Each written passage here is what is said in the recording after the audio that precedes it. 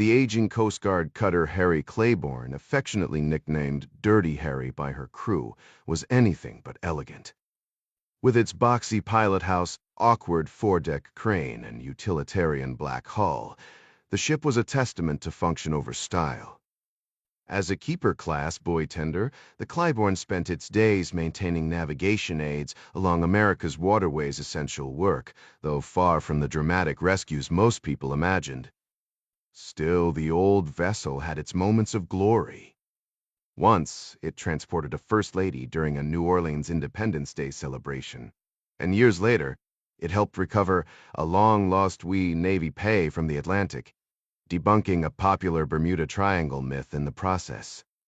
Plaques commemorating these rare highlights lined the ship's passageways, serving as quiet reminders that even the most unremarkable jobs could have their triumphs. For Petty Officer Billy Gesbarek of Spokane, Washington, however, the Claiborne was a constant source of mild embarrassment.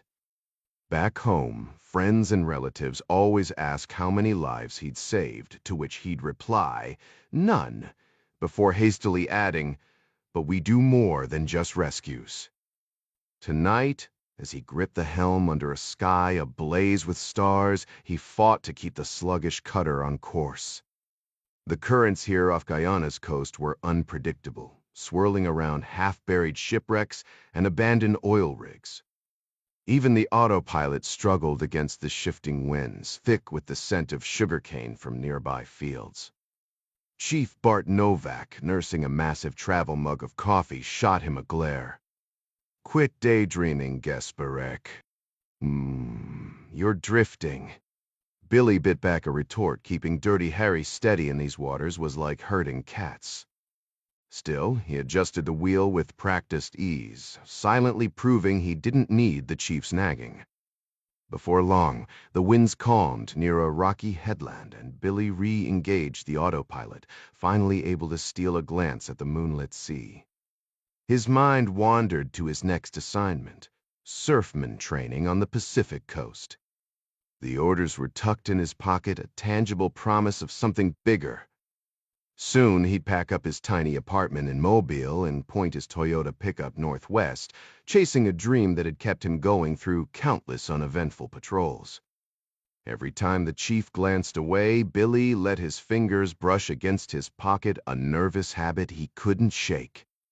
He was headed to Surfman, the National Motor Lifeboat School, perched on the wild edge of Washington State near the notorious Columbia River Bar, a stretch of water sailors called the Graveyard of the Pacific. Free at his deres, bro. To earn his stripes as a coxswain commanding one of those rugged 47-foot motor lifeboats that could barrel through monstrous waves, flip, and right themselves like a toy in a bathtub. The thought of returning home with that kind of bragging rights kept him going. For now, though, he kept his focus on the digital compass and the flickering engine gauges, annoyed by the sluggish pace as the flood tide fought against them. A quick throttle adjustment pushed Dirty Harry to 9 knots, still a far cry from its max speed, but better than nothing. 2,000 miles to Mobile felt like an eternity. When Billy first got word of their Caribbean deployment, he'd pictured crystal-clear waters, pristine beaches, and maybe even a few sun-kissed distractions. Reality had other plans. Instead of paradise, he'd spent 6 grueling weeks in the muddy, sweltering estuary outside Georgetown. Guyana, a city that felt like Spokane but with twice the heat and none of the charm. The only silver lining: the massive natural gas reserves lurking beneath the bay, marked by hulking goplats that loomed over Dirty Harry like industrial sentinels. Day after day his crew had wrestled with buoy cables, marked hazardous shoals, and endured the stench of rotting mud until Billy was convinced this place belonged to the oil companies and Noah, not him. A sudden gust shoved the bow off course, snapping him back to the present. He killed the autopilot, wrestling the helm back under control while daydreaming about their upcoming stop in San Juan. Rumor had it the island was crawling with college students on spring break, a far cry from the dull monotony of night watch.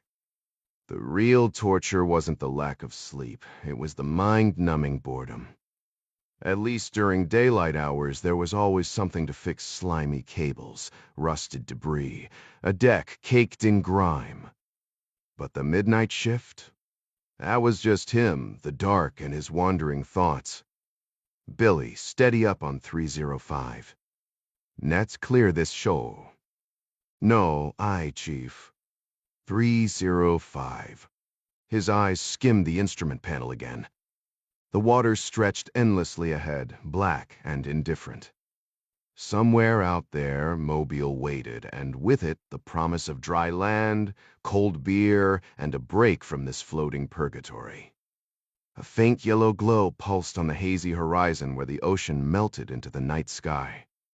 To an untrained eye, it might have passed for a dying star, but Billy recognized it instantly.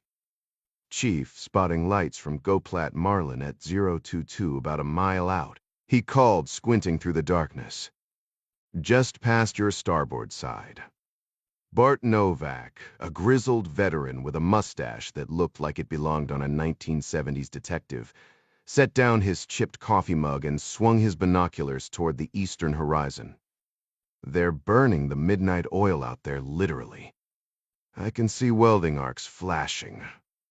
Reminds me of my kid brother back in Pittsburgh. Billy hesitated, then took the bait.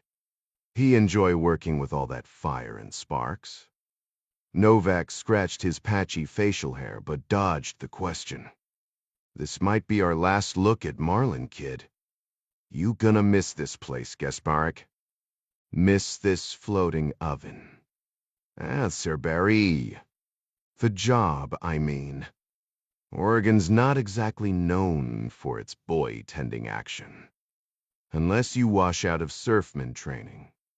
Billy clenched his jaw. Not happening. Better not. Dirty Harry's golden boy can't afford to embarrass us. Eager to shift focus, Billy checked the instruments. Chief Marlin's shifted to 035. We're crossing one of her pipelines, now 44 feet down. Novak kept his binoculars trained on the distant flicker of torches. Marlin was just one of 3 massive oil platforms rising from the ocean. Mako and Mackerel loomed farther out, skeletal giants still under construction. A partnership between Guyana and you.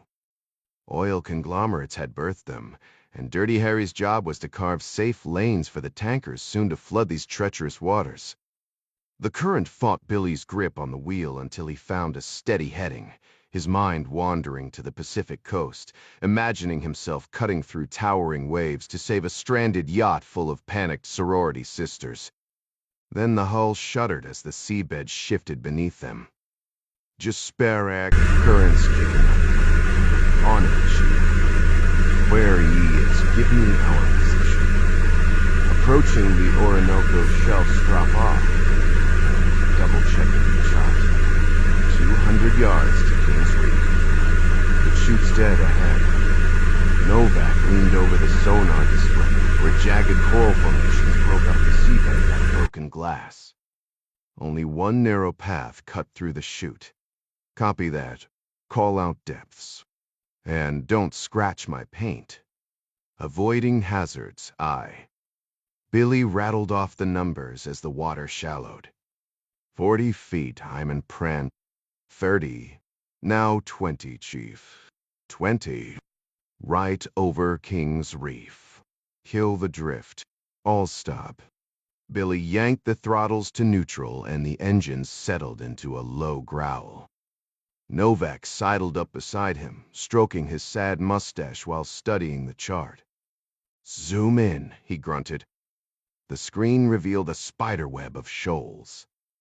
Looks like a drunk drew these lines, Novak muttered. Yacht to 3 knots. 3 knots, aye. Billy nudged the throttles forward. Technically, the engine-order telegraph was a relic. Modern ships like Dirty Harry had direct throttle links, but tradition clung like barnacles. Billy had threaded this needle 24 times while laying buoys between Marlin and Mako. His hands danced over the controls, adjusting thrust and angle with the precision of a surgeon. Or, as Novak liked to say, like a guy who actually paid attention in training. Billy expertly nudged the vessel sideways using the bow thruster, letting her drift momentarily before correcting her course with practiced ease. Novak gave an approving nod. "Nice handling," he remarked. "Appreciated, Chief," Billy replied, though his focus never wavered from the array of screens before him. Despite the rough seas outside, his attention remained locked on the chart plotter, scanning every sensor feed until an unexpected thought slipped through his concentration. Maybe Novak had a point. Maybe he would miss this when it was over. Dirty Harry wasn't just any ship. She might have looked ungainly on the surface, but beneath the waves, she moved with surprising agility. Unlike traditional ships relying on propellers and rudders, Harry boasted Z-drives, self-contained propulsion pods that could rotate a full 360 degrees beneath the hull, giving her unmatched maneuverability. Novak's voice cut through his musing. "Stay sharp," he warned, tapping the sonar display where a jagged underwater ridge appeared. They'd mapped it before, but it lay just outside their usual patrol zone. Billy adjusted course smoothly, guiding the ship around the obstacle. The pilot house doors swung open and Hannah Mackenzie stepped inside, her usual orange binoculars already in hand. "Morning, boys," she said, her voice laced with amusement. "Sounds like you're putting on quite the driving show up here." "Morning, Skipper," Novak replied, then added with exaggerated formality, "Captain on the bridge." She smirked, adjusting the strap of her binoculars around her neck. Billy couldn't recall ever seeing her without them. Novak stroked his thin mustache, grinning. "You can relax, ma'am. We've got everything under control." "Not a chance," she said, rubbing her eyes before tugging her Yuseki Harry Claiborne cap over her braided hair. At 29, she wore the double silver bars of a lieutenant on her dark blue fatigues. "Where exactly are we?" "Southern edge of the Orinoco Shelf," Novak answered. "Right in the middle of the chute." She turned to Billy. "How's she handling?" "The Z-drive's cooperating." "Like a dream, Skipper," he said, still focused on the plotter. "We've got about 600 yards left. Should be clear in 15. Nodding, she climbed into her elevated captain's chair, the one Billy had eyed longingly more times than he'd admit. Through the dim red lighting, she peered at the distant flicker of activity in the Marlin cockpit. "Looks like they're already burning yellow." Novak chuckled. "Surprised the unions let me work this week." "My brothers are welcome," she mused. "Tell him to come down. These guys rake in serious cash." "Yeah, but he says the certification's a nightmare. Too expensive to get trained classic Patch 22. Billy's eyes flicked to the throttles, an unexpected blip appeared. He eased the throttles back to idle. "Officer of the deck, possible contact, bearing 2635 miles." Novak frowned. "Broadcasting ID?" "Negative. Just raw radar material." The chief moved to Billy's side, cross-checking the radar. Dirty Harry's systems were synced, but Novak still double-checked the raw scope just to be sure. "Captain," he announced, "we've got an unidentified radar contact. Could be a mast just breaching the horizon." She lifted her binoculars, scanning the western horizon. 5 miles was too far for a clear visual, even from Harry's high bridge. Surface vessel. Hard to say.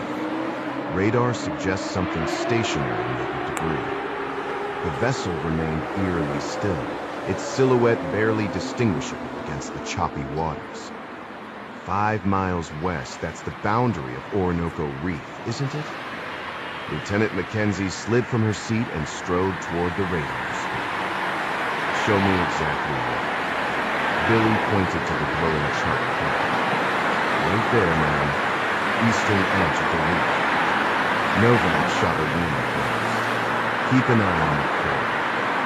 Last thing we need is to scrape the hill. As Billy adjusted the engines, the chief guided the captain to the radar screen. See that blip? That jagged green line could be a mast. Hannah Mackenzie, barely 5'5" in her thick-soled boots and ball cap, studied the screen with narrowed eyes. Her freckled face tightened in thought. Jesperek, hold us steady. Billy shifted the throttles to neutral, engaging the autopilot's hover mode. The cutter's precision GPS kept them locked in place despite the rolling swells. Silence stretched until the chief finally spoke. Orders, Captain. Mackenzie rubbed her chin. Bard, I'm betting that's a stranded shrimp boat. That far out. In water this shallow. Could have hit the reef during transit, she countered. Any radio chatter before this? Severker Boo is in a tree stand. Novak and Gesperek answered in unison. Negative, ma'am. The captain exhaled and leaned against the console. All right, try hailing them. Billy grabbed the Luff mic, ensuring it was set to the emergency guard frequency. Unknown vessel near Orinoco Reef, this is the U. Coast Guard cutter Harry Claiborne. Do you copy? The Claiborne swayed gently in the dark swells. 3 attempts yielded nothing but static. Mackenzie, a seasoned academy grad with 6 years at sea and a childhood spent on Alaskan fishing boats, clenched her fists. Someone's out there, she declared. How close can we get without running aground? The chief zoomed in on the chart plotter. We'd have to weave through these coral patches. Some spots are only 2 feet deep, maybe 5 at this tide. Enough to launch the Zodiac if we anchor here. Mackenzie's grin flashed under the bridge's red glow. Billy, ready for your first surf rescue? Gesperek snapped to attention. Absolutely, Captain. She chuckled. Then let's move. Chief, assist Gesperek with navigation. It's gonna get rough near those breakers. Aye, Captain. For 20 tense minutes, Gesperek maneuvered the cutter through the treacherous shallows, the chief guiding him. Finally, they reached a stable trough. Anchor's ready, ma'am, Gesperek announced. Mackenzie lifted her binoculars. Double-check before we wake the deck crew. Billy, try hailing again. Another silent response. Lights on, she ordered. Billy activated the mast's powerful beams, sweeping them over the reef. White foam crashed against jagged rocks, but no navigation lights flickered in the darkness. Nothing, she muttered. Just an empty hull. The conversation was abruptly interrupted by a harsh burst of static from the radio. The chief quickly turned down the volume, muttering under his breath. That wasn't normal, he said, frowning. Gesperek's voice cut in sharply. Radar's gone completely blank. The captain spun around, disbelief in her eyes. Blank? What do you mean? She strode over, squinting at the glowing screen, now washed out like an overexposed photograph. The brightness stung their eyes, forcing her to drop her binoculars and rush to Billy's side. Is the chart plotter still working? Affirmative, Captain. But I'll need to adjust course hard to starboard to stay in the trough. Do it, she ordered.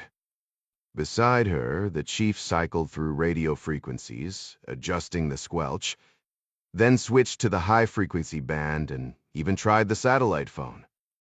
Nothing's getting through, he reported, frustration tightening his voice. Just dead air. The captain's fingers flew over the controls, confirming the same eerie silence. Meanwhile, Gesperek had already swung the cutter eastward, leaving whatever phantom vessel they'd glimpsed on radar if it had ever been real far behind.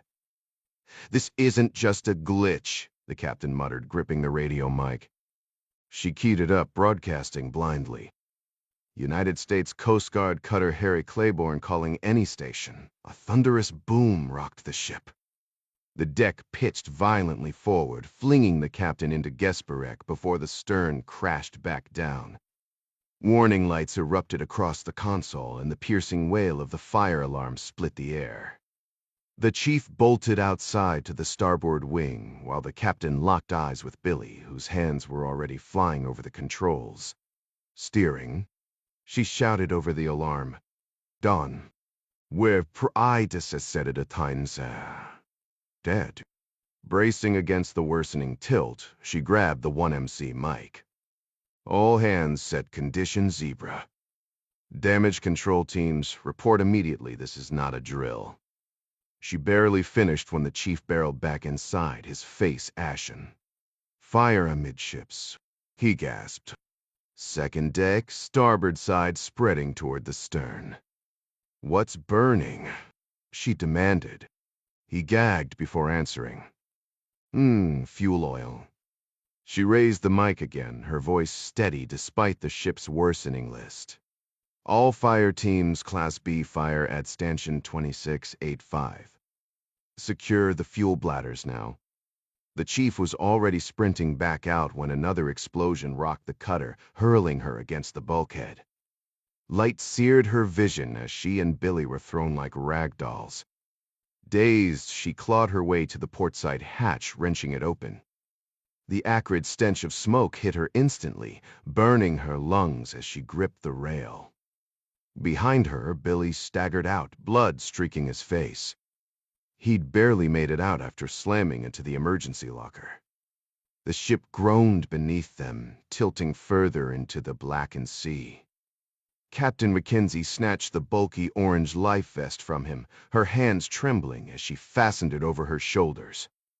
Below, the inky water mirrored the eerie glow of flames dancing across the ship's surface.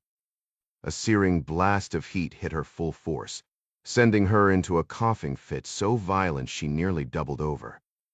Billy yanked his shirt up over his face, his own lungs burning as he fought for air. Gritting her teeth, the captain clawed her way back toward the bridge, her muscles screaming with each step. Billy shoved her forward, his hands steady despite the chaos.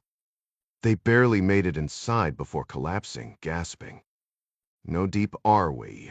she choked out between breaths. 40 feet, Captain," Billy rasped.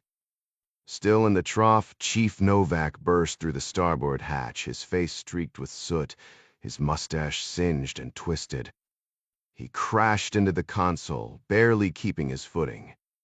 His cap was gone, but he'd somehow strapped on a life jacket. "If it couldn't get far," he wheezed, his voice raw. Fires eating through the second deck, full blaze, no stopping it. The captain cupped her hands around her mouth, shouting over the wail of alarms. "Damage report." Novak coughed hard, his shoulders smoking. Couldn't see squat through that smoke. "But we're taking on water hulls breached." Hannah's stomach dropped. She spun toward Gesperek. Did we hit a reef?" "Not a chance, Captain," he shot back, shaking his head. Novak wiped his soot-streaked face, his eyes bloodshot. "This wasn't no reef. Something blew fuel line, maybe?" Before he could finish, the bridge plunged into darkness. Seconds later, emergency lanterns flickered to life, casting harsh shadows. Billy grabbed the wheel, no response. The engines were dead. "Power surge must have fried everything," Novak yelled. "Backup's all we got. You're the oars working." The captain snatched the UF mic, dialing the Guyanese Navy. They'd worked with their patrol boats before, maybe they'd hear. "Mayday, mayday." Coast Guard cutter Harry Claiborne fire, listing coordinates static. No reply. She let the mic drop, her hands shaking. Novak gripped an overhead beam, his voice tight. "We're top-heavy, gonna flip." As if on cue, the foredeck crane tore loose, its massive hook swinging wildly before crashing into the sea. The ship lurched farther to port. Hannah's fingers tightened around the 1MC mic. For a second, she just stood there, eyes closed, swallowing hard. Then her voice cut through the chaos. All hands abandon ship. Repeat, abandon ship. Dawn hadn't broken, but the ocean clung to the day's warmth. Just before the Claiborne rolled, 3 crew members surfaced alive, miraculously unharmed. They'd been trying to free the whaleboat when the flames melted its supports, sending it crashing down like a burning log. Now, adrift in the dark, Billy, the captain, Novak, and the others floated in stunned silence. The weight of command pressed down on Hannah's shoulders, heavier than the sea itself. Respecting her moment of grief, he fixed his gaze on the dark, oil-slicked hull of the Dirty Harry, bobbing lifelessly 30 yards away. The flickering flames from the burning fuel illuminated the twisted remains of the Z-drive pods, their propellers spinning uselessly like forgotten toys in an abandoned playground. The young Coast Guardsman clenched his jaw as he did the grim arithmetic. 6 survivors meant 12 of his crewmates were still trapped inside the overturned buoy tender. One of the men from the whaleboat had described the horror. Flames engulfing the mess deck, seawater rushing through the hatches, drowning their friends as they slept. The closest land is the reef, about 1,000 yards west, the captain said, tightening the lifeline connecting them. Stay in formation. For several tense minutes, they floated on their backs, kicking in unison, their eyes locked on the wreckage. The ship's keel tilted at a sharp angle, the bow already swallowed by the sea. "She's going under," the captain announced, her voice steady. "Move away from the suction. Watch for survivors. Keep kicking." As they struggled through the water, the flames cast eerie reflections on the capsized hull. 50 yards out, a series of sharp cracks echoed across the waves. The captain stopped and the others followed suit. In the glow of the burning oil, they watched the Coast Guard cutter Harry Claiborne lurch upright. Her stern hovering briefly before air, hissed and bubbled from her hull. Then, with eerie grace, the Dirty Harry slipped beneath the surface, leaving only churning foam and fire in her wake. "Keep moving," the captain ordered. Billy tilted his head back, staring at the fading stars as dawn crept over the horizon. It was going to be another scorching day, just like yesterday, before the explosion that had shattered their ship. Nobody spoke of it, as if mentioning it would dishonor the dead. "Stay sharp. We'll be spotted by sunrise," the captain reassured them, reminding them of her mayday calls and the busy shipping lanes nearby. Though they were out of sight of Marlin, she directed them toward the shrimp fishing grounds, their life vests equipped with whistles and signal mirrors. Rescue was inevitable, she insisted. Then Billy heard it, a faint but unmistakable hum.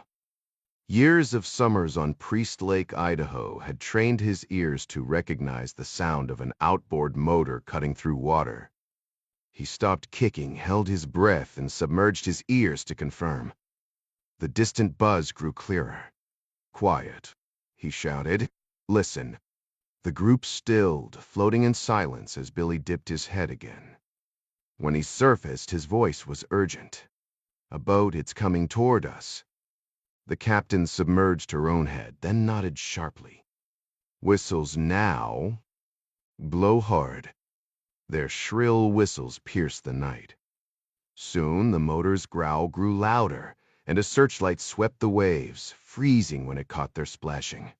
"Here," they screamed, flailing their arms. "Over here." The light locked onto them. The engine roared closer.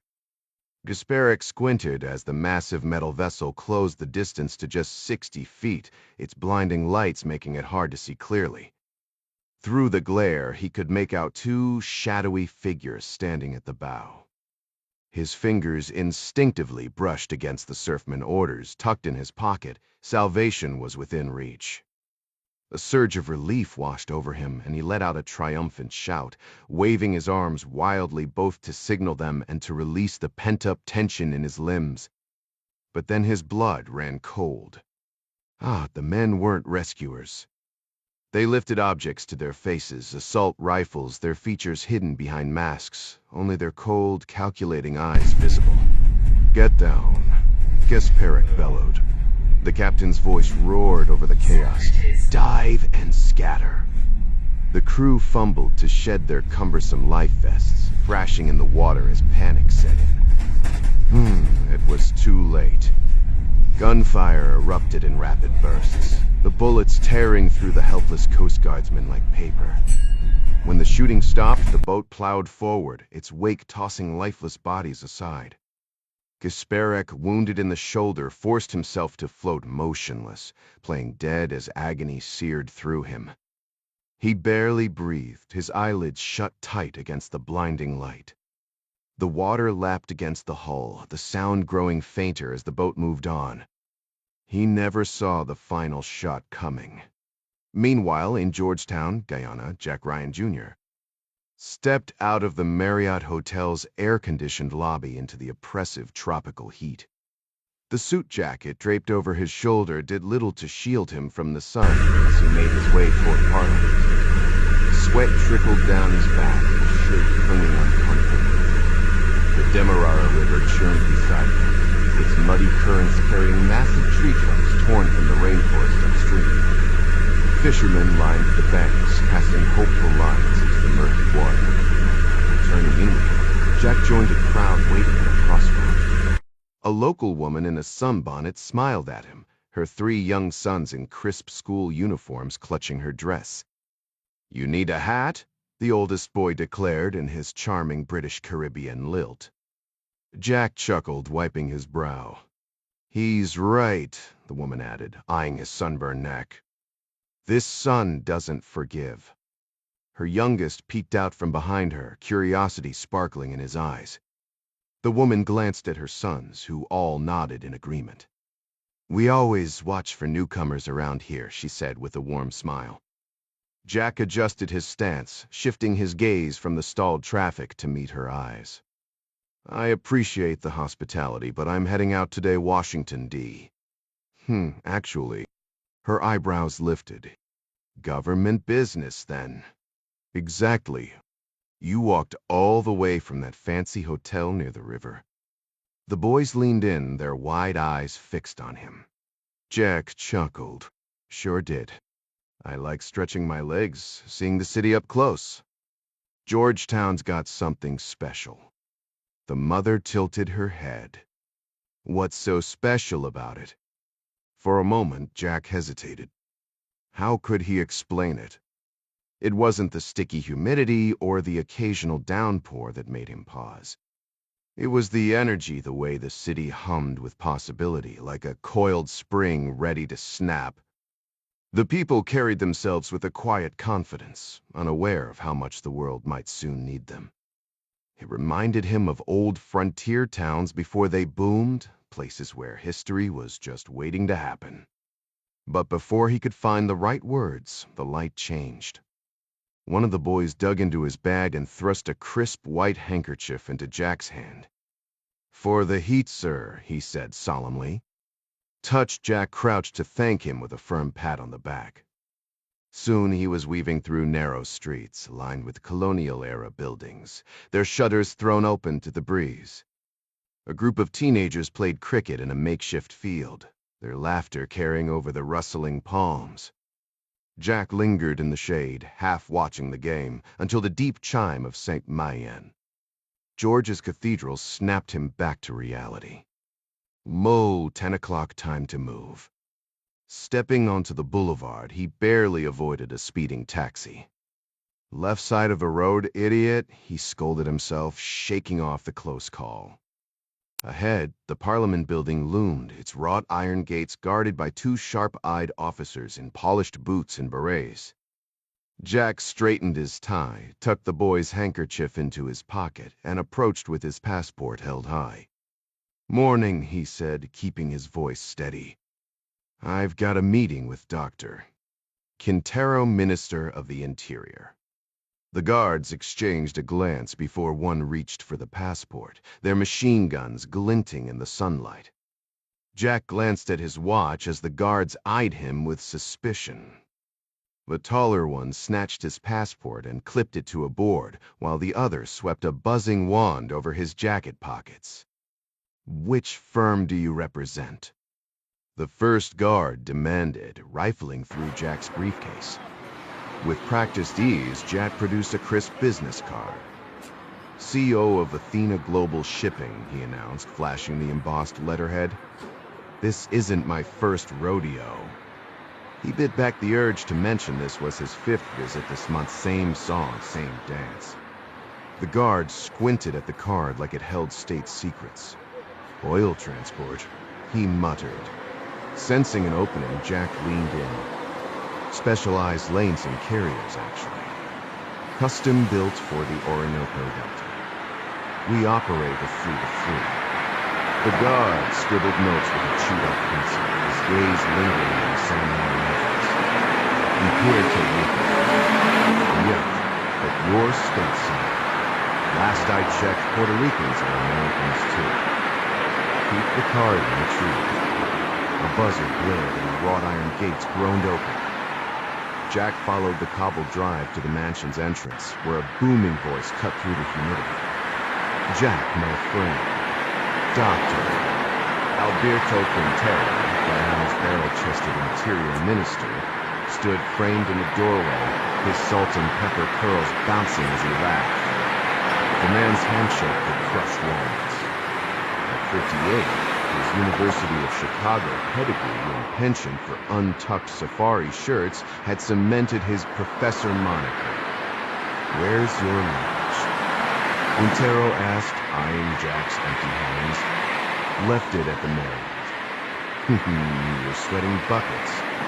Don't tell me you walked again." "Guilty as charged." Quintero shook his head, then sobered. "Apologies for keeping you out so late. I hope you got some rest." "Like a baby," Jack lied. "No midnight cravings." "Nah, grabbed a cheeseburger at the hotel. Just, maybe don't mention that to Amancio." The minister's grin split his face. Last night's farm-to-table dinner at Quintero's rainforest estate had been an exercise in culinary bravery. His wife's militant organic menu left guests eyeing the jungle foliage for edible alternatives. Jack smirked. "What about you, Professor? Survive on kale smoothies?" Quintero clutched his stomach with a theatrical grin. "Please, got a secret stash of Oreos in the llama bar. Swear you won't walk me." "Your secret's safe," Jack chuckled as they ascended the grand staircase, its mahogany banister gleaming under the chandeliers. The marble floors echoed with the bureaucratic symphony of ringing phones and hurried footsteps. Jack quickened his pace, already mentally packing for his flight home. That export permit was the final hurdle between him and seeing Lisanne, again assuming the paperwork didn't vanish into some clerk's inbox first. Quintero leaned back in his oversized leather chair, fingers steepled. "Still counting on your maiden voyage arriving tomorrow?" Jack couldn't suppress a grin. "Absolutely. Just got off the phone with San Juan. The Helena's making good time, about halfway through her route." The Helena wasn't just any Langton carrier. She was Athena Shipping's crown jewel, meticulously maintained and perfectly suited for delicate operations. Jack had spearheaded the acquisition of Athena Shipping 3 months prior, adding it to Henley Associates' growing portfolio. What made Athena special? Its compact fleet could navigate the tricky waters near Georgetown's offshore rigs without disturbing the fragile coral reefs, a non-negotiable demand from the Interior Minister. Henley Associates wasn't your typical private equity firm. Sure, on paper it operated like any other investment firm, but beneath the surface it bankrolled something far more clandestine. The campus. A covert unit answering directly to the president, it specialized in deniable operations, think CIA, Special Activities Division, but with even fewer people in the loop. Jack's current trip to Guyana. Officially, it was about profits. His white side boss, Howard Brennan, had no clue about Jack's occasional moonlighting for the campus. Quintero tapped his pen against the desk. So, how exactly do you plan to link up with Marlin? The drilling platform had been a joint venture, Guyanese taxpayers and American energy giants footing the bill. Jack had seen an opening when he learned those same companies were stuck relying on pipelines. The surrounding waters were too shallow for conventional tankers. This first run is just a trial, Jack explained. The Helena would dock alongside Marlin, take on a partial load of Lingen, then deliver it to an Optimum facility in Houston. Optimum, the Guyanese-American consortium, had built Marlin and its sister platforms Mako and Mackerel. Quintero gave a satisfied nod and swiveled toward his credenza, flipping through a notebook. As the minister searched, Jack's eyes wandered over the office decor family photos of Quintero's wife, Amancia, an American academic he'd met during his university days, and their daughter Tallulah, a UC Berkeley student home for a research project. The walls were a shrine to Quintero's career, an honorary roughneck hard hat from ExxonMobil, a golden pickaxe trophy from BP declaring him the world's top geologist, even a royal commendation from Queen Elizabeth for his conservation work. Quintero finally glanced up from his computer. That export permit should pop up any second now, he mused, peering over his reading glasses. But while we wait, Amancia couldn't stop talking about your little eco-warrior moment at the conference. Said you were the only oilman who actually cares about our reefs. Jack blinked. I wouldn't call it a speech. But she said that. Oh, absolutely.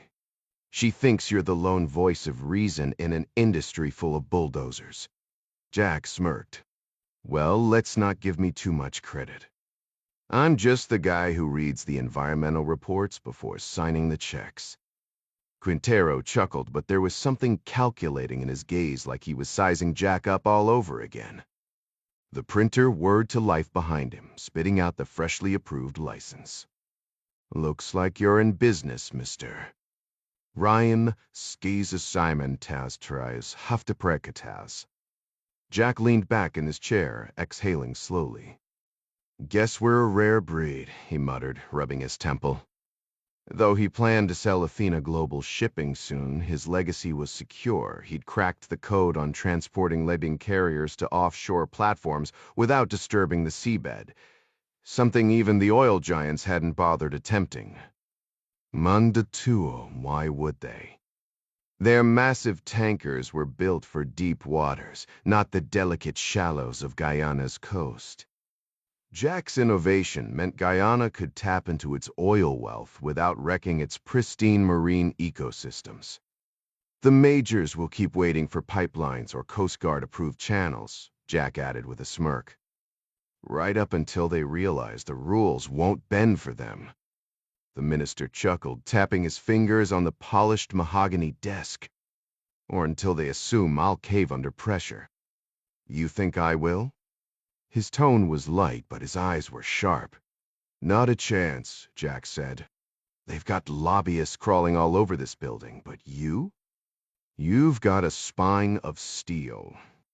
The Orinoco Basin's untapped reserves could make Guyana's citizens the wealthiest per capita on Earth if the government didn't buckle to corporate pressure first. Quintero snorted, blowing a smoke ring toward the ceiling. Damn right. Every CEO on the planet's paraded through here with promises, investments, even envelopes of cash. He shook his head. Pathetic. Jack's jaw tightened. You handing any of those guys over to the authorities? Quintero barked a laugh. Who do you think taught them bribery works here? Corruption was Guyana's open secret, and the coming oil boom would only fuel it. Jack grimaced, but Quintero leaned forward. I tell them all the same thing. No dredging, no license. Period.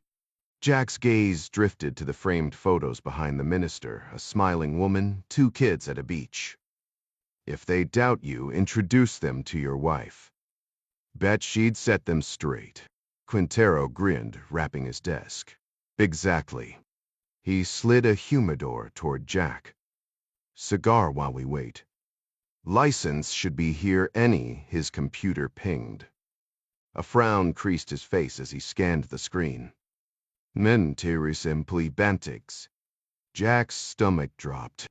License issue. Yeah. Jack checked his Rolex 10:20 a.m. His flight to D. Loomed. What's the holdup, Professor? Quintero took a long drag, exhaling smoke like a sigh. President Casif's abroad negotiating OPEC deals. That leaves Prime Minister Castillo in charge. Jack's pulse spiked. The opposition leader? Quintero set his cigar down carefully, saving it for later. The unspoken tension hung thick as the smoke between them. Jack felt the tension tightening in his chest. Everything hinged on this moment. Castillo's refusal to approve the export license was throwing their entire operation into chaos. The Helena, their leased cargo ship, was already steaming through Caribbean waters at full speed, hemorrhaging money by the hour. Without this authorization, Henley Associates stood to lose $30 million in a forced liquidation of assets.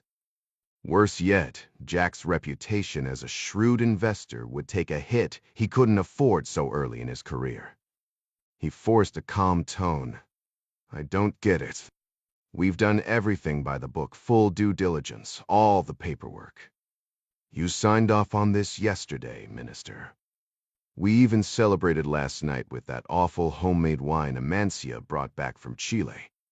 Quintero sighed, rubbing his temples. Technically, yes. But executive approval is still required, usually just a formality. Then why is Castillo blocking it? Jack pressed. The minister glanced up at the sluggish ceiling fan as if begging for divine intervention. Welcome to Guyanese politics. Castillo leads the Socialist Party, and he fought tooth and nail against privatizing the Orinoco Basin. Even though his side lost the vote, he's not about to make this easy for us. Jack exhaled sharply. So what's the play here? Do we sweeten the deal? Make concessions. Quintero pushed himself up from his chair with a grunt. Or we could just go ask him. Believe it or not, he doesn't bite. The Prime Minister's office was exactly what Jack expected, opulent, with deep blue carpets, gilded drapes, and enough national flags to outfit a small parade. Castillo rose from behind his desk, extending a hand with practiced politician's charm. Mr. Ryan, an honor. Up close, Castillo was younger than Jack anticipated, early 40s, with the polished look of a man born to lead. His tailored suit and confident posture screamed statesman, though the faint scent of cigar smoke clinging to the room hinted at backroom deals. I've been impressed by your company's environmental commitments, Castillo said smoothly. Most shipping firms wouldn't think twice about dredging our reefs. Athena Global actually seems to care. Jack nodded, careful. We believe sustainability and profit don't have to be enemies. Castillo gestured to the sofa, settling into a plush armchair. So, gentlemen, what brings you to my office? Quintero cleared his throat. Prime Minister, I've approved Athena's export license for the Marlin platform. Their ships can dock without damaging the seabed. Everything's in order. We just need your signature. Castillo steepled his fingers. And with President Casif away in Abu Dhabi. Exactly, Jack cut in. Time is critical. My ship's already en route from San Juan. The Prime Minister's smile didn't reach his eyes. Let's discuss what else your company can do for Guyana, Mr. Ryan. She'll arrive in Georgetown Bay tomorrow. We're set to conduct the first natural gas offload test on the Marlin before shipping the Licking to Houston. The Guyanese treasury will receive its rightful portion of the profits. Castillo brushed a hand over his slacks, his gaze dropping for a moment. I saw the license request cross my desk. Didn't realize the timeline was this tight. Quintero leaned forward, his tone firm. That's precisely why we're here. I promised Jack his export license today. Without it, he can't proceed with the offload. The Prime Minister steepled his fingers, pressing them to his lips. I understand, but circumstances have changed. I can't authorize this yet. Quintero's brow furrowed. Changed how? This should be routine. Castillo exhaled slowly. New legal interpretations have surfaced. They raise complications. Jack's pulse quickened. He'd accounted for political risks in foreign ventures, but Guyana had seemed stable.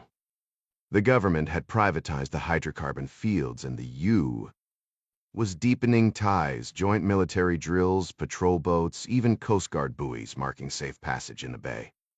Every major energy player from Houston to Riyadh was vying for a piece of Guyana's resources. This sudden hesitation made no sense. With all due respect, Mr. Prime Minister, Jack interjected, the law's already in place. My company and others have invested based on that assurance. Quintero silenced him with a raised hand. Prime Minister, the executive branch holds the authority to issue these licenses. Are you questioning that now? Castillo met his stare. Actually, Minister, I am. Quintero's jaw tightened. On what grounds? Fresh judicial analysis suggests ambiguity in the legislation.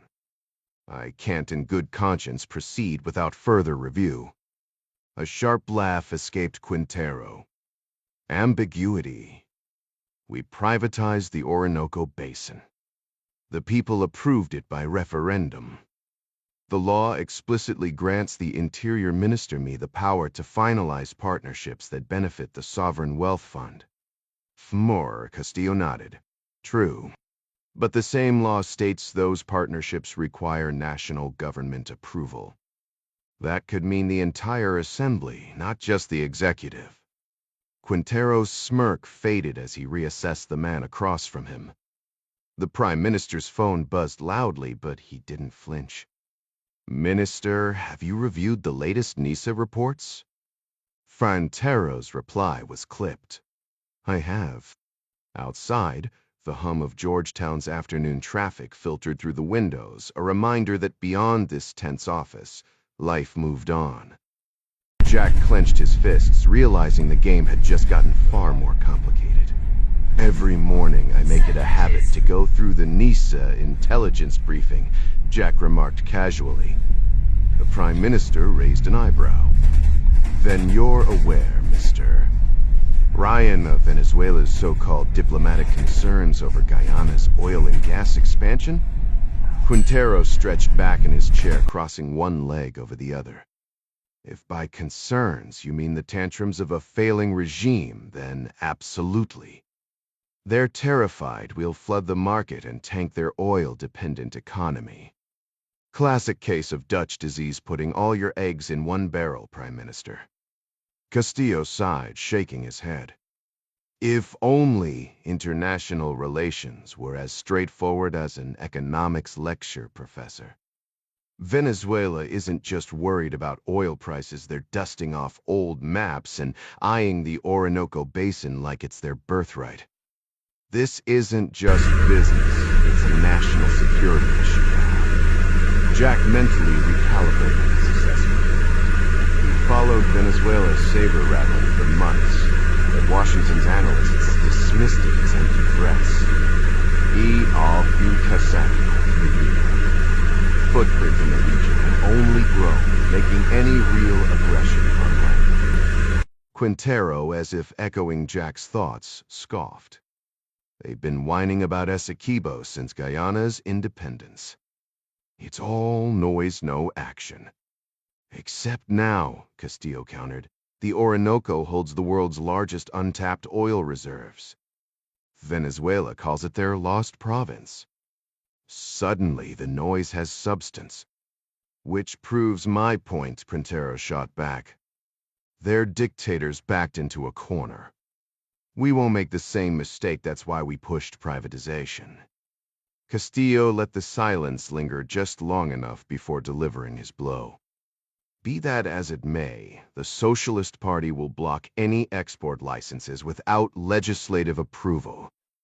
Quintero's jaw tightened. So that's your final stance? It is. With a curt nod, Quintero stood and strode out, Jack and Castillo trailing behind. The Prime Minister, victorious for now, shifted gears with unsettling ease. So, Mr. Ryan, enjoying Guyana? Jack forced a smile. Very much, sir. Nah, hospitality's been exceptional. Lovely people, aren't they?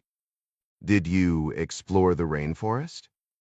Minister Quintero hosted me at his family's estate. His wife served this. Unique local dish beats, squash, something with tree bark? Castillo chuckled. Ah, traditional fare. And you're departing today, correct? The precision of the question prickled Jack's instincts. How did Castillo know his itinerary? He kept his tone neutral. 2 o'clock flight, yes. Need a ride to collect your things? My bags are at the Marriott. Frary, consider it handled. My driver will take you. Sheila will arrange it. Before Jack could protest, he was ushered into a black SUV, Quintero already vanishing down the steps. Parliament Building, Georgetown, Guyana 11 now, and Sheila returned to Castillo's office, her expression grim. Furry eye, for Tchiversipichuska. Ambassador just called. Castillo's face drained of color. What? That was her calling earlier. Vosaya Pieng, right? She called twice during your meeting. I've told you 100 times when the ambassador calls. You put her through immediately, Sheila. I did. That's why your phone was ringing. The Prime Minister strode to his desk, shoving the curtains aside to watch the government Range Rover carrying Jack Ryan pull away. Sheila lingered in the doorway, and her hesitation grated on Castillo's nerves.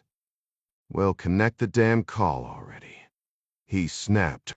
A moment later, he forced a diplomatic tone as he lifted the receiver.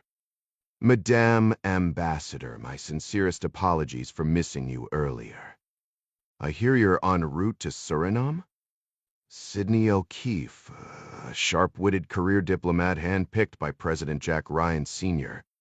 For the Guyana Post replied, that's correct. The signal's spotty, so I hope you can hear me, Mr. Prime Minister. Your voice is clear enough, Castillo said, though he could tell she was on a cell. My assistant mentioned urgent business. What do you need?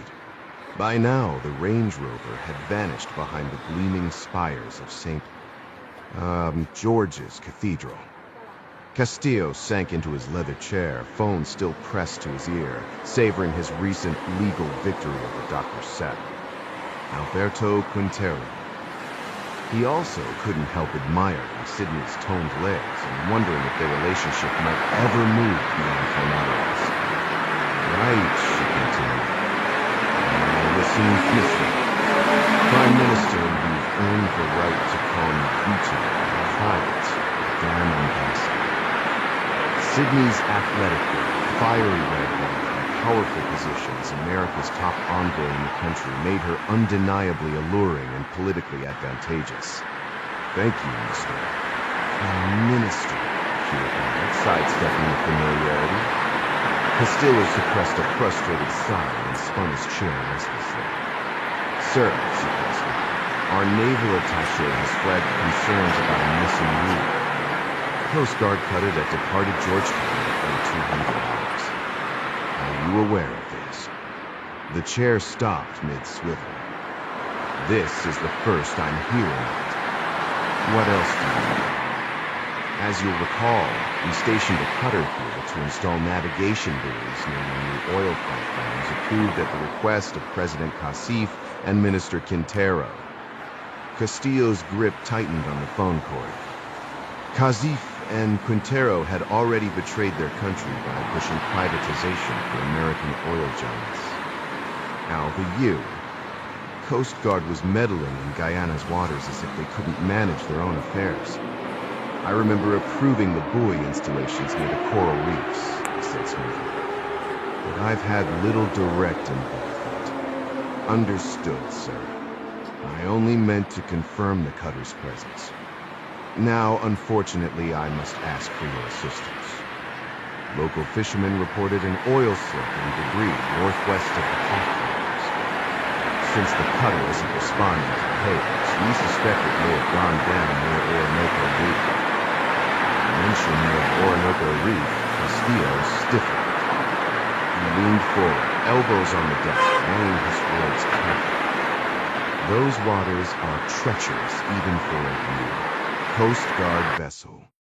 Sidney's voice remains steady. Our attaché agrees. There's troubling news from the waters near Orinoco Reef. Something's gone wrong, possibly involving other ships, maybe even something criminal. Castillo swallowed hard, forcing his voice to stay steady. What makes you think that? The crew on the Marlin oil rig picked up a distress call around 3 a.m., a ship radioing for help. Then they heard what sounded like an explosion. The Prime Minister rubbed his temples, disbelief tightening his jaw.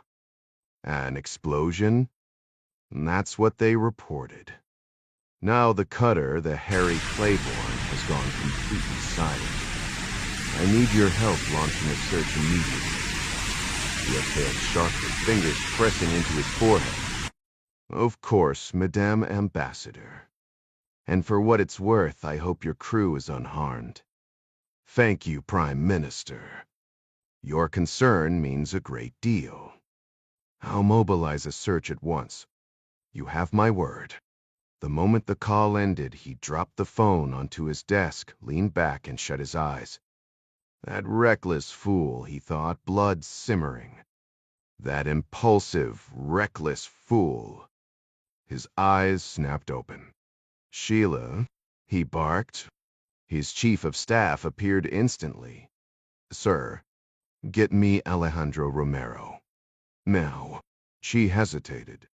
Director Romero is in Costa Rica, sir. At the security conference. You authorized the trip yourself. The reminder only sharpened his irritation. Castillo shoved past her, storming into the hallway. Fine. I'm stepping out. Have him on the line before I return. He took the fire stairs 2 at a time, emerging onto the rooftop. The sun glared down, baking the gravel underfoot as he paced. Below, the Demarara River wound through the city, shimmering under the cloudless sky. His fingers dug into his pocket, fishing out a small burner phone. No messages. Nothing. His jaw clenched. Indecision gnawed at him, made worse by the relentless heat. Finally, he dialed the only number that mattered. Juan Machado Tiburon was a monster, but a useful one. The call connected on the 3rd ring. Guto, my friend. Ah, came the booming voice. Out of coke already? Or is it women this time? I know your wife isn't exactly welcoming you home these days. Castillo flinched. A month ago, Isabella had caught him in a hotel with 2 women and enough cocaine to fuel a small party. She'd taken their sons and fled to Spain. This isn't about that, he snapped, stepping into the thin shade of an AC vent. I just got word, worried about your girls. Tiburon cut in. Relax. Isabella settled them nicely in Madrid. Right near that big plaza. Living like royalty. Isabella had become a constant source of frustration, always out shopping, always surrounded by those young men who seemed to orbit her like moths to a flame. She spoiled them, handed them whatever they wanted. Castile had stopped keeping track of her spending long ago, but the whispers about her reckless behavior had reached even him. "Have you even looked at your personal accounts lately?" The voice on the other end of the line sneered. "Not the ones I fund, the ones your laughable government salary barely covers." Castillo clenched his jaw, forcing himself to stay calm. He'd endured worse insults on his climb to power, and losing Isabella wasn't his biggest concern. Their marriage had been crumbling for years, ever since she'd walked in on him with one of Tiburon's girls. No, what terrified him was the fact that Tiburon even knew his daughters' names. "Listen to me," Castillo said, keeping his voice steady. "Met the life, you cuffed to 5. Ambassador just called. A Coast Guard cutter vanished near Orinoco Reef, an explosion, possible sabotage." That's your territory, Tiburon." A dark chuckle crackled through the phone. "So what? The ship's gone. The crew's gone. My men handled it." Castillo's grip tightened on the receiver. In the distance, the oil rigs loomed like skeletal giants against the horizon. Optimum's joint venture, a symbol of everything at stake. Handled it how? He demanded. "Those Americans got too close while we were unloading cargo. They saw things they shouldn't have. So I made sure they didn't see anything ever again." Tiburon's tone was disturbingly casual, as if discussing the weather. "Consider it target practice. Or better yet, call it protecting national interests. That's the kind of spin you politicians love, isn't it?" Castillo's stomach twisted. He pressed his fingers to his temple, struggling to process the sheer audacity of it. "Do you honestly believe sinking a military ship won't bring consequences?" Before Tiburon could answer, the roar of helicopter blades drowned out his voice. "Morozov's landing on the Gran Blanco now," Tiburon shouted over the noise. "We'll figure it out." The line went dead. Castillo stood frozen, then yanked the battery and SIM card from his phone, dumping them in the nearest trash can. As he hurried back to his office, Sheila called out, "Director Romero's on the line." He barely acknowledged her, his mind racing. There were 2 fools in his circle he could manipulate, and it was time to use the other one. Meanwhile, at the Ritz-Carlton in Costa Rica, Alejandro Romero lounged by his private pool, slick with sunscreen and half-drunk on his 3rd cocktail of the morning. The phone buzzed insistently on the table, but he ignored it, letting his hand drift lazily over the curves of the woman dozing beside him. The world's problems could wait. Romero lazily ran his hand over Gabriella's curves, pushing aside the thin strip of fabric that barely passed as swimwear. His gaze shifted from the sparkling ocean to the smooth skin of her thighs, remembering their night together. Gabriella wasn't just another girl in Tiburon's collection, she was different. The Colombian drug lord kept his harem of 20 women under control, with the usual threats and addictions, shuffling them between his yacht on the Orinoco and his mountain hideout near Bogota. But Gabriella had a knowing look in her eyes, a quiet understanding that intrigued Romero. Rumor had it, Tiburon had fathered her son before tossing her aside, a detail that inexplicably excited him. The sun beat down as Gabriella let out a soft sigh, still floating in a drug-induced haze, but aware enough to feel his touch. Romero considered taking her inside, the thought stirring him more than the tropical heat. Just as he raised his hand to signal his bodyguard, his phone buzzed again. Castillo's name flashed on the screen. "Travero, where the hell are you?" Castillo snapped the moment Romero answered. Romero took a slow sip of his drink, savoring the irritation in his boss's voice. "Mosuzids Hyde, Sazenbriand. The Intelligence Conference of the Americas. You sent me, remember?" He let the silence stretch, enjoying Castillo's slip-up. "When are you coming back?" Romero smirked, adjusting his swim trunks. "Hard to say.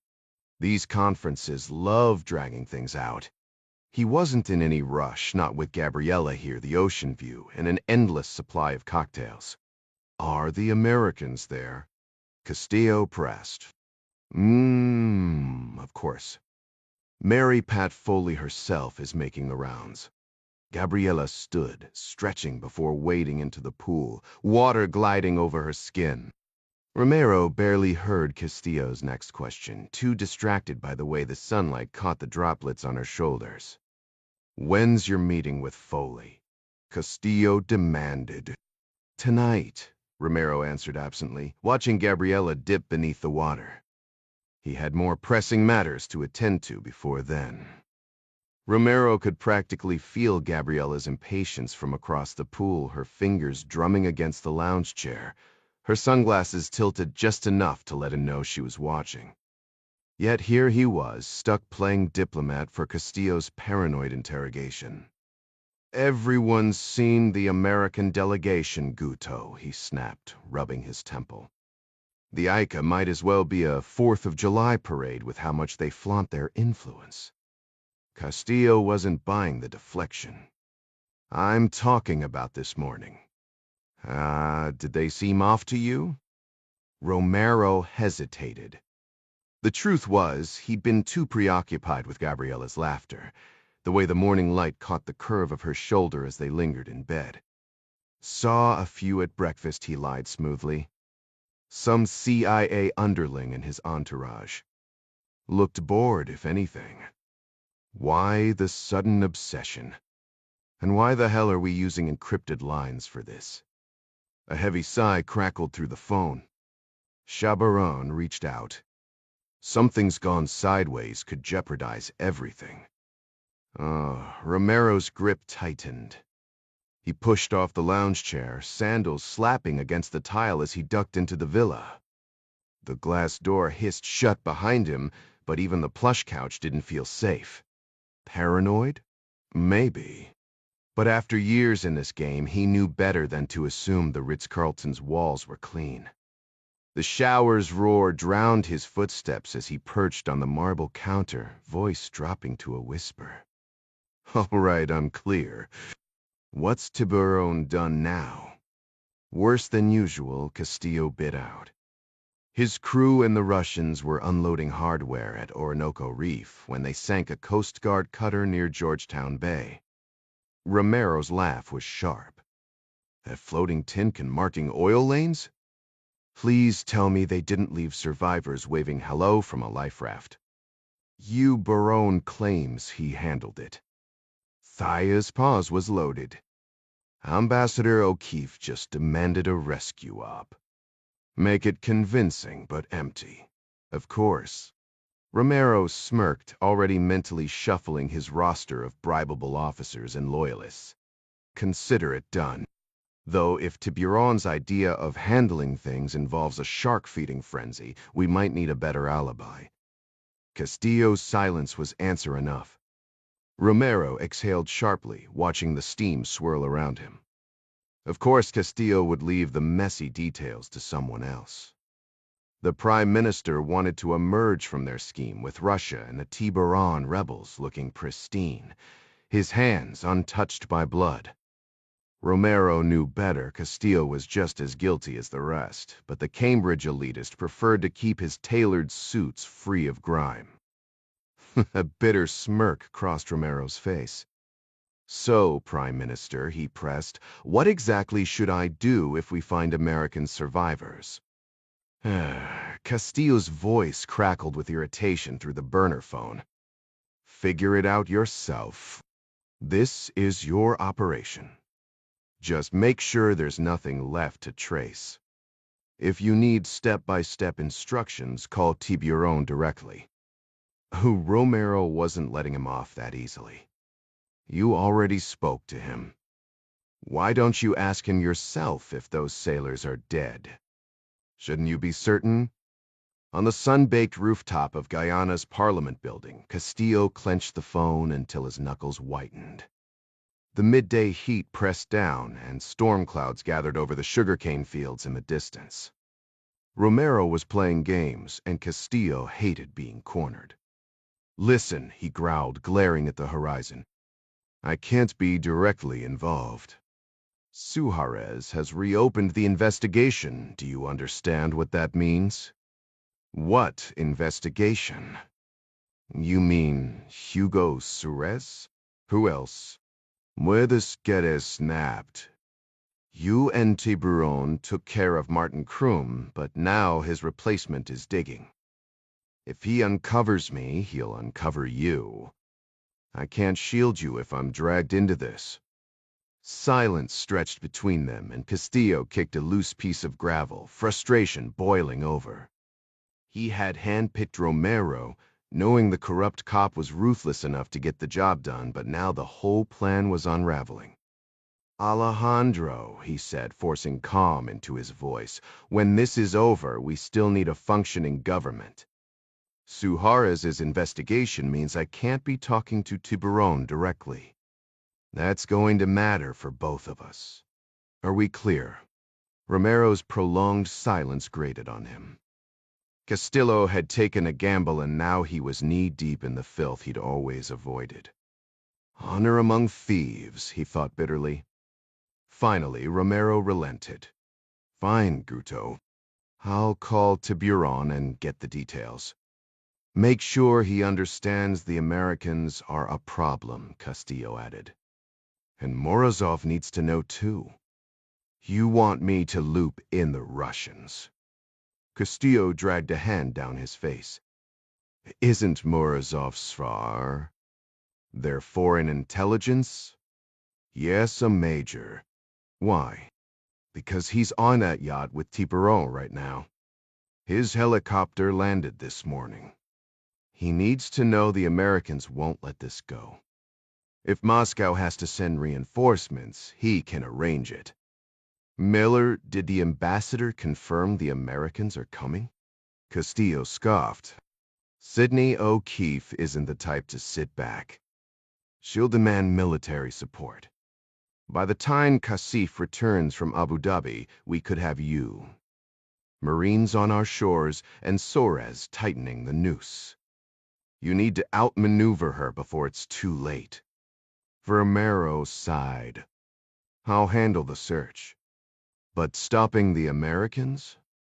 That's not something I can guarantee. Then stay ahead of them, Castillo snapped. You're meeting Foley tonight. As intelligence director, sell her the story this was a drug cartel hit by Tiburon. A tragic accident. Nothing more. The line went dead, leaving Castillo staring at the gathering storm. One wrong move and the whole house of cards would collapse. Alejandro hesitated, gripping the phone tighter. You're asking me to sell out Tiburon? That's not how I operate. Castillo sighed, rubbing his temples. Listen, the Americans have been chasing him for decades. They know he's holed up in Venezuela, playing bodyguard to some tin-pot dictator. So he took a swing at a Coast Guard ship, big deal. Let them send their commandos on a wild goose chase through the jungle. It buys us time. The line crackled with silence. Castillo could almost hear the gears turning in Romero's vodka-soaked brain. The intelligence conference tonight was a gift Mary Pat Foley would swallow the story if Alejandro sold it right. Fine, Romero finally muttered. I'll talk to him. Don't forget Morozov, Castillo pressed. Mill a cyber guy.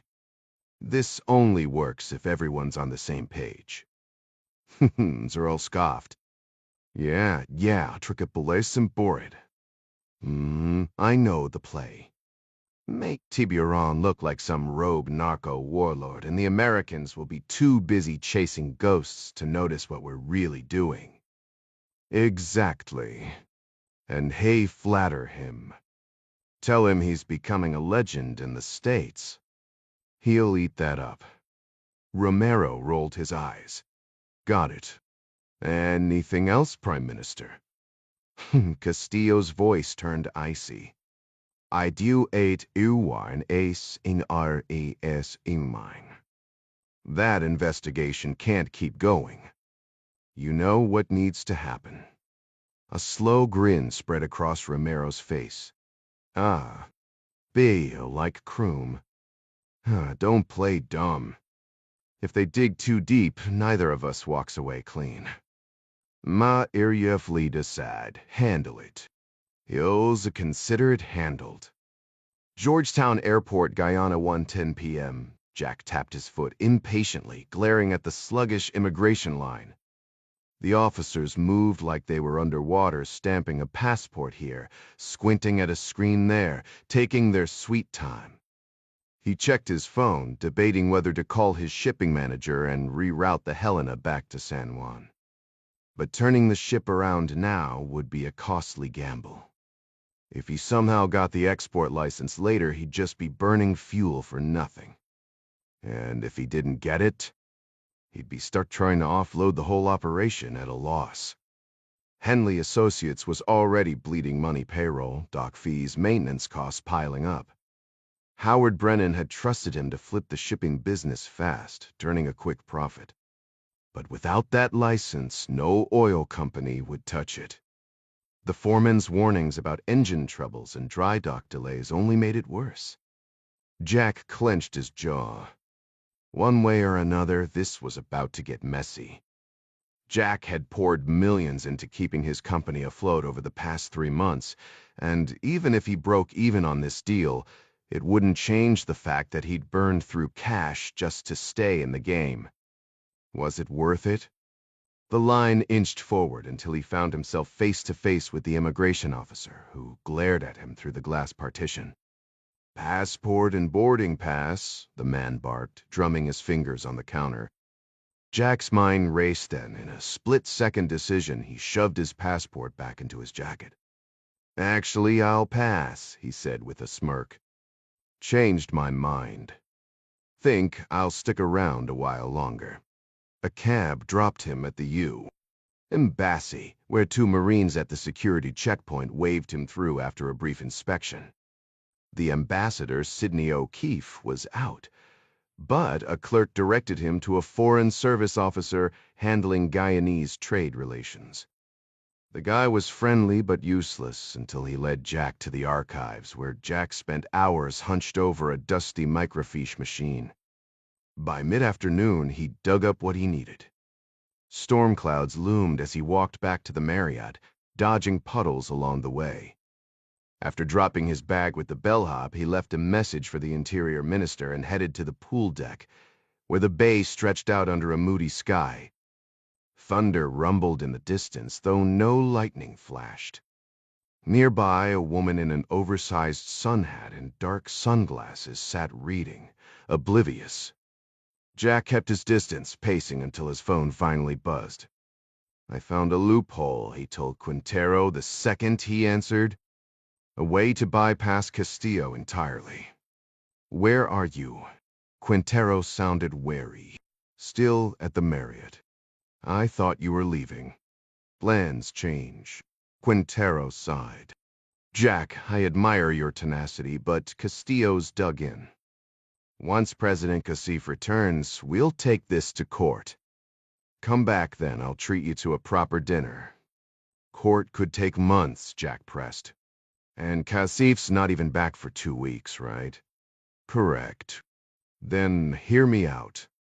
I found something at the embassy that undermines Castillo's entire argument.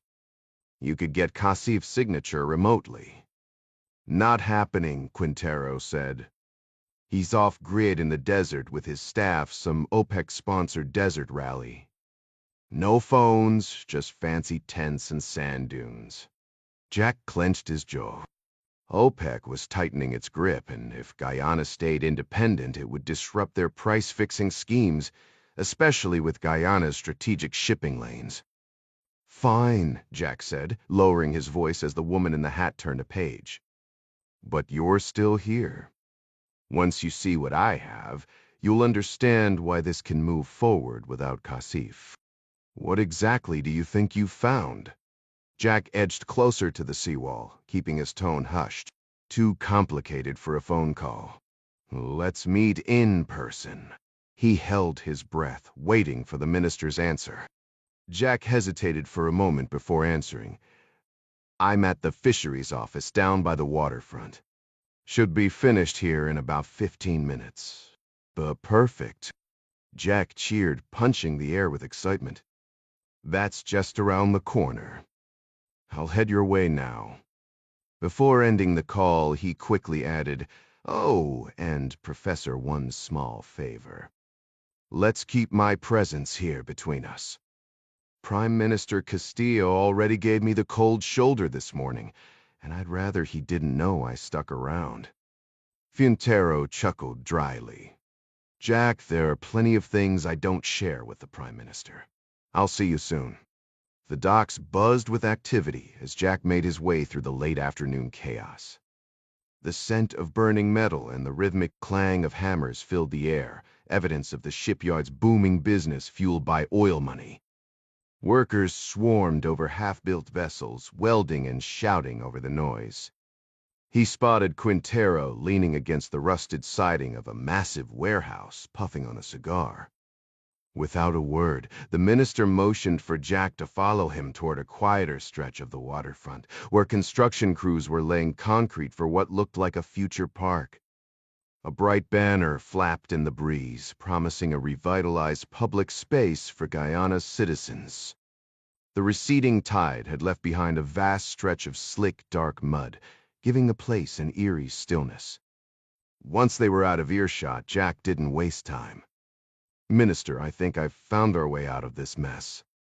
Quintero exhaled a slow stream of smoke. Do enlighten me, mister. Ryan. Optimum, the company behind those oil platforms, is a joint venture with American firms, Textron being the biggest. But here's the catch. None of them can access those platforms without dredging, which you've already blocked. Quintero nodded. Correct. So, Jack pulled out a faded printout. Textron still holds an old export license from Guyana for a depleted well near Suriname.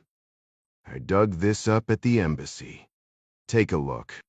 The minister adjusted his thick glasses, scanning the document while his cigar smoldered. A distant rumble of thunder rolled through the hills, though the sky remained clear. I fail to see how this helps you, Quintero muttered, handing it back. You're Athena Global, not Textron. Jack pushed the paper toward him again. Keep reading all the way to the bottom. He pointed to the crucial clause. The license states that Guyana can transfer approval to another company if Textron violates local laws. And thanks to your Sanctuary Act, they just did. Quintero's cigar stilled between his fingers as he reread the fine print. His expression shifted from skepticism to slow realization. Jack pressed on. Hexron doesn't have the right ships for this job. But I do. The Helena can dock tomorrow for that test shipment, just like we planned. The minister folded the paper carefully and tucked it into his jacket. Mind if I hold on to this? Be my guest. Quintero took a long drag from his cigar, staring at the muddy shoreline. After a silent walk along the half-built seawall, he finally spoke. Legally, your argument holds water. The Attorney General will likely agree. His tone was measured, but there was a flicker of something approval, maybe even amusement. Let's see how this plays out.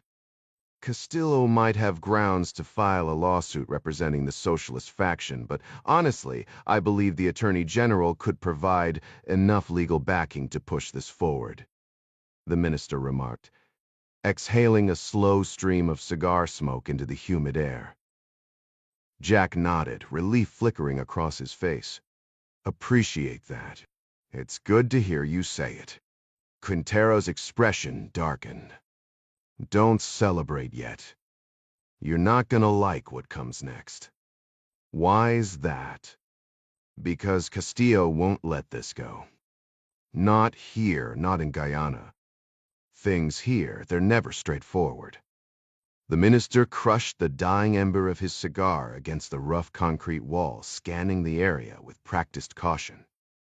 Across the weed-choked lot, A row of vehicles lined the port's perimeter, road-rusted vans, dented pickups, and a lone gray Kia tucked between them, conspicuously new. Jack's instincts flared. He hadn't spotted it earlier. Old habits from his covert ops days kicked in, and he mentally cataloged the detail. Quintero turned away from the street, facing the murky, oil-slicked water. Jack mirrored his movement. "Let me spell it out," the minister muttered, his voice barely audible over the salty breeze. "There are forces in this government, powerful ones, who don't give a damn about Guyana. They care about their own pockets. And for all his pretty speeches, Castillo dances to their tune." The absence of cigar smoke left Jack grimacing. The harbor's rotten egg stench was worse. "Because he's a socialist," Quintero scoffed. "If only it were that simple. This isn't about ideology. The Orinoco Basin fine means billions. The crooked ones hate the idea of a public trust. It cuts them out of the feast. You're telling me Castillo's dirty?" The minister's lips twisted into a cryptic smirk. "We'll see. But you've got the law behind you. You trust your president, right? Why not clean house?" Jack's jaw tightened. "We tried. That's how we lost Martin Krum, our AG. He was deep into a corruption case then. Poof. Poof." Quintero's gaze drifted toward the choppy waves. Vanished. Right off his fishing boat near Trinidad. No body on full. Funny how that happened just as he was closing in on his investigation. And the case? The minister let out a bitter laugh. "Depends who you ask. And trust me, you don't want to ask the wrong people." Jack pressed. "Says the Prius is inside. What a sive and tea." Quintero's voice softened, almost weary. "Then I'd say some of us, me, President Kassif, want this oil deal to be clean. A chance to lift our people out of," he gestured toward the hillside slums, a stark contrast to Georgetown's polished colonial facades. "Others don't share that vision." Jack prodded. "Money or power?" The minister's smile was thin, humorless. "You still think there's a difference?" Jack exhaled sharply. "So stalling my license, Castillo's protecting his cut." Quintero leaned in, his voice dropping to a gravelly whisper. "I wouldn't say that too loudly." Then, abruptly, he straightened, raising his voice as if shifting gears. "Look, Jack, I do appreciate you being the only one willing to meet my environmental standards. You're proving it can be done, forcing the big players to step up. That's invaluable." Jack dipped his head. "That's the plan. First mover advantage." Quintero shoved his hands into his pockets, nodding. "Exactly. We need more like you innovators who make the old guard sweat." "Glad to help," Jack replied. The minister stared at the water, silent for a long moment, before finally pulling his hands free and clapping them together. "Hey, here's a fresh take on the scene while preserving its core elements. Draft a memorandum of understanding on official letterhead. We could classify the Helena as a prototype proof that Liggs-off loading works without dredging. Nobody in your government needs to raise an eyebrow over it." Minister Quintero flashed a grin, his teeth gleaming under the office lights. A temporary solution, then. Fine. You get your Mao. I get to shove it in the faces of those oil execs who said it couldn't be done. Shake on it. Jack nearly yanked the man's arm off in his enthusiasm. "Deal, Professor. You won't regret this." Quintero chuckled, fishing an unlit cigar from his pocket. Easy there, cowboy. I'd like to keep this hand attached." He chewed the cigar thoughtfully. "I'll draft the memo tonight. Rig foremen need it by morning. You sticking around, or were you planning to bolt back to the States?" "I've got a flight tonight, Panama connection. But I'm not leaving without that document." "Then let's do dinner," Quintero said. I'll bring the paperwork. Bonus, you'll be spared my wife's attempt at cooking. The Marriott's lobby hummed with the chatter of oil executives, their Texan accents thick as molasses. Jack barely registered the clerk's cheerful announcement that his room was ready. He scribbled his details on the check and form, impatient. A few hours of AC and a shower before his red eye, that's all he needed. Upstairs, he cranked the thermostat to Arctic levels and dumped his bag on the bed. The legal pad came out first, then the microfiche printouts. A quick call to Howard Brennan confirmed the obvious, and Mo wasn't the golden ticket. Sell early, Howard advised. Cut losses before they bury us. Gavin Beree's voice crackled through the phone seconds later. So we're dumping Athena already? Jack ground his teeth. We're weighing options. The Mo's happening tonight. But if we need to move fast, I need you digging up buyers. Gavin's skepticism was palpable. And Mo's just a fancy handshake, Jack. Not exactly a license to print money. Just find me someone who wants 3 shallow draft ships and doesn't ask too many questions. The AC roared like a jet engine. Outside, the sun dipped below Georgetown's skyline, casting long shadows over the city and over Jack's dwindling patience. Jack laid out their strategy, focusing on mid-sized shipping firms with strong financials that were eager to diversify. Gavin's fingers flew across his keyboard as he jotted everything down. After a quick back and forth, he nodded. Got it.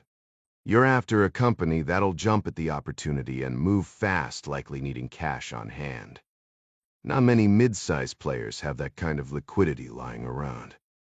Or they'd hit up an underwriting bank, Jack added, like we did back in Vietnam. Gavin smirked. Sure, but banks love dragging their feet with due diligence. They might balk at a speculative play in Guyana, especially with all the noise around it. You thought about that? Jack bristled at the word risky. Come on, Gav.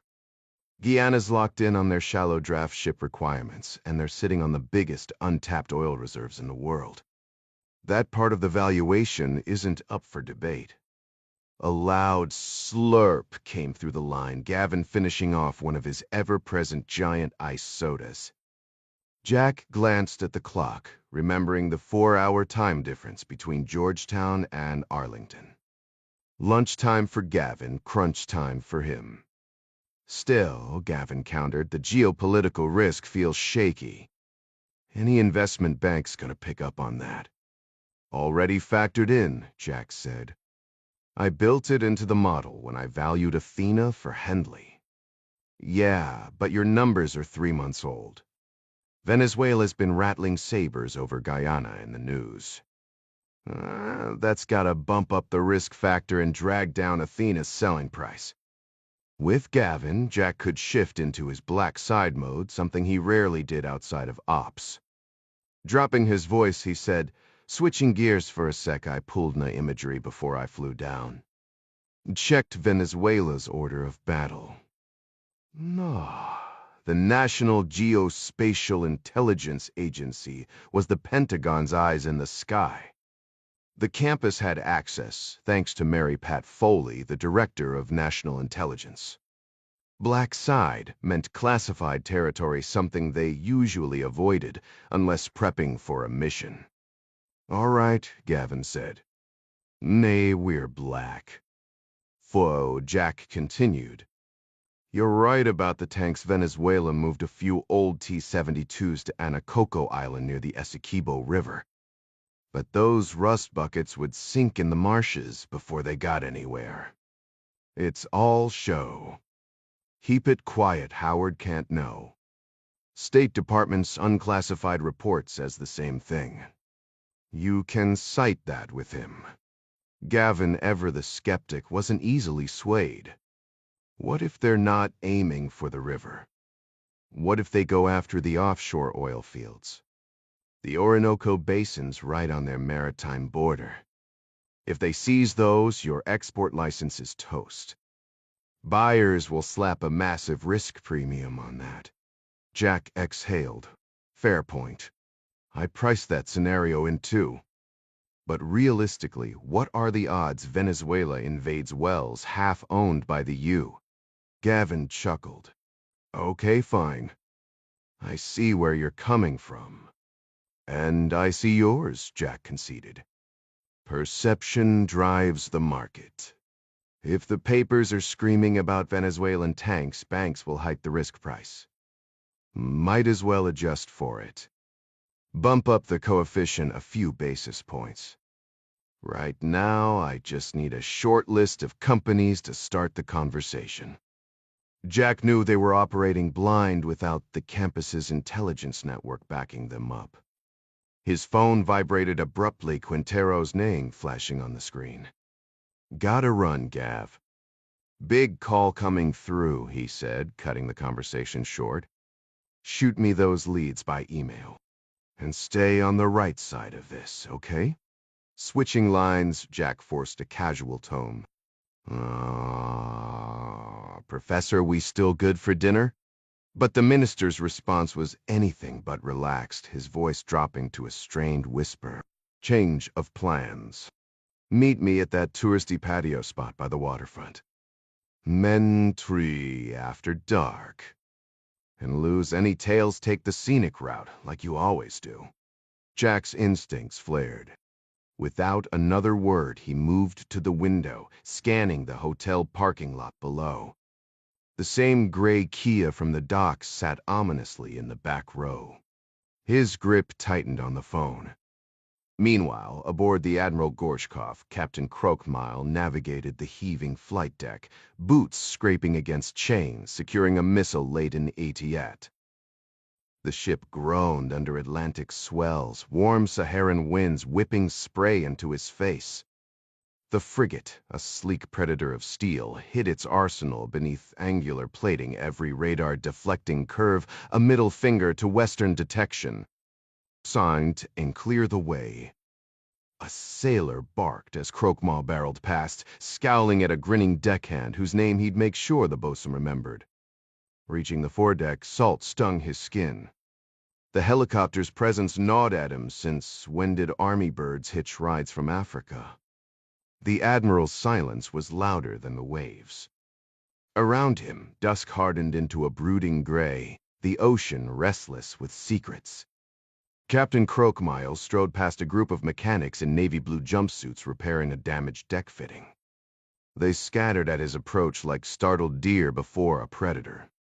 The wind whipped at his trousers as he surveyed the missile launch tubes, their surfaces still smeared with dark residue from the earlier test. Kneeling, he ran his fingers along the blackened streaks, feeling the rough texture of melted paint and scorched metal. The heat had been intense enough to warp the heavy hinges and darken the non-slip deck coating, precisely the visceral proof he'd come to inspect. Watching the Zircon launch from the bridge had been one thing, but this, the lingering scent of burnt propellant, the tactile evidence of extreme heat, this was real. Krokmal had always distanced himself from reports and simulations. In his world, truth wasn't something you watched on a screen. It was something you touched, smelled, and tasted. He pressed his soot-stained fingers to his nose, inhaling the sharp chemical tang. That smell alone confirmed what telemetry data couldn't. This wasn't just another prototype. The missile he'd fired earlier that day was as tangible as the salt spray stinging his face. And what a launch it had been. The Zircon had erupted from its silo like a dragon's breath, vanishing into the sky faster than the human eye could follow. Mach 8 6,000 miles per hour, rendering even their advanced radar useless within seconds. In 5 minutes flat, it had obliterated a derelict trawler nearly 500 miles away. No wonder the Americans were scrambling to catch up. A rare grin tugged at Krokmile's lips as he recalled the fleet admiral's unexpected order, an army helicopter inbound from Africa for some classified operation. Precedented. Standing at the bow, gripping the lifelines, he let the wind drown out his muttered words. We are back. The setting sun bled into the horizon, a fiery disk smothered by haze. For a fleeting moment, he savored the quiet triumph until his XO appeared with a stack of dispatches. The top message bore the Northern Fleet's seal, rare praise from Severomorsk. Krokmal crumpled the paper in his fist, the weight of the moment settling in. The game had changed. And for once, he was ahead. Captain Krokmal received his orders with mixed emotions. The first message granted his crew a brief reprieve, a chance to dock in Havana Harbor where they could raise the Russian flag among allies and enjoy some shore leave. But the second dispatch, marked urgent and for his eyes only, changed everything. Classified as Sarachny, it overrode all previous instructions, redirecting the Gorshkov toward the Western Caribbean before pushing further into the South Atlantic. There, they were to occupy a precise patrol zone defined by 4 coordinates, staying just outside the 12-mile territorial limits near Aruba, Grenada, Trinidad, and Venezuela. The message also mentioned preparing for helicopter operations, hinting at something bigger. As the ship's bow cut through the waves, warm spray stung Krokmal's face nothing like the icy winds of the Kola Peninsula. Without hesitation, he crumpled the Havana orders and flung them overboard. The Sarachny dispatch, however, he folded carefully and slipped into his breast pocket right above his heart. He remained at the prow, letting the ship's rhythmic rise and fall steady his thoughts. Behind him, he knew the bridge officers were watching, curious about their captain's silent vigil. They couldn't see his expression, and that was deliberate. An old mentor's words echoed in his mind. Never let them see you smile. Meanwhile, in Georgetown, Guyana, Jack Ryan navigated the city's dimly lit back streets, taking a deliberately winding path to shake off any potential tales. The humid night clung to him as he reached the King George Cafe, an open-air spot along the Demerara River. Minister Quintero waited at a candlelit table with Deputy Attorney General Hugo Suarez, a sharp-dressed man with a beard and an air of quiet authority. Jack, dressed in a linen shirt and jeans, carried a modified Sony recorder in his messenger bag, outwardly a business tool, secretly a surveillance detector. The cafe's courtyard glowed under strings of Edison bulbs, casting flickering light over the uneven brick floor. Jack scanned the room, mostly couples scattered among the tables before sitting down. Quintero leaned in, voice low. You weren't followed. Jack gave a silent nod. Suarez extended a hand, his grip firm. A pleasure, he said, though his eyes suggested this meeting was anything but casual. The warm night hummed with tension, the kind that made the hairs on Jack's neck stand up. Something was brewing, and he had a feeling he was about to be right in the middle of it. The dim glow of Edison bulbs mixed with flickering candlelight, casting shifting shadows across the bearded man's face as he extended his hand. A pleasure, Mr. Ryan, he said, his words carrying just a hint of Spanish inflection common among Georgetown's elite. Before he could continue, their conversation was interrupted by a sharply dressed waiter in his 50s, who launched into an overly enthusiastic recitation of tonight's specials and recommended wine selections. Once the waiter finally retreated, the minister leaned in closer, his voice barely above a whisper. As I told you earlier, Jack, Hugo's taken charge of Martin Kroom's investigation. He's our acting attorney general now. Jack and Suarez exchanged knowing glances. So, what's the update?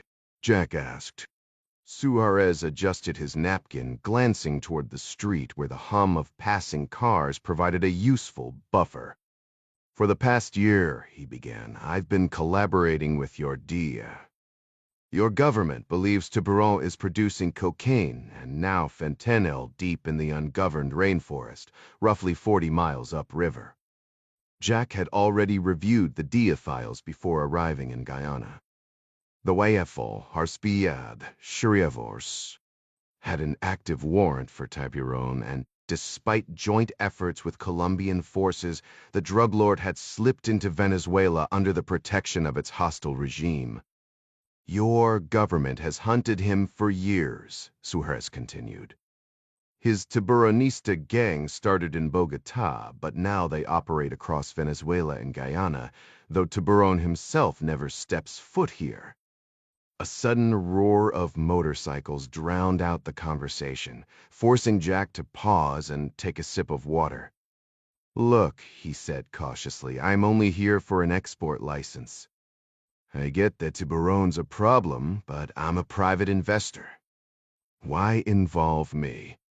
The waiter reappeared, scribbling their orders with unsettling precision. Jack noticed how the man's eyes kept darting around the table, as if searching for something beyond their meal requests.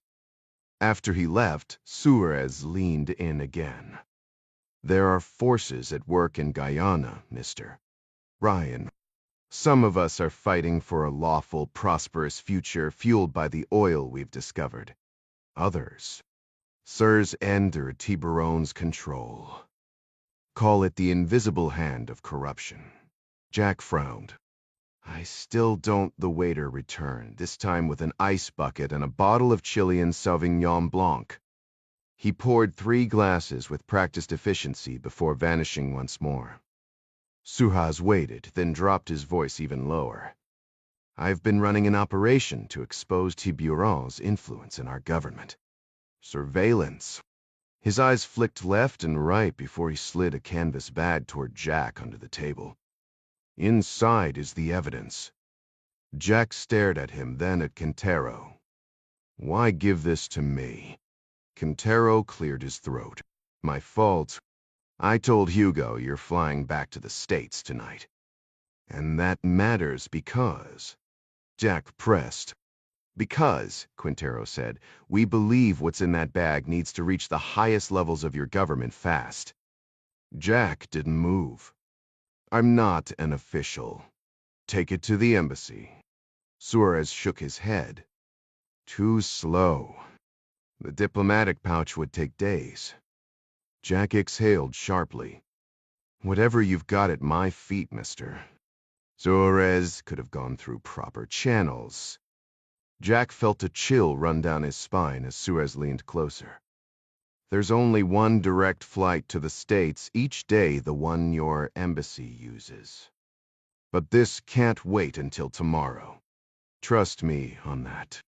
The urgency in the man's voice made Jack's instincts flare.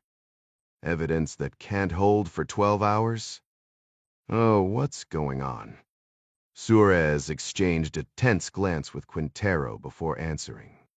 This morning, the Tiburonistas ambushed a Coast Guard ship. No survivors. And the intel we have it implicates high-ranking officials in our government.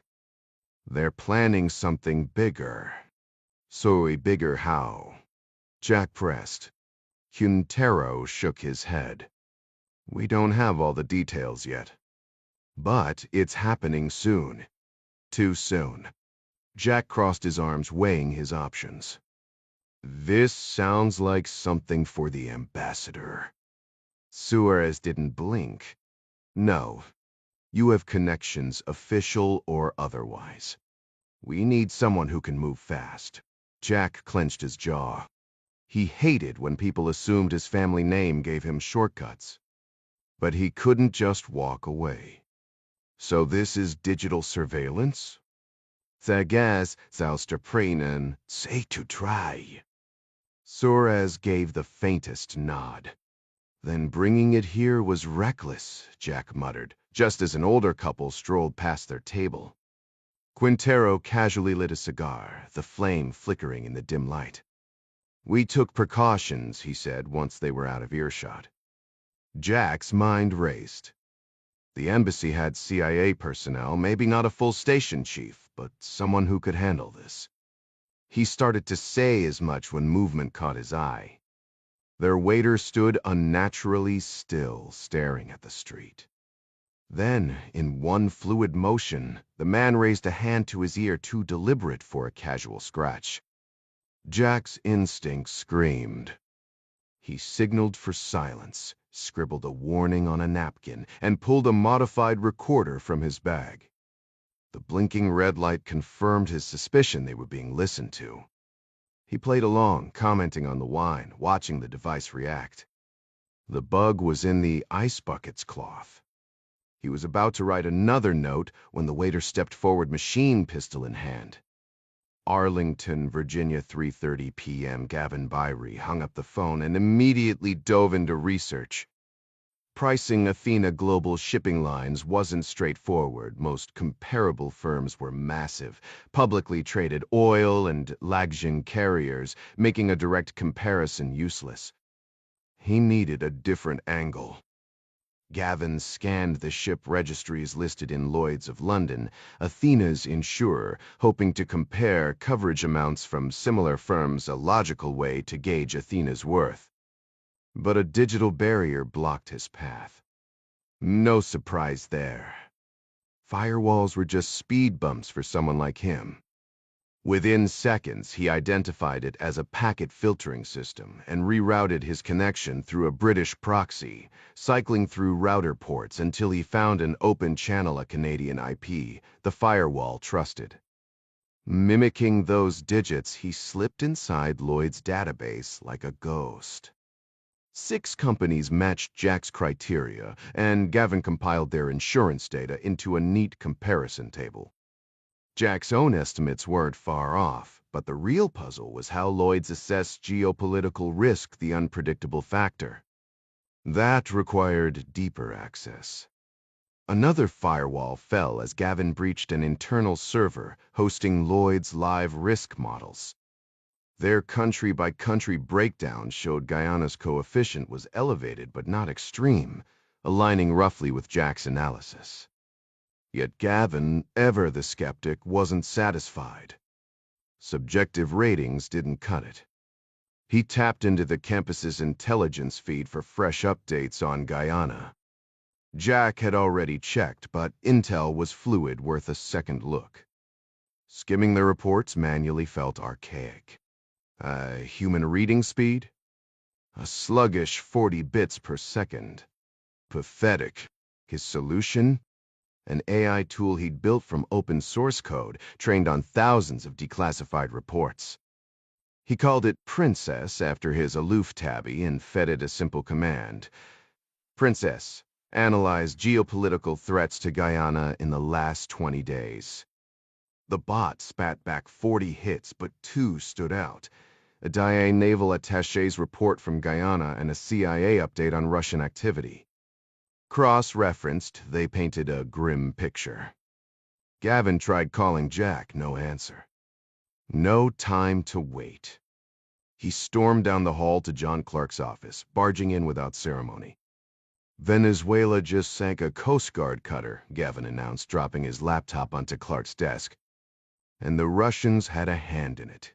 Clark peered over his reading glasses, unamused. You forget how doors work? Gavin slumped into the only available chair, ignoring the jab. Not when there's a dead ship and a brewing war. Clark leaned forward. Start making sense, Gavin. The laptop screen glared between them, data waiting to spill its secrets. I was digging into the numbers for Jack's shipping company, Athena, the one Hendley scooped up, hoping to turn a quick profit. You know the deal, I said. Obviously, came the dry reply. I adjusted the geopolitical risk factor for the valuation, then launched into my method. I built an AI tool, Princess, to sift through the intelligence noise, I explained. Princess? Yeah, she cuts through the bureaucratic nonsense. Anyway, she flagged a report from Guyana's naval attaché, a Coast Guard cutter en route from Georgetown to Mobile, might be missing. Last ping was near the Orinoco Basin, which, as you know, Venezuela claims. They've even stationed troops on Ankoko Island in the Essequibo River. Then there's this dire report. Clark took off his glasses, leaning back like he was bored, but the tension in his jaw said otherwise. Hold up, he cut in. Backtrack, what about the Wagner Group and the Russians? Gavin scrolled through Princess's findings. Here. CIA intel from Woodward Station in Colombia mentions ex-Wagner operatives shuttling to a base in the Orinoco Delta, 60 miles from Guyana's border. Princess linked it to an Air Force report tracking a Russian cargo plane between Africa and Havana. Oh, and the NSA caught the frigate Gorshkov rerouted there on urgent orders. Slow down, Clark said. Does Princess have names? Working on it. 2 minutes of furious typing later. Got it. CIA dug deeper. Major Igor Morozov, ex-Wagner, Central Africa deployment. And his business in Venezuela? Gavin tapped another query. Woodward's source says Morozov's meeting with a cartel boss Tiburon at that Delta base. DEA files say Tiburon's pushing fentanyl into the U. Clark raised a hand. Got the picture? He spun back to his screen, glasses perched on his nose. That all? Seriously? You're not concerned about the missing ship? The Russians. Clark stayed eerily calm. That cutter was a buoy tender small, working shallow waters. Probably hit a reef. Tragic, not suspicious. The cargo plane? In Havana, not Venezuela. Morozov. The Gorshkov. Mayabis de Pisen as on it. If it were critical, you wouldn't be reading it in a report. He shrugged. Good work, but leave the spy games to the pros. Gavin stared, speechless. Clark could tell the tech expert wasn't going to back down without a fight. Listen, Gav. Jack's been stuck in Guyana for nearly 14 days. Lissay confirmed he'll be back at his desk tomorrow. Let's pull him in for a debrief as soon as he lands his boots on the ground. Intel might give your Princess Data a whole new perspective. Gavin didn't budge from his seat, fingers drumming on his keyboard. Why rely on human intel when we've got satellites? The Gorshkov just test-fired a Zircon missile today. You really think it's a coincidence they're hovering near Venezuelan waters? Clark's expression didn't flicker, but the weight of his stare, the kind that had silenced tougher men, was enough. Gavin snapped his laptop shut and slipped out without another word. Ritz-Carlton, Guanacaste, Costa Rica, 5:45 p.m. Mary Pat Foley never went anywhere without her trio of encrypted phones, each locked down with NSA-grade security. One for family, one for work, and the third, her so-called bat phone, reserved exclusively for the White House. Only 4 people had that number. President Ryan, his unflappable secretary Alma Winters, Chief of Staff Arnie Van Dam, and John Clark. When the distinctive double buzz vibrated through her handbag, she knew it was him. She excused herself mid-conversation with Panama's intelligence director, stepping onto a deserted veranda where the Pacific stretched into the horizon, dotted with cargo ships glowing like fireflies. We've got trouble, Clark growled the second she answered. Has there a location? She cut in. Close. Venezuela. You clear to talk? She glanced back at the glass doors where a room full of Latin American intelligence chiefs, mostly middle-aged men in tailored suits, chatted over cocktails. The conference was supposed to strengthen regional ties, a quiet but critical effort to keep the hemisphere's worst players in check. Her Secret Service detail, Agent Brett Johnson, stood sentry by the door, having already swept the area for eavesdroppers. Go ahead, she said. Gavin just dropped a bombshell analysis. It's about Ding. Her grip tightened on the phone. Ace atis atelon. Yup. Months earlier, she'd greenlit Ding's deep cover-up, embedding him as a disgraced Colombian Special Forces colonel turned enforcer for Tiburon, a drug lord cozying up to Caracas. The CIA's legend team had built him a bulletproof backstory, and now he was inches from the inner circle. The goal? Expose the Russians' playbook using cartels as proxies, a Latin Wagner group in the making. She dubbed the broader strategy Talon, a silent counter to Moscow's shadow wars. "Are we compromised?" she whispered. Clark's pause was heavy. "Could be." Mary Pat exhaled sharply as the distant cry of a parrot echoed up from the jungle canopy below. Resting her elbows on the sun-warmed brick balcony, she studied Clark's tense expression. "Break it down for me," she demanded. Clark adjusted his stance, the humidity making his shirt stick to his back. "The Russians are moving faster in Venezuela than we anticipated. According to Ding's latest encrypted update, the Tiburonistas have been receiving shipments from a Wagner Group shell corporation, Playa del Sol. They've been loading the crates onto riverboats near Tiburon's yacht on the Orinoco. Whatever they're planning, it's ramping up." Mary Pat's grip tightened on the railing. "Any idea what their endgame is?" "Not yet." Dings kept out of the loop, his roles limited to feeding intel on Colombian military movements when asked. But he confirmed Wagner's involvement. Ex-Spetsnaz trainers are on site, and trucks with Playa del Sol logos are making regular runs. She frowned. "Should we extract him?" "His cover's holding. He's got an exit strategy if things go south." What's more concerning is Gavin's latest findings. He's pieced together intel from Ding's reports and other sources. This situation might escalate sooner than we thought. Mary Pat scoffed. "How is it that Gavin Bivery, your tech guy, spotted what my entire intelligence apparatus missed?" Clark smirked. "He programmed an AI crawler named Princess after his tabby to sift through your databases. Ridiculous name, solid results." The bot flagged Major Morozov, that SA officer with Wagner ties, flying in to meet Tiburon. It also linked him to Russian cargo flights between Bangui and Havana, plus the Admiral Gorshkov's sudden orders to patrol near Venezuela. Through the sliding glass door, Mary Pat caught Brett glancing at his watch for the second time. She was behind schedule, still had meetings with Central American liaisons and a breakfast speech on cartel activity. "Gorshkov," she muttered. "My watch officer briefed me. That frigate test fired a Zircon hypersonic missile off Angola today. Nasty business." "Exactly." Gavin's bot dug up intercepted orders from Northern Fleet HQ. First, a cover story about a Havana port call, then a classified directive sending Gorshkov to Venezuelan waters for air operations with an army helo. Mary Pat nodded.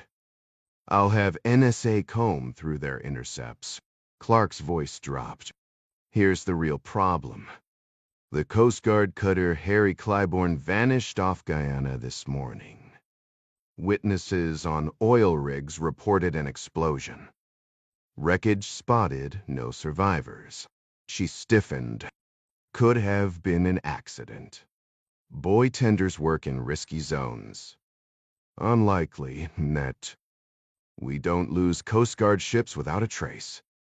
The unspoken implication hung between them. This wasn't misfortune. This was the first move. Something about this whole situation felt off. Has anyone started searching for survivors yet?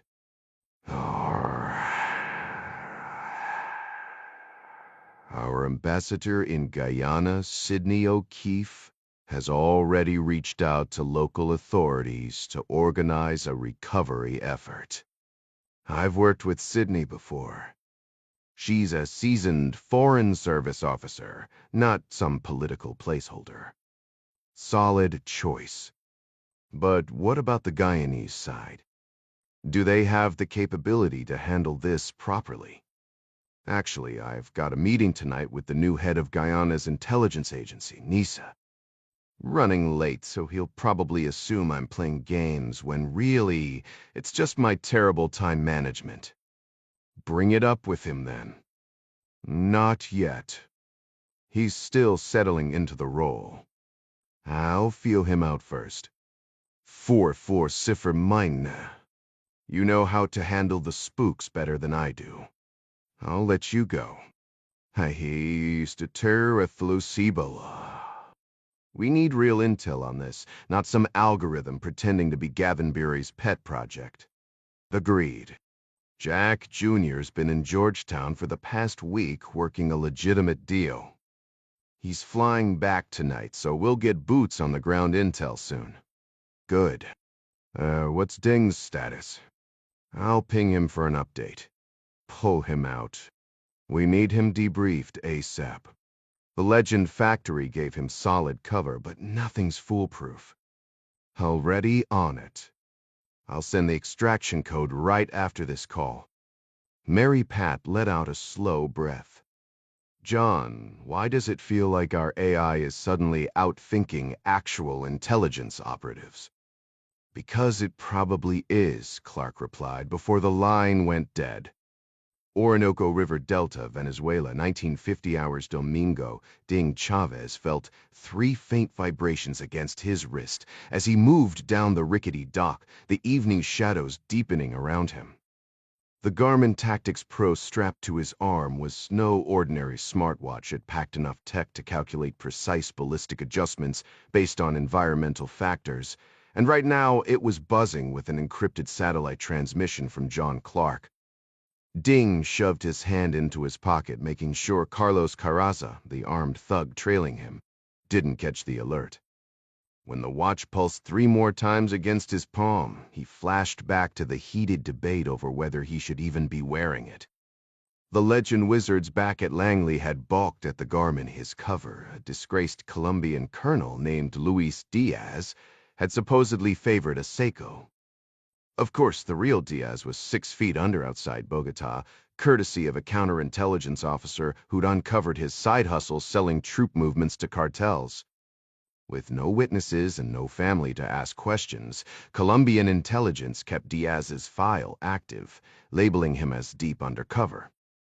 A convenient fiction one that gave Ding a ready-made alias.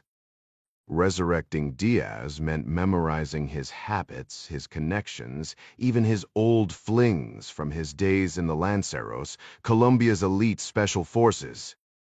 The irony wasn't lost on Ding. Here he was, walking through a Venezuelan swamp, pretending to be a dead man while a high-tech watch buzzed secrets against his skin. Somewhere in the mangroves, a bird screeched and Ding smirked. Even the wildlife here had better timing than Langley's bureaucracy. Ding had already mastered Spanish, but at Monterrey's Defense Language Institute, he perfected a Bogota accent, absorbed the slang of the Lanceros, and studied the intricate dynamics of Colombia's drug underworld. By the time he took his final test, he wore a Garmin watch despite warnings from the Legend Wizards. He wasn't about to go in blind. If things went south, he needed a lifeline. By January, when he crossed into Venezuela to meet a Tiburonista boss, he'd immersed himself so deeply in his cover that the watch debate was a distant memory. That changed on the swaying dock leading to Tiburon's gleaming yacht. Ding prayed the 3 taps on his wrist had gone unnoticed. "Stay put," Carraza ordered, circling him before vanishing up the gangplank. Left with an armed sentry, Ding waited, eyeing the murky river until the coast was clear. A quick press of 2 buttons revealed Clark's message, 5612. The first digits were routine confirmation from Clark, a request for intel. But the last one... exfil now. That wasn't good. Diaz. Carraza barked from the deck. "Move it." Ding climbed the steep ramp, boots thudding on nettle. Carraza glared. Shoes off. He unlaced his nylon boots slowly, buying time to scan the yacht. Dressed in the Tiburonista uniform, ratty jeans, a loose plaid shirt, he played the part. Carraza's narrowed eyes tracked his every move. After a thorough pat down, they led him through sliding doors, up cherrywood stairs to the sky bridge where Tiburo lounged like a king. 01612. The numbers gnawed at him. Tiburon sprawled on the sofa, tattoos stretching across his arms. Diaz. Chefe, Ding replied smoothly. How can I help? Tiburon jerked his chin toward the man beside him, pale, dark-haired, younger than expected. A Russian, no doubt. Ask him anything, Tiburon drawled. He knows the Yankees better than they know themselves. Ding had spent 9 weeks feeding harmless intel to earn this trust. Now face to face with what he guessed was Tsar's Igor Morozov, he kept his voice steady. What do you want to know? In English, Tiburon cut in. My friend's Spanish sucks. Ding smirked inwardly. After all that accent training, now he had to fake broken English. Perfect. The Russian officer hesitated before speaking in broken Russian. What would you like to know, sir? Igor Morozov, a seasoned Sever operative who'd once been mentored by the infamous Yevgeny Prigozhin, studied Ding with narrowed eyes. Unlike Tiburon, who hired recklessly and disposed of failures brutally, Morozov was meticulous. He'd already verified Luis Diaz's background through Sever contacts, a corrupt colonel who'd clawed his way up the ranks of the Lanceros. So far, Diaz had delivered credible intel on you. Military activity in South America. But Morozov hadn't climbed from a lowly Wagner grunt to overseeing SFAR's Latin American operations by overlooking inconsistencies. Tiburon, impatient with the silence, scoffed. Just ask him already, Igor. I te Pratramta, the man's a genius. Morozov opted for a straightforward opener sometimes. The simplest questions rattled even seasoned operatives. Buena Cruezen, who are you? He demanded, his steel-gray gaze locked onto Ding. Ding sized him up in return. From a distance on the floating barge serving as the Tiburonista's makeshift barracks, Morozov had looked like a businessman dark suit, designer tie, the polished veneer of a legitimate Venezuelan beverage mogul. Colonel Luis Diaz, Ding answered smoothly. How did you end up here? Recruited. Tiburon barked out a laugh. Recruited? Please. He wanted the high-life women, drugs, the whole package. Morozov ignored the outburst. When the room settled, he pressed on. Which infantry unit were you with in the Colombian army? Ding dropped his gaze, feigning shame. I was, attached to Sicko. Then I switched sides. SAPE, Colombia's elite Special Forces Command, worked closely with you. Operatives out of Bogotá. Your role there? Morozov probed. I led joint counter-narcotics airborne ops with the Americans. Ding's instincts sharpened. Deceiving Tiburon was child's play compared to outmaneuvering an Savar officer. And before Cope, Morozov continued. Lanceros, who commanded you in 2018? Ding met his stare. Colonel Miguel Garza. And 5 years earlier, Captain under Andres Chola. Morozov watched for the slightest flicker of deception but found none. Reports from Wagner mercenaries embedded with the Tiburonistas had noted Diaz's disciplined demeanor, even stabbing a thief who tried stealing his rations. A foreign spy wouldn't blend in so seamlessly among these killers. Still, Morozov pushed. How exactly did you get here? Ding decided it was time to play offended. He shot Tiburon a glare, then snapped in rapid Spanish, I won't tolerate this disrespect. Either you value my skills or you don't. I've got no time for this Cuya de puta. Tiburon's expression darkened. Few dared challenge him. Ding seized the moment, doubling down on his act. Turning to Morozov, he growled, You address me as Colonel Diaz. We both know which one of us is the real spy here. Then he unleashed a string of curses at Tiburon, selling his cover with every furious word. Tiburon gave Caraza a quick nod, and the enforcer didn't hesitate. He swung hard, cracking Ding across the jaw. The impact sent Ding crashing into the flybridge controls, but he recovered fast, lashing out with a brutal sidekick that slammed Caraza backward, the ATAV-12 digging into his throat. Before Ding could press the advantage, two burly bodyguards grabbed his arms, pinning him in place. "What's his deal?" the Russian muttered, watching Ding struggle. Nidepitebelan smirked. He expected to be lounging in some Caracas high-rise, drowning in money and women. Instead, he's stuck on this floating dump. No pay, no play, not until we finish the job. If he survives it. Ding's eyes burned with fury as he glared at Tiburon. Either ask me something useful or let me go. I'm done roading in this cage. Tiburon exchanged a glance with the Russian. Morozov was almost convinced attacking Tiburon was exactly the kind of reckless move a desperate defector would pull. But then he remembered a detail from Luis Diaz's file. Leaning in, he fired off another question. Kavthiste vos blaken and tinanan. Your grandmother's maiden name on your mother's side, what was it? Ding's stomach dropped. He'd memorized Diaz's fabricated family history months ago in Monterey, but now, under pressure, the names blurred together. Salazar or Gonzalez? He took a shot. Salazar, he spat. From Quito if you're keeping score. He wiped blood from his lip, waiting. Morozov checked his phone like he was scrolling through dinner options. Then he turned to Tiburon. You didn't run this guy by me for the op.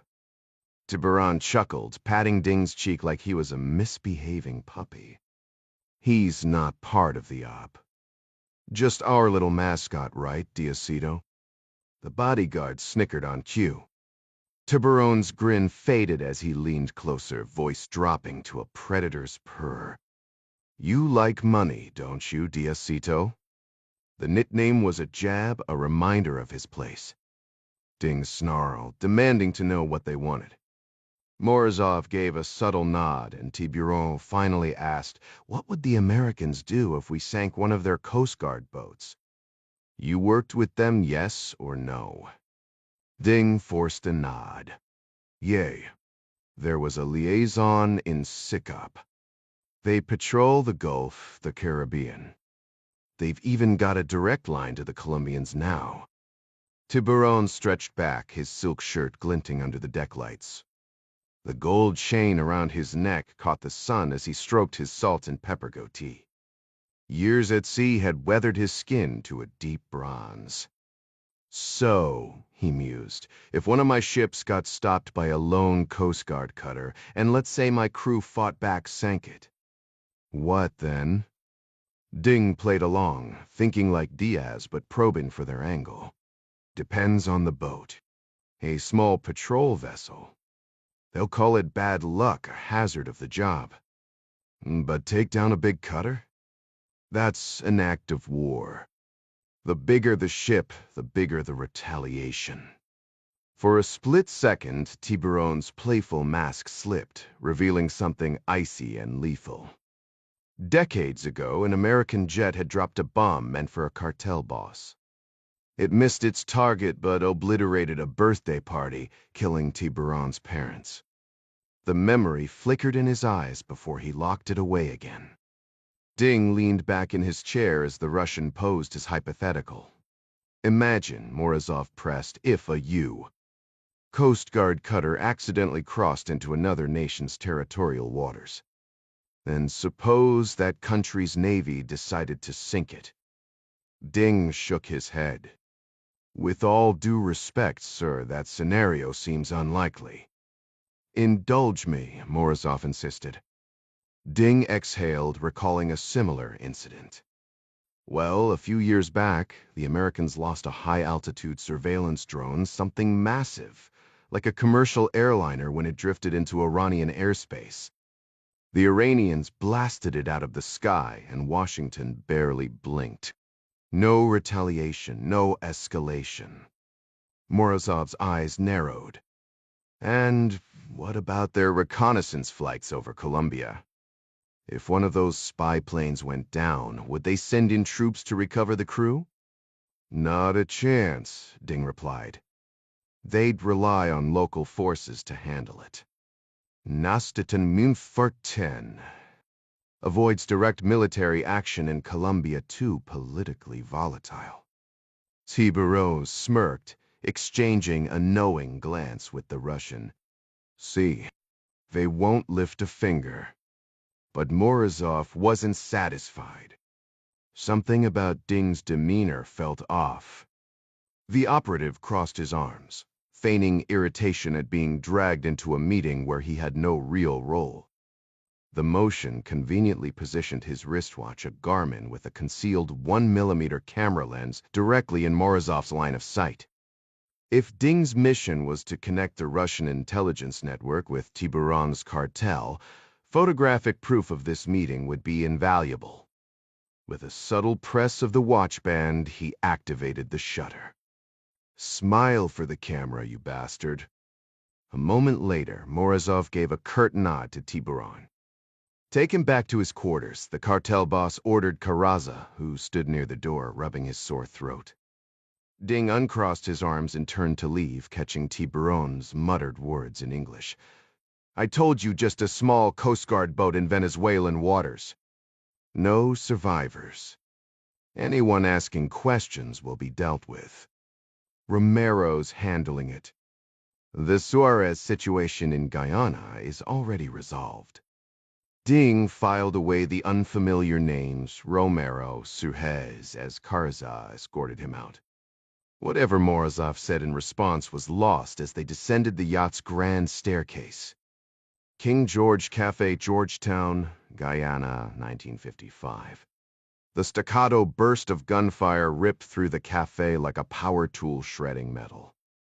Jack reacted instantly, flipping the heavy iron table onto its side as bullets pinged against the thick surface. He grabbed Quintero's arm and hauled him to the ground. Stay down, he barked. Nearby, Hugo Suarez lay motionless, his body torn apart by a diagonal spray of 9mm rounds. Blood pooled beneath him, spreading rapidly across the brick pavement. Jack's mind raced. The gunman disguised as a waiter wouldn't stop at one volley. Any second now, he'd vault over the table and finish the job. Jack scanned the chaos for a weapon, but only scattered silverware littered the ground, nothing substantial. Fleeing wasn't an option either. Quintero wasn't fast enough. The other diners had flattened themselves behind overturned chairs, their terrified eyes locked on him. Who sent them? Jack demanded. Quintero curled into a ball behind the table, gasped Tiburón. They're all his men. A woman's scream pierced the air. Jack risked a glance and spotted the gunman charging. In one fluid motion, he snatched a fallen chair and swung it like a battering ram, slamming it into the attacker's ribs. The man staggered and crashed to the pavement, his weapon skidding out of reach. Jack was just about to charge the attacker to wrestle the machine pistol away when he spotted the barrel swinging toward him. Without hesitation, he hit the deck, rolling behind a cluster of toppled chairs. The gun barked, spitting 5 quick rounds that ricocheted off the metal table legs before falling silent. Jack recognized the distinct sound of a Glock 18 standard magazine, 10 rounds max. The pause meant the shooter was reloading. No time to waste. Jack lunged forward just as the man slammed a fresh mag into place. The gunman was sprawled on his side near an abandoned diner table, already swinging the reloaded weapon toward him. Jack grabbed the edge of the nearest table and flipped it like a shield. Bullets pinged off the metal surface, sparks flying as he drove the heavy tabletop straight down onto the attacker. He followed through, throwing his weight onto it like a sledgehammer. A sickening crunch of bone echoed, followed by a scream. But the fight wasn't over. The gunman was already scrambling away, still gripping the pistol. Jack tackled him from behind, slamming the man's face into the pavement with a brutal palm strike. The assassin twisted just enough to angle the weapon. 2 rapid bursts exploded near Jack's ear, the gunpowder stinging his nostrils, his head ringing. He wrenched the man's arm down, prying the Glock free before leveling it and squeezing the trigger. The burst tore through the shooter's skull, leaving a grisly mess. Around him, panicked diners screamed, finally seizing their chance to flee. Jack ignored them, turning back to Quintero, who lay motionless beside Hugo Suarez's corpse. Blood soaked the minister's khaki shirt, whether his own or Suarez's. Jack couldn't tell. He rolled Quintero over, fingers tracing a wet, ragged wound high on his chest. The man's head lolled weakly, lips flecked with red foam as he struggled to breathe. "I'm getting you out," Jack muttered, clearing Quintero's airway with his fingers. The bullet had likely shredded a lung, but there was still a chance if he moved fast. Quintero's gaze locked onto him, desperate. He tried to speak, but choked on blood. "Don't talk," Jack ordered, grabbing the pen from his pocket. Maybe it could work as an emergency airway. "Save your strength, Vicente." As he slid an arm under Quintero's back to lift him, the professor weakly raised his hand. A small metal cigar tin clattered to the ground. "Take it," Quintero wheezed. "For a bird, Amancia. Needs it. Go to her." Jack scooped up the tin, stuffing it into his pocket. "Not exactly her brand, but sure," he muttered, bracing to lift Quintero. Before he could, 2 more gunshots cracked. Quintero jerked in his arms. Jack whipped his head up another shooter, this one crouched behind a porch pillar, pistol aimed. He dropped Quintero behind the table and checked the minister's face. No time left. The eyes stared blankly, devoid of life. Jack knew the man was dead before he even checked for a pulse. A sudden ripping noise made him flinch. His nerves were so fried he almost mistook it for gunfire. Then he recognized the sputtering growl of an ancient motorcycle engine roaring down Water Street. Jack stole a quick look toward the shooter by the building. The patio was deserted except for 3 corpses and him. The gunman, short, dark-skinned, with a buzz cut, wore a black tee and jeans as he repositioned behind a concrete column for a cleaner shot. The bike's rattling engine was almost upon them. In seconds, it would vanish down the street. With no weapon, minimal cover, and an armed killer just yards away, this was Jack's only shot. He ducked low, then exploded into a sprint toward the road. A bullet chipped the courtyard gate as he bolted through, stinging his face with flying debris. The street was shadowy, lit only by a single headlight. The motorcycle puttered past at maybe 20 miles per hour. Without slowing, Jack rammed his shoulder into the rider, sending the guy sprawling onto the curb with a startled shout. The bike wobbled, tipped, and skidded another 20 feet before stalling out. Jack lunged for it, righted the machine, and threw a leg over. The handlebars had an ignition key, a green indicator light, and a red starter button. He grabbed the clutch, jammed the button, and the engine roared to life. Another gunshot cracked behind him, this one punched into the seat just inches from his back. Jack didn't hesitate. He cranked the throttle wide open. The bike bucked like a wild stallion as he dumped the clutch too fast, nearly flipping backward in a violent wheelie. He wrestled it down, barely keeping control as the front tire slammed back onto the pavement. A bullet hissed past his ear. Jack flattened himself against the handlebars, killed the lights, and vanished into the night. Ritz-Carlton Hotel, Guanacaste, Costa Rica, 6:15 p.m. Mary Pat Foley drained the water bottle Brett Johnson handed her.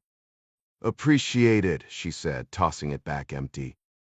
"You've been going non-stop all day," Brett replied. "Gotta keep the fluids up." At 6'3" and built like a linebacker, Johnson had earned his place as her permanent security detail after surviving a brutal jungle ambush in Panama. Now, shadowing the Director of National Intelligence was his full-time gig. One more meeting, Mary Pat sighed. Then I'm done. I'll have Hopkins sweep your villa so we can crash after your speech. Still flying out at 10 a.m. tomorrow? Yep. Breakfast keynote for the plenary session, then we're wheels up. She spotted her next appointment approaching. That's Alejandro Romero Guyana's intel chief. Mansur Pakdanaler. Johnson sized up the man walking toward them. Gray suit, loosened black tie, South American features with oddly piercing blue eyes. I'll be close, he murmured. Airtog if you need an extraction. He melted into the background. Madame Director, Romero greeted her, introducing himself as head of Guyana's newly formed NISA. Mary Pat's instincts kicked in. He was her height, slightly soft around the middle, and carried a faint whiff of coconut sunscreen, like he'd spent the afternoon poolside. Her briefing file flashed through her mind. Ex-National Police, climbed the ranks through grit and connections. Several months earlier, he'd risen through the ranks to oversee both the National Police and intelligence operations. Ambassador Sidney O'Keefe had briefed her that he had deep political ties, including a direct line to Prime Minister Castillo. His handshake was solid, no limp, patronizing grip just because she was a woman. That alone earned him points in her book. Should we take a seat? He suggested, motioning toward an empty table in the grand ballroom where the day's formal sessions had wrapped up. There are pressing issues we need to address. She sank into the chair, too drained for pleasantries, and crossed her legs. Where do you want to begin? How about with something to drink? Before she could respond, he signaled his security detail with a sharp snap of his fingers. I'm on duty, she declined. And, as you pointed out, we have urgent matters to cover. Just tonic water, nothing stronger. I had it brought in for you. The guard placed 2 frosty glasses on the table as Romero poured from a chilled can. His accent was an intriguing blend, part British precision, part Latin rhythm, much like his homeland. After a sip, he leaned forward. The Coast Guard cutter Harry Claiborne, he began. Your ambassador alerted the Prime Minister it vanished early this morning. At her request, I deployed search teams immediately. And, Director, I wish I had better news. He exhaled slowly. But I'll give it to you straight. Around 3:30 a shrimped trawler picked up a UF transmission from the Claiborne. It was hailing an unidentified vessel for assistance. Then silence. No response. Et su folcati precaprake citerneln. The fisherman only caught the initial call. Where was he located? 20 nautical miles east of the oil rigs. Technically in Guyanese waters. So the Claiborne could have been signaling a ship farther west out of the trawler's range. Exactly. What else do we have? She pressed. My team spoke with workers on the Marlin oil platform. They reported hearing a distant explosion around the same time. They assumed it was thunderstorm season, you know. Mary Pat's jaw tightened. But you've got other assets searching. Romero nodded. Yes. This afternoon, one of our patrol boats spotted a massive oil slick near an area called the Graveyard Treacherous Waters, full of reefs and strong currents from the Essequibo Delta. Officially, the slick's in Venezuelan claimed territory. He paused, studying her reaction. That's all the confirmed intel so far.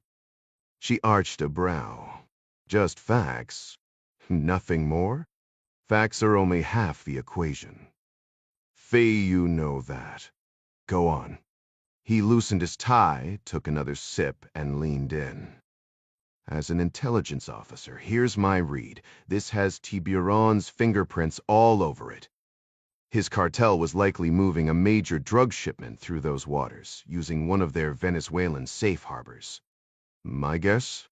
The Claibornes stumbled into their path. And given the Tiburonista's history with your Coast Guard, he let the implication hang. Tiburon's hatred for Americans is no secret.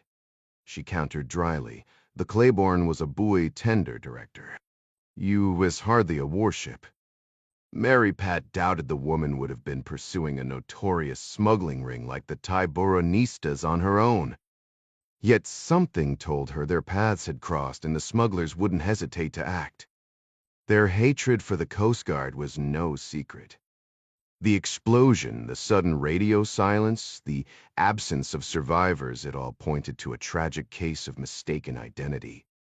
She studied Romero, her instincts sharp from years in intelligence. Foreign officials lied as easily as they breathed, especially to someone like her. Still, she saw no obvious deception, just the practiced calm of a seasoned bureaucrat. She'd have the NSA pull any intercepted transmissions from the area. What about the crew? She pressed. No sign of them. His expression darkened. Nothing yet. We've stretched our search to the edge of territorial waters. We'll keep looking, bud. He trailed off, then touched her elbow lightly. This is a terrible loss. Our government will do what we can for the families, given their service to Guyana. Good, she said coolly. Then, after a deliberate pause, I want all evidence handed over to us. Every scrap. If Tiburon was involved, I need irrefutable proof. Romero drummed his fingers against the tablecloth, frustration flickering across his face. Of course, Madame Director. But you should know I've spent my career dismantling Tiburon's operations in Guyana. They murdered our Attorney General, Martin Kroon, just months ago. I'm aware, she replied. His replacement, Hugo Suarez, is closing in on their network. If we tie them to this attack, you'll have everything we uncover. She nodded. Appreciated. But we'll also be conducting our own search of those waters. The lie came easily. Jack Ryan would likely send a C-130 from Puerto Rico, but she wanted to see Romero's reaction.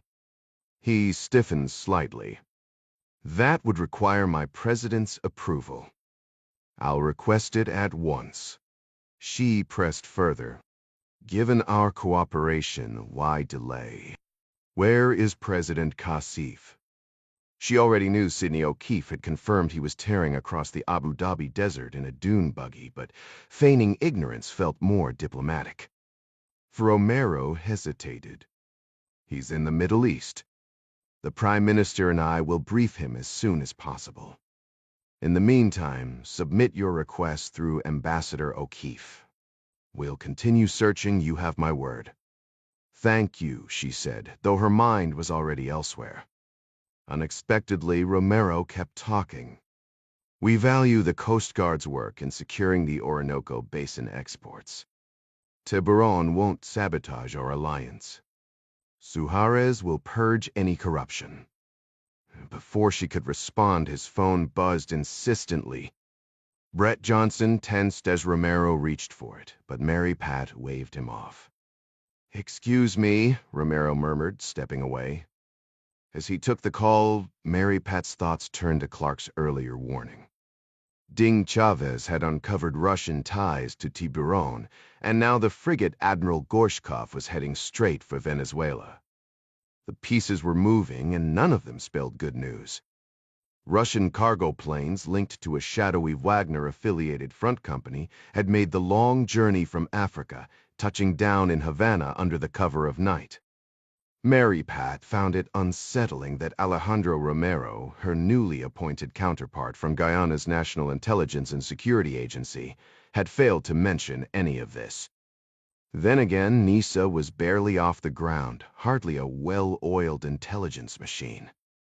If anything, she should be the one briefing him, not waiting for scraps of intel. So why did she hesitate to bring it up? The realization hit her like a bolt of lightning. It was the way Romero had hesitated when she suggested conducting their own investigation. He'd been too eager, too insistent, pushing the narrative that Tiburon was responsible. Case closed, evidence on the way. The pieces clicked into place as she took a slow sip of tonic water. Romero wasn't just informing her, he was selling her a story. "Madame Director," he said, reappearing with a grim expression. "I regret to inform you the situation has worsened." His jaw tightened as he delivered the news. Tiburon's forces have struck again, this time in Georgetown.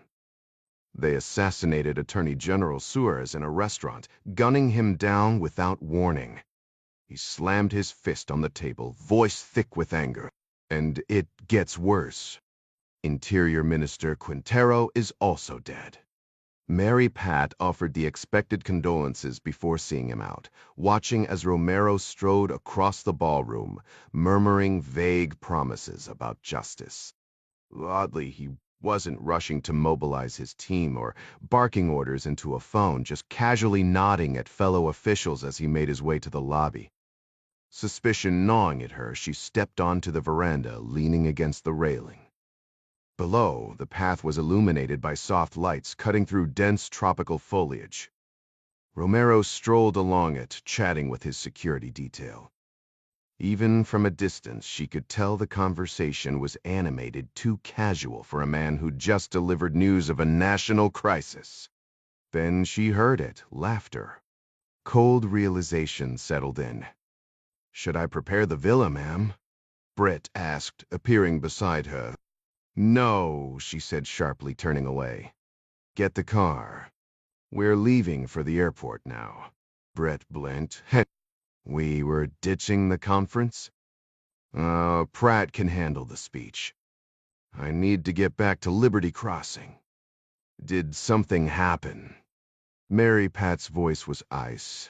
"Yes. I just figured out I've been played. Orinoco River Delta, Venezuela, 20-30 hours. The floating barracks was a rickety 2-story structure, slapped together from warped plywood and perched on a rusting barge.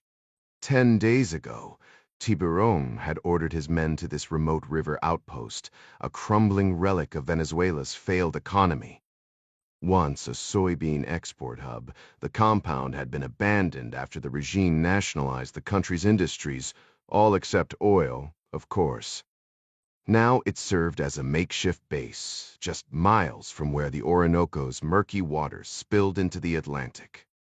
Before his sudden relocation, Ding had been operating out of San Felipe, a dusty border town where he peddled Colombian military intel to the highest bidder. He knew his clients were connected to Tiburon, but he never expected to meet the man himself, not until armed men shoved him into a truck, blindfolded him, and hauled him across Venezuela to this swampy hideout. Tiburon had taken a liking to his work and wanted him as an advisor for a high-stakes operation. Since Ding's arrival, the place had taken on a militarized edge. Makeshift barracks replaced old storage sheds, porta-potties lined the docks, and a shower station had been rigged up in the former processing plant. Meals were dished out by a rotation of elderly women brought in daily, their presence a strange contrast to the growing arsenal of weapons stacked in the corners. The air smelled of diesel and damp wood, a constant reminder that this was no ordinary job. It was a one-way ticket into Tiburon's world. The compound was surrounded by a high fence topped with razor wire, serving a dual purpose, keeping nosy locals at bay while ensuring Tiburon's men stayed put.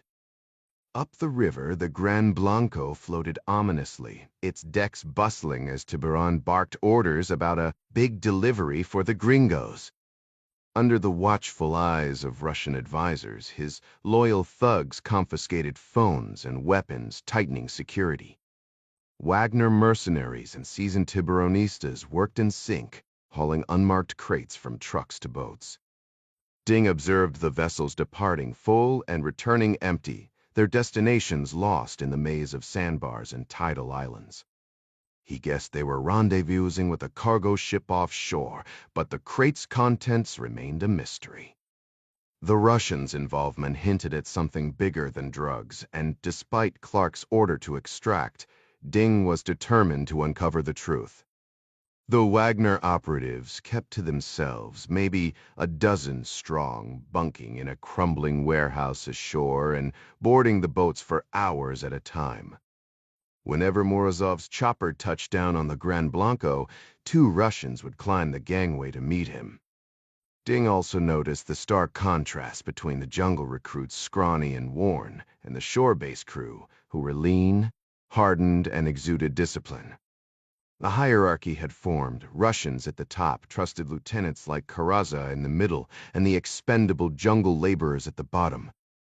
Oh, Van Stinken. He was the odd man out, a disgraced Colombian officer nobody trusted. Still, he had enough freedom to roam the docks, eat with the others, and overhear conversations. Many of the shore crew had prison records, some straight from Tocoron, Venezuela's infamous jail turned criminal haven. Life on the river was tense but controlled until it wasn't. 3 days after Ding arrived, a strung-out lowlife decided to test him, dredging up his past as a narcotics officer. The altercation ended with Ding's blade at the guy's throat, and after that, the others gave him a wide berth. He played his role carefully, speaking only when necessary and letting them assume he was valuable to Tiburon. That night, Ding slipped down to the barge's stern, pretending to head for the latrine. He needed to send Clark an update confirming he'd received the exfil order and would comply when possible. More importantly, he had to transmit the photo linking Morozov to the operation. As he reached the bottom of the ladder, Karaza eyed him from his bunk. "What's your deal?" "Bathroom," Ding muttered, brushing past. A guard lounged near the edge, an AK-12 resting across his lap. "Bathroom," Ding repeated, feigning urgency. The porta-potty was locked, but that worked in his favor. He needed an open line to the sky for the Garmin's signal. Casually raising his hands, he adjusted his watch, masking the transmission as small talk. "Where'd you grow up?" he asked, keeping his tone light. "Bogota," the guard grunted, barely glancing up. Ding smirked. "Perfect." The stars above twinkled like silent witnesses as the data pulsed into the night. Ding kept his hands raised as the Garmin slowly transmitted data, its progress bar crawling across the screen. "This guy's really milking his bathroom break," he muttered to the guard, nodding toward the portable toilet. The narrow bandwidth made the upload painfully slow, barely a fifth complete. Adjusting his stance, he glanced at his watch before returning his hands to his head. "Nice timepiece, Diaz," came a voice that made Ding's stomach tighten. Carlos Carraza. Of course it had to be him. Ding ignored the comment, tilting his head back to study the night sky instead. "You deaf, Diaz?" Carraza pressed. "I said I like your damn watch." "Thanks," Ding replied flatly, eyes still fixed on the stars. "Hand it over." Ding exhaled. Carraza wasn't just some low-level thug Tiburon had given him real authority. During the lockdown, he'd played warden, babysitter, and rent collector on this floating prison. The young guard nearby had heard everything, his AK-12 resting lazily across his lap. "Not happening," Ding said. "This was a gift from my team." "I am keeping it." Carraza moved closer, gripping Ding's elbow. "I won't ask again."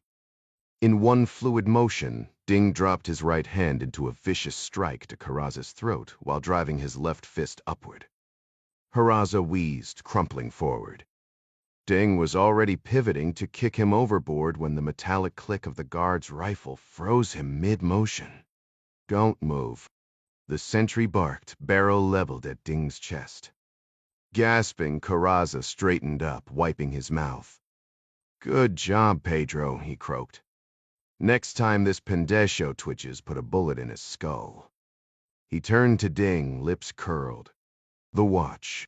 Now." Ding unclasped the garment and held it out, then hurled it into the churning river. Carraza's face darkened. "Guess you really didn't want me seeing something," he sneered before spitting at Ding's feet. To the guard, "If he steps one toe out of line, shoot him." Alone on his bunk later, Ding stared at the rust-stained ceiling. The photo might have made it to the satellite. At least he'd triggered the emergency beacon before his last lifeline sank. So much for buying time, he thought. Arlington, Virginia, 6:15 p.m. The rumble of an engine filled the secure line as Mary Pat answered. "You driving?" Clark asked. "Just left a meeting with Romero," she said. "Guiana's new intel chief. He claims Tiburon sank that Coast Guard cutter during a botched smuggling op, but he's got zero proof." "Did he mention the Russians?" "The frigate. Nies Amsen Nainse." "Not a peep." Clark glanced through his office window. Most of Henley's analysts had already left. "Where you headed now?" "Home," Mary Pat said. Over the line, her car accelerated. Romero dropped a bomb mid-meeting. Their AG and Interior Minister were just assassinated. Clark stiffened. And here's the kicker, he didn't even flinch. "That's why I'm hauling ass back." "You think he was involved?" "With that unclear." "Any word from Jack?" "His phone's off. Last I heard, he's stuck on a marathon layover somewhere." The line crackled with static as Mary Pat merged onto the highway. "Did Romero actually name anyone responsible for the hit?" Tiburon, obviously." "You don't buy that." "John, something doesn't add up. The timing of the Russian activity lines up too neatly with these killings." "Did you manage to extract Ding yet?" "That's why I'm calling," Clark replied, his screen flashing with Ding's emergency signal. Hold on," she cut in. "Another call's coming through. Give me a second." Clark leaned closer to his monitor, studying the satellite feed of Tiburon's hideout along the Orinoco. The man's sleek yacht was docked at the main pier, a Russian helicopter perched on its bow. Further down, the barge where Ding had been held came into view along with the exact spot his distress signal had pinged. Mary Pat returned moments later. "John, Ambassador Sidney O'Keefe is on the line." "We should loop her in." After quick introductions, Clark as the president's security advisor, she wasted no time. "Sidney, we've got concerns about Guyana. The Harry Claiborne vanished off the coast with reports of an explosion. Now we've got Wagner Group movements in Venezuela, a Russian frigate heading toward the Caribbean, and 2 pro-American officials assassinated. What's your read?" O'Keefe, ever the diplomat, chose her words carefully. "Director Foley, here's what I can confirm. The Prime Minister has been coordinating search efforts since the Claiborne disappeared this morning. An hour ago, he informed me they suspect the vessel was attacked by Tiburon," Mary Pat finished. "Romero, their NISA chief, just fed me the same line." Van Potable, O'Keefe agreed. "Prime Minister Castillo mentioned Romero was briefing you." "But what about the assassinations?" "What's Castillo saying?" "His office claims it's under investigation. They're pointing at Tiburon since Suarez, the new Attorney General, had been cracking down on his operations." Clark interjected, "Ambassador, how well do you know Castillo?" "Augustus Castillo goes by Guto." "Well enough, I Isapria. Why's he handling this instead of President Kassif?" "Because Kassif is currently in Abu Dhabi." "Can't you reach him?" Mary Pat pressed. We've got a standing request. Kazif backed the Orinoco privatization and greenlit our Coast Guard's operations there. Was Castillo on board with that? Clark asked. No. He leads the socialist opposition they fought privatization tooth and nail. That's why I'd prefer dealing with Kazif. And Interior Minister Quintero. Why was he killed? According to Castillo, wrong place, wrong time. They think Suarez was the real target. Mary Pat's voice sharpened. What was Quintero's stance before this? Outspoken against the socialists. A tense silence followed. Then Mary Pat asked, what if POTUS deployed Marines to Guyana under the guise of aiding the search? Just to secure our assets. O'Keefe hesitated. Legally, Director, that would require Kazif's approval. Mary Pat's tone turned dry. And if we didn't wait for it? President Ryan had the authority to order military intervention as Commander-in-Chief, citing the escalating crisis in Guyana as a direct threat to American lives in the area. While legally possible, the political fallout would be severe. It would hand ammunition to socialist critics who paint the U. As an imperialist aggressor, Marines patrolling foreign streets would become the perfect propaganda image. Worse, it might tip Guyana's political scales toward pro-Russian factions, effectively handing the country to Moscow and Caracas on a silver platter. Secretary Adler would likely echo these concerns if consulted. Mary Pat acknowledged the ambassador's assessment before ending the call, leaving only Clark on the line. The timing of Russian arms deliveries, Wagner Group deployments, and Venezuelan military movements was suspiciously coordinated, yet without solid human intelligence. Bringing this to the president felt premature. She needed boots on the ground confirmation from Ding. Clark's update wasn't reassuring. Ding had activated his emergency beacon, signaling he was trapped. The wind howled in the background as Mary Pat boarded her plane.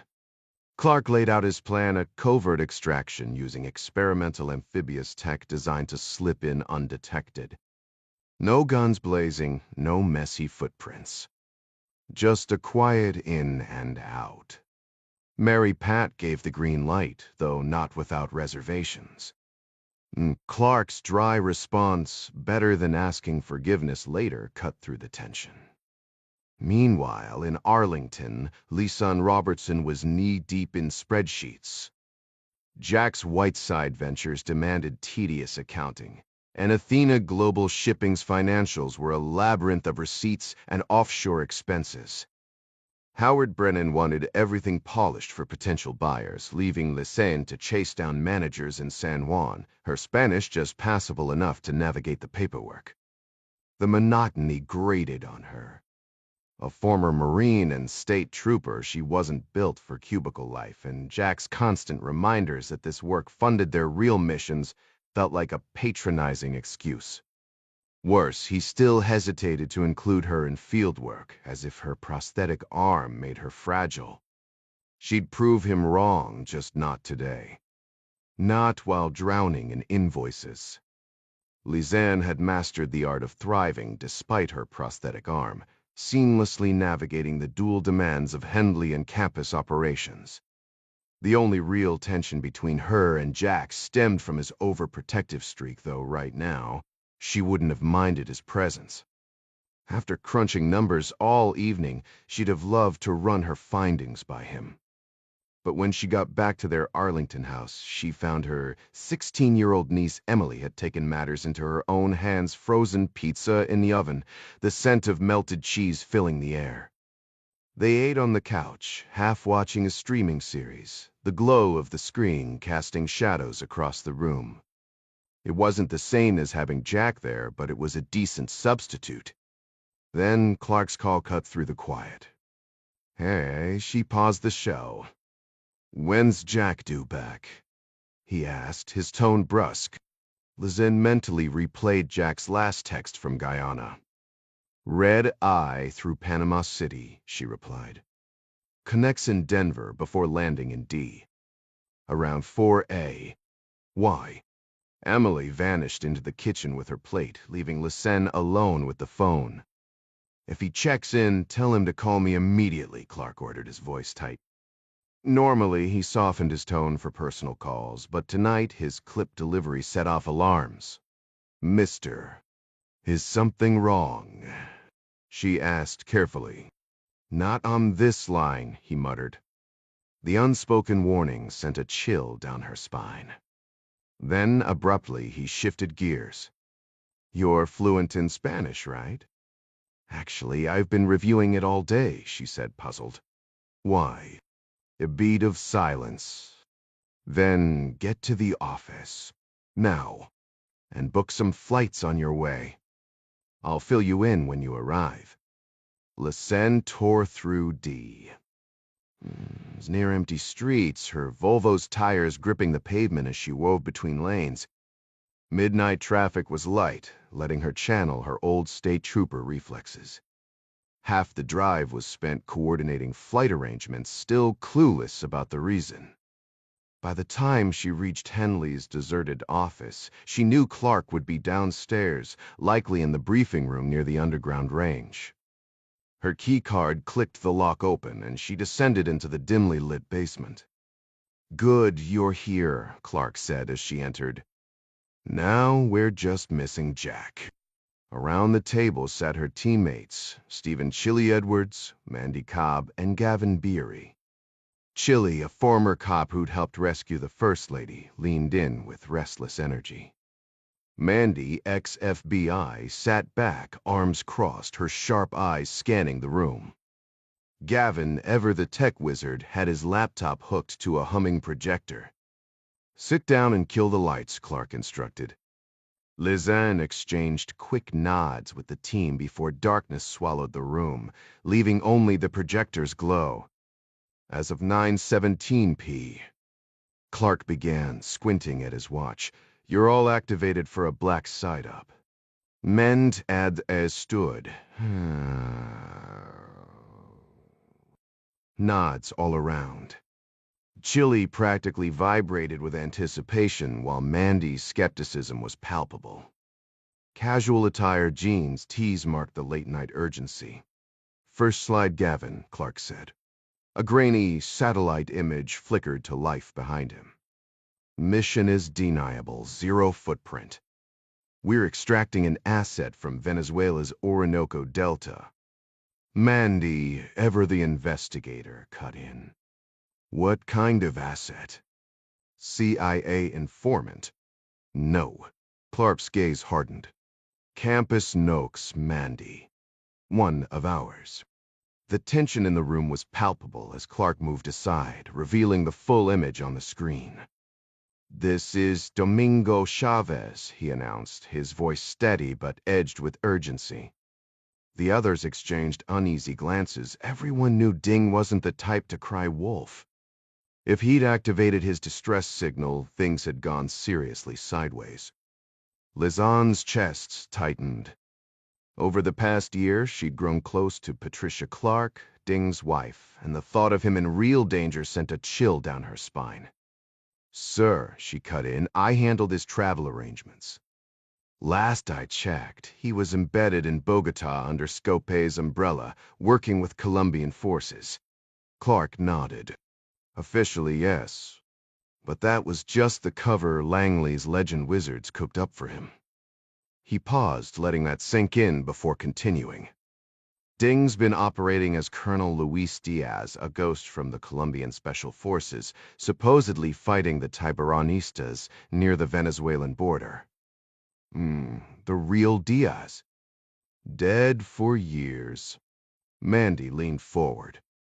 So he took on Diaz's entire identity? Exactly. We fed the Venezuelans just enough intel to keep them guessing. Ding played the part perfectly, taking bribes, cozying up to the cartels, waiting for Tiburon to bite. And 10 days ago he did.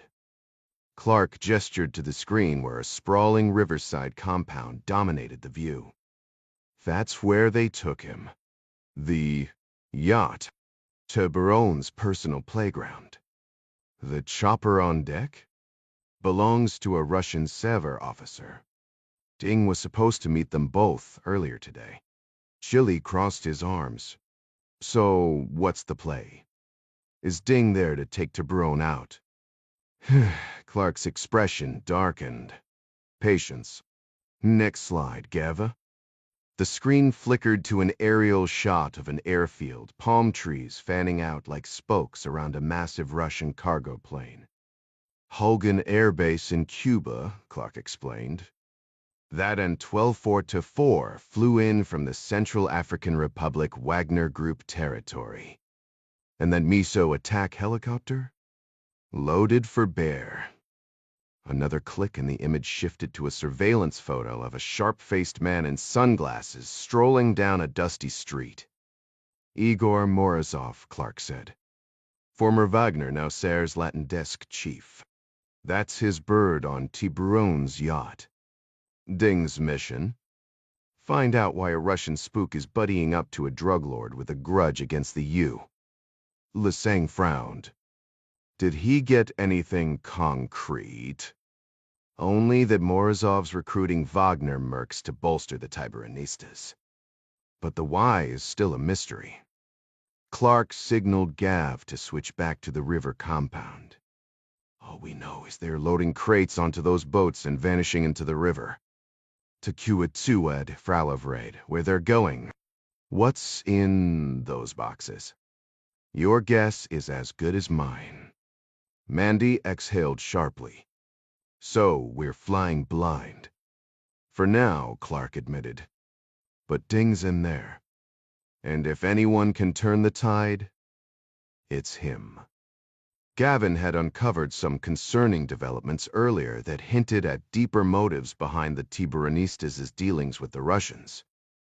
Gav, fill everyone in, someone prompted. Known for his behind-the-scenes tech work, Gavin Beery wasn't used to the spotlight. He started with a hesitant rundown of his AI bot, Princess, earning a few chuckles from the team.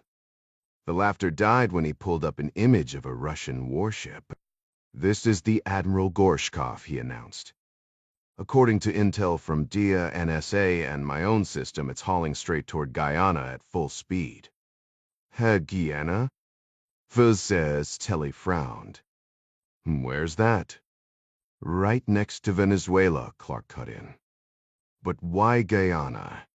Chili pressed. Because of us, Clark said bluntly. He laid out the massive gas and oil reserves recently discovered in the Orinoco Basin, along with the infrastructure being built to exploit it.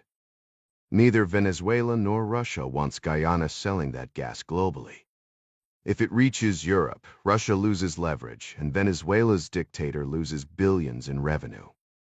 You can guess how he'd react. Mandy crossed her arms. So the Russians might just take the oil field? That's what the Tiburonistas are for. Maybe, Clark admitted. If they're planning a Crimea-style grab, they'd use a proxy force like Tiburon's. He's already got influence in Guyana perfect for smoothing things over. Mandy scoffed. And we're supposed to stop an invasion? Just us? Tonight. Not our call, Clark said firmly. Our job is asset recovery before this blows up. We need Ding's intel, and we're extracting him ASAP. The FBI agent raised an eyebrow. From a drug lord's compound in hostile territory? Better have one hell of a plan. Clark cracked his neck. Master Chief Moore's working on insertion. Lison's handling logistics. Lissem nodded. Charter's ready at Reagan National's private ramp. We're cleared into Nas Oceana in Virginia Beach half-hour flight. Van's upstairs to get us there. Du Sefterpaftasif? Clark asked. Still figuring it out, she admitted, but I can get us to Trinidad. It's right across from the Orinoco Delta. Clark gave a tight nod. Good. We'll finalize details in the air. Lisanne hesitated. What about Jack? He's still en route, no clue about any of this. Tell him to reroute to Trinidad the second he lands, Clark ordered. He scanned the room. Anything else? Chili raised a hand.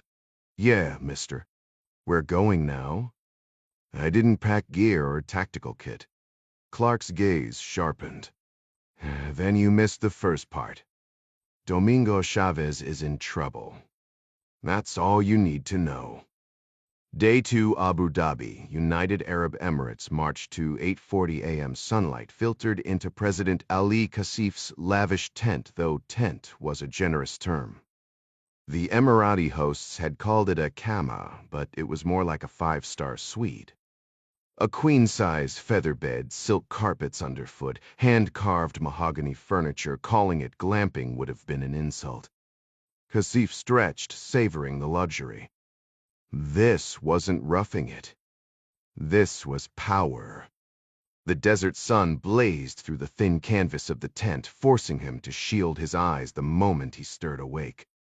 As he swung his legs over the side of the bed, the fabric walls trembled under a gust of wind, nature's way of announcing another scorching day. 2 nights in this barren expanse had been enough. He longed for the familiar bustle of Georgetown. Then again he mused while pulling on his socks. This wasn't exactly roughing it. The royal treatment, though lavish, had begun to wear on him. As Guyana's first Muslim president, he preferred simplicity, and the endless pampering felt excessive. Tucking his folded prayer rug under his arm, he stepped outside, where grains of sand pricked his skin like tiny needles. The camp sprawled before him, 9 identical tents housing Emirati princes and their entourage, who dragged him into this remote spectacle. Beyond them, smaller shelters housed the army of servants, catering to every whim.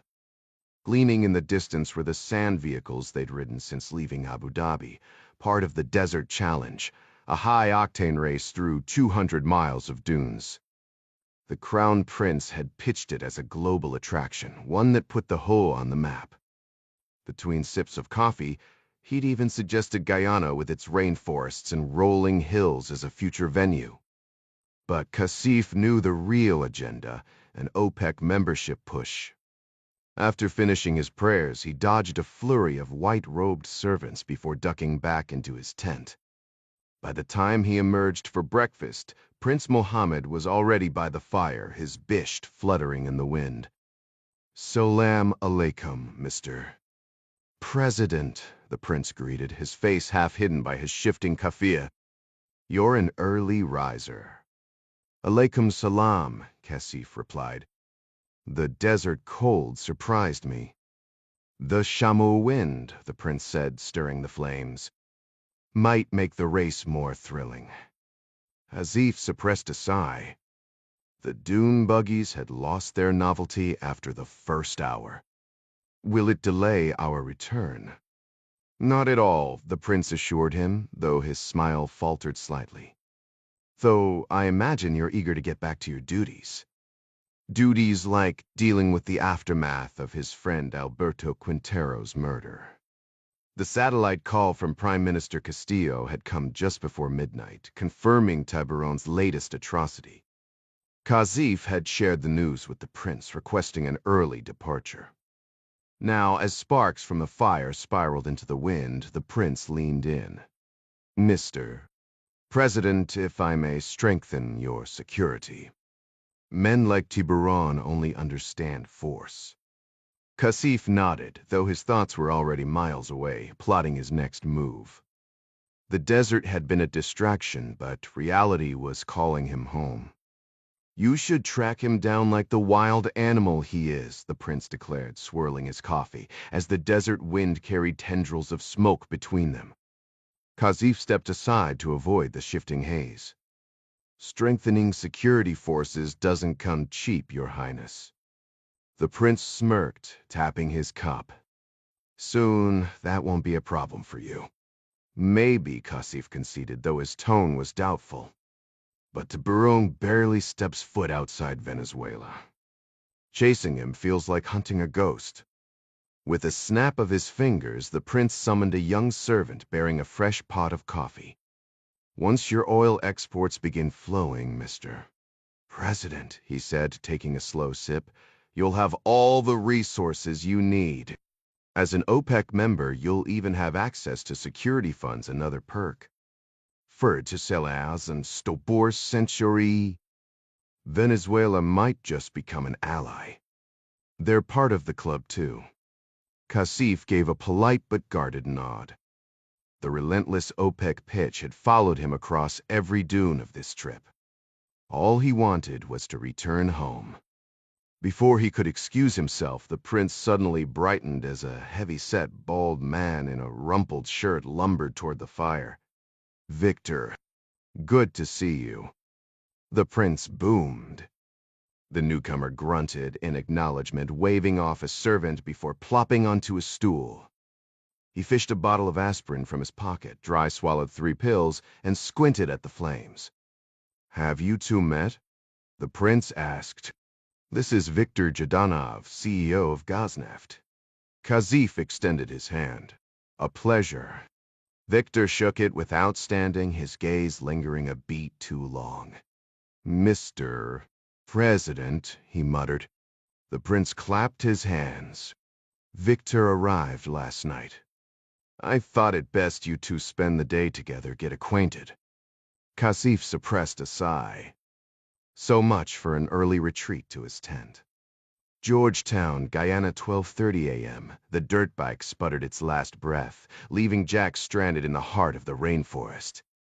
He let it roll to a stop before shoving it into the underbrush, giving the battered machine a grateful pat his mechanical savior had carried him this far. The jungle pulsed around him.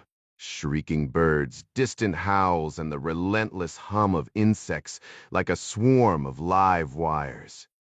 Moonlight barely pierced the dense canopy, but the sliver of waning moon told him he was southwest of Georgetown. Not that celestial navigation was his strong suit. He'd have killed for his phone's GPS right about now. His only possession. The cigar case stuffed awkwardly in his pocket. Quintero's dying wish. Jack exhaled and started walking. Getting back to Rancho del Cielo wouldn't be easy. He knew the general direction, but sticking to back roads meant avoiding the one thing he couldn't afford, the police. Jack had no doubt now the guy in the black shirt who'd ambushed him at the diner was law enforcement. The way he handled his weapon, the tactical movements between the pillars, it all screamed cop training. The minister's warnings about Tiburon's influence over the police echoed in his mind. This wasn't just some hired thug. This was a dirty cop on the cartel's payroll. Silver moonlight filtered through the trees as Jack stepped onto the dirt road, hands on his hips, scanning the shadows. The incline grew steeper, though the thick jungle canopy made it hard to judge. With no other options, he kept moving at a steady jog until finally a weathered plywood sign appeared. Rancho del Cielo with a crooked arrow pointing ahead. Relief washed over him. He picked up the pace, only to realize the sign was just the first of 3, each spaced frustratingly far apart.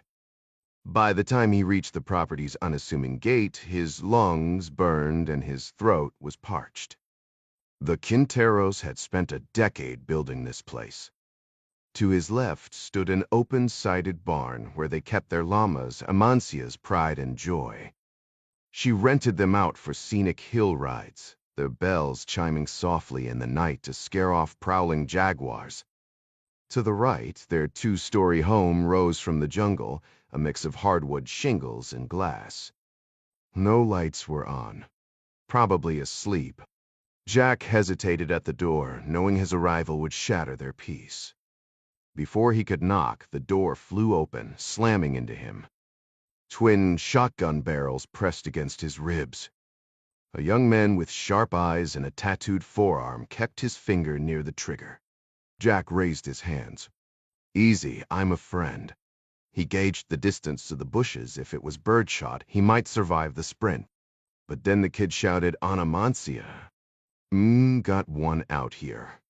Jack cut in, louder. Amancia. It's Jack Ryan. The kid flinched. Family friend, Jack added, keeping his hands visible. Thought you were with Tiburon. I'm here to help. A porch light flicked on. Footsteps creaked. Gustavo, lower the gun. Amancia rushed forward, forcing the barrel down. Jack glared at Gustavo. We good.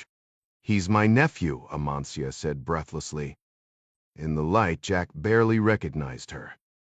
The poised woman from dinner now had a swollen eye, wild hair, and trembling hands. Her clothes were torn, her sneakers caked in mud. She looked like she'd been through hell. What happened? Jack demanded. She shut her eyes. They came for us. Left an hour ago. Jack scanned the quiet property llamas grazing, bells tinkling. Attacked, by who? Gustavo's voice was grim. Yo Ferrone's men. Jack muttered the word again under his breath. Tiburonistas. Amancia's voice cut through the tension, sharp with suspicion. Why are you really here? He swallowed hard, the weight of what he had to tell them settling like a stone in his gut. Before we get into that, what went down here? Before Amancia could respond, Tallulah stepped onto the porch, the yellow glow of the light above catching the bruises on her face. Her cowbear's shirt was rumpled, one sleeve torn, and her leggings were streaked with dirt.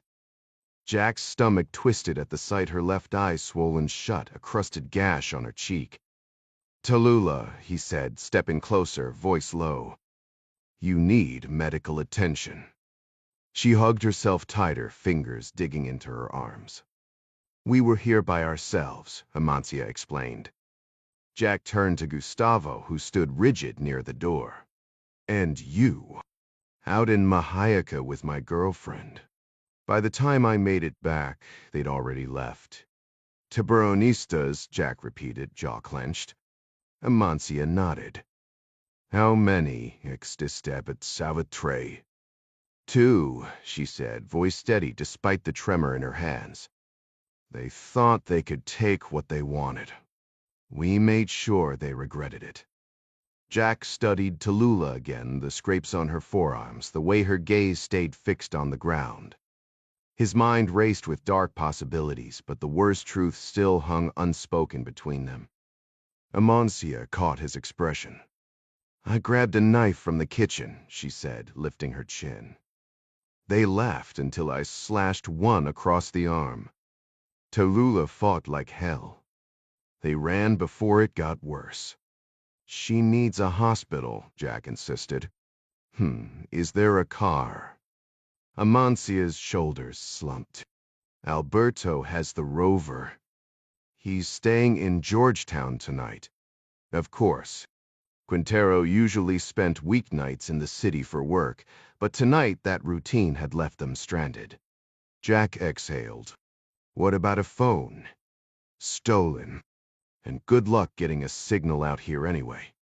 Gustavo shook his head before Jack even asked. Amancia's patience frayed. Jack, why are you here? He rubbed his temples. Let's go inside. There's something you need to hear.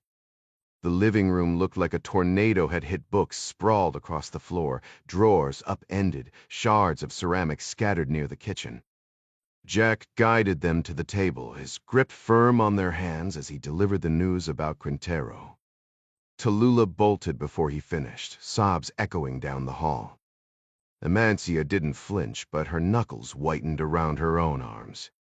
When Jack mentioned Hugo Suarez's death, she stood abruptly and followed her daughter, footsteps heavy. Alone, Jack grabbed a glass of water, then tore into a bag of dried mango from the pantry. Through the window, Gustavo paced near the animal pens, shotgun glinting under the moon. Jack wandered through the wreckage, listening to the muffled crying from the bedrooms. Nothing made sense why tear the place apart like this. Gustavo reappeared, sliding the door shut behind him. You're positive you don't recognize them? I know what they are, Gustavo said, rolling up his sleeve to reveal faded gang ink. I used to run with them. The tattoos were crude, uneven, as if he'd tried to scrub them away. Jack gestured to the chaos. Any idea what they wanted? Quintero was always ranting about the Tibbs, Gustavo muttered. Hated their guts. Amencia reappeared, eyes puffy, clutching a broken photo frame her, Quintero, and a grinning little Tallulah at the beach. She traced the cracked glass. They weren't after the house, she whispered. They came for my husband. Jack brushed aside some magazines to make space on the couch, guiding Amancia down as she stared blankly at the carpet. Was it quick? She whispered, her voice barely audible. Jack shook his head. No pain. His last thoughts were of you and Tallulah. Tell me everything, she demanded, her fingers tightening around the edge of the cushion. Leaning closer, Jack kept his voice low to shield Tallulah from the details. We were at the King George Cafe. You know the place? She gave a faint nod. 2 hitmen came for us. The first played waiter, but the second moved like a trained officer. A heavy sigh escaped her lips. Jack, I did everything I could. His words faltered, choking off as guilt clawed at his throat. Did they get away? She pressed. One didn't. The other was still firing when I ran. Her hand suddenly gripped his, cold but firm. I never wanted you dragged into this. Jack stared at the scuff marks on his boots, jaw clenched. Silence stretched between them until she yanked his hand, forcing his gaze up. Brave men build nations, she said, her voice steady. Your husband was one of them, Jack agreed. One day, Tallulah will understand what he gave up, Amancia murmured. Sexton Savalseg sang, they all will. There was something unshakable about her, like Kathy, his mother, or Lisanne, his fiancée. Even now, spine straight and grip unyielding, her eyes held a fierce determination beneath the grief. Why are you here? She asked abruptly. Weren't you supposed to be on a plane? Jack reached into his jacket, pulling out a polished cigar case. He said they'd come for you next. Wanted you to have this. She pressed it to her nose, inhaling the lingering scent before flicking it open. 3 cigars lay nestled inside, bound in tissue paper. A bitter laugh escaped her. I told him these would be the death of him. Her fingers trembled as she lifted one, then froze. Jack's eyes locked onto the faint blue numbers scrawled on the wrapping 2230 Brisatu512512512002. Does this mean anything to you? She frowned. No. Safe combination, maybe. The professor mentioned a corruption case evidence linking Tiburon to collusion. This be part of it? We don't have a safe. A small voice cut through from the doorway. Yes, we do. Tallulah stepped into the light, arms crossed. Papa made me promise not to tell. Without hesitation, she marched to the bookshelf, shoved aside a stack of novels, and peeled back the rug. A letter opener became her tool as she pried up floorboards, revealing a rusted safe beneath. Caught him last week, she admitted. He swore me to secrecy. Jack studied the uninterrupted string of digits. How do we even know where to split the numbers? Amancia snatched the paper back, kneeling beside her daughter. Now that I know what I'm looking for. Her fingers spun the dial with practiced precision. Birthdays, anniversaries, the day we bought this house, it's all here. The lock clicked. Inside lay a single yellow envelope, its flap loose. Amancia handed it to Jack without a word. As Jack and the others examined the safe, he emptied the envelope to discover 10 Sony DV premium cassettes, the kind he remembered from childhood camcorders. Each case bore handwritten dates spanning 2 years, with the most recent marked March 1 just yesterday. It clicked. Quintero must have slipped that last tape in while Jack was outside sharing drinks with Amancia. Any idea what these are? He asked. Before she could answer, Tallulah dropped to her knees, reaching deeper beneath the floorboards. "Hold on," she said, her fingers brushing against cold metal. She pulled out a Glock 17 and passed it to Jack. He checked the magazine, fully loaded with 10 rounds, then tucked it into his belt. "That's everything," Tallulah said, dusting herself off as Amancia secured the safe and stood beside her. Jack's mind raced back to Suares's desperate plea to get evidence to Washington. He'd lost that chance once he wouldn't blow it again. "I'll handle this," he said firmly. "We'll get you both to the embassy and on a flight home. You can deliver the tapes yourselves." He adjusted the Glock, about to step outside when the lights suddenly cut out. Gustavo stood frozen in the kitchen doorway, gripping his shotgun. "Quiet," he hissed. Truck coming up the drive. "Hat tasser in das Riwad dusting," Jack whispered. Gustavo's voice was tight. "Shh to Barone's men. They're here to clean up loose ends." Meanwhile, along the Orinoco River Delta, Ding lay shirtless in the oppressive heat, his Garmin watch long gone but the coded message burned in his memory. 5612 report, gather intel, then vanish. Time to move. The barge creaked against its moorings, the sentry's heavy footsteps pacing above. Oddly, the usual raucous crew of ex-cons and mercenaries hadn't returned tonight. No drunken laughter, no clattering gear, just eerie silence. Ding had spent hours visualizing every step of his escape. Now, as he swung his legs off the cot, it felt like muscle memory.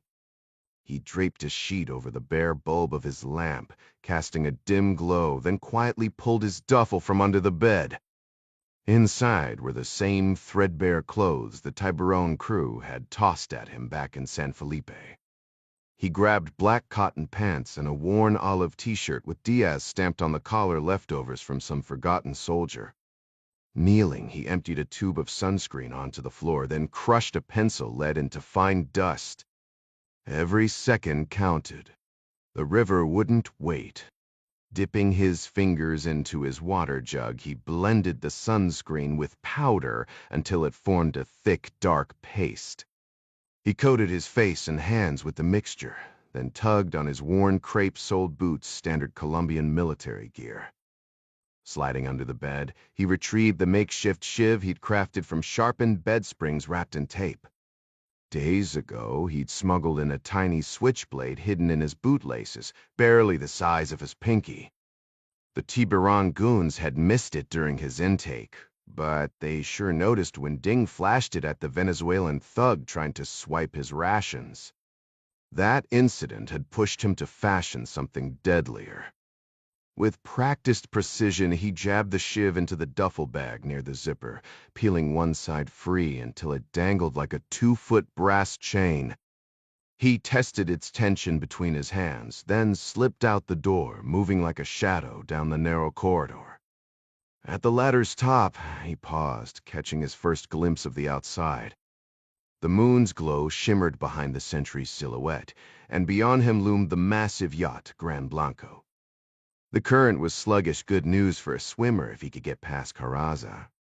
Carlos Carraza's bunk sat just below the ladder, a choke point for the gang's movements. After their earlier clash, Ding expected the door to be wide open. He descended with the silent grace of a stalking predator, his sticky soles barely whispering against the deck. Pressing against the wall, he listened. The barge nudged the dock, and drunken laughter drifted from the yacht. The brass chain coiled around his wrist. Ding inched toward Carraza's quarters, only to find the bed empty. Figures. Maybe the brute was summoned for some late-night meeting. Part of him wanted to settle their score before escaping, but time was slipping away. The stern sentry was the last obstacle. Creeping to the fantail door, Ding studied the guard rifle resting on his lap, legs casually crossed, gaze fixed on the riverbank. 10 feet of open deck stood between them. A single splash would ruin everything. Retreating to Corazza's room, he snatched a cheap travel alarm clock from the bedside table. He palmed it like a baseball, waiting for the rooftop sentry's pacing to sync with his plan. As the guard's footsteps faded toward the bow, Ding hurled the clock over the sentry's head. The splash near the yacht snapped the man's attention forward just long enough for Ding to strike. A swift kick sent the AK-12 plunging into the water, and the brass chain lashed around the sentry's throat before he could utter a sound. The guard's fingers fumbled for his zipper, but Ding's crushing grip and the jagged metal teeth had already torn through his throat. Crimson spilled across the sentry's uniform, blending with the camouflage grease smeared on Ding's arms as the dying man thrashed weakly. With practiced efficiency, Ding hauled the twitching body into Corazza's quarters, pausing only to listen for the rooftop patrol's fading footsteps before slipping over the barge's edge like a shadow. The river moved sluggishly, barely a knot against the incoming tide, as Ding became one with the current. Floating motionless, he remembered an old instructor's lesson: human eyes are wired to catch movement. Cloaked in darkness from head to toe, he let the water carry him downstream like driftwood. 50 yards later, he kicked silently toward the docks, where a lone metal boat bobbed in the moonlight. Venezuela was nearly behind him now, but the mission gnawed at his conscience. Sure, he'd confirmed the connection between Tiburon and Russian intelligence, but where was the real prize? No intercepted documents, no smoking gun, just scraps of intel any rookie could have gathered. Floating beneath the southern stars, he almost laughed at himself. Drifting downriver to Guyana? Child's play. He needed something substantial. Teeth clenched, he surged toward the dock, surfacing only when he reached the boat's stern. The hull clanged against the pier too loud, but the night stayed quiet. Inside, he found the expected gear: fuel cans, fishing equipment, a cooler. The chart plotter, though, told a different story. Zooming in on the dotted route trails, his pulse quickened at the label Orinoco Reef. Hazards marked, but no freighter routes. Then came the glint, a flash of steel near the shore. An 18-wheeler idled by the fence, its trailer branded with the logo of Playa del Sol Beer, a known Wagner Group front. Ding's jaw tightened. This was it. No more theories, no second chances. Crouching in the tall grass, gravel crunching underfoot, he studied the truck's silhouette. Whatever cargo lay inside, it wasn't heading to any brewery. Tonight, he'd either walk away with answers or not walk away at all. Peering around the trailer's rear, Ding spotted a door left ajar. 3 oversized crates lay stacked in the gravel beneath it. He sprang up with a quiet burpee, then hunched low as he darted toward them. The crates, each the size of a coffin, bore the Playa del Sol Beer logo. The top one shifted when he shoved it, revealing a crowbar abandoned nearby. Kneeling, he pried the lid open further, only to find wood shavings scattered inside like packing material. The 2 crates below seemed just as empty, their straw stuffing poking out. Curiosity pulled Ding toward the trailer's dim interior. Stepping inside, he spotted another identical crate wedged near the cab, still sealed. He grabbed the crowbar and moved deeper into the unrefrigerated space, odd for a beer shipment. Dragging the heavy crate toward the door's faint light, he wedged the crowbar under the lid and forced it open. Inside, a sleek plastic case with silver buckles gleamed. He unfastened it, revealing a dull gray tube. Even without the Cyrillic markings, he knew instantly: a partially disassembled Russian missile, likely the fuel cylinder of NATO's so-called kayak, a weapon deployable from boats, land, or choppers. Just as he secured the case and pushed it back, a sharp creak echoed. He whirled around, but it was too late. A hulking Wagner mercenary slammed the trailer doors shut, sealing him inside. Georgetown, Guyana, 12:50 a.m. Prime Minister Guto Castillo had barely drifted off when his burner phone rattled violently off the nightstand, jolting him awake. He fumbled for it, groggy. Yeah? he muttered, rubbing his eyes. Guto. You sound like a man who forgot he had responsibilities, came Tiburon's accented voice, crackling through what sounded like a speakerphone. Because I was sleeping, Castillo grumbled, propping himself up. Through his bedroom window, moonlight streaked across the Atlantic. Wake up, the cartel boss snapped. We've reached a decision. Castillo's pulse spiked. Thy dagger twine, who's we? A new voice cut in crisp Russian. Prime Minister Igor Morozov here.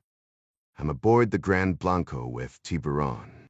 The name sent a cold ripple down Castillo's spine.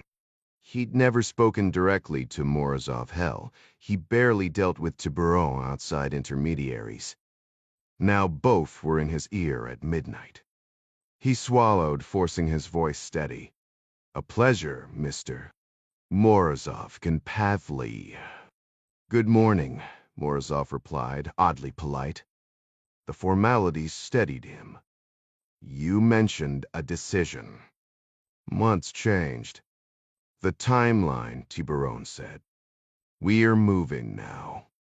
So get your ass out of bed. Castillo's grip tightened on the phone. The plan was supposed to wait until April, when Parliament reconvened, when Romero could secure loyalists in key posts. Every detail had been calibrated to avoid suspicion. This is too soon, he protested. The original schedule must stay on track, starting April 26th, no delays. Morozov cut in sharply, his Slavic accent thickening his words. There's no alternative. It has to be tonight. Castillo remained motionless, his mind racing. President Kasif's upcoming visit to the U. To meet President Jack Ryan was already set for late April. With Guyana's leader bending to American influence, it would only reinforce Kasif's narrative painting the Guyanese as pawns of capitalism, betraying the socialist ideals he championed.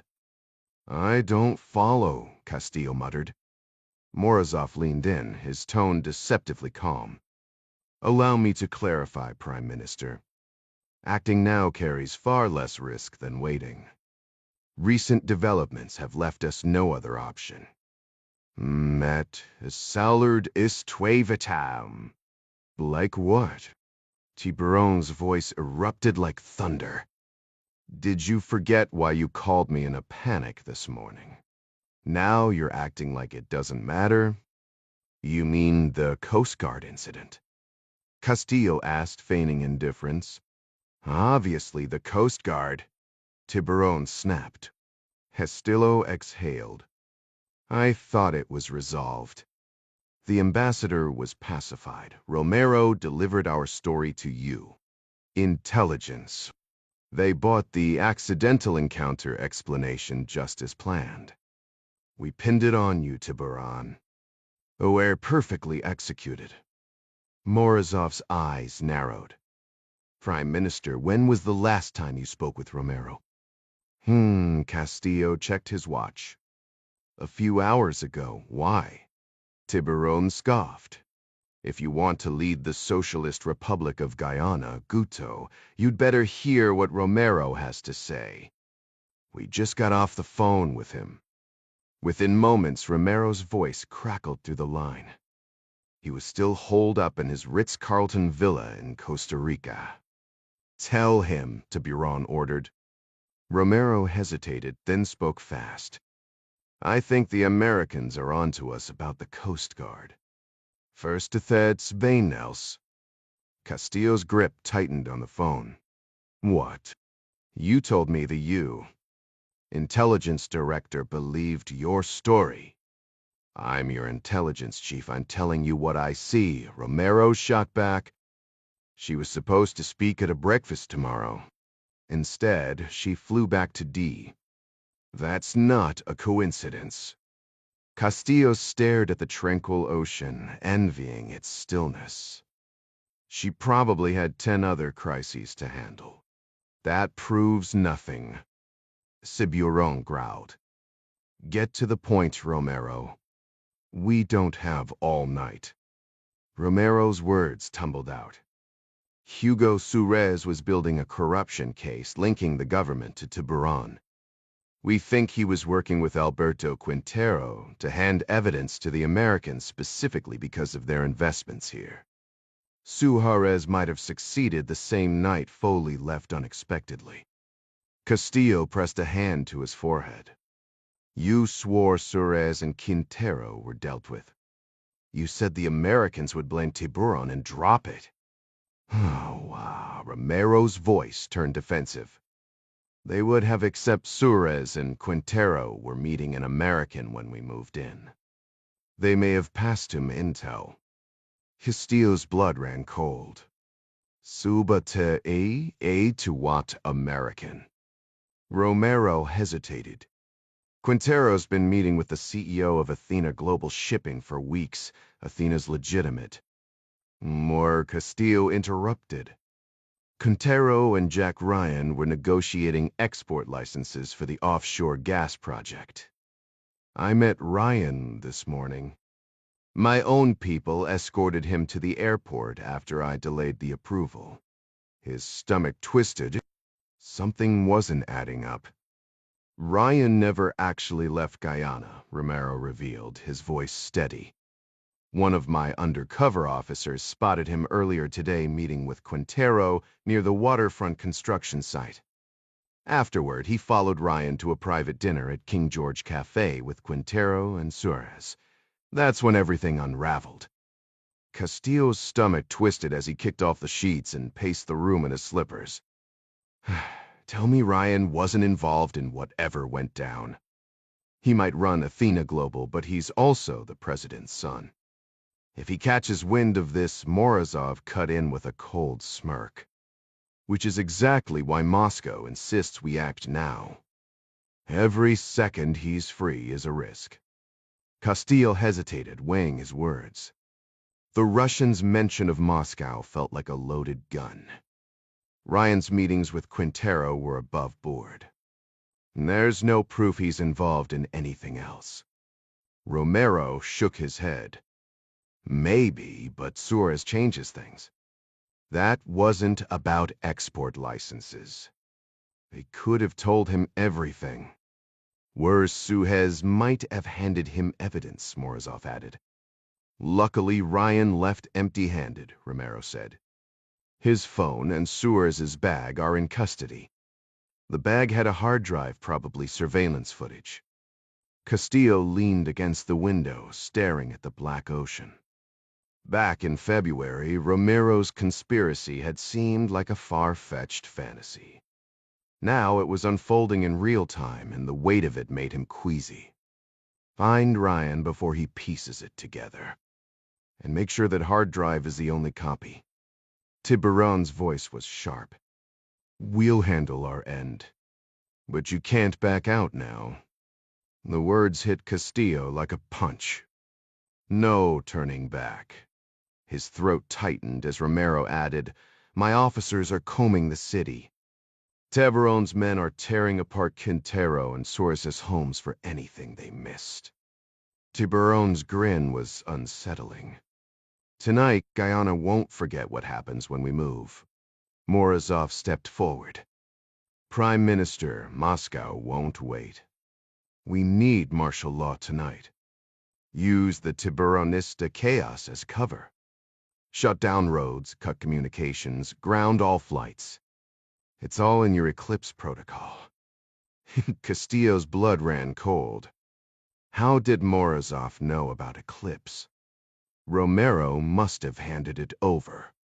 Even if I wanted to, I can't. Only the president can authorize it. Kazif lands in 12 hours, he'd undo everything the second he steps off the plane. Stick to the original plan. Prime Minister Castillo ended the call abruptly, tossing his phone onto the rumpled sheets. Before he could process Morozov's chilling words about the Aoi, his gaze snapped to the coastline, where an upscale beach house erupted in flames, painting the night in violent hues of gold and orange. The Tiburonistas weren't waiting. They'd just declared war on his privileged enclave. Meanwhile, inside a dimly lit villa, Jack blew out the last candle, plunging the kitchen into near darkness. The approaching truck's headlights threw jagged silhouettes against the walls like a twisted puppet show. "Stay down," he ordered Amancia, Tallulah, and Gustavo, his voice tight. The shadows suggested a single vehicle, but the threat was no less real.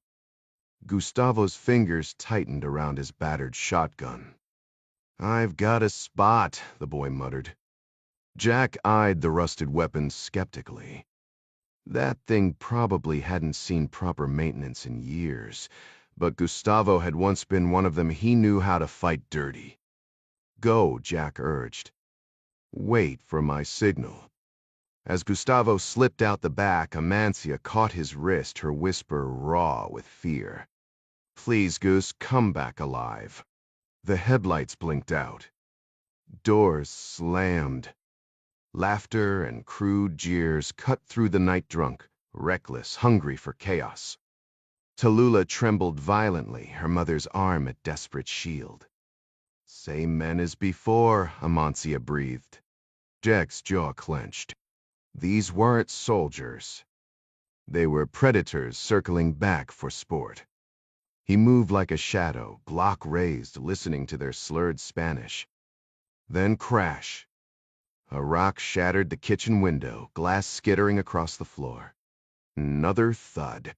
A Molotov cocktail arced through the broken pane, exploding in a wave of fire that licked up the walls. Across the hall, Tallulah's bedroom window imploded, flames greedily swallowing the curtains. So much for a standoff. Jack lunged back to the women, the heat searing his skin. "We're leaving. Sakatavan Peda. Now." The back door was their only chance if Gustavo hadn't already been overrun. The Tiburonistas weren't just attacking. They were sending a message. No one hides from us. Crawling backward on hands and knees, Jack heard manic laughter cutting through the roar of the fire. Once clear of the burning house, he pressed himself against the back wall, Glock sweeping the yard. Finding it empty, he yanked Amancia close. "Get out of here," he hissed. "Let Gustavo and me deal with this." Amancia's gaze stayed locked on the flames devouring her home. "Run where?" She shot back, voice tight. "They've got the road blocked." Jack jerked his chin toward the dense thicket bordering the yard. "Push through there, find a neighbor. We'll hold them off." Her jaw clenched, friendlier. "Beyond those trees, it's a straight drop into a swamp. We'd be trapped." "Better than roasting alive," Jack snapped. "Just go." Blood streaked her face as she glared at him. Beside her, Tallulah's expression mirrored the same raw defiance, firelight dancing across her features. Jack exhaled sharply. "Fine. Hide at the tree line. Move. Now." Amancia dragged Tallulah toward the cluster of acai palms while Jack edged along the wall. Above him, flames punched through an upstairs window. His hand brushed his pocket, 6 tapes still secure. Small victories. Gustavo crouched near the llama pen, shotgun trained on the house, hay bales his only cover. The high wire fence behind him, meant to deter jaguars, now felt like a cage. The kid flashed 3 fingers, then mimed a machine gun sweep. 3 hostiles armed to the teeth. Another gesture, one circling toward Jack's position. Options flashed through his mind. If he took the shot now, the other 2 would swarm Gustavo. A coordinated ambush was their only play. He slashed a hand through the air, fall back. Gustavo bolted just as Jack sprinted for the trees. They hit the dirt beside the women, breaths ragged. The house groaned, collapsing in on itself. Tallulah trembled. Amancia's stare was molten steel. Jack squeezed her shoulder. "I'm sorry." Silence. Then the porch awning erupted. Gustavo gasped, 3 of them before freezing. A figure emerged from the smoke, AK-47 loose at his hip, inspecting the blaze like a foreman checking work. "He's making sure we're dead," Gustavo whispered. Jack lined up the shot center mass. But patience won out. Wait for the others. Then the sliding door exploded. A fireball hurled shrapnel across the yard. Tallulah cried out as glass sliced her arm. The gunman spun. Saw them. The AK came up Jack's round, took him between the eyes. Tibbs' second man darted around the left side of the house, keeping his distance from the burning wreckage. Gustavo spotted him and knelt, leveling his shotgun. Jack opened his mouth to warn him to hold fire when rapid gunfire erupted from the right. Both Tibb operatives were circling the house from opposite directions, pinning them down. Bullets tore through the foliage above, sending splinters flying from a nearby tree. Gustavo squeezed off 2 shots at the left side attacker, the blasts crossing Jack's line of sight. Dropping flat, Jack took aim at the right side gunman and fired twice, dropping him with precise hits to the chest. All 3 hostiles were down, but the house was beyond saving. Flames roared, the heat unbearable. Jack remembered the propane tank near the llama pens. It was only a matter of time before it exploded. "We need to move now." He bellowed over the inferno. Goose grabbed the keys off the guy on the left. As Gustavo rushed to comply, Jack yanked the AK-47 from the nearest dead gunman and rifled through his pockets. A sudden gunshot snapped his attention to the right. The man he'd thought he'd killed was still alive, crawling and firing. Jack spun and unleashed a burst from the AK, cutting him down. Out of nowhere, Amancia sprinted past, snatching keys from the fallen fighter's vest. She held them up triumphantly, just as an explosion shattered a second-floor window, raining molten glass. The roof groaned, buckling under the heat. The surrounding jungle leaves curled and blackened. If they didn't move, the collapsing house would bury them. "To the truck go," Jack roared, herding them toward the tree line. The front yard was a disaster. The F-150's silver paint bubbled under the scorching heat. Jack barked orders for the women to fall back, then tossed the AK inside and jumped into the driver's seat. The engine roared to life just as a flaming roof beam crashed onto the hood like a fiery spear. Ignoring it, Jack slammed into reverse, skidding backward before whipping the truck around. Gustavo vaulted into the bed, shotgun in hand. "Where are they, you Gyrets?" Jack shouted out the window. "Os intepalomes, hell." Gustavo yelled back. The Tibbs had torched the stalls. 2 hay bales burned like kindling, creeping up the barn's supports. Jack squinted through the smoke, searching for Amancia and Tallulah. Nothing. "Where the hell are they?" he demanded. "Probably at the gate." The propane tank flashed in his mind. Jack threw the truck into park and bolted out, Gustavo on his heels.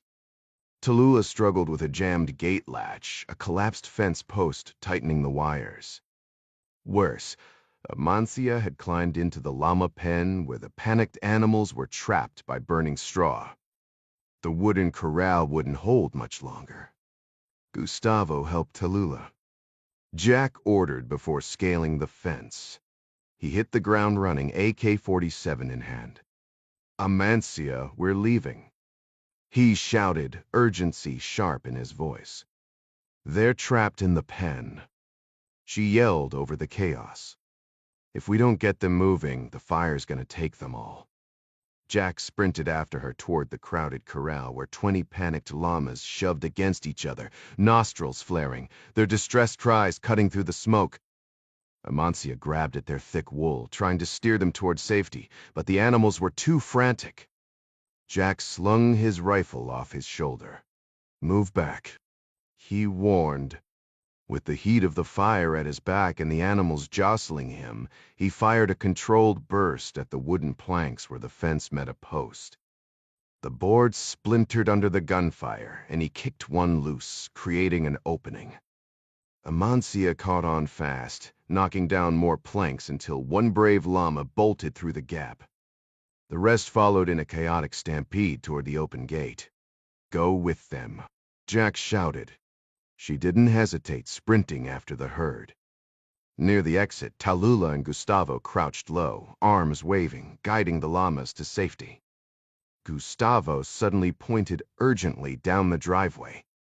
At first, Jack didn't get it, then he spotted headlights flickering through the trees. Another vehicle was barreling toward them.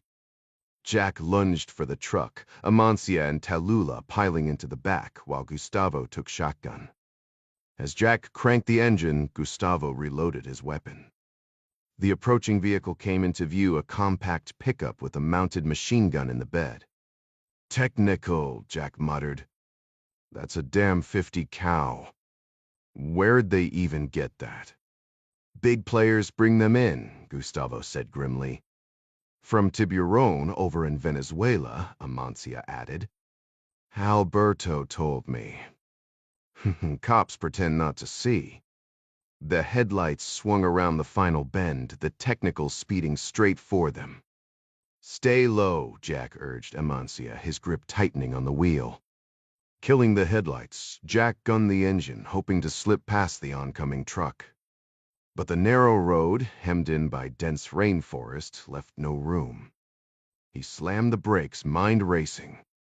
Then decision made. "Seatbelts," he barked. Gustavo clicked his in place, and Jack did the same before throwing the truck in reverse. Backing toward the burning buildings, he swerved left and rammed through the llama fence, stopping just short of the flames. He waited in the dark, engine idling, counting on the fire to draw the enemy's attention. "Hold on," he warned. The technical and old Nissan roared toward them, 3 men crammed inside. Just before it crossed their path, Jack floored it. The Ford lurched forward, smashing into the lighter truck and pinning it against the trees. Before the dust settled, Jack threw the truck in reverse. Gustavo leaned out, blasting at a man scrambling from the Nissan's window. Jack jumped out, rifle ready. One enemy was already climbing into the truck bed, swinging the machine gun toward him. Jack fired one shot to the chest. He pivoted, spotting the third man struggling to free his weapon from the wreckage. Another shot, this time to the neck. No time to linger. Jack waved Gustavo back in, and they peeled out just as the propane tank exploded behind them, lighting up the night. The sleek Beechcraft King Air touched down at Naval Air Station Oceana just as the clock struck midnight, its twin turboprop engines humming softly in the frigid Virginia Beach air. Lizen had pulled strings to expedite the flight from Reagan National, bribing the charter crew to skip formalities and push the throttle to the max. A well-placed call from Mary Pat Foley had smoothed their way onto the restricted military tarmac, though the Navy insisted they keep the engines running no time for pleasantries in the middle of a nor'easter. Clark led the way through the biting sleet, his shoulders hunched against the wind as they made for the dim glow of a hangar door. Inside, Master Chief Kendrick Moore, retired SEAL Team 6 legend, and the campus's newest asset stood waiting with all the warmth of a diesel engine in January. "Coffee," he offered, already moving toward a battered percolator. Lizen wrapped her hands around the steaming styrofoam cup, grateful for the respite from the storm. Moore wasn't just muscle, he was their golden ticket to cutting-edge naval tech, thanks to his official gig as an ODNI contractor. A cover so thin it'd make a spy novelist cringe, but it got the job done. As the team settled into folding chairs, Gavin Bury's face flickered onto a flat screen, his ginger beard pixelating slightly through the video feed. "Showtime," Clark muttered, crushing his empty cup. The screen split to reveal satellite imagery their target zone rendered an eerie green thermal. Somewhere in that digital grid, Chavez was waiting, and the clock was ticking faster than the sleet against the hangar roof. The large Samsung display flickered to life, showing an inverted satellite image of a river, blacks and whites reversed like an old film negative. The enhanced photo clearly displayed a cluster of docks with a sleek white yacht and a rusted barge moored alongside. "This is AI-processed infrared from 2 hours back," Gavin announced, adjusting his glasses. Fresh intel from the National Geospatial Agency. Came in hot off the servers. Clark squinted at the screen. "Seems quiet. At least the target isn't moving." Lysen nodded in agreement, but Moore stepped closer, tapping 2 shadowy figures on the display. Sentry positions, one on the stern, another on the roof. "And check these guys near the perimeter fence." "Agreed," Clark murmured, studying the image. Moore tilted his head. "Can we zoom in? I want a better look at their weapons." Gavin sharpened the focus on the rooftop guard, the AI enhancement revealing a slung rifle and a worn baseball cap. "That's an AK-203, Moore noted. Russian military-issue gas operated, similar to our HK-416s. Clark gave a curt nod. "Anything else jump out at you, Chief?" Moore gestured for Gavin to pan the view, finally stopping at an empty stretch of dock near the barge. "What's the deal with this rig?" he asked, pointing to a parked semi-truck. "Unclear," Clark admitted. "Past intel suggests they haul narcotics from the Highlands. Dear reports say Tiburon's crew meets freighters at sea before smuggling product into Mexico, then across the border. But things might have changed." Moore frowned. "How so?" "Wagner Group's gotten cozy with Tiburon.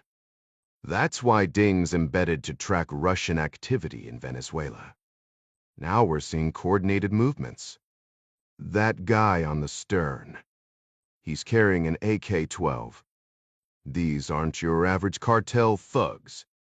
"Meaning they're importing more than just drugs," Moore concluded. "And that chopper belongs to Morozov, a top Wagner commander. His presence complicates extraction." Mandy frowned. "What's a manpad?" "Portable anti-air missiles," Clark said. "Hit seekers. Rules out aerial insertion, too much radar risk." Moore crossed his arms. "You sure we shouldn't hand this to DevGru? This feels like their wheelhouse." "Negative. Niability's critical. No official U. Boots on the ground, not yet." Clark exhaled sharply. "And we're out of time." Lysen had sensed the urgency since Clark's first call. While she thrived on fast ops, this one felt rushed. Raising her prosthetic, she cut in. "Sir, what if we waited for Jack? Better coordination could save lives." Clark's jaw tightened as he stared at the ceiling. "Not an option." "Why?" Lysen pressed. "Because," Clark said, voice dropping, "there's something else.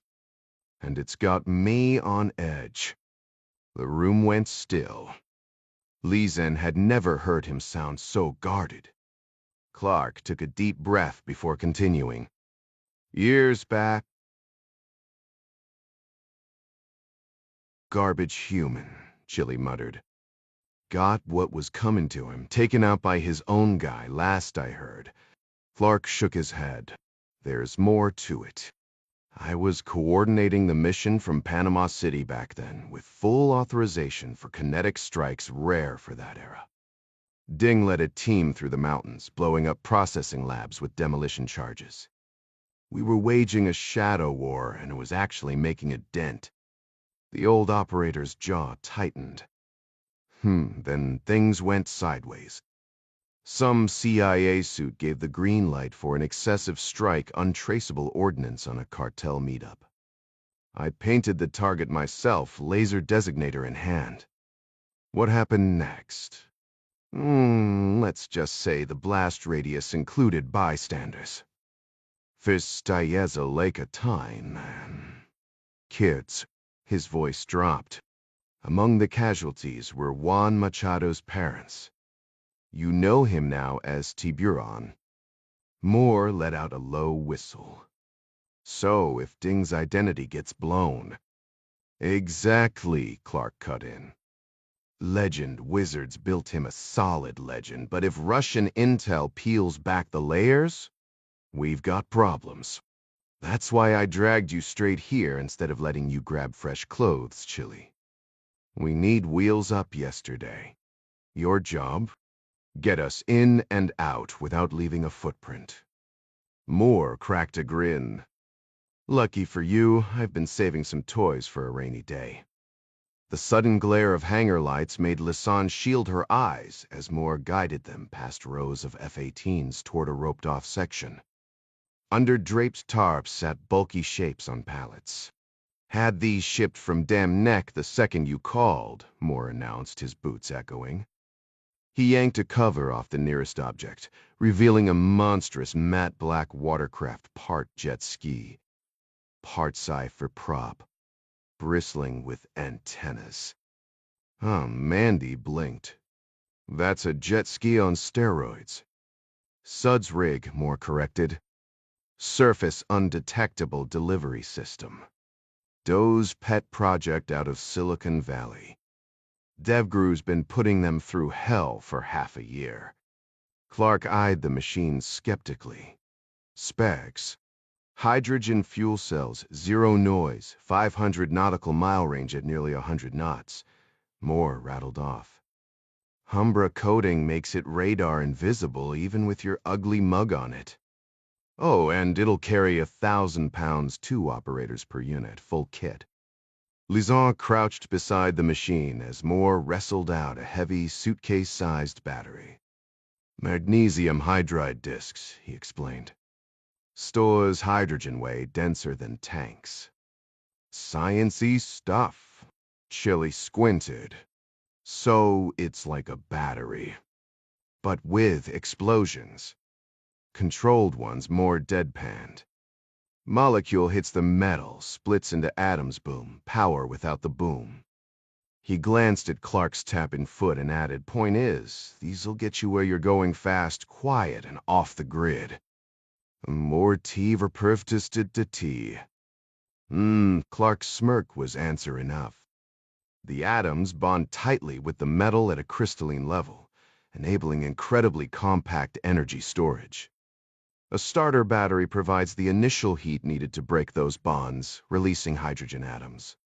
The protons and electrons then separate, traveling distinct routes between the anode and cathode to generate electrical current. That's the core of the system, Moore explained. Lisanne nodded. So it's hydrogen-based but produces electricity? Exactly, Moore confirmed. We're replacing lithium-ion with hydrogen storage. Submarines have relied on this tech for years, but this marks the first application of solid hydrogen in a small surface craft. Chili frowned. Sounds risky. What if someone gets fried out there in the water? Moore shook his head. The motors are encased in waterproof Kevlar, and the metal hydride discs won't blow up like a gas tank. Plus, they're equipped with autonomous control systems. Think of them as high-speed surface drones. Clark crossed his arms. We need to move tonight, Chief. These units are massive. How do we get them to the Orinoco River in 2 hours? Easy, Moore said. Load the pallets onto a C-17 Globemaster, airdrop them offshore, and parachute in after them. Clark shot that down instantly. Too exposed. A Russian frigate's heading into the area with active radar. They'd spot a C-17 in seconds. And let's be real, half of us aren't trained for a combat drop into open water. Lisanne's mind briefly wandered. Jack would have loved storming in on hydrogen-fueled jet skis. She checked her phone again, uneasy. He should have landed in Denver by now, but no message. Shoving the worry aside, she pulled up Google Maps, zooming in on the Orinoco Delta. Mr. she said. If we grab a civilian cargo flight now, we could land in Tobago near Scarborough Port. If these Suez boats really hit 500 nautical miles at 100 knots, we'd be in striking distance immediately. Clark studied his own map. Still too far. Better to launch from a ship about 20 miles out. Open oceans rougher than a lake speed estimates might be optimistic. Lysen tapped her screen. Henley still owns Athena Global, the leasing carrier Jack acquired. Their ship, the Helena, is en route to Guyana's oil fields. As CEO, Jack can redirect it to Tobago, or I can do it for him. Moore grilled her on the Helena's specs while she pulled up its registry data. After a quick rundown of logistics, Clark cut in. Make it happen. Find us a cargo charter tonight. We'll stage from Tobago and launch internationally. Have Jack authorize it. He paused, frowning. Where is he? Any updates? Just checked, Lysen admitted. His Panama City flight should have landed in Denver an hour ago. I booked him a connection to Trinidad, but he hasn't checked in. Mandy raised an eyebrow. You two share locations, right? Engaged couples usually do. Lysen blinked. Why hadn't she thought of that? And then again, she'd always found the feature a little invasive. Yeah, we do, she muttered, pulling up the app. If Jack had switched planes, his phone would have pinged. But the screen showed nothing. Her stomach tightened. Something was off. Lysen tapped open the Find My app on her iPhone, her brow furrowing as she studied the screen. That's strange, she muttered. Clark glanced over, his jaw tightening. What is it? He asked, already sensing trouble. Jack's last ping was 20 minutes ago, still in Georgetown, the capital of Guyana, she replied, zooming in on the map. Clark's tone turned sharp. Pinpoint it. He knew Jack had a habit of vanishing, but this felt different. Lysen dialed Jack's number, only for it to skip straight to voicemail. She exhaled sharply, then scrutinized the app again. His phone's offline, but before it went dark, it was inside a building labeled as the Guyanese National Intelligence and Security Agency's HQ. Clark cracked his knuckles, his mind racing. At least we know where he was, Lysen offered, trying to stay optimistic. Makes our job easier. With a reluctant nod, Clark made the call. Charter that cargo plane, Lysen. And get Carrie and Jad prepped. Looks like we're taking an unexpected trip to Trinidad. Meanwhile, in Abu Dhabi, Guyanese President Ali Kassif clung to the roll bar of a Polaris, awry as it tore across the dunes. Viktor Zedzhanov, Gaznev's CEO, drove like a man possessed, laughing as sand whipped around them. Kassif's knuckles were white, his teeth clenched. We should turn back. He shouted over the roaring engine, but Janov just grinned and gunned it harder. The buggy launched off a dune, slamming back down with a jolt. Kassif's stomach lurched as they barreled into a shadowed wadi, the wind howling around them. Relax, my friend, Janov yelled, swerving around a patch of thorny brush. My helicopter's on standby. When they finally skidded to a stop atop a windswept ridge, Kassif staggered out, squinting against the glare. The desert stretched endlessly, golden waves under a cloudless sky. Zadzhanov plopped onto the sand, pulling out a silver flask. Drink? He offered with a smirk. Kassif shook his head. I don't indulge. Zdzhanov shrugged, took a swig, and grinned. Your loss. The Russian raised his flask with a gruff cheers before taking a swig and tucking it back into his coat. Quite the scenery, he remarked, gesturing toward the endless sea of golden sand stretching before them. Kassif followed his gaze across the barren landscape where not a single shrub or creature broke the monotony. Striking, isn't it? Nothing but dead earth as far as the eye can see, Zdzhanov continued, kicking up a cloud of dust that vanished instantly in the desert wind. Useless wasteland except for the oil bubbling beneath our feet. He chuckled, watching Kazif check his phone in vain. That's the beauty of this place, Mr. President. Corrections, no distractions. Just two men talking honestly. Kazif had no desire for heart-to-hearts with Viktor Genov. He traveled here hoping to gain insights on managing his nation's sovereign wealth fund, but the Russians seemed to treat Gosneft as his personal piggy bank. Alberto Quintero had rejected their export proposal outright.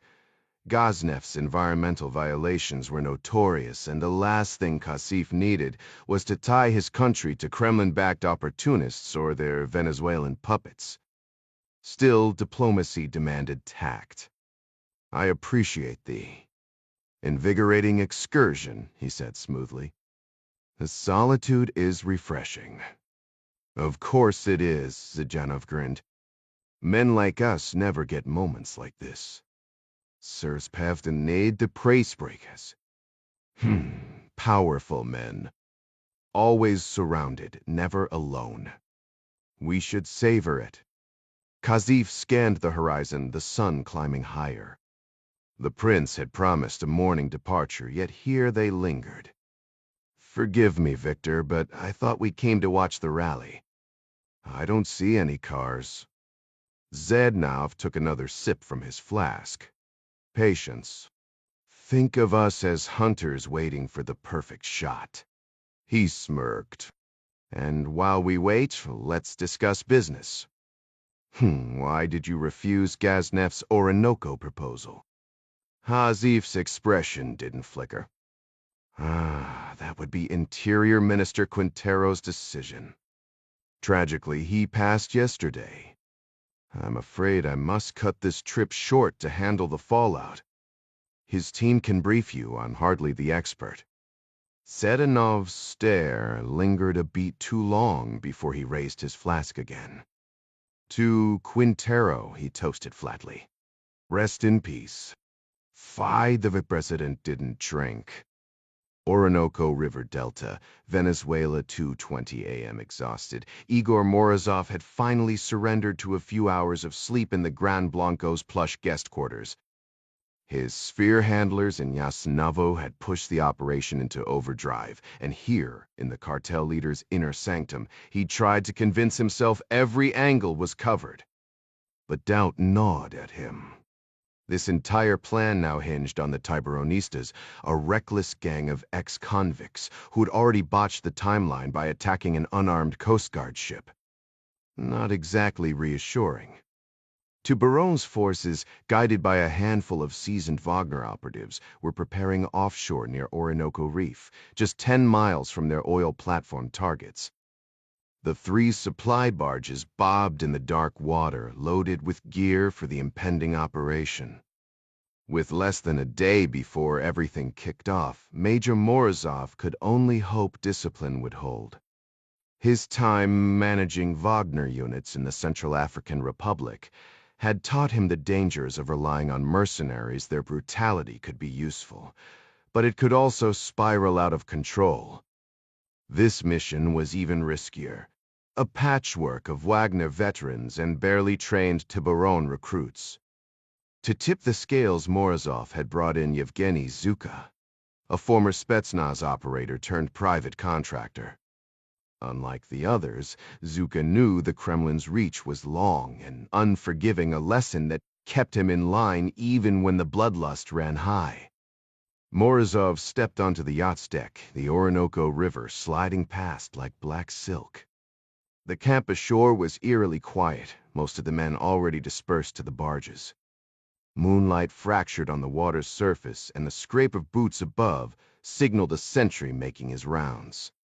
He moved to the far side of the yacht, where the shore was just a shadow. No lights, no movement. Unfolding his satellite phone, he dialed. Zuka answered instantly, the sound of waves crashing behind him. Well? Morozov asked in Russian. Are they ready? There was a muffled command in Spanish before Zuka replied, almost. We've got everyone on the barges. The weapons, mostly unpacked. Still waiting on a late shipment missiles. Sent a boat back for them. Morozov exhaled. His beer distribution front had been smuggling arms for months, hidden in grain shipments from Puerto Cabello to Caracas. And the recruits? Inaguradius? Not anymore, Zuka said flatly. One of the Venezuelans demanded early payment. I put a bullet in him and tossed him overboard. The others got the message. Say, tisters twos and desist. Good. I need more Russians, Zuka pressed. We're stretched thin here. Are the reinforcements still coming? 200 Wagner fighters were staged in Havana, set to land in Guyana once the political chaos began. They'll be there, Morozov assured him. Right on schedule. Over the line, waves roared and men barked orders. What about the Navy? Zuka asked. Morozov's grin widened. The Admiral Gorshkov was already en route, a Russian frigate armed with Zircon missiles, his guarantee that the Americans would think twice before interfering. They're in position, he said. This won't be another Bay of Pigs. The Gorshkov would reach offshore waters within the next day. Good, Zuka responded. And they're aware of the ship's helicopter? Yes, Morozov confirmed. It'll meet us as scheduled tomorrow night. I've seen the orders myself. Zuka gave a satisfied nod before shifting focus. What's happening in Georgetown? Are the Tiburonistas holding up their end? Morozov stared into the dense jungle ahead, breathing in the thick, humid air. A faint unease settled in his gut. The question hit too close to his biggest worry, that the ground operation in Guyana wasn't fully under his command, leaving too many variables in play.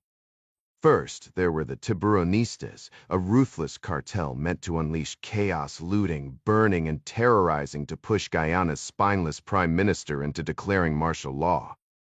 Then there was the Sir, tasked with ensuring the country's real president didn't interfere, or worse, call in American reinforcements. His colonel had promised the Svar had it handled, but after years of messy operations in Africa, Morozov wasn't convinced. Still, he kept his doubts to himself. Zuka didn't need distractions, just results. Everything's under control on the ground, he said. Just be ready when the chopper arrives. Got it, Zuka replied. Morozov nearly added a warning about keeping the Tiburonistas away from the weapons once they were prepped. The last thing they needed was another rogue attack at sea. But before he could speak, a booming voice cut through the air. There you are. Tiburon stood on a narrow ledge near the sky bridge, Carlos Carraza beside him, looking frantic. Morozov ended the call and glanced up. What's the problem? Not a problem anymore, Tiburon said with a grin. But you should know we caught someone snooping around your truck, checking out the missiles. Pretty sure he's a spy. Morozov stiffened. After obsessing over external threats, had the real danger been inside his own operation? Oh, is he? Diaz. Killed one of my men on the barge, swam downriver, and snuck into your gear. We caught him in the act. For a second, relief washed over Morozov. Diaz was Tiburon's own intelligence advisor. But then suspicion crept in. The Savoir-faire had vetted Diaz thoroughly. If he was a plant, he was good, probably CIA. No local agency could have crafted such a flawless cover. Morozov's mind flashed to Jack Ryan, Jr. Last seen meeting with Quintero and Suarez. Romero had sworn Ryan wouldn't leave Guyana alive, and with martial law imminent, that seemed certain. But if the CIA had infiltrated Tiburon's inner circle, the Americans might already know too much. Were they walking into an ambush? Carrazza's furious expression suggested time was running out. "Juan, where is he?" Morozov demanded. "You didn't kill him yet, did you?" "Right beneath you in the lazaret," Tiburon said, hefting a baseball bat with a menacing swing. "We're about to have a little chat." "Stop," Morozov snapped. "I need to question him first. After that, he's yours." The bureau spat over the railing and tapped the bat against the metal. Fine. You've got a few hours." Holly Pemberton had always known her call sign Hollywood, followed her like a shadow. With sun-bleached streaks in her hair and a habit of rocking oversized aviators, she looked every bit the part, something the guys at Eielson Air Force Base never let her forget.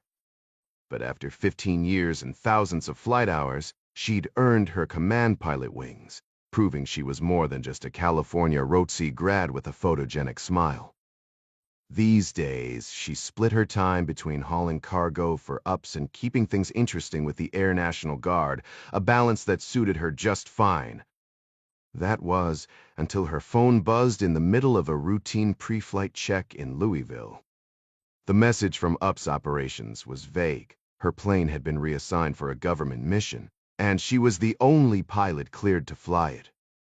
Not unusual given UPS's craft contract. But the part about her being personally required, that raised an eyebrow. By the time she reached the ops shack, the pieces started falling into place. The orders weren't just from the Defense Logistics Agency, they were co-signed by Liberty Crossing, the shadowy nerve center of national intelligence. Spook business. And since the only other UPS pilot with her clearance was halfway across the world, guess who got the call? The mission details were straightforward. Pick up 2 Army guys in Louisville, haul them to Virginia, load 30,000 pounds of mystery cargo, then jet off to Tobago. Fine by her, she could use some beach time. But before she could even finish her new flight plan, a Ram pickup came barreling through security like it was auditioning for a Fast and Furious sequel. 2 soldiers, Master Sergeant Marks and Sergeant Mustafa, jumped out, breathless from their 3-hour sprint from Fort Campbell. Holly sighed. This was going to be one of those flights. Holly flashed her military ID with practiced ease, introducing herself as Lieutenant Colonel Holly Pemberton. "But just call me Hollywood," she added with a smirk. "It's what they all call me anyway." Across from her, Green Beret Jad Mustafa felt his pulse quicken the second he saw her, tall, confident, and effortlessly commanding in her bright blue flight suit, strands of sun-kissed hair escaping from under her cap. The nickname Hollywood only made her more intriguing. He barely registered her instructions about loading gear, too distracted by the way she spoke, her lips forming each word with precision. Instinctively, he ran a hand through his hair and squared his shoulders, scrambling for something clever to say, but coming up empty. Holly, meanwhile, recognized that look immediately. She'd seen it plenty of times from lonely soldiers stationed in remote Alaskan bases. "To snap him out of it," she barked. "Sergeant, the loadmaster's waiting. Get that gear on the scissor lift so we can move. We're already behind schedule." Jad snapped to attention with a sharp "yes, ma'am," before hustling to the truck bed to loosen the straps. Holly turned to Master Sergeant Marks, her tone all business. "Which unit are you with?" "Oda, ma'am," he replied, confirming her suspicion. "Operational Detachment Alpha, Green Berets." She pulled a cargo manifest from her flight suit pocket, pen at the ready. "Regulations say I need to log everything on board. Your orders didn't mention extra equipment. What exactly are you hauling?" Marks hesitated, exchanging a glance with Jad. They'd been mid-training exercise at Fort Campbell when John Clark's urgent call came in: drop everything, grab weapons, and get to Louisville ASAP for a covert campus op. Clark's rules were clear: no footprints, no questions. But now, faced with an Air Force officer demanding answers, Marks weighed his options. Shoving his chilled hands deeper into his Filson jacket pockets, he admitted, "Not sure I'm authorized to disclose that, ma'am." Holly unfolded her orders, pointing to her clearance level. Marks exhaled. If Clark trusted her, so could he. "All right," he said. "Right now, Sergeant Mustafa's loading 6 HK-4 FAS 6s, 2 MON-10 sniper setups, 6 Sig Sauer 9Ms, 500 rounds of 5.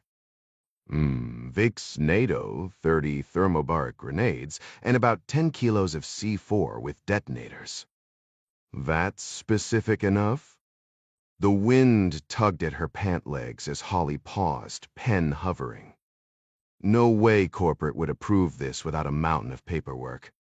With a quick scribble, she labeled it construction equipment on the manifest and shoved it back into her pocket. "Let's move, Sergeant." Marks saluted sharply. "Roger that, ma'am." 25 miles southeast of Georgetown, Guyana, 8:10 a.m., Jack crouched beside the stolen F-150, squinting at something in the distance. "What the hell are those?" he muttered. Jack rested the AK-47 he'd taken from a fallen enemy across his legs, his Glock tucked securely in his belt. "Cacao fruit," Amancia announced as the first light of dawn broke over the Surinamese hills. She'd promised to bring back food, and now, with Tallulah trailing behind, she vanished into the dense undergrowth of the swampy lowlands, leaving the clearing where they'd parked the truck. Jack scanned the towering sugarcane, some stalks reaching 15 feet that provided solid cover. The thick growth forced them to navigate only along the paths cut by harvesters. Earlier, he'd spotted their makeshift camp by climbing onto the truck's roof, noticing coconut palms rising like stubborn weeds in a well-kept yard. "Thought you said breakfast," Jack muttered, his stomach growling. Amancia knelt, letting a pile of oblong, football-shaped fruits tumble from the hem of her shirt. "There's a creek down there," she said. "Perfect for cacao trees." Jack's throat burned from last night's smoke, his voice rough. "Drinkable water." "Only if we boil it," she replied. "But eat these first, then. We'll worry about water." Tallulah, her Calbert shirt smeared with dirt, pressed a broad leaf to her bruised cheek. "Pair them with the sugar cane," she suggested. The women settled in the clearing, slicing open cacao pods with a salvaged machete. Jack, rifle slung, pushed through the cane, searching for a path wide enough for the ford. No luck. They needed to head north to the coastal road, straight to the embassy. Turning back, he spotted Gustavo lounging against the truck, shotgun propped lazily on his shoulder. "Mr. Jack," the boy grinned, "you'll love the cacao." They joined the women in the shade. Amancia peeled back a pod's skin, revealing a pale garlic-like pulp. "Chew this with sugarcane, tastes like chocolate." Skeptical, Jack took a bite. The burst of sweetness mixed with the cane's juice was startlingly good, like melted ice cream. "Damn," he admitted between mouthfuls. But guilt crept in as he devoured their stash. "We still need water," he said, forcing himself to stop. Amancia waved a hand. "Goose, handle it." Gustavo stretched, then turned to Jack.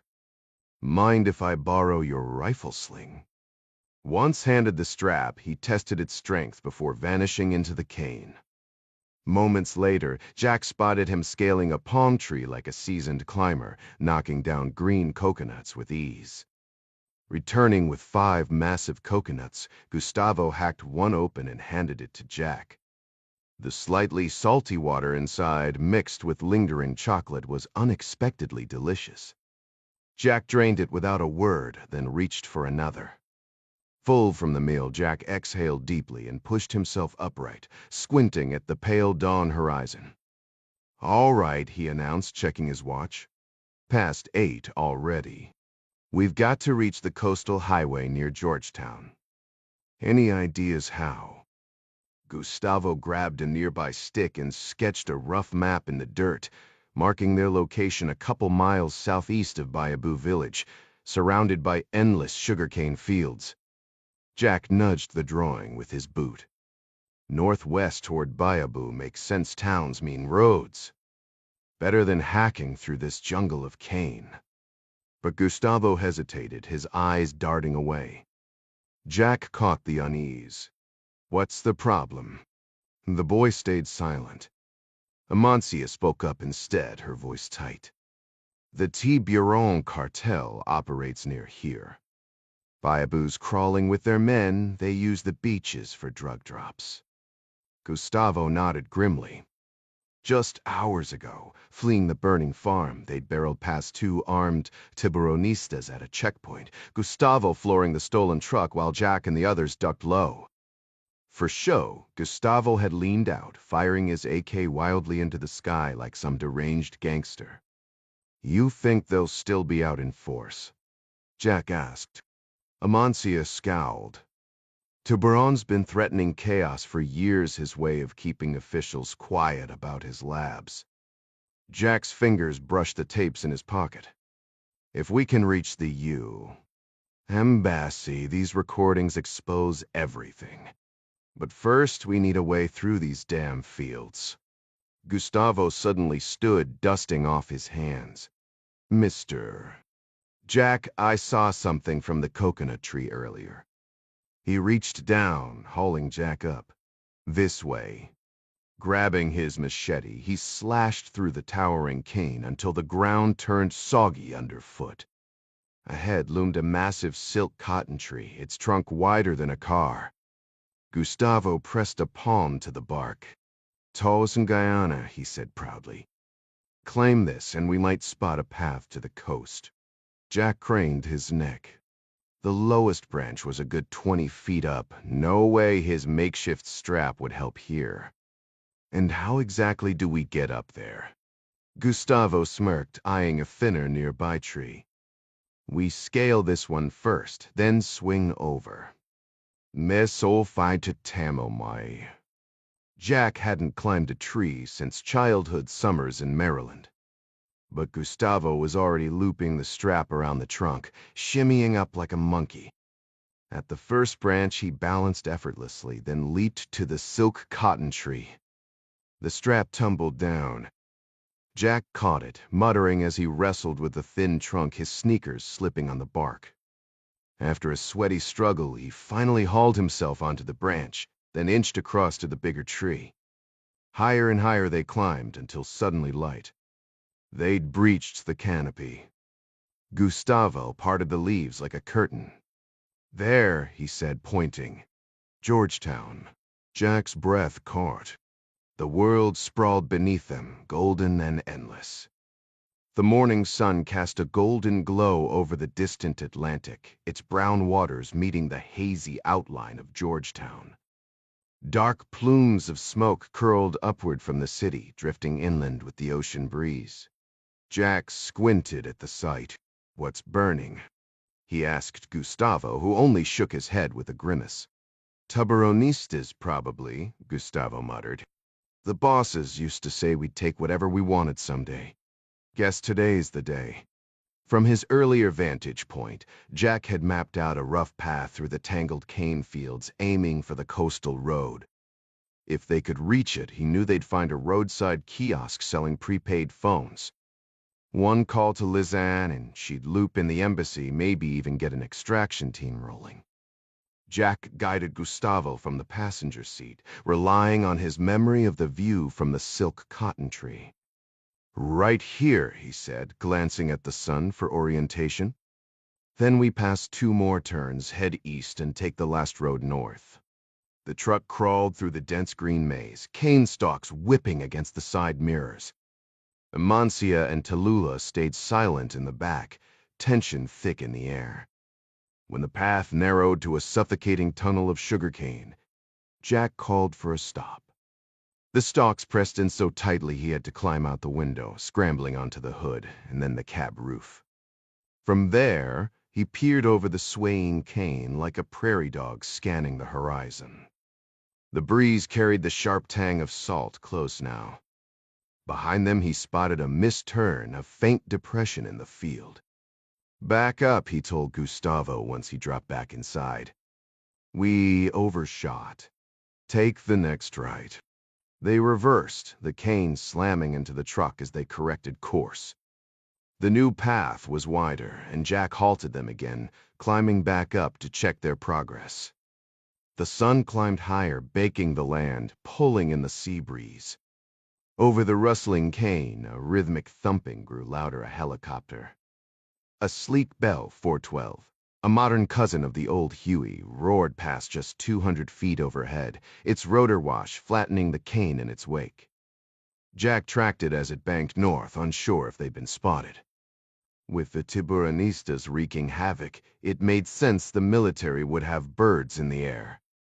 Maybe order was returning. He dropped back into the truck, adrenaline humming. "Keep moving," he urged. "Next right, the oceans close. I can taste it." Gustavo nodded, gripping the wheel. A quarter-mile later, a sliver of daylight pierced the endless green. Jack's heart leapt. "There," he shouted, smacking the dashboard. "That's the coast road." Amancia squeezed his shoulder from the back seat, her quiet relief mirroring his own. They were almost out. The F-150 jolted along the rough dirt road for another 20 minutes before finally reaching open ground. No sooner had they emerged than a white Toyota Hilux swerved in front, blocking their path.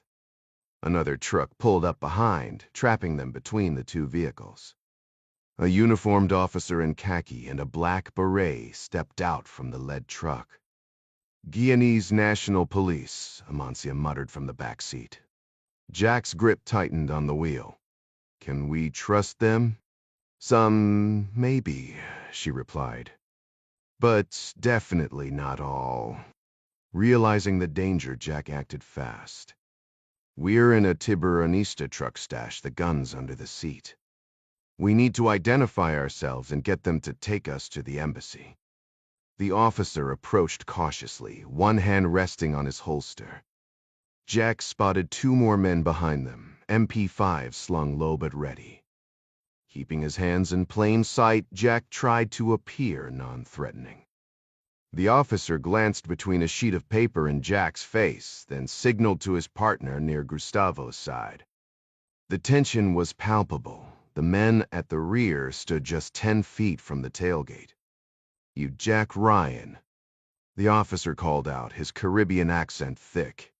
Jack nodded. "That's me."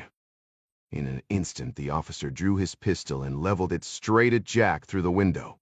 "It's him," he shouted. Meanwhile, in the heart of Georgetown, Prime Minister Guto Castillo was racing against time. What had started as a sleepless night was about to spiral into chaos.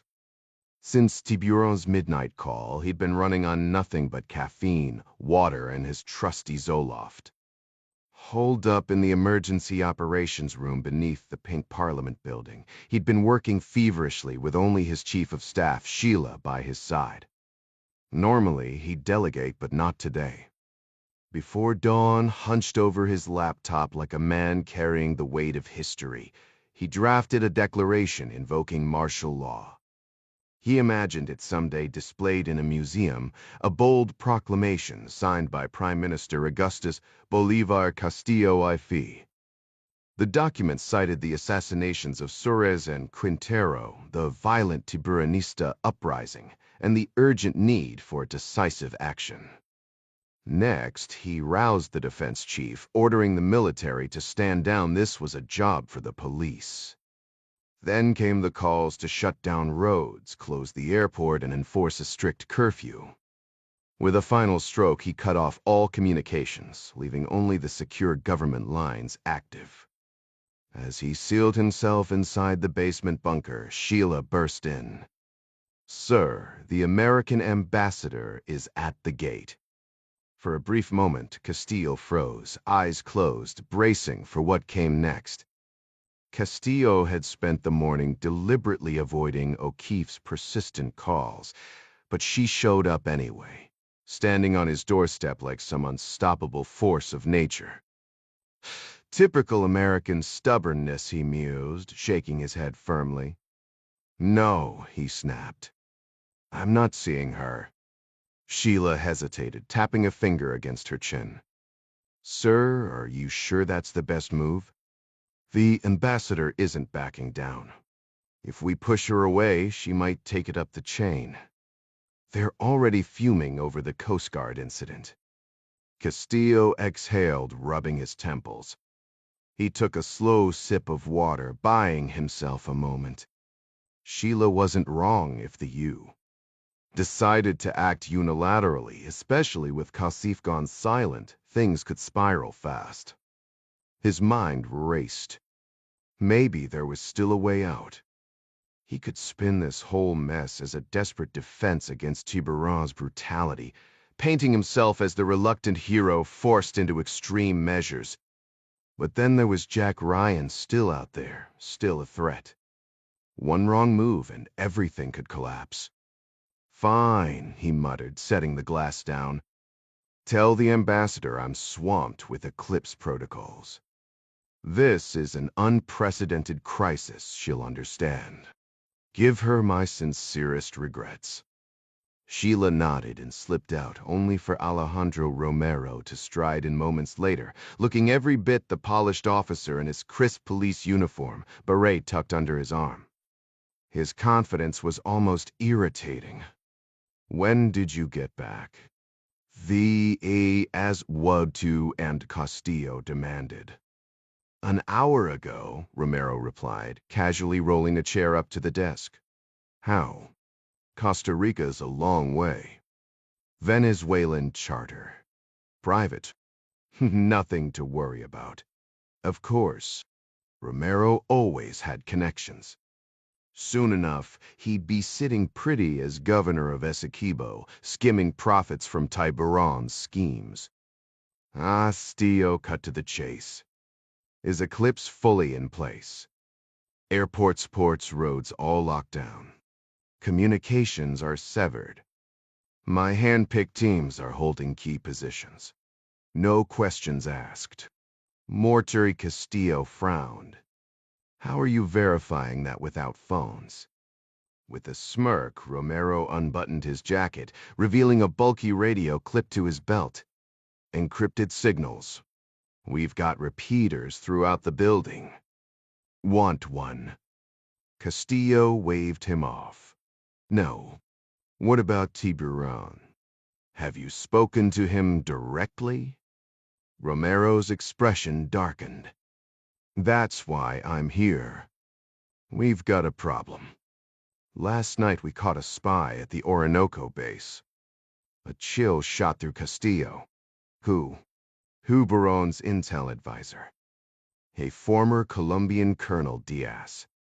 He took out a guard on the barge and slipped into the river, swimming downstream in a desperate bid for freedom. But one of Wagner's men spotted him digging through crates of anti-ship missiles meant for the oil rigs. Jesus, came the stunned reply. Where is he now? Morozov's holding him on the yacht for questioning. They're running Diaz's face through SAS recognition database. How soon will we get answers? Romero gave a half-hearted shrug. Morozov calls the shots on that. Castillo clenched his jaw. The last thing he needed was direct contact with Russian intelligence, especially with his own president off in Abu Dhabi. What about Kasif? Morozov says he's out of the picture. You haven't heard from him, have you? Not a word. But what does that even mean? Your guess is as good as mine, Guto. Morozov just said the Sevri is handling the president. Castillo swallowed hard, his throat tight. If they take him out, it'll wreck our claim to legitimacy. Trust me, the Sphere knows what they're doing. Either way, he's irrelevant for the next 2 days. Once we've secured control, at best he'll be a figurehead in exile. Useless. Castillo downed a glass of water, then snapped at Sheila for coffee. You should get some rest. It's been a long night. Everything's under control. Under control. He scoffed. We could be completely exposed. Maybe. Maybe not, Romero said with a dismissive wave. What about the Americans? Any contact from them? With the defense minister gone, I got a call from the Southern Command General in Florida. He offered to help against the Tiburonistas. I told him we had it handled.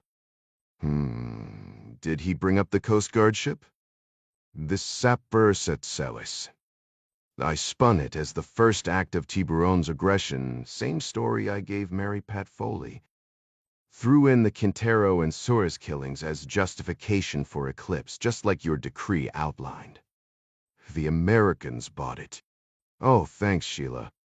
Sheila set the coffee on his desk with a polite smile before leaving. What if they're playing us? Castillo muttered once she was gone. This could all be a trap. Us, Romero corrected. And yeah, it's possible. He rubbed his chin, thinking. The accelerated timeline worked in our favor, no breadcrumbs for the Americans to follow. I sat across from Foley yesterday. She might suspect something, but what can she actually prove? When bullets start flying, the U will move to protect those oil rigs, which, as acting head of state, you control. If they send troops, it's an invasion. Since when has that ever stopped them? Furious Castillo shot back. Times are different now. With the Russian frigate Gorshkov closing in, the Americans won't risk a war over this. Kennedy didn't back down during the Cuban Missile Crisis. Ryan doesn't strike me as the type to fold either. How much do you know about naval warfare, Prime Minister? Not a damn thing. That frigate carries Zircon missiles, hypersonic, unstoppable. One salvo could wipe out an entire U. Strike group. Churkindthirstitskera. He won't throw away his fleet for a couple of oil rigs. Or a country like Guyana. What if he doesn't send ships? What if it's special forces or CIA operatives? If they secure the rigs, they'll have a foothold we can't touch without starting a war. Even the Russians wouldn't dare touch those crown jewels. Which is exactly why we've positioned our men at Orinoco Reef, Castillo replied. They'll secure the oil rigs before anything else. A burst of static crackled from the radio on Romero's belt. One moment, he muttered, adjusting his earpiece before leaning in to listen. After a brief exchange, he turned back to Castillo with a grin. Good news, Prime Minister. Castillo raised an eyebrow. Well, my men just captured Jack Ryan, Jr. A flicker of hope crossed Castillo's face. Where? Out in the eastern sugarcane fields. He was with Quintero's wife and daughter trying to escape in a stolen truck. Oh, Sisakatatio frowned. Ah, for Quintero's family. I thought the Tiburonistas had them. So did I, Romero admitted. But somehow they ended up with Ryan. Should we bring them to Georgetown? You could interrogate him yourself. Castillo hesitated, weighing the risks. As tempting as it was to pry into Ryan's involvement, eliminating him felt like the safer play. His jaw tightened as he studied his hands. Your orders, Prime Minister? Romero pressed. Castillo lifted his gaze, his face ghostly under the harsh artificial light. Alejandro, bringing Ryan to Georgetown would be a mistake. Why? Think about it. We've spent all this effort pinning the last 24 hours of violence on the Tiburonistas. Ryan's death should be part of that narrative tragically, of course. Romero hesitated. You don't even want to question him. Have your unit take them to a remote Tiburonista camp. Then go there yourself, no one else. This is too delicate. I need you to handle it personally. That's an order. Romero rubbed his fingers together, the universal sign for money. I'm not paying you, Alejandro. I'm not, Tiburon. Romero shook his head. No, I mean I have to make rounds, ensure certain payments go through. Otherwise, we might lose key people. They need encouragement. Ferdin texten tuan Caselid. How long? 3, maybe 4 hours to reach one of the camps. Fine. Just keep Ryan secure. Romero nodded. And after I question him? Whoa, Castillo's voice turned icy. Let the Tiburonistas finish the job. Romero's eyebrow arched. Just to be clear, you want them to kill Ryan? And Quintero's family. Ample lion regret. It's tragic, the violence these drug lords force upon us. So that's a yes? Yes, Alejandro. Kill Ryan. Make sure his body disappears. Orinoco River Delta, 12,000 p.m. Bound at the ankles, wrists strapped to a metal chair. Ding Chavez felt the stifling heat of the yacht's lazarette pressing in around him. The cramped storage space tucked behind the engine room was meant for luxury water toys, kayaks, paddleboards, the kind of gear-rich owners never used. A hatch led inside the yacht, while the rear opened to a swim platform just above the waterline. Ding had a grim suspicion about where they'd dump him when they were done. Peraza started the interrogation with a baseball bat, methodically working his way through Ding's cover story as Colonel Diaz. Each question came with a brutal swing, kneecaps, shins, ribs, but never his head. Despite the savagery, Caraza was precise, keeping his strikes below the neck. The pain was relentless, but Ding knew this was only the beginning. Caraza despised Ding with a burning hatred, yet his orders from Tiburon were clear: keep the man alive long enough to uncover his true identity. Ding clung to his fabricated cover story like a lifeline, knowing the slightest slip would seal his fate. He had seen firsthand how Tiburon dealt with traders, feeding them piece by piece to the sharks circling the Gran Blanco's swim deck. The stifling heat of the lazarette made every breath an effort, his skull pounding, his body aching. They had positioned him facing a garage door streaked with dried blood. His thoughts drifted to Tiburon's twisted family vacations, how the cartel boss would bring his wife and kids from their mountain retreat near Bogota to enjoy the yacht, bragging about his son Juan Jr. and little Imelda. Ding wondered if those children would ever play near this same blood-stained door. To keep his mind sharp, he tried estimating the time. No windows, just the oppressive heat as his only clue. It had been cool when they tied him to the chair in the dead of night. Now the sweltering air told him hours had passed. He replayed the night's horrors, Morozov's crisp shirt and polished demeanor, snapping photos like a bored inspector. Later, Caraza and the Russian returned, tipping his chair back, smothering his face with a soaked pillowcase. Morozov barked questions in broken English while water flooded Ding's airways. No small talk, just brutal interrogation. Who are you? Who controls you? Why were you at the docks? Ding had trained for this at SEER school. Hold your breath, let the water flow, survive. A technique once used by terrorists to defy the CIA, now standard for operatives like him. Gasping, he spat out his lies between torturous rounds. Diaz, loyal to Tiburon. Caught a traitor, went to secure the docks. Hate Americans. The next thing he remembered was Caraza and Morozov, looming over him under a blinding flashlight, the Russian checking his pulse like a doctor assessing a patient. Then the distant whir of helicopter blades fading into the night. A voice snapped him back to the present. Hey, American, a guard sneered, forcing a chunk of protein bar between Ding's split lips. the taste of copper mixed with stale oats as he chewed weakly, his body too broken to refuse. The bite of food sharpened his focus for a brief moment. He was still holding on, but that just signaled the storm ahead would hit harder. At Scarborough International Airport in Trinidad and Tobago, the afternoon sun blazed under massive cumulus clouds.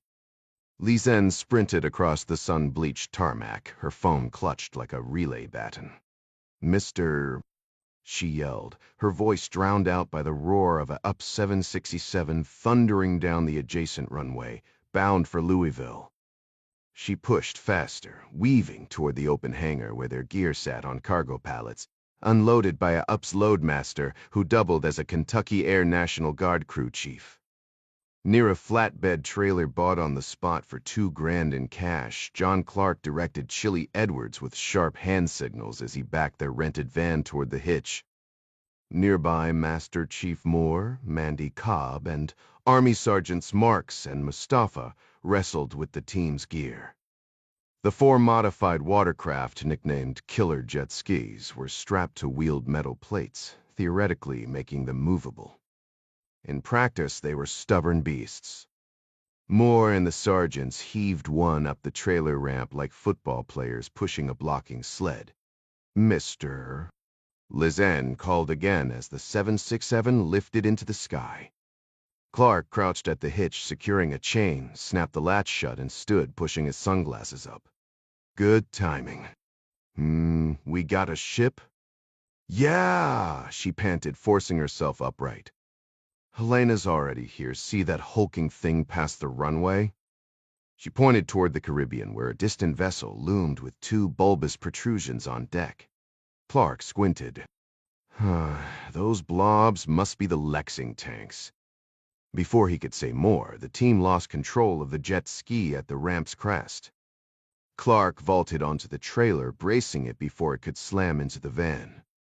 Once secured, he rubbed his bruised knee and glared at the ship. "All right, Marine, enlighten me.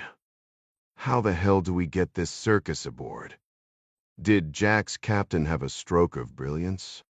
Lisanne smirked. Actually, yeah. You're gonna love this."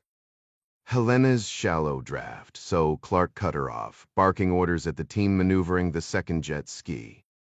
He shot her a look that mixed exhaustion with skepticism. "Shallow draft doesn't mean we can just waltz a van onto the deck.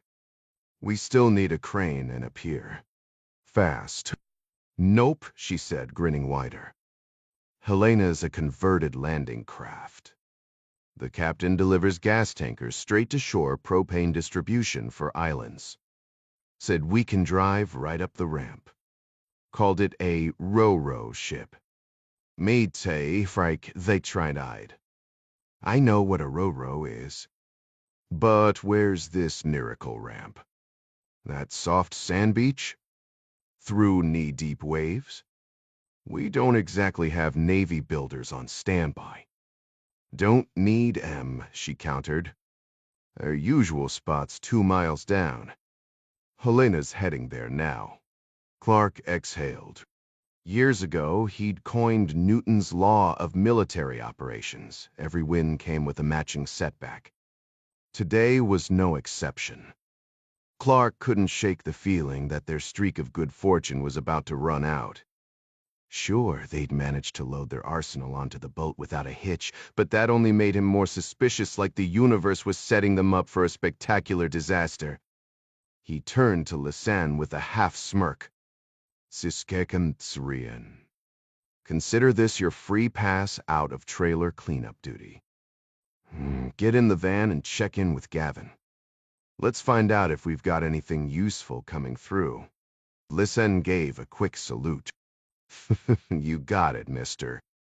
As she climbed inside, she tossed over her shoulder. Maybe things are finally looking up for us.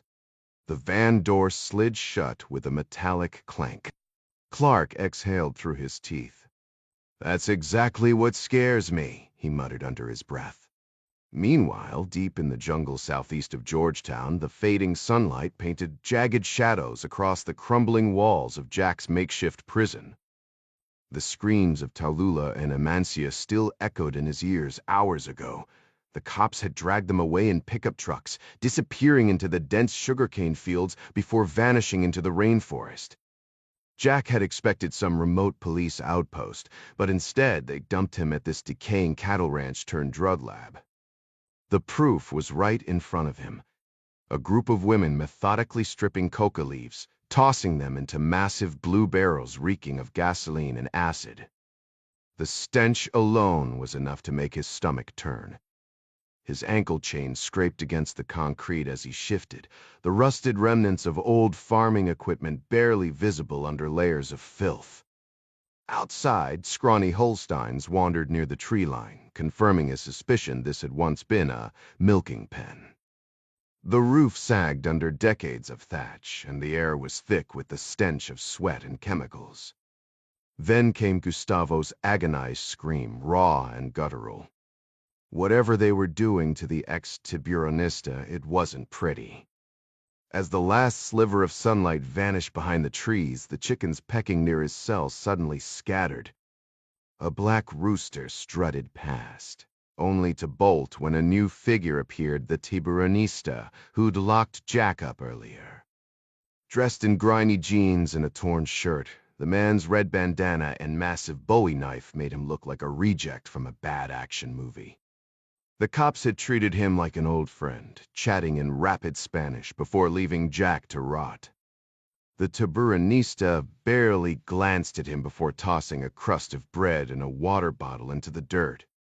Jack didn't hesitate. He snatched it up, brushing off the worst of the grime before devouring it. The water was warm, but he didn't care. He yanked at the chain again, testing its hold, but the rusted ring bolt didn't budge. Above him, the thatch roof creaked in the wind, and somewhere in the distance, Gustavo screamed again. Jack clenched his fists. If he was getting out of this, he'd have to do it himself. The roof tilted sharply higher near the stone wall, lower above the metal gate. Jack leaped with all his strength, but the ceiling remained just beyond his grasp. Defeated, he slumped to the ground, convinced the police had handed him over to the Tiburon cartel. As a white businessman, he was valuable merchandise, no different from the livestock once kept in this filthy prison. Another scream from Gustavo sent a chill down his spine, and Jack forced himself up. Watching the chickens dart between the bars, an idea sparked in his mind. He studied the uneven ceiling, calculating the distance. The longer Gustavo's cries echoed, the more determined he became. Pressing his back against the wall, Jack loosened the chain around his ankle and steadied himself. With a sudden burst of energy, he lunged forward, driving his fist into a wooden roof beam. The chain jerked him back mid-air, slamming him onto the grimy concrete. Undeterred, he wiped the filth from his arms and inspected the beam. A few exposed nails gleamed between the wood and the support above. He jumped again. This time the board shifted slightly. One more strike and it snapped free, clattering to the ground. Jack scrambled to grab it, examining the rusted nails jutting from one end. Phase 1 complete. Now came the hard part.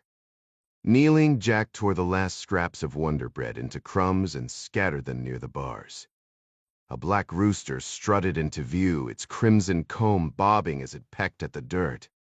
Spotting the bread, it strutted closer, slipping between the bars. Jack tightened his grip on the plank, raising it like a weapon. As the bird stretched for another bite, he swung down the nails, impaled its ribs. The rooster thrashed wildly, talons raking Jack's arms. With a sharp twist, he snapped its neck, then used a nail to puncture its chest. Blood spilled onto the floor, pooling in the dim light.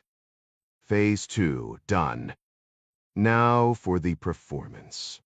Jack sprawled beside the blood, curling into a fetal position, the plank hidden beneath him. He let out a guttural scream, mimicking Gustavo's agony. Seconds later, the gate creaked open. Footsteps hurried toward him. Playing dead, he waited until rough hands grabbed his shoulder, then he struck. The plank smashed into his captor's face, shattering bone. Jack seized the man's head and slammed it into the wall. Dazed, the cartel thug fumbled for his knife, but Jack drove the nails into his skull. The man collapsed, twitching as Jack snatched the blade and slit his throat without hesitation. The concrete floor was slick with a gruesome mix of human and chicken blood. Searching Bandana's pockets, Jack found a set of keys, one bearing a logo he recognized instantly. It slid smoothly into the padlock chaining his leg. Phase 4 was a go. Near the camp's edge, a battered Toyota Hilux sat parked on the muddy road. Jack moved like a shadow along the back of the cattle barn, the white truck barely visible through the dense foliage. Radio static crackled from the open window. The cop inside was slumped over the wheel, dead asleep. Then Tallulah's scream cut through the air, raw and desperate. Amaziah's furious shouts tangled with the Tibbs' mocking laughter. Jack clenched his jaw, forcing down the rage. He edged closer, staying low until he was right beside the truck. In one fluid motion, he surged up, pressing the Bowie knife under the cop's chin hard enough to draw a thin line of blood. With his other hand, he stuffed the red bandana into the man's mouth. Out. Now.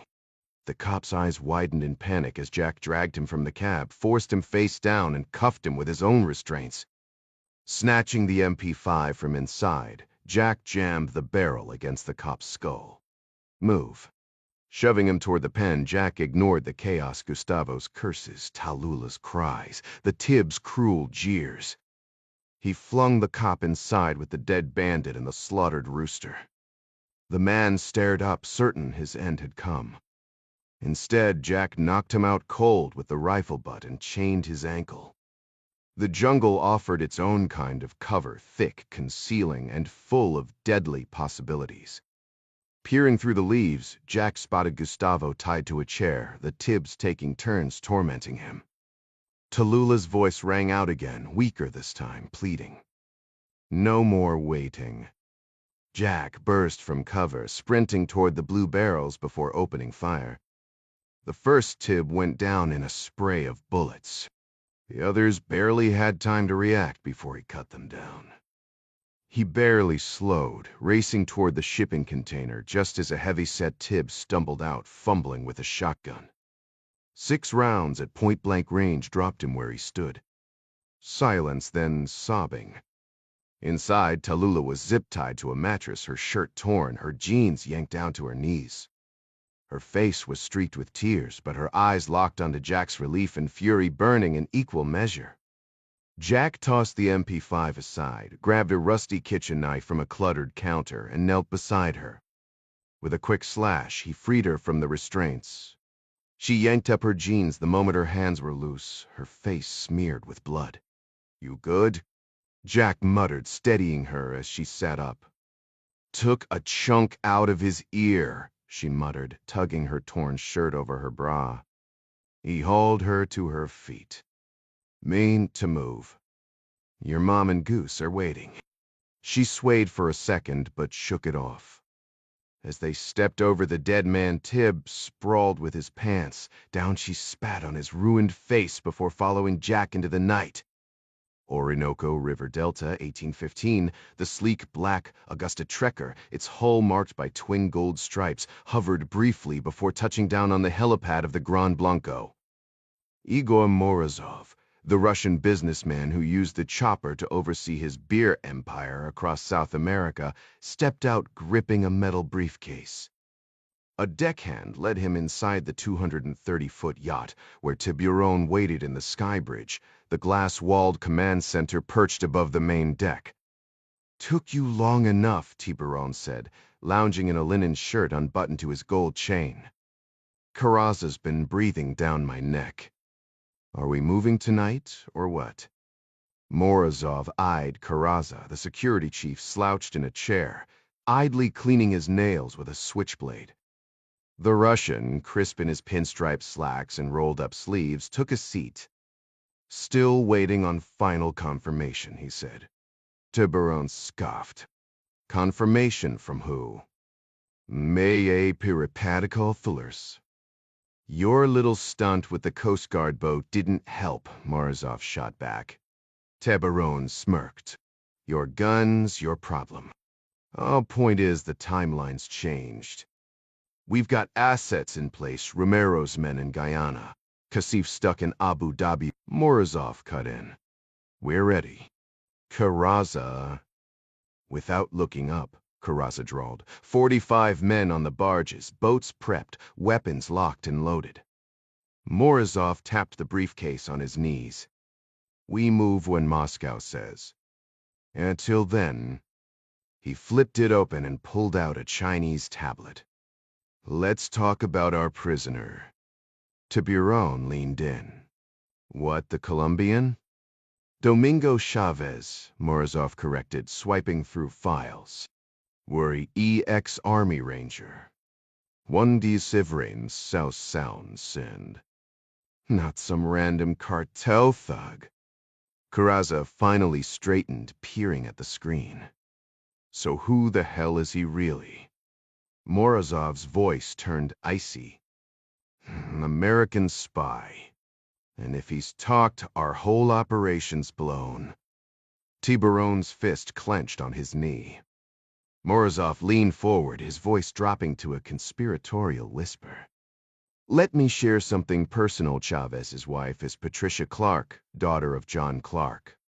He tapped the screen, enlarging a grainy surveillance photo of the two men.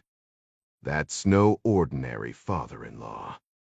John Clark moves in the highest circles. He's tight with both Mary Pat Foley and President Jack Ryan himself. The Russian intelligence officer let that sink in before delivering the next blow. As a professional, I warned Moscow about the same red flags. Chavez and Foley have been suspiciously active near this location recently.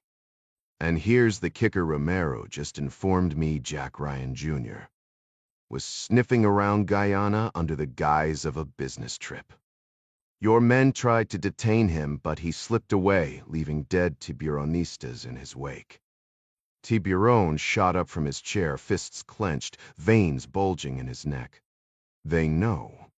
Don't jump to conclusions, Morozov countered, icy calm. Our analysts believe the Americans might be piecing things together, but there's no evidence they've mobilized. No unusual Pentagon activity, no troop movements.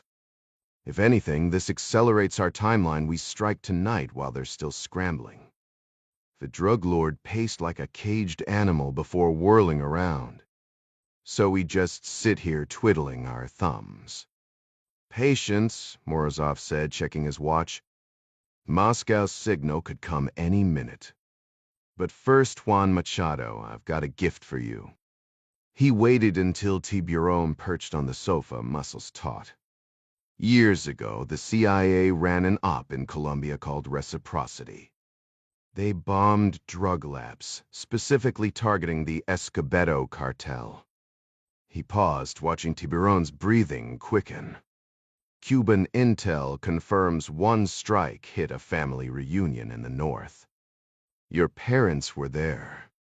Tiburon's fists hammered his knees. And the man who orchestrated it. Morozov let the silence stretch. Domingo Chavez. The drug lord erupted, bolting for the exit with a guttural scream. Stop, Morozov barked. Run now, and I scrap the entire operation. Tiburon froze at the threshold, chest heaving. Moscow's sending an interrogation specialist, a chemist. He'll extract every secret Chavez has. Do with it after that. He's yours to finish.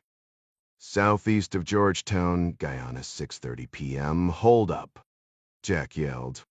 Gustavo slammed the brakes, sending the police hilux fishtailing on the dirt road. Dusk clung to the sugarcane fields as they debated their next move toward the coast. Amancia leaned forward from the back seat, pressing a blood-soaked rag to Gustavo's shoulders. The Tiburonistas had begun branding him with a scorched nail, carving L.A. Ra into his skin before their escape.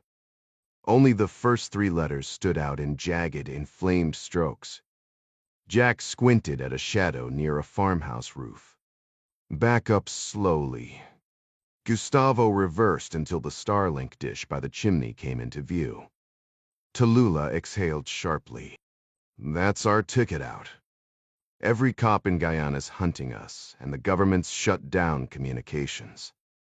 That dish might be our only lifeline. Gustavo wiped sweat from his brow, wincing as the fabric tugged at his wounds.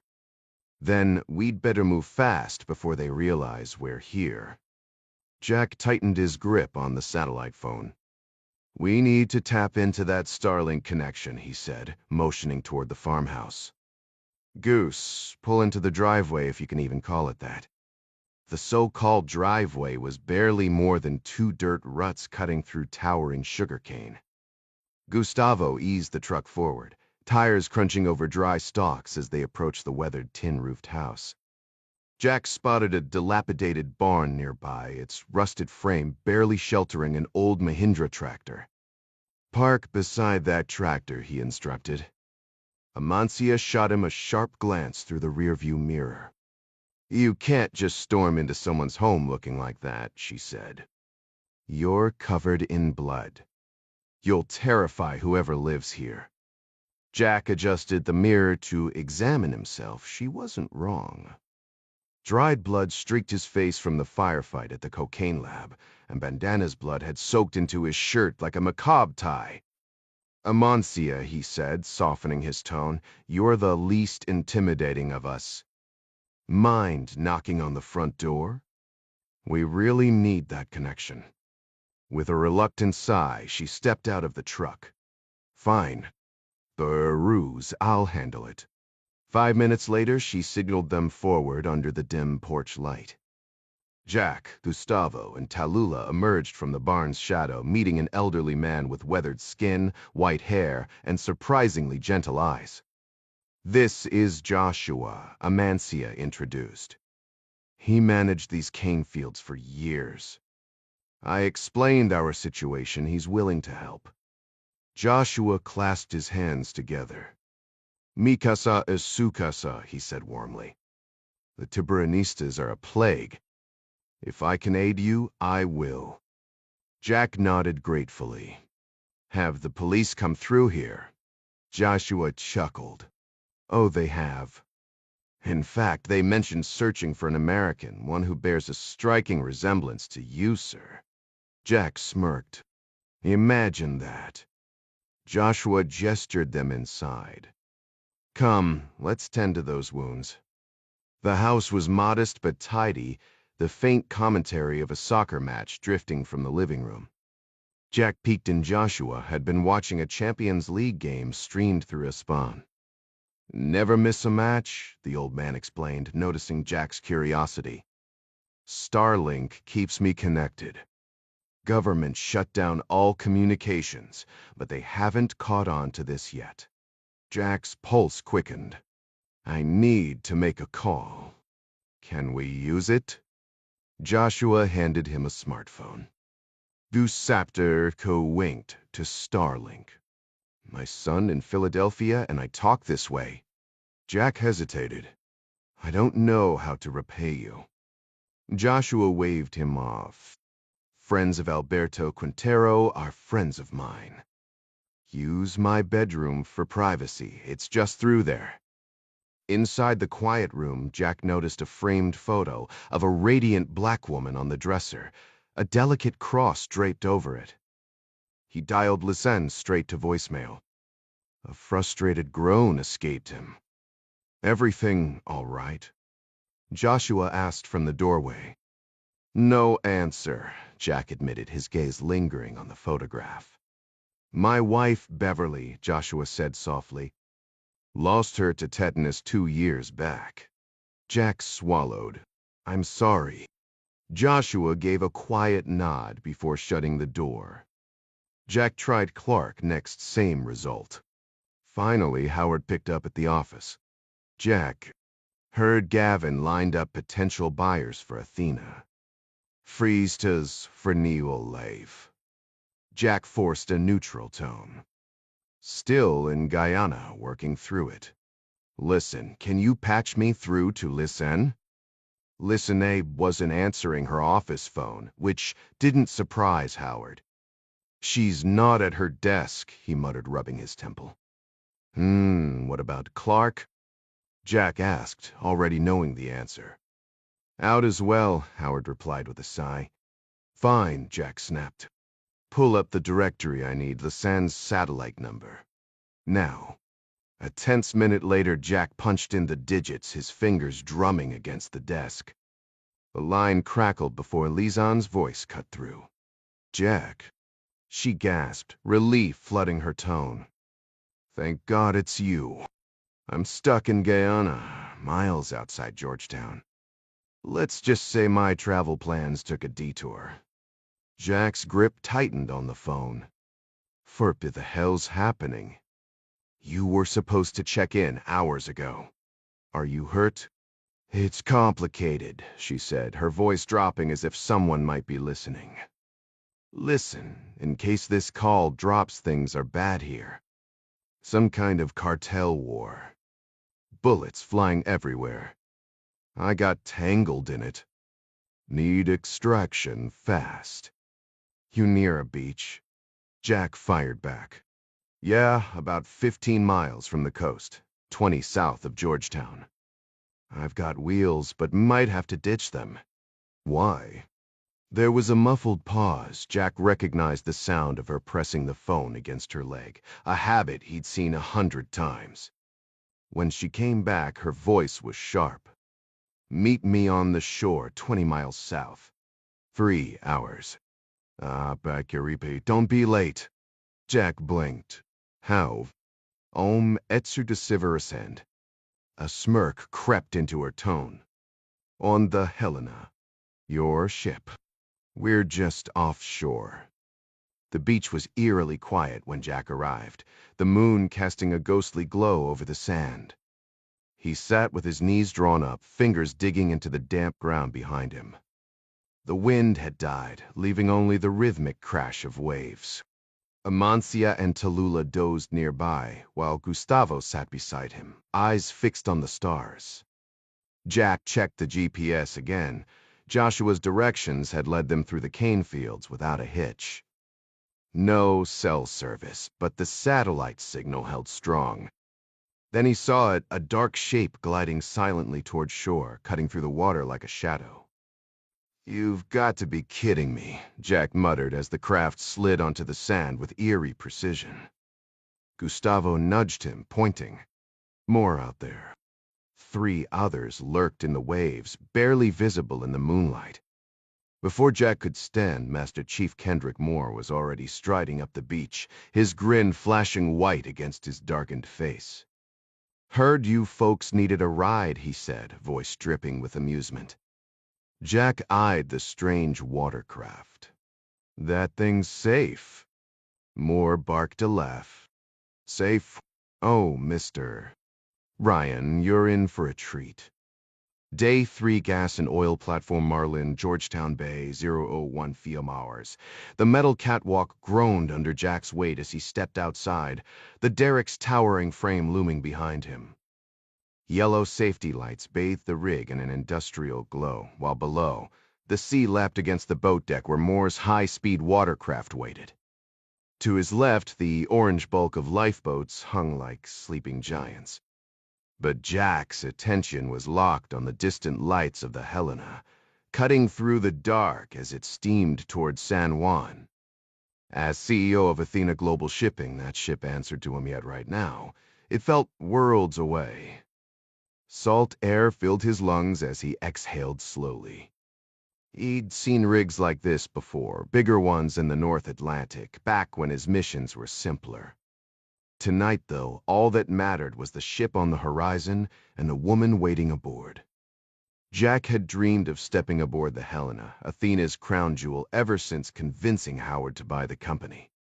He'd imagined himself strolling the decks like some seasoned shipping magnate, but the rush to plan Ding's extraction had stolen that chance. Now, leaning against the railing, he watched the ship's lights dissolve into the night. Chief Moore had filled him in during their wild, high-speed dash across the waves. Guyana had locked down all maritime traffic within 12 nautical miles under martial law. To keep their tactical edge, the Helena was already making for San Juan, leaving behind only the briefest of stops.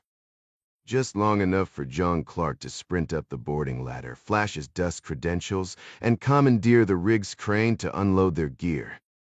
The skeleton crew of American Roughnecks had been more than relieved to see them after monitoring the chaos of the Tiburonista riots. A team of armed agents was exactly what they'd prayed for. Lisa appeared beside him, her prosthetic arm nudging his elbow as she rested against the railing. Enjoy your feast back there?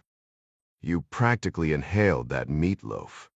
The truth was, Jack hadn't eaten much in the last day except whatever scraps Amancia Quintero had scavenged. Dinner on the rig had been a blur of gravy and water, barely registering. His gaze stayed fixed on the distant green and white lights.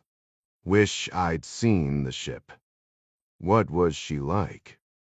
You were at Helena. Yeah, Lisanne shrugged. She was fine. The Tobago landing got interesting. Chili had to reverse the trailer between a row of lading tanks like threading a needle. But the ramps held up? Make a charm. And the hole? She smirked. Jack had spent weeks gushing about Athena's potential, but she knew what really excited him, the fantasy of playing captain. She's a beauty, Jack, she said, her tone teasing. He didn't answer. She stretched up and kissed his cheek. By the way, mister, wants you geared up. Briefing at 12:30. Then we move. Jack glanced down at the jet skis bobbing below. What's your take on those death traps? Had my doubts, she admitted. But they got you and the Quinteros out. Shava delivered. How'd you like your joyride? Felt like clinging to a sea monster. Thought Tallulah might get launched off the back, she's been through enough. Lisanne nodded. Poor kid. With the Helena gone, we're stuck keeping them here. I put them in a guest cabin, patched Tallulah up, and raided the infirmary for sedatives. Ned the six her, and the tapes? Locked in their room safe. Find a player? She snorted. It's not the Stone Age, Jack. He exhaled. Think Tallulah will bounce back? She's what, Emily's age? She's tough. Like M. She'll be okay. And Amancia. Lisanne's eyes stayed on the black water, her silence heavier than the ocean itself. The sight of the Quintero women when Jack brought them aboard had shaken her deeply. The daughter's face was a mess of cuts and bruises, like she'd gone toe-to-toe with a wildcat. Amancia, though less battered, had the hollow stare of someone barely holding it together, her skin ghostly pale, eyes swollen from crying. Amancia's still reeling from losing her husband and home, she murmured. She keeps thanking you for getting them out alive. Says she'd be dead otherwise. The sedatives should help them rest, at least. Jack flexed his fingers, wincing at the fresh scratches on his arm. They've earned it. What's Gustavo up to? Playing Spanish tutor for Mandy, Carey, and the chief. Apparently their high school Spanish isn't cutting it. He also gave us a crash course on Tiburon's tactics while you were asleep. Her fingers brushed his wounds lightly. Now, your turn. How are you holding up? Jack squeezed her hand, his gaze fixed on the distant glow of shoreline lights. I'm good. Just thinking about Deng. She rested her head against his shoulder. Listen, no one would blame you for sitting this out. You've been through hell these past 2 days. You sure you're up for it? Liz, he said, voice tightening, this guy Tiburon Clark really said his parents died in that old CIA op? Back when my dad was deputy director?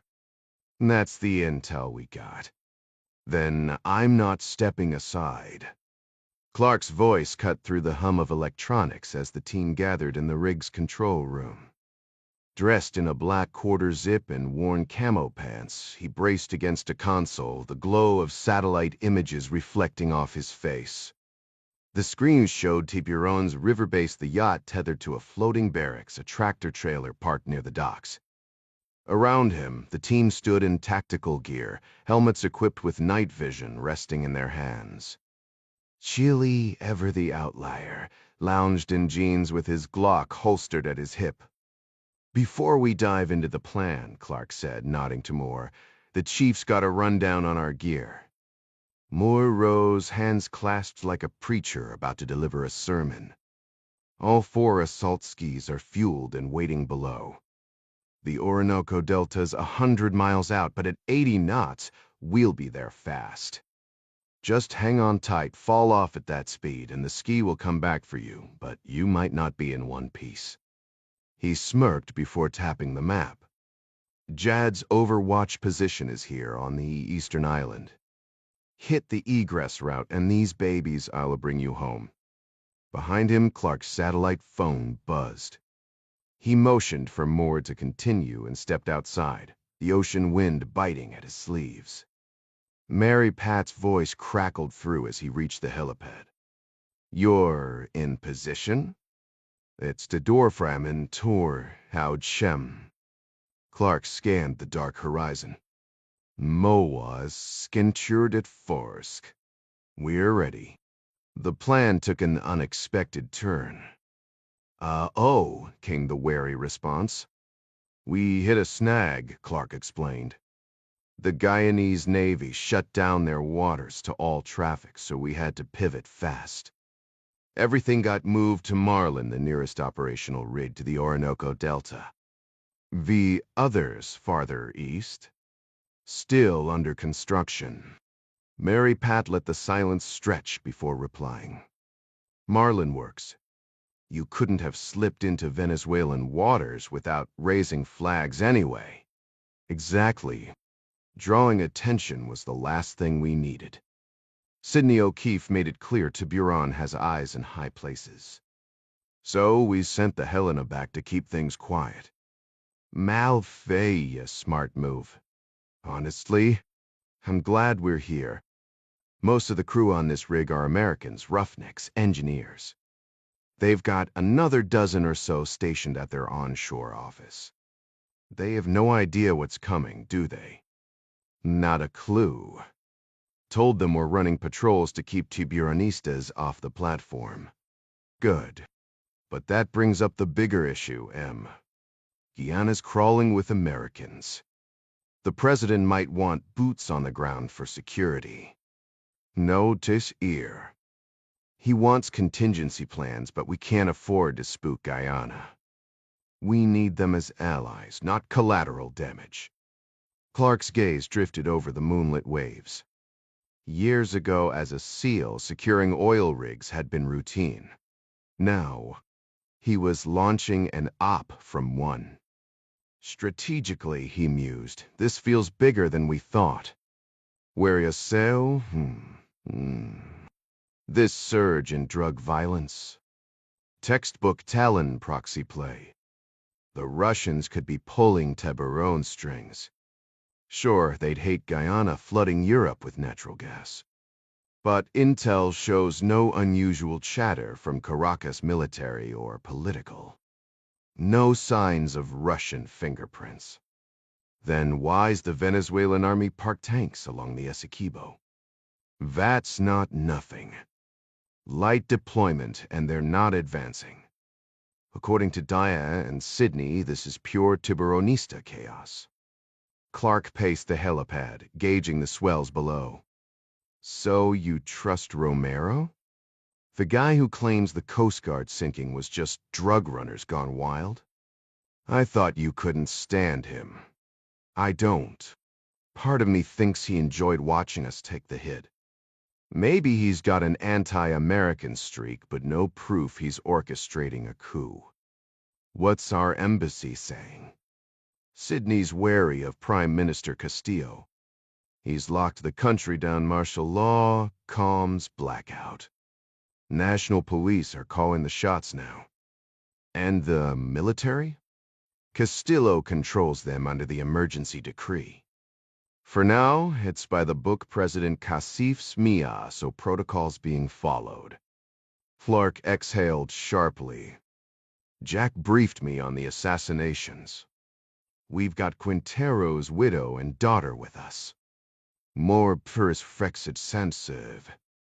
Jack was with Quintero and the AG when the hit went down. Quintero's last words were to get his family out. Jack did. Grab some tapes, too, could be damning for the government.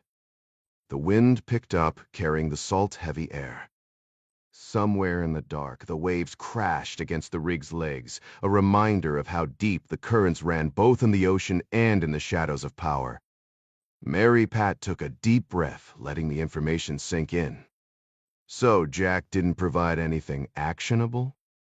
And Quintero's wife, what exactly is on those tapes? We can't analyze them here, no equipment, Clark replied, his voice tight.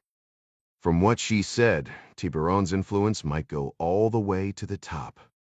The tapes could prove it. But here's the kicker: Quintero trusted President Casif. If O'Keefe suspects Castillo's dirty, we should be dragging Casif back before this blows up. Already on it, Mary Pat said. Casif and his inner circle are off-grid in the Middle East, courtesy of the Emerites. No comms, no nothing. Clark scoffed. Nobody's truly unreachable these days. Feels a little too convenient, doesn't it?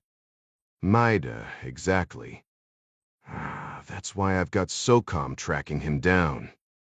Clark craned his neck, taking in the towering oil rig around him, steel beams, tangled cables, a ladder stretching into the sky.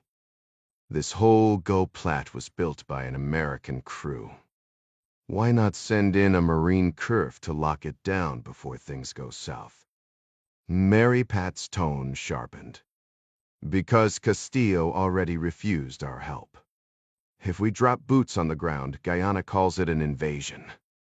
Venezuela's just waiting for an excuse to roll in, and then we're stuck in a proxy war with the Russians backing them. Funny, Clark muttered. Putin's got the same playbook. But forget politics, what about that Russian frigate? Any update? Only lost track of it 300 miles east of you. Went completely dark, no radar, no signals. And those cargo planes in Havana? The ones that flew in from Africa? Still there. 2 AN-124s covered in netting. Plus an army chopper. No clue what they're hauling. Clark exhaled sharply.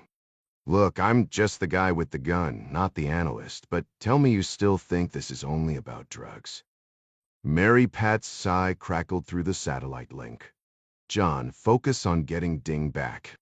He's been inside Tiburon's circle, he'll know what's really going on.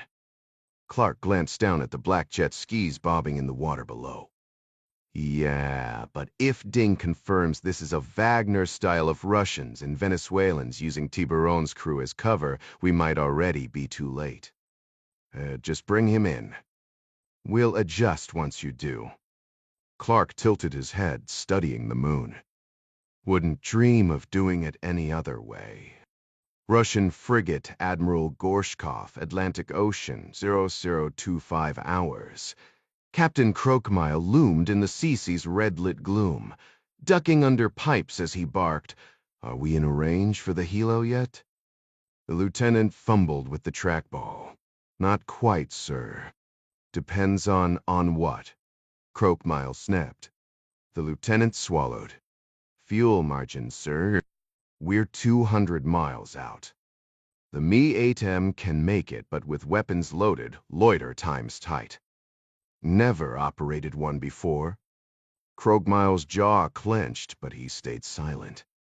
Captain Crokemile clenched his jaw as he stared at the operational orders from Northern Fleet Command in Polyarny. The vague instructions made no sense. Why dispatch a heavily armed Mi-28 gunship, loaded with Sturm missiles, to an empty reef in the dead of night? Worse, they demanded full battle readiness, emission silence, and hypersonic missiles on standby, yet refused to explain why. If they trusted him to command a warship capable of global destruction, why keep him in the dark like some junior ensign? The lieutenant at the strike terminal shifted uncomfortably under Croakmile's glare. The captain despised these automated systems back in his day. They navigated with slide rules and paper charts, not glowing screens spitting out answers. "Sir," the lieutenant ventured, "if the helo's just making a straight run, I can plot the course precisely." "But if it's loitering, assume an hour on station," Croakmile snapped. "If Fleet Command couldn't finish their mystery mission in 60 minutes, they'd better start talking." The lieutenant hesitated. "At flank speed, we can launch in 30 minutes. Did I order anything less?" Croakmile's voice was ice. The young officer swallowed. "No, sir. But if we maintain speed, the system calculates 29 minutes. Croakmile scoffed. That systems could fail. He'd read intelligence reports about American weapons, one airburst from a P-8 Poseidon, and every circuit aboard could turn to scrap. And here they were, barely 100 miles off Florida. "Show me the manual calculations," he ordered. "No shortcuts. I want it done the old way." The lieutenant nodded stiffly, grabbing his parallel rulers. Croakmile turned away, his mind racing. Was this finally it? After decades of drills and posturing, would he actually see combat? Or was Fleet Command just jerking him around again? Either way, he'd be ready even if it meant doing math on paper like some relic from the Cold War. The captain barked his order, I said by hand, his voice sharp enough to cut through steel. The lieutenant snapped to attention, then nudged a young sailor into action, sending him scrambling for paper and a slide rule. Croakmile was already turning toward the secure hatch when the officer called after him. "Where should I deliver the calculations, Captain?" "Your cabin?" "Negative," the captain shot back without breaking stride. "The flight deck. I need to see if those Army pilots are as sloppy as our SEA watch officers. Battle stations, gentlemen. Emissions control at Alpha. This is war, not a training exercise. Start acting like it." Georgetown, Guyana, Parliament Building, 1:45 a.m. Prime Minister Castillo wiped the last traces of shaving cream from his face, studying his reflection. His eyes, clear, hazel sharp, looked better than he expected. Sheila's eye drops had done their job. He splashed cold water on his skin, patted it dry, then adjusted his crisp black suit and tie. The ensemble was somber, almost funereal, but fitting for the gravity of the speech he was about to deliver. When he stepped back into the room, Sheila was already there with a video technician setting up a tripod-mounted camera, cables snaking across the floor. Given the escalating crisis, Castillo had insisted on being ready to address the nation. "I want Guyanese flags behind me," he ordered. "Get the ones from my office." Sheila nodded. "Yes, Prime Minister." The technician assured him the broadcast would go live across all VH and OFF channels despite the communications blackout. "What about digital?" Castillo pressed. "YouTube satellite?" "We'll simulcast on satellite and stream it globally," the technician replied. "Locals might struggle with internet, but the world will see it." Castillo squared his shoulders, locking onto the camera lens. Soon, every major power, Washington, Moscow, Brussels, would be watching. "Nice suit," came a dry voice from the doorway. "Very presidential." Castillo turned to see Romero, his intelligence chief, still in his rumpled police uniform, black beret in hand. The man's sharp blue eyes swept over the setup before he dropped into a chair. "Leave us," Castillo told Sheila and the technician. Once they were gone, Romero smirked. "Everything's ready for your big moment."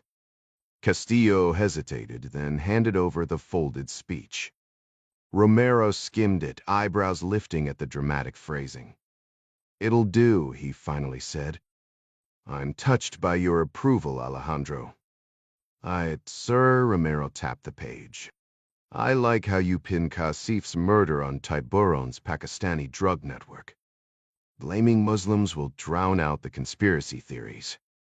Morozov's wording, Castillo admitted. "Any update on Kasif?" "Suri say edisifti says. The Sarv's handling it. They're feeding the story to Al Jazeera heroine, Pakistanis, the works. Once it's out, the narrative sticks. The news would be public within hours." Castillo clenched his jaw, his fingers drumming the desk. "General Noorani won't stop calling." "Sane times already." Romero exhaled smoke, unimpressed. "You told the military to stand down. I haven't spotted a single soldier outside their barracks." As interim leader, Castillo had authority over the armed forces, but Noorani, the stubborn old general, hated sitting idle while the Tiburonistas ran wild. Castillo had warned him that mobilizing troops would provoke Venezuela.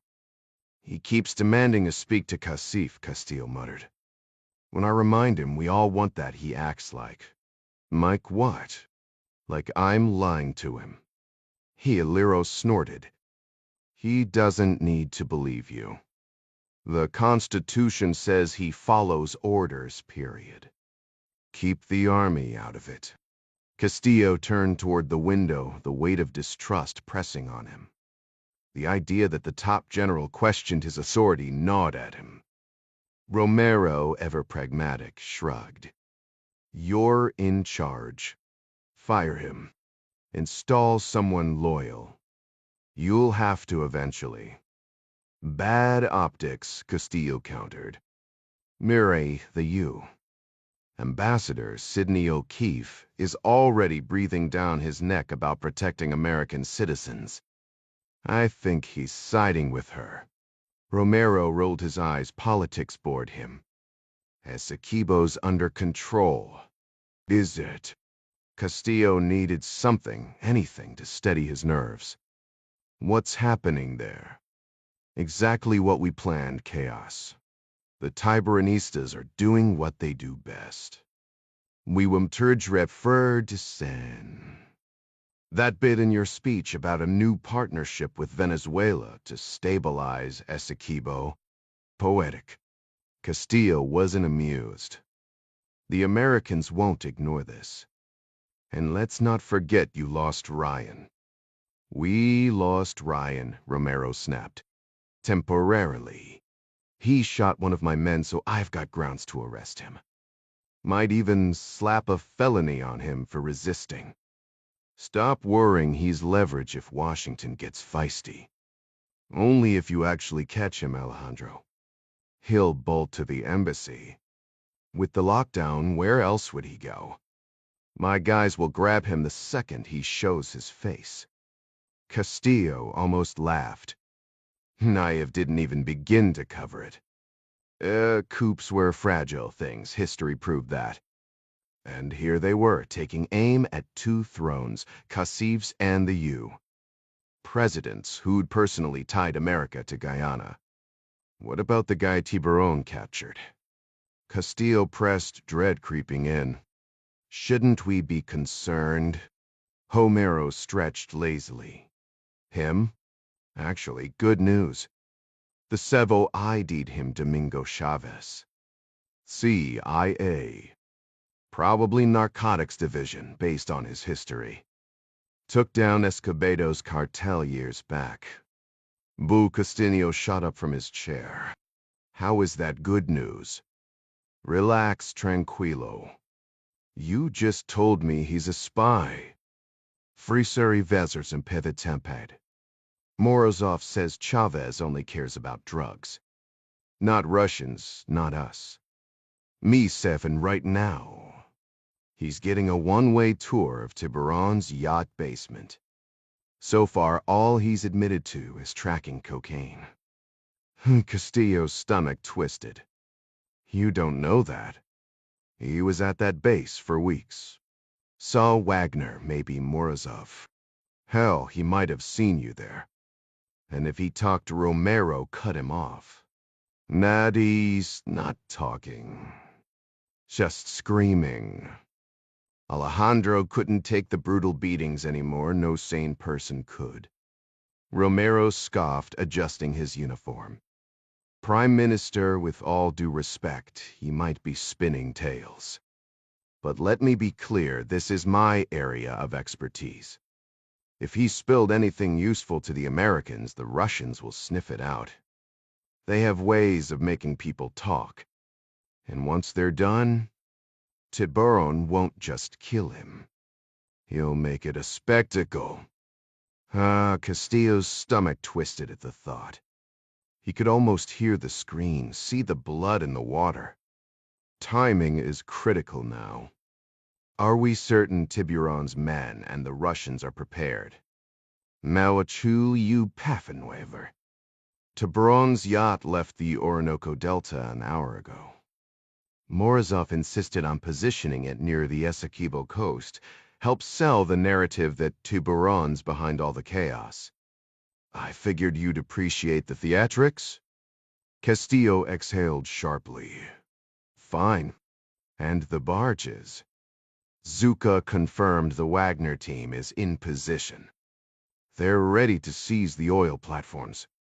Castillo rubbed his temples. Any word from the Americans?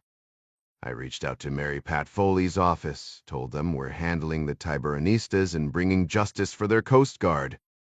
Romero pulled a cigar from his jacket, offering it with a sly grin. Venezuelan. Top shelf. Castillo waved it off. I don't smoke. A shame, Romero muttered, tucking it away. Orinoco River Delta 20 AM salt spray blurred Jack's night vision goggles as the jet ski sliced through the black waves. The machine was a beast silent, smooth, powered by solid hydrogen, carrying him and Jad at a blistering 80 knots. The ocean rushed beneath them, the ski occasionally catching air before settling back with eerie precision. The wide flares on either side acted like wings, letting them ride a cushion of air just above the surface. Jack wiped his lenses, checking the dim green displays. The formation of skis moved like a squadron more in the lead, Clark trailing Chili and Mandy off to the side. Tempest 3, you're at overwatch position, Moore's voice crackled in Jack's helmet. Copy that. Breaking formation, Jack replied. Jad tapped his shoulder in acknowledgement.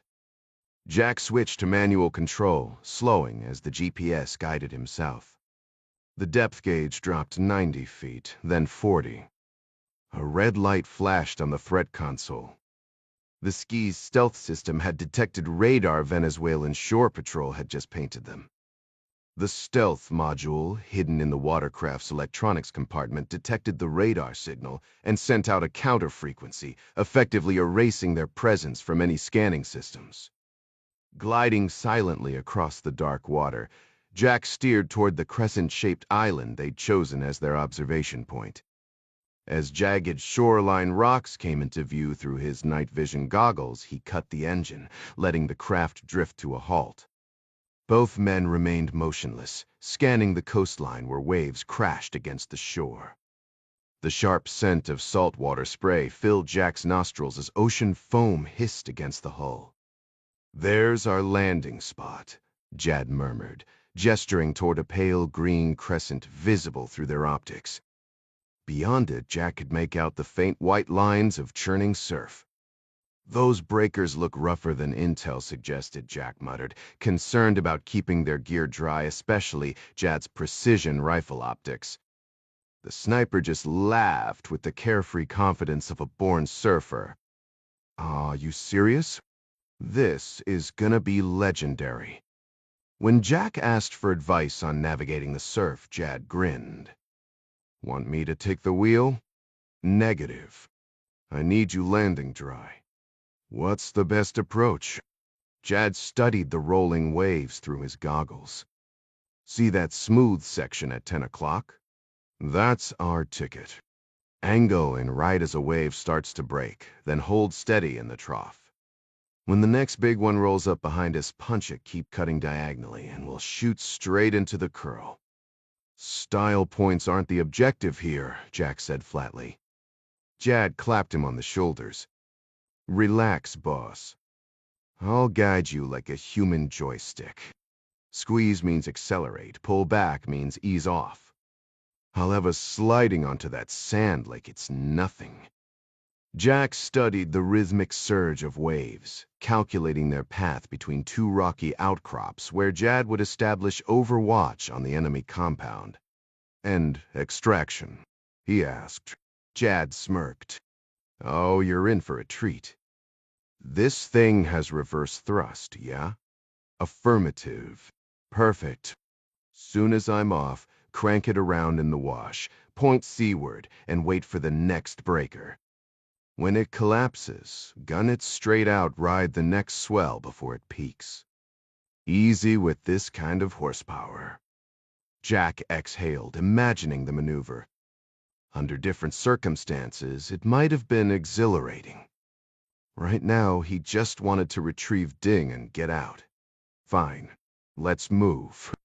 Jad's hands locked onto Jack's arms as they caught a towering wave, the water lifting them high before leveling out in the trough. For a moment, they were surrounded by nothing but dark water. Then Jad's grip tightened. Big one coming at just 5 degrees starboard. Ready? Now. The undertow tugged at them as Jack fed power to the engines. Then, at Jad's signal, he slammed the throttle. The craft rocketed forward, slicing across the face of the wave. Suddenly, they were engulfed in the roaring tunnel of a breaking swell. Yeah. Jad whooped, his grip steady. We're locked in, man. This is textbook. Jack held their trajectory until Jad signaled again. The skis surged forward, gliding effortlessly through the barrel like a sled on fresh powder. The jet ski's stern lifted sharply as Jack glanced sideways, catching the tail end of a crashing wave behind them. The water turned a pale emerald as he skimmed over the frothy surface. Steep drop ahead, Jad warned, yanking Jack backward by the shoulders. Cut the engine now. Let it ride the swell. Jack released the throttle, and seconds later, the ski's nose thudded against the sand. Before the next wave could roll in, Jad vaulted off into waist-deep water, grabbing his sniper kit and slapping Jack's back with a gruff, "Nice work." He chucked his rifle onto the beach, spun the ski around, and shoved it back toward the surf. Jack jammed the throttle into reverse, catching Jad's thumbs up just before the sniper vanished into the trees. Alone in the shallows, Jack waited, the ski bobbing in the foam. When the next wave surged 50 yards out, he gunned it. The machine launched forward, slicing from 0 to 30 knots in a heartbeat.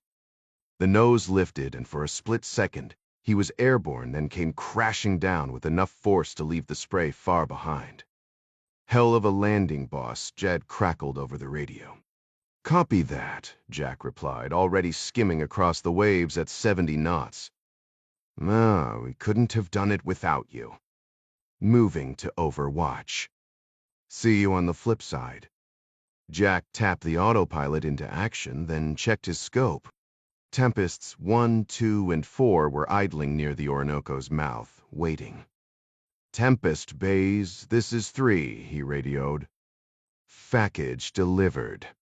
Heading to the rendezvous. Roger that, Lisanne's voice came through from the Marlin's control room. Check in when you're in position. Back on the Marlin, Carrie Marks, the team's other Green Beret, leaned over Lisanne's chair, scowling at the monitors. Jad was already halfway across the barrier island, and Jack had rejoined the rest of the team in the Delta. Clark's got me twisted, Carrie muttered, scratching his ear. Lisay smirked. Welcome to my world. At least you're not stuck running comms. Yeah, but you get to do something useful, Carrie grumbled. I'm just babysitting a bunch of screams while they're out there having all the fun. Lysen arched a brow. Someone's gotta hold down the fort. Isn't that like Beret Basics 101? Carrie shot her a glare. Security from what? Sue's eye of an attacks. She shrugged.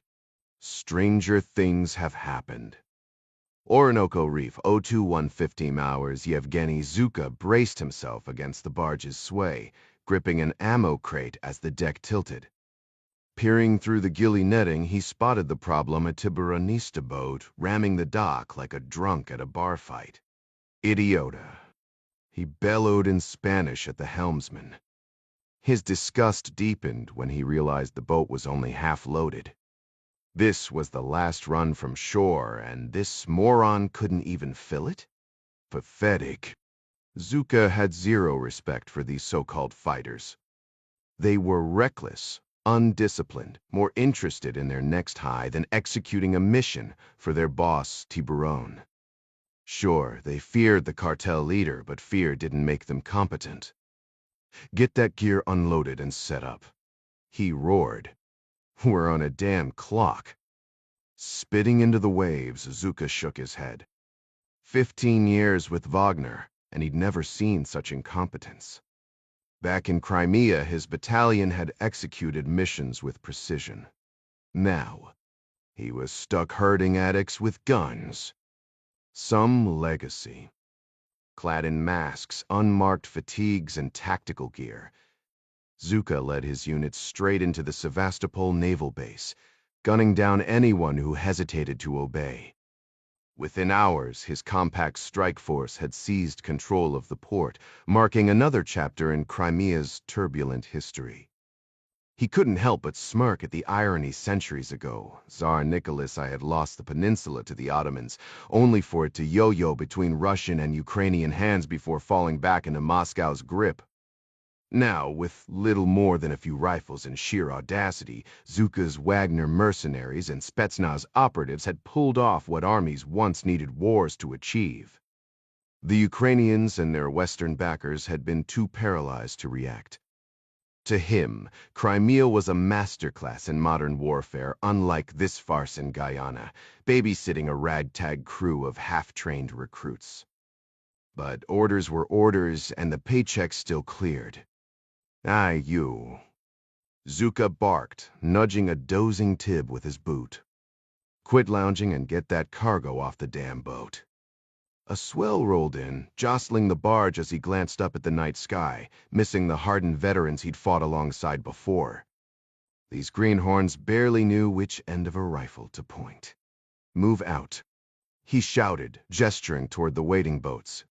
The sluggish response from the Tibs earned them a blistering torrent of Russian curses. We're wheels up in 5. Nearby, a crate clattered open as one of the recruits wrestled a bulky magazine from its packing straw, fumbling to slot it into an ARP. Zuka sighed. The only thing these guys were good for was hauling gear useful for logistics, useless in a firefight. At least their target was defenseless. Fear alone might carry the day. He moved along the barge's edge, dodging the old tires bolted as makeshift bumpers. 8 metal boats strained against their lines, 2 loaded with heavy weaponry for the oil platform, the others packed with 5 men apiece. His plan was simple: hit the pier below while his helo team secured the platform from above. Sling your rifle like this, he snapped, adjusting a young Tibbs AK-12. Unless you want to trip and drown before we even get there. The kid nodded clumsily and boarded. Amateurs. The only silver lining? Reinforcements were en route. Wagner troops in Havana would storm Georgetown the moment Guyana cried for help. Soon, heavy gunships would roar in from an On-124, but by then, Zuka's team should have the American oil workers locked down. Even with this sorry excuse for a unit, it wouldn't be hard. He checked his watch, then let out a sharp whistle. The men in the boats looked up as he circled his hand, engines rumbled to life. Holding up a fist, he signaled a pause before ducking under the camo netting near the makeshift comms hut. Leaning against the plywood shack, he eyed the towering antenna. Soon this mess would be over. Zuka avoided stepping inside the cramped huts where the Tibbs had been holed up for days. The stench of sweat and stale food was overwhelming. Standing in a sheltered spot away from the ocean breeze, the hum of idling boat engines and the rhythmic crash of waves, he pulled out the satellite phone and dialed Morozov. The team and equipment are loaded in the landing craft. We're set, he reported in Russian. Good, Morozov replied. What's the sea like out there? Zuka could hear the distinct thrum of helicopter rotors in the background, confirming his suspicion that the Sava chief was en route probably to the embassy in Caracas. He knew Morozov was just waiting for final approval from Moscow before giving the go-ahead. Light swells, nothing major, Zuka answered. Other than that, it's smooth. Forecast looks clear. Static crackled over the line, the rhythmic chop of rotor blades faint but unmistakable. Understood, Morozov said. You still confident in your 30-minute estimate to reach the Marlin oil platform? Absolutely, Zuka confirmed. Any word on whether the gunship will be in position? It'll be there, Morozov assured him. Moscow's given the green light. And the broadcast? Goes live the second you secure the platform workers. Zuka hesitated. What about the Americans? Any intel on their response? Assume nothing, Morozov said sharply. Just stay sharp and adapt. You know what you're doing. That was one thing Zuka appreciated about Morozov, despite his rank. The man had come up through Wagner's shadow operations and understood combat. He rarely micromanaged. One last thing, Zuka pressed. You still want the workers taken alive? That complicates things. Yes, Morozov snapped. For now, they might be useful. If that changes... Zuka didn't need him to finish. Understood. Orinoco River Delta 0223 Chat kept his eyes locked on Moore and Clark as their stealth skis glided through the murky water like predators stalking prey. The narrow channels between sandbars and islands made navigation tricky, but the team moved silently at a steady 4 knots. Through his night vision goggles, the bulky silhouette of the barge barracks came into view. Moore held position just ahead, his ski bobbing gently in the current while Clark weaved in a cautious search pattern, his suppressed HK-416 resting across his lap. A quick glance behind confirmed Chili Edwards was holding the rear, with Mandy Cobb, ex-FBI Hart, scanning the shoreline through her rifle scope. Moore's voice crackled softly over the comms. All units, docks to my right. No boats. Repeat, no boats. Beach is clear. No hostiles in sight. Copy, Clark murmured. Any vehicles on land? One tractor-trailer, Moore replied after a pause. Cold on thermal. The trams Roganoida Priv. Playa del Sol Cerveza. Same beer we saw back in Tobago. Jack frowned, guiding his ski around a drifting branch. That didn't add up. Satellite intel had shown a secured dock with metal boats supposedly used for drug runs to freighters. I'll stop, Moore suddenly ordered. Jack eased off the throttle, letting the Orinoco's current slow him. His gaze fixed on the barge ahead, a 2-story floating bunker. Then he spotted it, movement on the roof. A shadow shifted. That's why Moore had called the halt the rooftop sentry, just like in their briefing photos. Overwatch Tempest 1, Moore whispered. You got eyes on that Tango? Affirmative, Jad's voice came through, calm and steady from his sniper perch on the barrier island. Sentries in my crosshairs.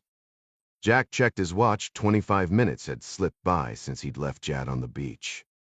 The Green Beret had wasted no time scrambling to his overwatch position, but Jack couldn't shake the unease of operating without their usual recon advantages. Normally, they'd have a drone feeding real-time footage to Lizanne back at base, but this deep in enemy territory, they were flying blind. Even worse, Jad was solo without Carrie spotting for him. Second sentry on the stern, Jad's voice crackled over the comms. Clark's response was immediate. What's their loadout? AK-12 on the stern guide, Jad reported. Roof sentries packing an underbarrel grenade launcher. That detail sent a chill down Jack's spine. These weren't your average cartel thugs. They were kitted out with top-tier Russian hardware. When Clark pressed about night vision, Jad confirmed they were relying on old-fashioned eyeballs. Then came the real curveball. What about the Gran Blanco? Clark asked. Any movement? Jack squinted through the darkness, but the river's bend blocked his view. Satellite intel had placed the yacht near the barracks barge, but Jad's next words hit like a gut punch. Negative on the yacht. She's gone. Silence hung heavy until Moore cut through it. No way it went. Upriver must have slipped out to sea right under our noses. Jack's stomach twisted. If the Sevier had made ding, time was already running out. Clark's orders snapped him back to focus. Tempest 3 and 4 clear the barge. One and I are chasing that yacht. It can't have vanished into thin air. Orinoco River Delta 0225 hours through his night vision. Jack watched Clark and Moore ride the current like ghosts. 1 second they were there. The next they'd vanished behind the barrier island, their sleds cutting through the water without a sound. Chili's voice broke his trance. So, boss, we sticking to the plan or improvising? With Clark and Moore gone, the team channel was down to 4. Jack weighed their options. The missing yacht, the eerie quiet onshore, it all felt wrong. That lone rooftop sentry meant something was still on that barge. Maybe ding. Or maybe a trap. We're switching it up, Jack decided, hearing 3 confirming clicks. Original plans shot. We hit the barge from the rear, sweep both decks. I'll take top, you 2 handle below. Rally at the stern entry point and breach on my mark. Gear checks followed, the quiet clicks of magazines and harnesses louder than any words. The night held its breath. Jack quickly inventoried his gear, fingers brushing over the 3 flashbangs, 3 thermobaric grenades, and 2 fragmentation grenades strapped securely to his vest. Everything was in place, no loose gear to betray his position. His hand dropped to the Glock holstered at his thigh, giving it a reassuring pat before adjusting the sling of his suppressed HK-4116. Chili and Mandy chimed in over comms, confirming their own setups were locked and loaded. All right, 4, Jack said, voice low but firm. Stick to the plan approach from the riverbank and board from the land side. Overwatch, take out the sentries when we're in position, but wait for my signal. I'll hit the stern ladder and push for the second deck. A series of clicks acknowledged the orders. Jack exhaled sharply before continuing. If we hit pay dirt, I'll secure the package on my ski. 4, loop back to extract Overwatch. Yeah, it'll be tight, but we need to be out of Venezuelan waters before they even realize we were here. Anything unclear? Silence. Good. Copy that. Move out. He gunned the throttle, the ski slicing across the river like a bullet. Slowing to a near drift in the shadows of the opposite bank, he studied the barge ahead, its rusted hull bobbing lazily on the current. As he lined up with the stern sentry, he keyed his mic. Overwatch status? Still green, Jad replied. No movement from either target. Mandy's voice cut in. Overwatch confirm visual? We're on the dock. Affirmative, 4. Hold position, roof sentries got a clear line of sight if you step any farther. Jack waited, watching through his night vision. Overwatch, can you take the rear sentry? Locked on. And the roof guy? Certifering this dast how forken to. Jack weighed the risks. The rear sentry was the immediate threat. He'd be right in Chili and Mandy's path. Rear first, then roof. Do it. Through his NVGs, Jack saw the sentry's head snap back before the body crumpled into the water. The delayed plunk of the impact reached him a second later. Rear sentry down, Jad reported. But the roof guy, I think I hit him, but he might have ducked inside. Jack's grip tightened on the throttle. Damn it. He flipped up his NVGs, shouldered his rifle, and scanned the barge's roof through thermal. Nothing. For any sign of the roof sentry. Negative, Chili answered. Lost visual, Jad admitted. He might have bolted below deck. Mandy's voice was steady. Orders, go. Jack barked, twisting the throttle. The skis surged forward, the sudden acceleration pressing him back into the seat. He wrenched the handlebars, skidding sideways into the ladder with a spray of water. A quick carabiner clip secured the ski, and then he was up, boots hitting the barge's rusted deck. He sprinted toward the plywood barracks, slamming against the wall beside the entrance. Tempest 4 port side, Chili reported. Ready to breach. Copy. Rifle up. Jack signaled the plan one last time he'd take the upper deck while Chili and Mandy cleared below. With a sharp nod, he pulled a flashbang, yanked the pin, and hurled it inside. The blinding detonation lit up the doorway. As the second blast echoed, Jack lunged for the ladder, climbing fast. At the top, he tossed another flash bang down the hall, squeezing his eyes shut against the strobing light. The moment the last boom faded, he rolled over the edge, rifle sweeping for targets. The muffled sounds of Mandy and Chili tossing grenades echoed from the lower deck as they systematically cleared each compartment, advancing toward the front of the barge. Amid the chaos of explosions below and the staccato bursts of gunfire down the corridor, a sudden hail of wooden shrapnel obscured Jack's night vision goggles. He ducked instinctively. Someone was firing directly at him through the flimsy wall just inches above his head. Rolling sideways, he scrambled into a cramped room with a rusted metal cot, barely avoiding another volley that obliterated the space where he'd just been. The shooter knew his position. Retreating into the hallway, Jack dodged splinters flying like shrapnel before the gunfire ceased, leaving his ears ringing. The commotion below was indistinguishable. More grenades or another ambush? Another burst tore through the wall, spraying sawdust into his face and fouling his goggles. The unseen attacker had repositioned, now firing from the hallway on full auto. Bullets chewed through the thin partitions, inching closer. With no other option, Jack grabbed the thermobaric grenade from his vest, the homewrecker reserved for dire situations. The team had warned about the barge's unstable structure. One wrong move could collapse the whole deck. He pulled the pin and lobbed it down the hall, bracing himself, mouth open, to equalize the pressure. The grenade clattered back toward him. Reacting fast, he swatted it away like a desperate save in a pickup soccer game. Then the world erupted. The blast vaporized the support beams, and the floor beneath him dropped away. Jack slid violently down the collapsing wreckage, a metal bed frame slamming into his back as debris rained around him. Coughing through the dust, he struggled to rise, but only sank deeper until hands seized his ankles, dragging him free. Disoriented, he whipped out his Glock, finger on the trigger, only to see Mandy's grim face. She released him, and Chili's voice cut through the ringing. Clear. We're clear. Jack staggered up, surveying the carnage.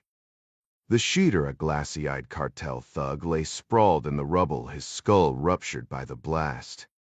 They fell back toward the stern, Jack wiping grime from his face as Chili's radio crackled. Dry hole. Target's not here. Before Jack could respond, Jad's urgent transmission sliced through, overwatch to team hostiles inbound from the riverbank. They saw the fireworks. Teppeladamutsdetaiven. Go Plat Marlin. O2 30 hours Lisen drummed her fingers on the console, phone pressed to her ear. Gav, there's gotta be more intel than this, she snapped. Beside her, Carrie Marks adjusted the radio, tracking Clark and Moore's frantic search for the Gran Blanco. Clark's request for coordinates made her smirk. He was treating the oil rig like a damn battleship. On a destroyer, she'd have radar locked on the yacht in seconds. Here, they were working with duct tape and hope. Lisen wasn't aboard a ship. She was stuck on the Goplat Marlin, an oil rig with nothing but a basic weather radar. How was she supposed to locate the Gran Blanco with that? Frustrated, she grabbed her satellite phone and called Gavin Beery, waking him up in his apartment. The tech wizard didn't need to be at his desk to monitor intelligence feeds, but that didn't stop him from groaning. What do you want me to do, Liz? As she scrolled through search results for tracking yachts, she kept him on speaker. I've already tapped into the Dia's ship tracking system, Gavin grumbled, but it's not designed for luxury boats. Military radar signatures, sure private yachts? Hasn't much and might stow. Lisen exhaled, glancing at Carrie. How does the Coast Guard handle smugglers? By chasing them down with patrol boats and radar planes, Gavin shot back. You got a search plane handy? The odds of finding the Gran Blanco felt like spotting a single grain of sand on a beach. She hated the idea of telling Clark it was hopeless. Then she remembered Jack's defeated expression earlier, watching the Helena vanish over the horizon. A spark of inspiration hit her. Wait, what about Jack's ship? Could we use it to sweep the area? Gavin groaned. Lisen, I write code. Naval tactics? Not my thing. Carrie nudged her. Not a bad idea. If the Helena loops back, it could cut off the Orinoco Delta. Might spot the Gran Blanco. You think it has surface radar? She asked. Definitely, Carrie confirmed. Saw the antenna spinning myself. Gavin, still listening, chimed in. For what it's worth, I can tell you where the Helena is right now. Lisen rubbed her temples. Seriously? You can track the Helena, but not the Gran Blanco. Easy, he said. Hendley owns the Helena, so Lloyd's of London has its location. Give me a sec, a pause then, got it. She's 90 miles northeast of you. Carrie frowned. At her speed, it'd take 12 hours just to get into position. Lisen slumped, ready to drown her frustration in coffee when another thought struck. She sat back down. Gavin, how exactly does Lloyd's track these ships? GPS transceivers, he explained. Every vessel uses them for navigation. Lloyd's picks up the signals and cross-references their database. Her pulse quickened. Could the Gran Blanco be insured by them? A long silence. Then Gavin muttered, wish I'd thought of that. Stand by. When he called back, the news wasn't perfect. The yacht wasn't covered by Lloyd's. But a quick image search revealed something better. Tiburon had acquired the Gran Blanco through a Canary Islands broker just 2 years prior. A fresh lid at last. Back then, the luxury vessel was known as the motor yacht Valor, registered in Malta and owned by a Silicon Valley tycoon. Gavin pointed out that Lloyd's of London still had it listed under its original name because the new owner who'd rebranded it Gran Blanco never bothered updating the GPS system. As Gavin recited the exact coordinates of Tiburon's command ship, Lisen relayed them to Clark and Moore before marking the location on Carrie's tactical map. Her brow furrowed. That's strange, she muttered. Carrie glanced over. What is? She tapped the chart. The Gran Blanco isn't just nearby, it's on a direct collision course with us. Meanwhile, on Orinoco Reef, Yevgeny Zuka savored the eerie calm that always settled before an operation kicked off. 2 decades in Spetsnaz and Wagner had taught him this ritual. Hardened men retreating into silence, their restless hands stilling, their gazes fixed on the horizon. Tonight, his hand-picked squad, Venezuelan ex-cons who worshipped brutality as much as they feared him, stood motionless on the barge, staring at the ink-black waves. No jokes, no last-minute checks. Just the distant sigh of the ocean. Nabinters, Thermonos. Zuka barked, snapping them out of their trance. The rhythmic thud of rotor blades cut through the night, a sound he knew instantly. Not some flimsy civilian bird, but the beastly thump of a Russian Miatiet, its searchlight suddenly blinding them as it roared into position. Zuka grinned at the sight of Sturm missiles bolted to its wings. "Gear up," he shouted, shoving his men toward the extraction point. The downdraft whipped the barge into chaos, nets flapping like trapped ghosts. One by one, his team was yanked skyward in a padded harness, hauled up like cargo. When Zuka's turn came, the rotor scream drowned all thought. Inside the cabin, a crewman tossed him a headset. "Where the hell did you guys come from?" Zuka demanded, eyeing the Russian military insignia. Morozov had been vague, just expect a ride. The pilot's reply was clipped, Admiral Gorshkov frigate. Diverted from West Africa. As the gunship lurched forward, Zuka studied his men wide-eyed, tense. Good. Let them remember who led them. The pilot's voice crackled over the comms. "What's waiting at these coordinates, sir?" "Thait T-Cure landing zone." Zuka wasn't one for Soviet-era secrecy. Wagner had taught him that scared men fought poorly. "An oil platform," he said. "Melipads ready. Unless you're afraid of a milk run." Silence.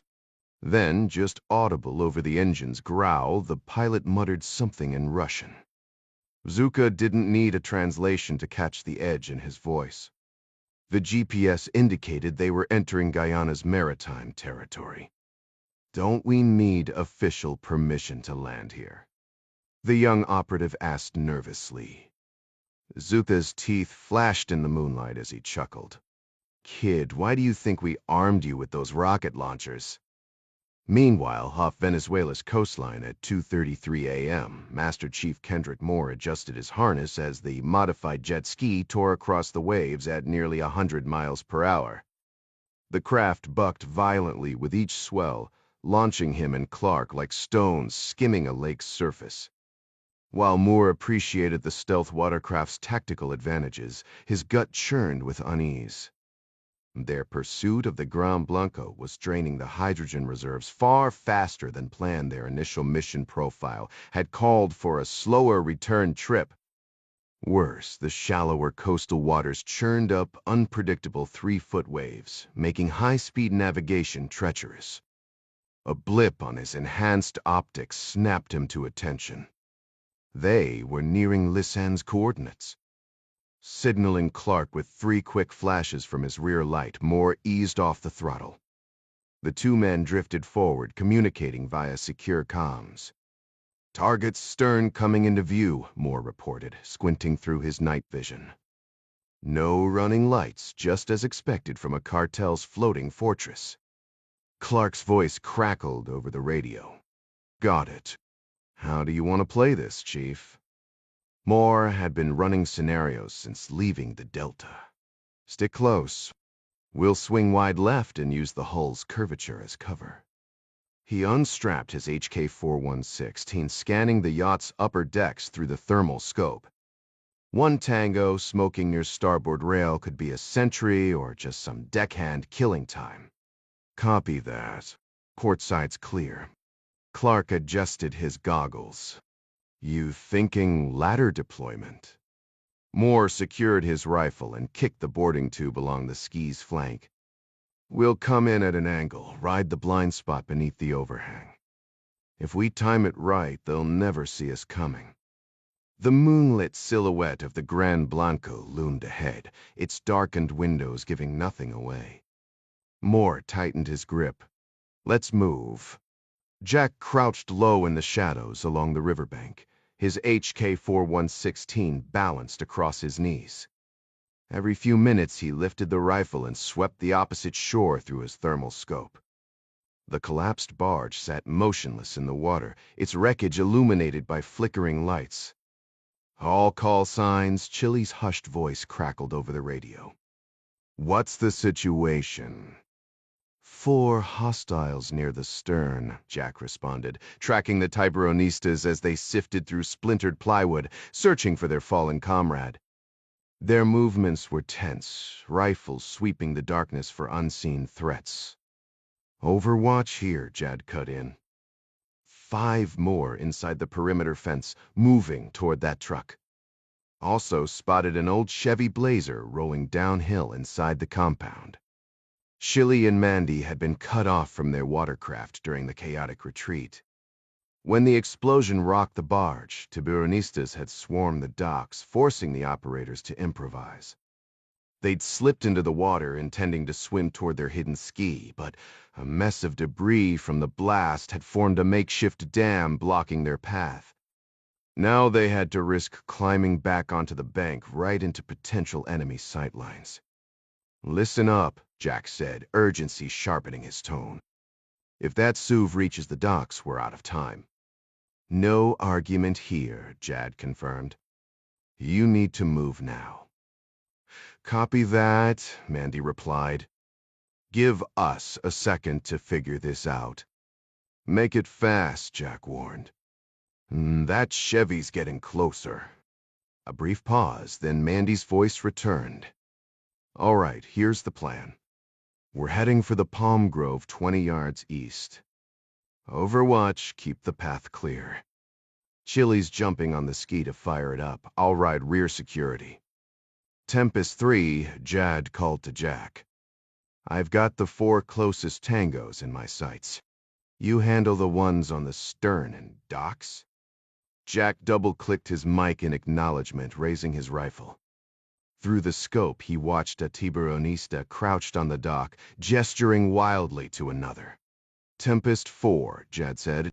You're clear. Call the shot. Mandy's strained voice broke in. Mark.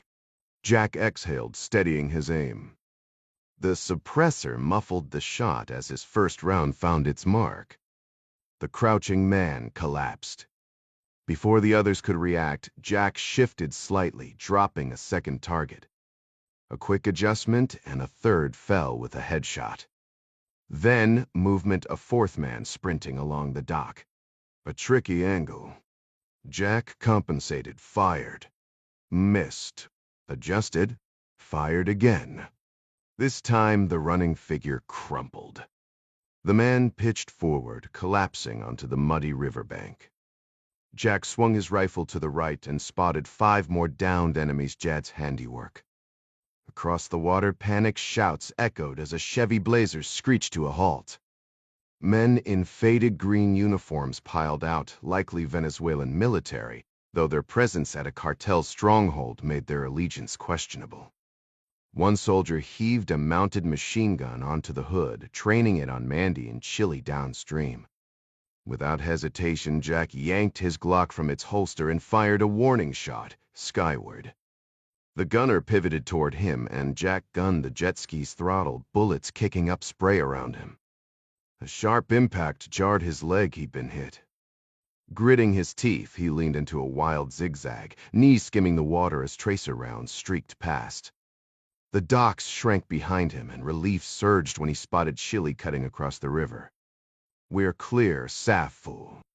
Mandy's voice crackled over the radio. Then let's vanish, Jack barked, veering toward open water. At 50 knots, the wind whipped past as he switched channels to Marlin Oil platform.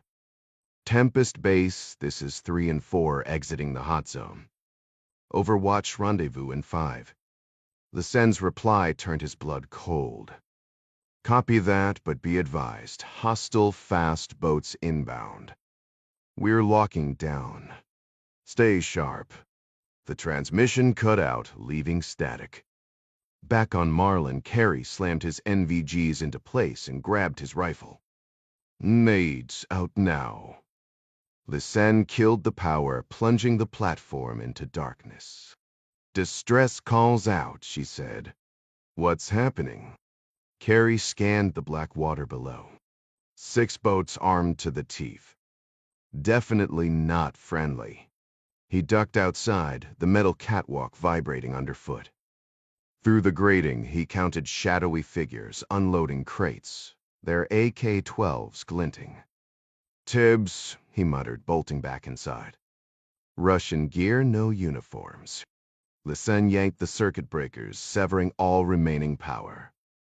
Her hands shook as she radioed the scattered Tempest team too far to help. Then Carrie stiffened. Oh, you've got to be kidding me. A thundering rotor beat filled the air. Russian hip gunship loaded for bear. Lysanne's voice cracked. Are we seriously their target? Carrie exhaled, calculating. Guess I'm the only shooter here. He checked his mag, then smirked. Unless you've been holding out on me. Lysanne grabbed a spare rifle. I can handle myself. Carrie adjusted his vest. Yeah, but I've got the armor and a grudge against gunships. The chopper's spotlight swept the platform as Carrie took position, muttering, Afghanistan, round 2. Carrie quickly scaled the derrick, positioning himself to cover the area while Lysanne sprinted toward the Quintero family and the oil rig crew. 30 armed men are closing in from below, he shouted over the growing roar of the approaching gunship. You need to alert everyone now. His eyes locked onto the horizon where the silhouette of the Russian chopper loomed dangerously close. Damn it, we're out of time. That bird's about to land, and it might just level this whole rig before we can blink.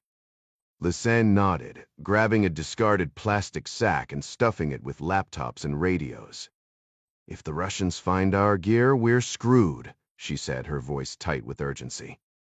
The windows trembled as the gunship's rotors thundered overhead. Carrie slung the bag over his shoulder and bolted outside, the wind whipping at his clothes. Go, he yelled before vanishing into the chaos. Meanwhile, aboard the Gran Blanco, Clark and Moore remained oblivious to Lysanne's distress signal, their radios silenced to avoid detection. Clark balanced precariously on an extendable pole, hooking it onto the yacht's railing while Moore glided alongside on his watercraft below. With a grunt, Clark hauled himself up the swaying cable ladder, muscles burning with effort. He scanned the deck before whispering, clear, into his comms.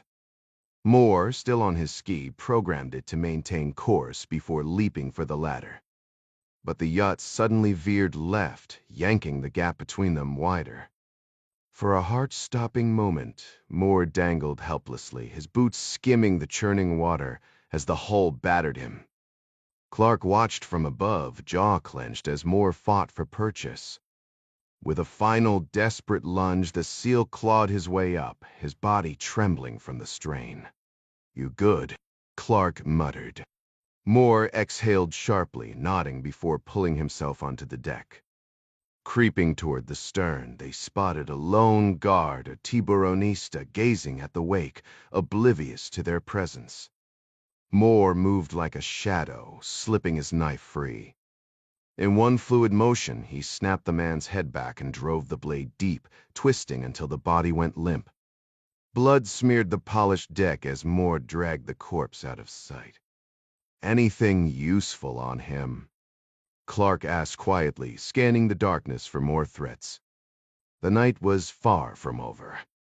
Moore quickly rifled through the dead man's pockets, his fingers closing around a compact radio with a coiled earpiece. Slipping it into his own ear, he kept the volume barely audible. 3 years of high school Spanish came rushing back, those dusty classroom memories suddenly sharpened by recent conversations with Gustavo.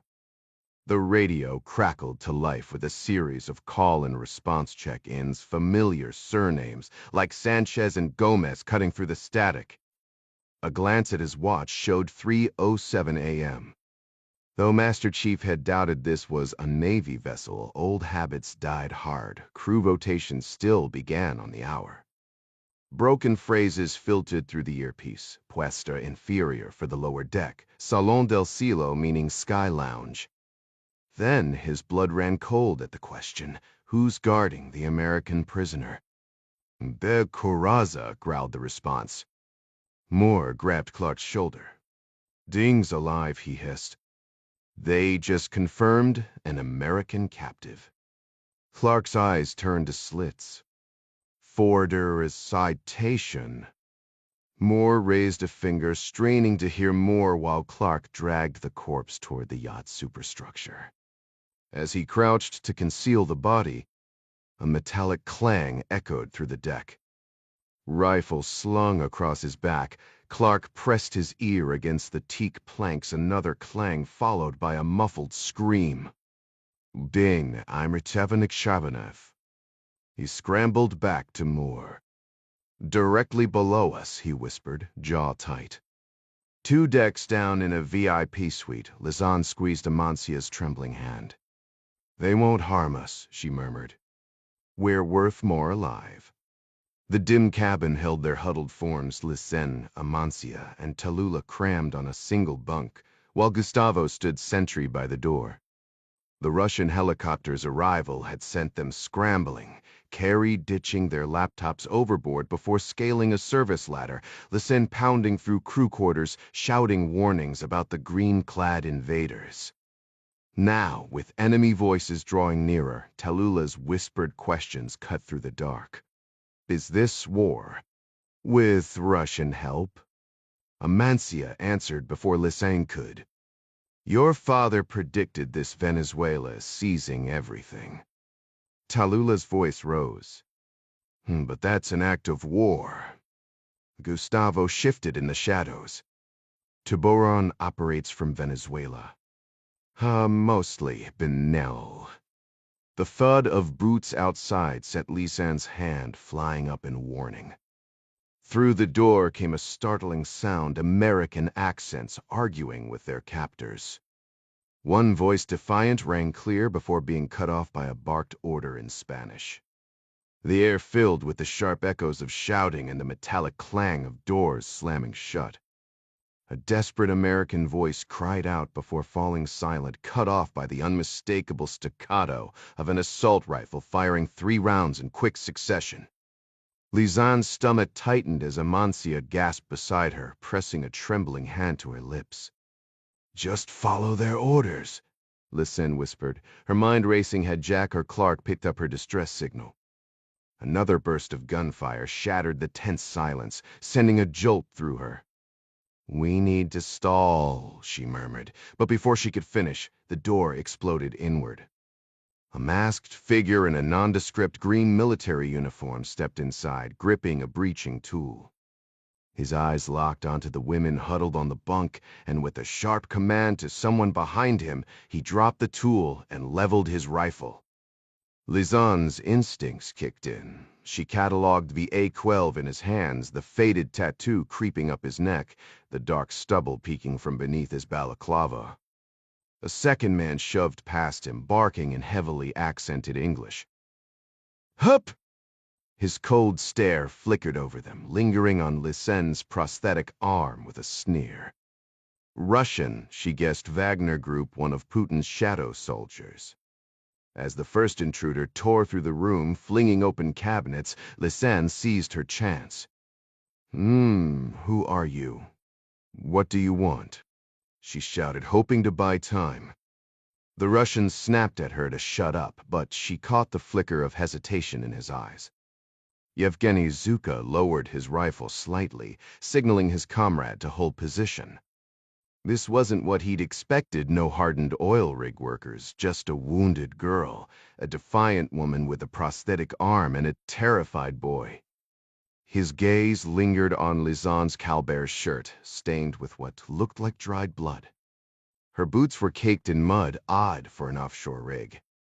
The older woman's shoes were just as filthy. No fresh dirt existed out here. The room was sparse, no luggage, just rumpled sheets and a towel smeared with reddish-brown streaks. Outside, his men were rounding up the platform crew. The plan was simple: secure the prisoners, then prep the missile launchers. But something about this group didn't add up. "Identification," Zuka demanded, stepping closer. The woman with the prosthetic arm met his stare without flinching. No. Zuka studied her again, the tactical boots, the cargo pants, the fire in her eyes. She carried herself like a soldier. For a fleeting moment, he thought of Russia's legendary warrior women, the Night Witches, the Death Battalion. This one had seen battle, and that made her dangerous. The Tib was instructed to search the woman thoroughly before moving on to the others. He lingered a little too long, his hands lingering over the women's curves before finally pulling a slim nylon wallet from the Calbert's girl's pocket. Zuka, the Wagner leader, let his rifle hang loosely as he flipped open the wallet, revealing 2 IDs, a California driver's license and a UC Berkeley student card, both bearing the name Tallulah Quintero. This confirmed his suspicion. The one-armed woman wasn't just a bystander, but a hired gun, likely protecting the Guyanese civilians. A satisfied smirk crossed his face. Morozov would be thrilled with this discovery. Once he returned to the control room to oversee the arsenal, he'd make sure the SA got the update. Meanwhile, off the Guyanese coast, Jack pushed the speedboat to its limit, the engine roaring as they sliced through the waves at nearly 90 knots. Behind him, Jad was strapped in tight, his voice crackling through the intercom. "Still no response from Moore or Clark," he reported, frustration edging his tone. "Tried every frequency we've got." Jack's grip tightened on the wheel. "Be there in the middle of something," he muttered, eyes flicking to the chart plotter. The GoPlot was still 40 miles out, but every second counted. "Anything from Lisanne?" "Negative," Jad replied. A tense silence settled between them before Jack growled, "Try the secondary frequency again." Somewhere else on the water, Clark and Moore pressed themselves against the bulkhead, radios off, listening as footsteps passed overhead. The salon was dark, the only light coming from the moon reflecting off the glass. Clark had his Sig Sauer out, suppressor attached, while Moore kept his rifle steady. The voices faded, but then another scream from below. Ding's voice, unmistakable. Clark signaled silently, "Cover me," and Moore dropped to one knee, scanning the shadows. Moving carefully, Clark slipped behind the sliding glass door, pistol ready. His eyes landed on a white locker with the life ring stenciled Gran Blanco. He eased it open, praying for silence. Inside, among first aid kits and a fire extinguisher, was a diagram of the yacht. His finger traced the lines until he found the lazaret, the source of the screams. The dotted lines showed an electric winch leading down. Perfect. Somewhere in the back of his mind, Clark wished he'd spent more time on luxury yachts instead of just raiding them. But hey, at least the rich folks kept handy maps. The diagram showed the door lying flat, resembling the lowered tailgate of a pickup truck. Clark figured it doubled as a boarding ramp for watercraft and a sunbathing spot when extended. In its open position, it would conceal the small service platform they'd spotted earlier, probably meant for hull inspections. The old SEAL had to admit the Tiburonistas had picked the perfect hidden cell. No windows, and the only interior access was through a stairwell near the crew quarters. From the radio traffic, Clark estimated 20 to 30 armed hostiles on board. The blueprint revealed no stealthy path to the lazarette without going through enemy territory. Taking on the entire crew with just more didn't faze him. They had surprise and firepower on their side. But a prolonged shootout would doom Ding. Clark moved swiftly across the deck, rejoining Moore. Leaning close, he outlined the lazarette's location and the suicide run required to reach it. Moore absorbed the intel, then tapped his temple, the universal signal for "Cover me." The hulking SEAL sprinted to the stern, scrutinizing the sealed ramp before returning with a predator's grin. "We can crack it," he murmured. Tave raised an eyebrow. "How?" Moore rummaged through his cargo pocket, producing what looked like a bundle of beef jerky wrapped in black plastic 4 bricks of C4. "Where's the det cord?" Clark asked. The Master Chief fished out a spool of black-wrapped wire from his opposite pocket. "Twist the spool for ignition," he explained, miming the motion. Clark exhaled sharply. "You're planning to blast it open." Moore's teeth flashed in the dark. "Damn straight." 03030 Clark scanned the aft deck, praying no hostiles wandered out for a midnight smoke. Moore belly crawled onto the transom, a docking line securing him as he dangled over the churning wake. One wrong move, and he'd be fish food. Working backward, he unspooled the det cord like a seamstress threading a needle. "Think it'll peel the door clean off?" Clark whispered. Moore shrugged.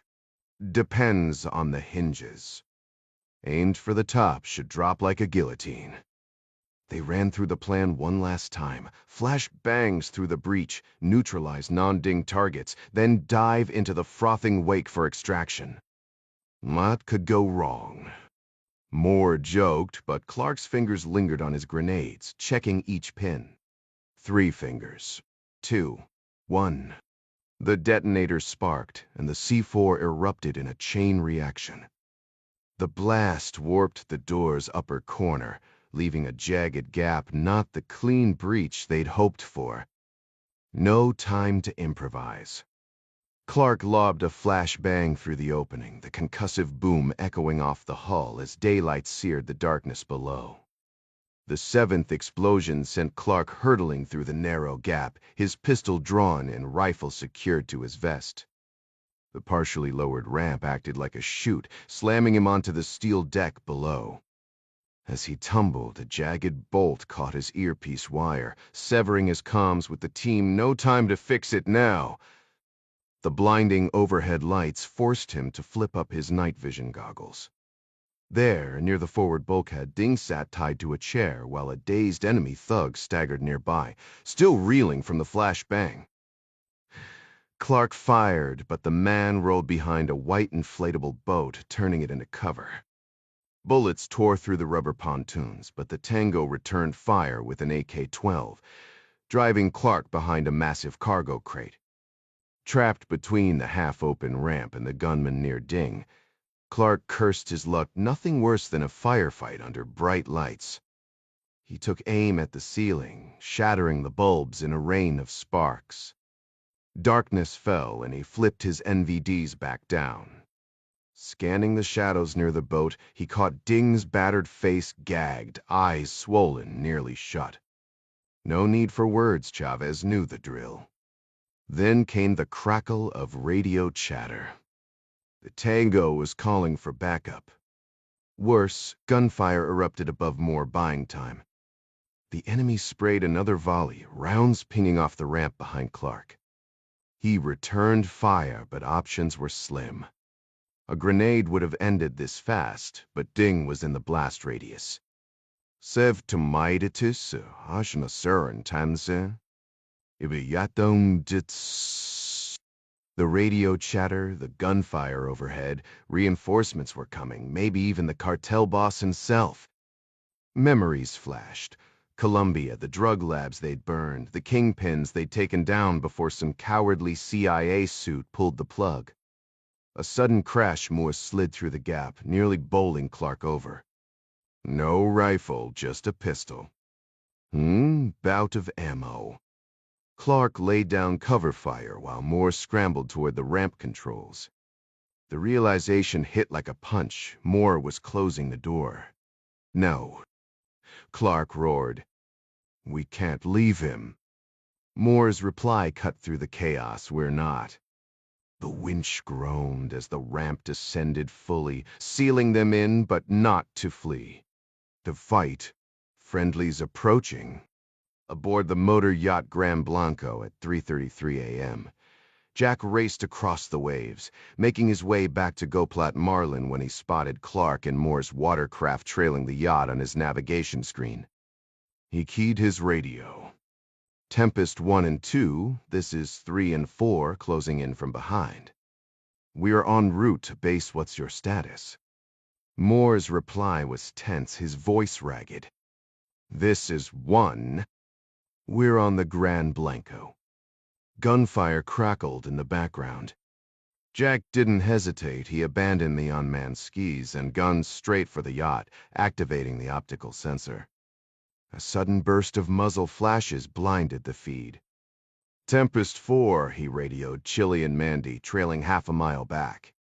1 and 2 are pinned down in a firefight aboard the yacht.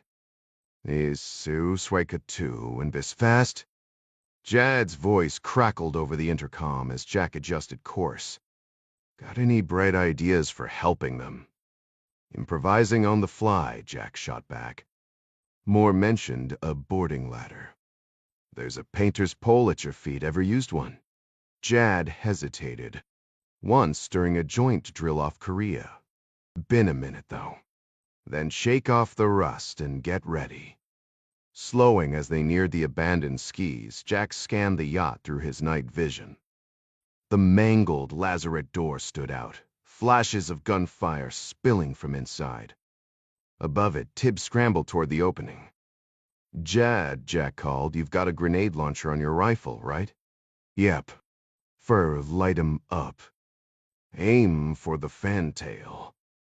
The grenade launched with a deep thud, exploding seconds later near the main salon. Glass shattered and 2 dark figures tumbled overboard. With the stern cleared, Jack nudged Jad. Moore and Clark are behind that busted hatch, see it? Jad squinted down his rifle's scope. That wrecked garage door at the back? That's the one. We need inside. Jad smirked. Shouldn't be a problem. Why? Because it's coming down. Moore's voice cut through the chaos. 3, we've got jackpot. Stern waterline, lazarette.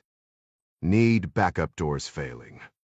Chili and Mandy closed in as Jad fired another grenade midship, sending another Tib flying. The garage door groaned, collapsing inward. Jack surged forward, spotting a rib on a platform, and Ding slumped in a chair. Clark fired from behind cover while Moore worked his pistol. Only a handful of Tibs remained, their shots peppering the water as Jack weaved through the spray. Jad returned fire, calling out hits while Mandy picked off stragglers above. Then Jack saw Moore at the ramp's edge, waving wildly, his voice barely audible over the gunfire. Realization hit. Hold tight. Jack barked at Jad. We're going in hot. The ski launched from the waves like a bullet, hitting 20, then 50 knots in seconds. Jack aimed straight for the ramp, locking onto the tango beside the rib. Oh, hell, Jad muttered as the Tib swung his rifle toward them. The lazarette rushed at them in a blur, then impact. Metal screamed as the ski slammed home. For a split second, the Tiburonista appeared directly in Jack's path. A violent impact rocked his body, sending a searing pain through his ribs as his helmet cracked against the handlebars. The world-spun metal screeched, fiberglass splintered, and suddenly he was sprawled on the deck with the mangled enemy just beyond reach. Before he could process the crash, grizzled hands were already unbuckling his harness. Clark's weathered face loomed above him, grinning like this was just another Tuesday. "Welcome back, kid," the former SEAL chuckled as Jack's vision cleared. Struggling to stand, Jack collapsed into a tangle of gear until Clark hauled him upright. Nearby, Moore was extracting Jad from the wreckage. The medic immediately turned his attention to Ding, who lay motionless as Clark sawed through his restraints with a combat knife. Every breath felt like glass in Jack's lungs when he finally staggered over. Ding's face was a mess of blood and swelling, his words garbled but unmistakable. "Quit fussing. Go kill those bastards."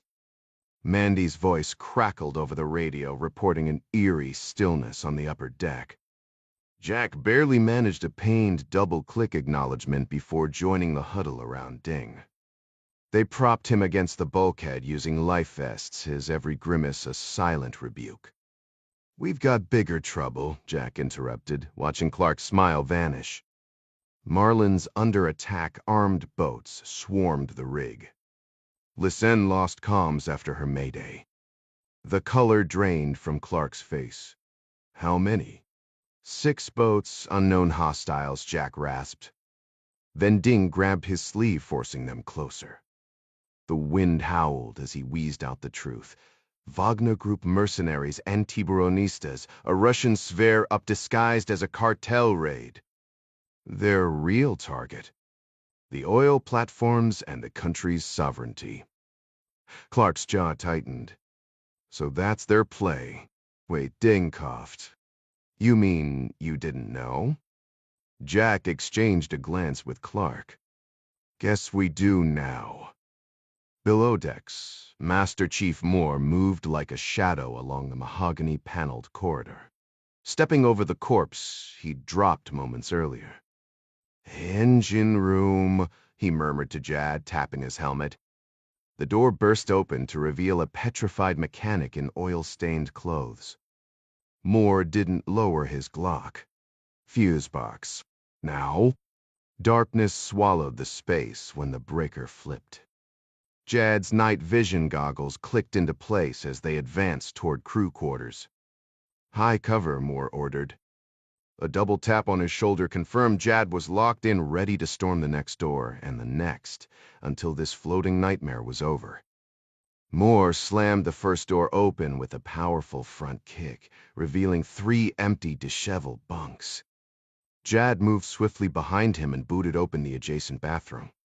A Tiburon fighter lunged from the shadows, knife flashing only to drop instantly as Jad's bullet struck between his eyes. "Clear," Jad barked. They repeated the process in the remaining rooms, finding nothing but silence. At the base of the stairs, Moore paused, straining to hear any movement above. The dining room just beyond the main salon awaited them. "Clark," Moore murmured into his comms. With the team packed tight on the yacht, formal call signs had been scrapped for speed. "Go," Clark responded. "We're at the stairwell. What's your position?" "Made it out of the pit," Clark replied, leaving out the detail of Chili and Mandy hauling Ding up the ramp on their ski, patching him up on the fly. "Any eyes on the salon?" "Affirmative," Clark said. 2 hostiles dead center. Jack and I will hit him with a flashbang. You and Jad take the shooters." Moore hesitated, mentally mapping the angles to avoid friendly fire. "Once that banger goes off," he warned, "get low. We'll go high." "Fourier's copy that," Clark answered. Moore exchanged a glance with Jad, who gave a sharp nod. "Ready when you are," Moore radioed. "On 3, Clark counted. 1, 2, Moore exploded up the stairs, squinting through the haze of smoke and muzzle flashes. 2 panicked Tibs were blindly firing toward the shattered stern doors, their shots peppering what little glass remained. Moore and Jad dropped them with precision. Clark and Jack slipped inside, dodging falling debris. Jack surveyed the carnage, spent casings rolling across the carpet, 3 bodies with gruesome exit yeens. "Clean work, Chief," he muttered. "One more deck," Clark said. "Where's Tiburon hiding?" Jack jerked his chin toward the staircase beside the dining room. "Sky bridge, most likely. Ding said he operated up there. Jack and I'll take the exterior ladder. You 2 handle the interior stairs." Outside, Clark and Jack crouched on the weather deck. Jack scanned the yacht through his night vision, bodies strewn across the middle deck, more sprawled near the fantail. The boat was a wreck, fiberglass shredded, glass glittering like ice, burn marks from grenades. Jack lifted his goggles, catching the Southern Cross hovering near the horizon. A smudge of land loomed in the distance, Guyana's Essequibo coast, thinly populated. The memory of Lee Sen's frantic last transmission tightened his gut. "Set!" Moore's voice crackled in his earpiece, snapping him back. Clark turned. Jack lowered his node. "Ready here," Clark confirmed. "I'll scout ahead. Stay tight, this won't be pretty." Silent as a shadow, Clark scaled the ladder. At the top, he risked a glance before ducking down. "4 in the Skybridge salon," he whispered. "Glass walls are blown." Tossing a thermobaric to clear it. "Moore, Jad, mop up whoever's left." Moore acknowledged with 2 clicks. Clark braced himself, yanked the pin, and hurled the grenade. The detonation hit like a thunderclap, pressure slamming Jack's eardrums. Debris rained down as he charged up the ladder, only to find Clark already advancing, rifle up. Moore and Jad fanned out, weapons sweeping the ruined salon. The air reeked of cordite and scorched metal. Somewhere above, a loose cable swung like a pendulum, sparking. Jad fired several rounds toward the sky bridge, the sharp cracks echoing across the deck. "Clear," he called out moments later. A wounded cartel member with blood trickling from his ears suddenly lurched sideways, clutching a handgun. Clark didn't hesitate. One precise shot dropped the man instantly. Jack moved swiftly, checking the other 3 bodies to confirm they were neutralized. Stepping forward, Clark cautiously peered through the reinforced door leading to the flybridge. The thick fiberglass partition had shielded the controls from the earlier explosion. "Secondary steering station here," he noted, then gestured toward a shadowy staircase. "And another passage leading below." His tone carried unspoken warning as Jack, Moore, and Jad joined him on the bridge. The cartel member Jad had taken down lay motionless near the console. Without ceremony, Jad dragged the body back into the ruined salon, clearing their workspace. Moore angled his Glock toward the descending steps, his night vision goggles reflecting dim green light. "If Tiburon's aboard, he's holed up down there." The veteran seal indicated the reinforced double doors at the base of the staircase. Clark's gaze flicked between the doors and Moore. "A confirmed?" he asked. Moore's NVGs dipped once in a firm nod. "Every other compartment swept. Diagrams show that's the last unchecked space." A slow grin spread across Jack's face as he studied the bridge console. His rifle barrel tapped against a panel labeled Intercom, specifically the button marked Captain's Suite. Why not invite him out for a chat? Clark considered the suggestion, then shrugged. "Might as well make this interesting." The seasoned operator pressed the button, his voice dripping with cold amusement. "Tiburon. John Clark here. I'm looking for an old friend, Domingo Chavez.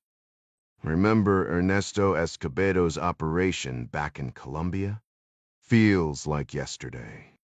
He paused, then added with mocking cheer, "Juan? Suster my fit. You home?" The response was immediate.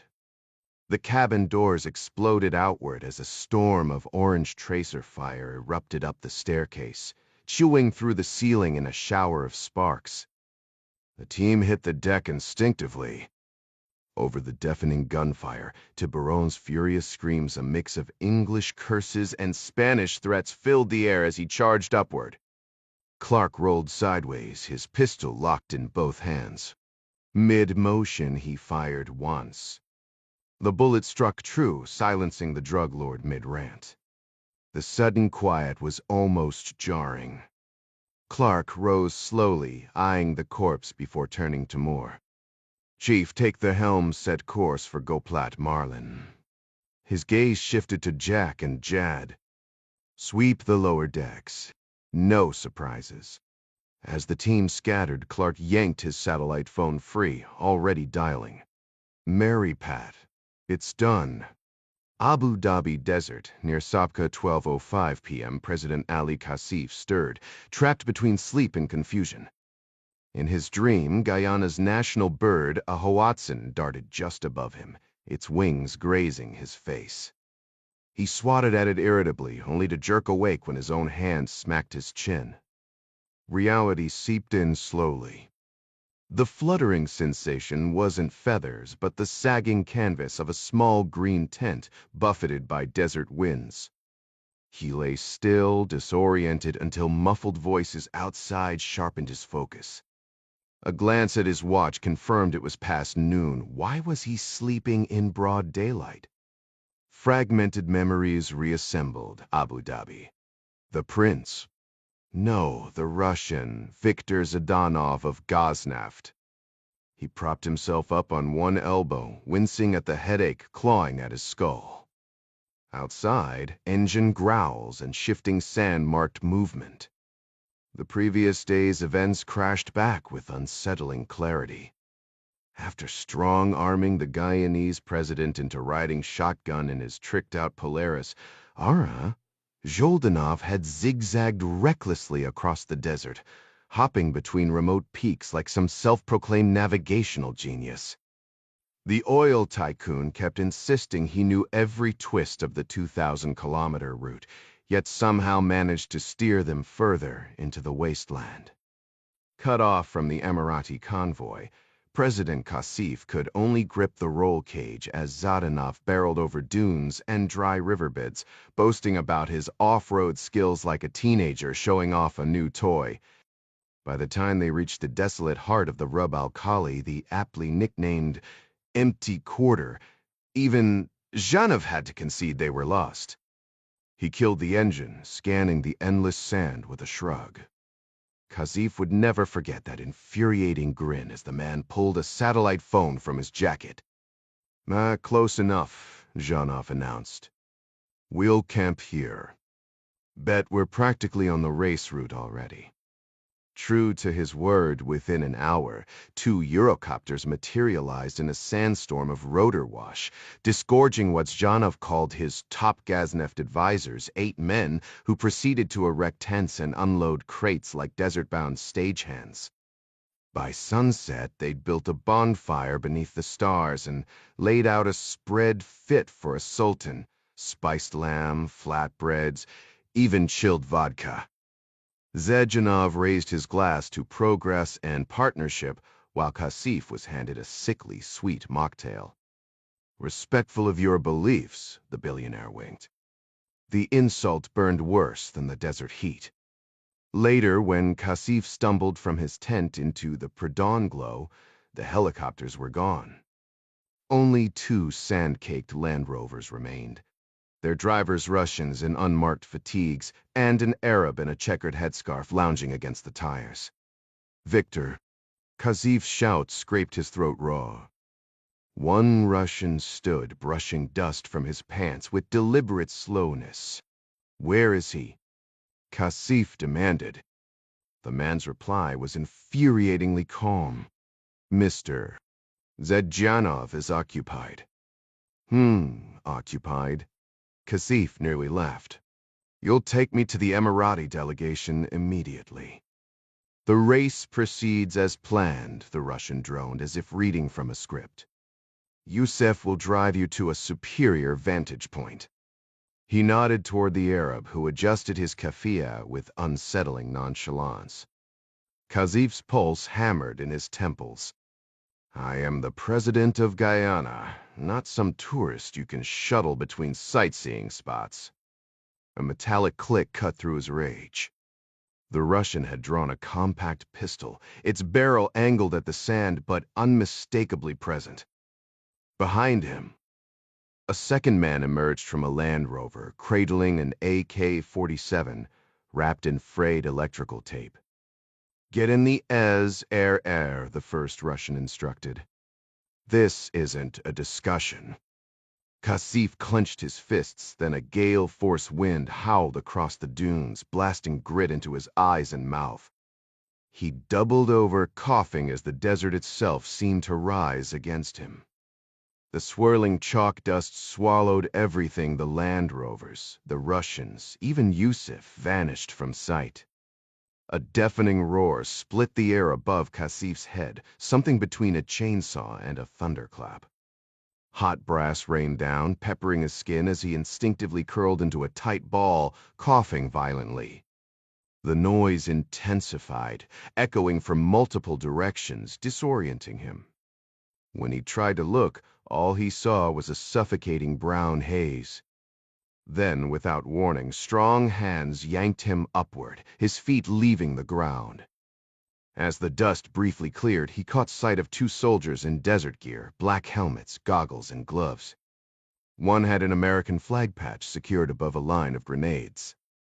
Above them, a sleek black helicopter circled like a predator, its door gunner tracking the area with a heavy machine gun. President Kasif? One of the men shouted over the rotor wash. Kasif spat out dust, barely managing a nod. "You. Military, sir," the soldier barked. "Your government's been overthrown. We're here to extract you, get you somewhere safe to regroup." "You coming?" Kasif grabbed the man's vest, his voice raw but fierce. "Hell yes, I am." Georgetown Parliament Building, Guyana, 4:10 a.m. Prime Minister Augustus Castillo slumped in his chair, half asleep under the glare of camera lights. The sudden clatter of boots snapped him awake as Alejandro Romero barged in, still in uniform, his holstered pistol bouncing against his hip. Without ceremony, Romero kicked the chair. "Wake up. Morozov's on the line." Castillo blinked, instantly alert. "Well, is it time?" His fingers brushed the folded speech in his pocket, the one declaring President Kasif assassinated by a drug lord, the perfect pretext to invite Venezuelan forces into Essequibo. Romero tossed the burner phone onto the table, hitting speaker. "Not sure. But we've got complications." Morozov's voice crackled through. "Tiburon might be dead. Van de Tomenteving we tamped it." "What? How?" Distress calls from his yacht and the Orinoco camp. Then silence. Romero yawned, arms crossed. "So you're guessing." Sits, Howe's jaw tightened. "After months of scheming, now this?" He glared at the phone. "Find me proof, or this whole thing falls apart." The possibility still lingered in the air. Tiburon might not be dead. "I'd say there's a 90% chance he's gone," the Russian replied coolly. "He's never stayed silent this long. Plus, we intercepted a distress signal. Who else knows?" Ferg Castillo demanded. "Just us for now." "Good." "Exactly," the Russian agreed. "For the next few hours, until Wagner's planes leave Cuba, my men need to think Tiburon is still breathing, or loyalty could become an issue." Castillo's hands clenched. "Who the hell took him out?" "Best guess?" "Americans." Americans." Castillo's voice cracked, the word hitting him like a punch. The implications crashed over him. This wasn't just an attack, it was an act of war. They can't just waltz in and do that. It's a violation of international law. Morozov shrugged. "We don't have proof yet. Just suspicions." Castillo paced like a caged animal, weaving past Romero in the AV gear. The police chief adjusted his belt, his sidearms sagging. What about Kasif?" Castillo snapped. "Is that situation contained?" "The SA has it handled," Morozov said. "Handled?" Castillo scoffed. "What does that even mean?" Morozov exhaled slowly. "Kasif's been cut off for over a day. By the time anyone reacts, it'll be too late. The plan hasn't changed." Castillo froze, a chill running down his spine. "When do I go on air?" "Once Moscow confirms," Morozov said smoothly. "Then you make the announcement." Everything else follows. No deviations. Castillo rubbed his temples. The day had arrived too soon, and the chaos was spiraling. Tiburon's camp attacked. His yacht, unthinkable. He dragged a hand through his hair, weighing the fallout. On one hand, the drug lord's death would be a relief, no more threats against his family, no more warlords running wild. But without Tiburon's iron grip, the country might descend into even worse violence. The media would feast on it. Still, he could spin this. Guyana was drowning in narcotics-fueled anarchy. Hiring Wagner was a desperate measure, not madness. Essequibo. Lost cause. Let Venezuela have it. The oil rigs, Castillo pressed. Are they secure? Marlin's under our control, Morozov said. No resistance. Just hostages, mostly Americans, a few locals. Castillo shot Romero a wary glance. The police chief stood silent, arms crossed. You sound awfully sure, Castillo muttered.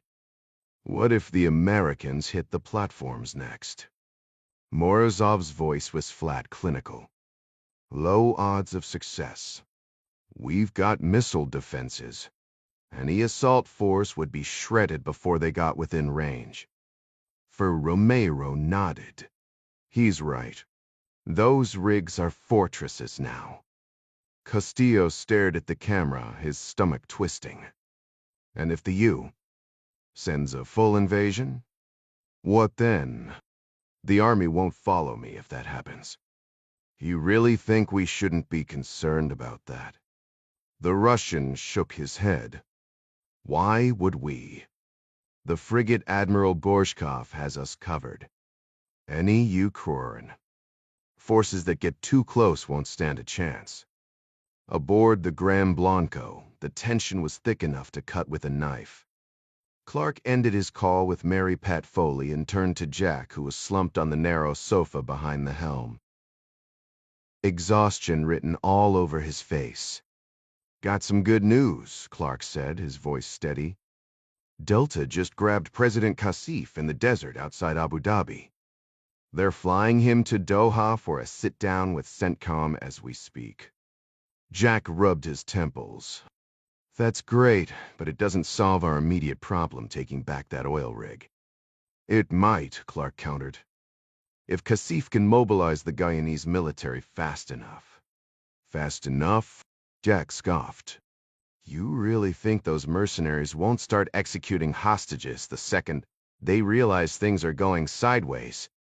Clark crossed his arms, staring at his boots for a long moment before turning to Moore. Chief, how far out are we from Marlin?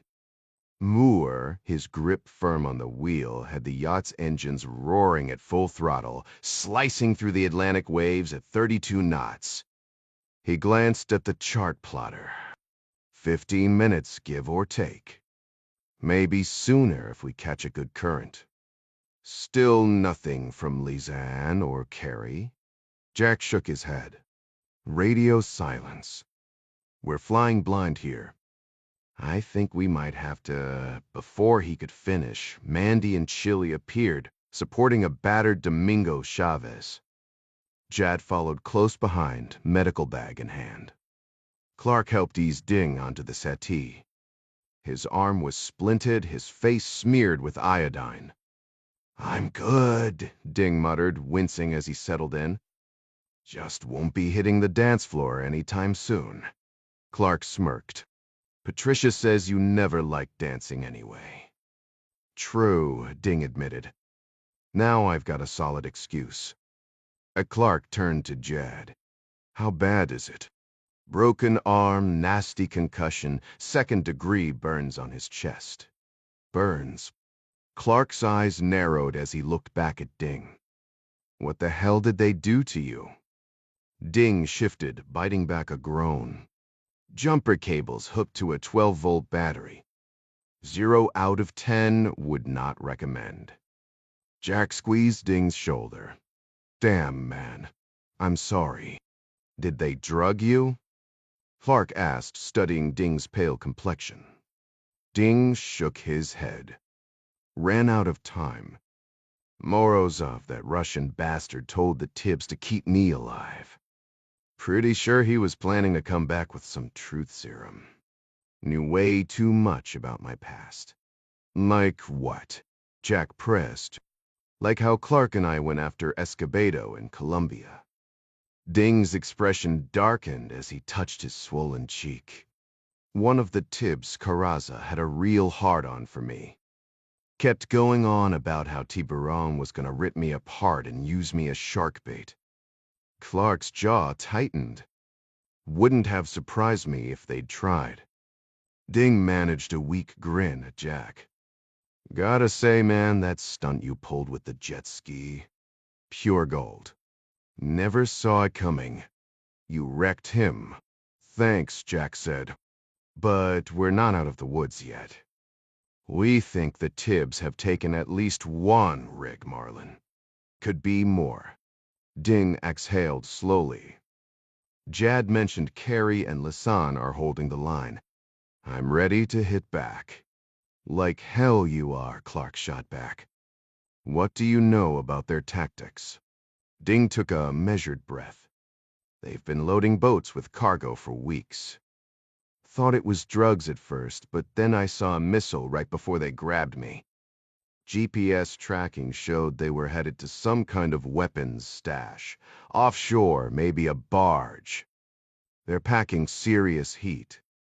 Moore glanced back from the helm. What kind of heat? Russian kayak anti-ship missiles, probably some man-pads. Safe bet all of it's on that rig now. We go in blind, we're dead. Maybe we wait for the Guyanese forces, Moore suggested. Ding's face twisted in pain. I've seen these guys up close. They won't wait.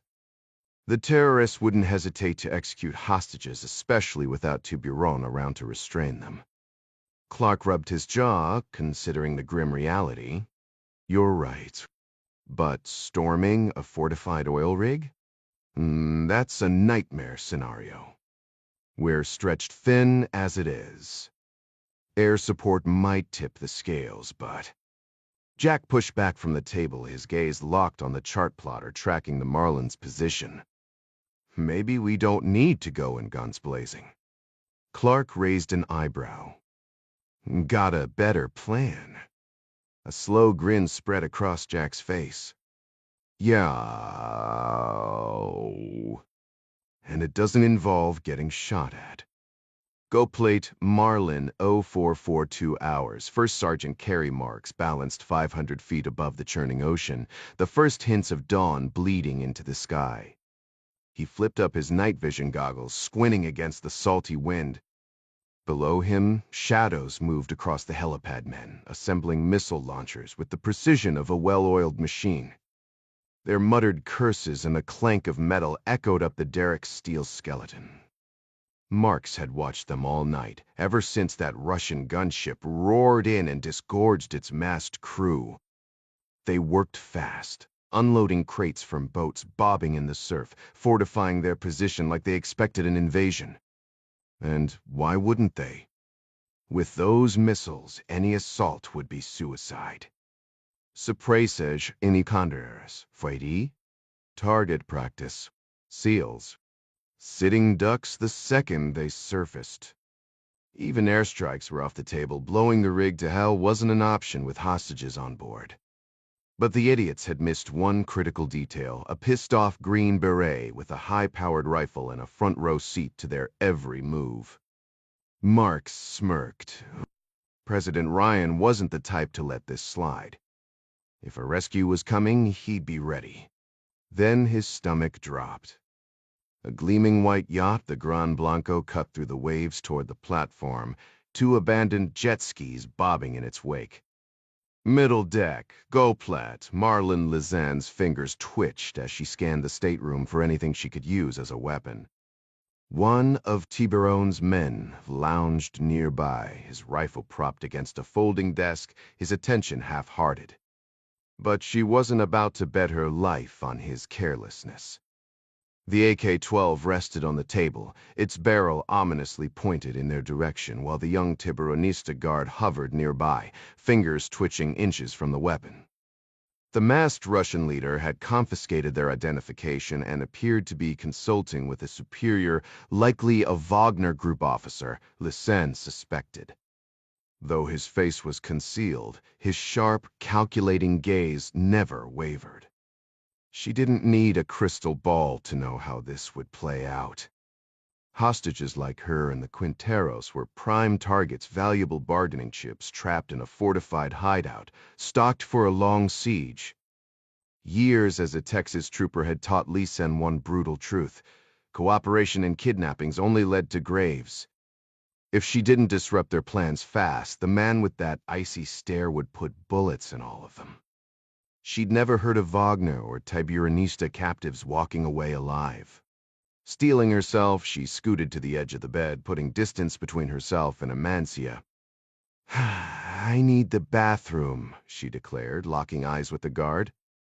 The Tiburonista was young, maybe late 20s, judging by the smooth skin around his eyes, but his broad frame suggested years of combat training. He glared at her, unmoving. "El Inithioto el Basa," Tallulah translated. "Now," Lysen pressed, injecting urgency into her voice. The guard hesitated before snatching up his rifle and motioning her forward. Lysen took a calculated risk, standing slowly. The AK's muzzle tracked her every move as she edged toward the bathroom, a cramped space meant for high-value guests. The guard gave it a cursory sweep before shoving her inside, weapons still trained on her. The moment the door clicked shut, she scanned for anything useful. No medicine cabinet behind the mirror. No loose fixtures. Just a sink, a toilet, and desperation. Crouching, she yanked open the vanity. A plastic trash bag, flimsy but better than nothing, went into her pocket. Then her eyes landed on the sink's drain pipe. A stubborn nut held it in place, but with a grunt, she twisted it free. Water would spill everywhere if turned on now. Good. A distraction. Pounding rattled the door. "Time's up," the guard barked. "Hey, principe, salpe succed." She called back, wrenching the metal rod from the sink's plug mechanism. She tucked it up her prosthetic sleeve just as the door flew open. Under the guard's watchful eye, she shuffled back toward the bed, then tripped over Tallulah's foot. With a quick sleight of hand, she dropped the rod near Gustavo, who discreetly covered it with his leg. By the time she settled back onto the mattress, their first weapon was hidden, and the guard hadn't noticed a thing. Lysen locked eyes with the Tib as she fiddled with her polycarbonate prosthetic arm. Perfect, he was underestimating her, just as she'd hoped. The guard rose abruptly, checking the bathroom with a quick sweep before slamming the door. Silence settled over the room as Lysen mentally ran through her strategy. This ragtag group couldn't have more than 30 men, their fractured command structure obvious from the chaotic mix of languages, a handful of professional Wagner mercenaries struggling to control undisciplined Tiburon thugs. That disorganization was her opening. During her hours on the oil rig, she'd noted the excessive safety redundancies clearly designed by engineers terrified of lawsuits. Fire posed the greatest risk, with brightly marked evacuation routes spiderwebbing across the deck near the crew quarters. She and the Quinteros were isolated from other hostages, their importance granting them worse accommodations but fewer guards. The others had likely been marched upstairs to the cafeteria, judging by the earlier stomping of boots. That meant this slouching Tib in front of her was the only obstacle between them and an emergency exit. His radio crackled to life. As he fumbled with the earpiece, pressing the mic to his lips to mutter a response, Lysen caught Gustavo's gaze. His nearly imperceptible nod was all she needed. She flattened her hand against her thigh, fingers splayed, then began folding them one by one. 4, 3, 2, 1. Fist clenched, she exploded forward, sliding beneath the table where the AK lay. Gustavo moved like a shadow. The Tib dropped his radio, fingers scrabbling for his weapon, but Lee-Sen was already surging upward, driving the folding table into his jaw. Before he could recover, Gustavo rammed a sink rod through his throat with piston-like precision. The Tib gurgled, weapon forgotten, as Lee-Sen wrenched it free. Gustavo left the rod protruding from the man's neck like a grotesque cocktail umbrella. "He's done," Lee-Sen said, kicking the chair aside. Amancia pressed a hand to her mouth. "We're surrounded by water. Where exactly are we going?" Lee-Sen tossed the rifle to Gustavo and dragged the twitching guard from the doorway. "Covered lifeboat, starboard side. It's still dark if we move now. The guard's top side won't have a clean shot." Amancia paled. "We're 10 stories above the waves. How do we even reach them?" "Think of a semi-truck spare tire rack, but with boats," Lee-Sen said, gripping her shoulder. "Staying means execution. This is a chance. And when they come after us in speedboats?" Lizan hefted the AK-12. "Then we hijack theirs." Amancia hesitated, but Gustavo's knuckles whitened around the rifle stock. "She's right. Tiburonistas don't negotiate, they put bullets in hostages for fun." He nudged the corpse with his boot. "This ends one way unless we make our own exit." Meanwhile, on the helipad, Yevgeny Zuka loomed behind a Wagner technician hunched over a missile launcher. The man sat cross-legged on the textured deck, fingers flying across a ruggedized tablet balanced on his knees. "Step aside," Zuka barked in Russian to his Wagner comrade as the missile system whirred to life. A nest of cables connected the launcher to a humming generator and control unit nearby. The technician monitoring the tablet called out, initiating test sequence, as the massive weapon began its slow rotation. Zuka observed the full 360-degree sweep before the specialist explained. "The gimbal lock prevents backblast from hitting our position. We've got clear firing arcs covering everything from western to eastern approaches across this helipad." Zuka gave an approving nod and moved through the organized chaos of the platform. Nearby, a Wagner operative struggled to communicate with 4 local fighters through broken Spanish and wild hand gestures. Language barriers meant little when demonstrating the Verba missile system. These heat-seeking rockets, designated SA-25 by NATO forces, could shred aircraft at altitudes up to 20,000 feet. 30 units stood ready against potential helicopter assaults. The morning sun painted the Caribbean in pastel hues as Zuka surveyed his forces. 2 squads of local fighters under a grizzled Wagner veteran from African campaigns, armed with AK-12 rifles and belt-fed RPKs capable of spitting out 600 rounds per minute. His satisfaction faltered when he spotted Tiburon's yacht cutting through the waves unexpected, given the cartel leader's supposed mission upriver. The sight triggered a rare moment of contemplation. After years in war-torn wastelands, this tropical dominion almost felt like victory. Then movement caught his eye. Lizan Robertson and the Quinteros sprinting toward a lifeboat, the boy clutching stolen weaponry. Zuka's calculus was swift. Morozov's hostage strategy no longer applied. With hypersonic missiles en route from the Admiral Gorshkov and a Wagner battalion airborne from Havana, these fleeing prisoners were irrelevant. "Ah, Dmitri," he roared, pointing at the escapees. "Eliminate them." Above the chaos, Green Beret Carey didn't need translation to understand the wrecked machine guns swinging toward the runners. The Wagner squad moved with lethal precision, their weapons' blunt muzzle tracking the desperate group like a predator scenting blood.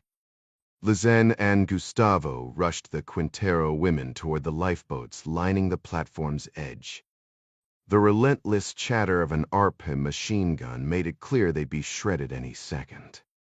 Just perfect, Carey thought bitterly. Tiburon's massive yacht was closing in fast, trailed by empty jet skis, a grim sign that Moore and Clark had likely fallen in the fight aboard the Gran Blanco. 2 men against an army of armed cartel thugs? Those were suicide odds. The campus had just lost 2 legends, but morning would have to wait. Right now, Lizanne and the Quinteros were seconds from being gunned down as they scrambled for safety. From his sniper's nest high above, Carey saw them nearly reach the boats. He pressed the rifle stock against his cheek, knowing the moment he neutralized the Ruck crew, every trigger-happy cartel soldier below would zero in on his position.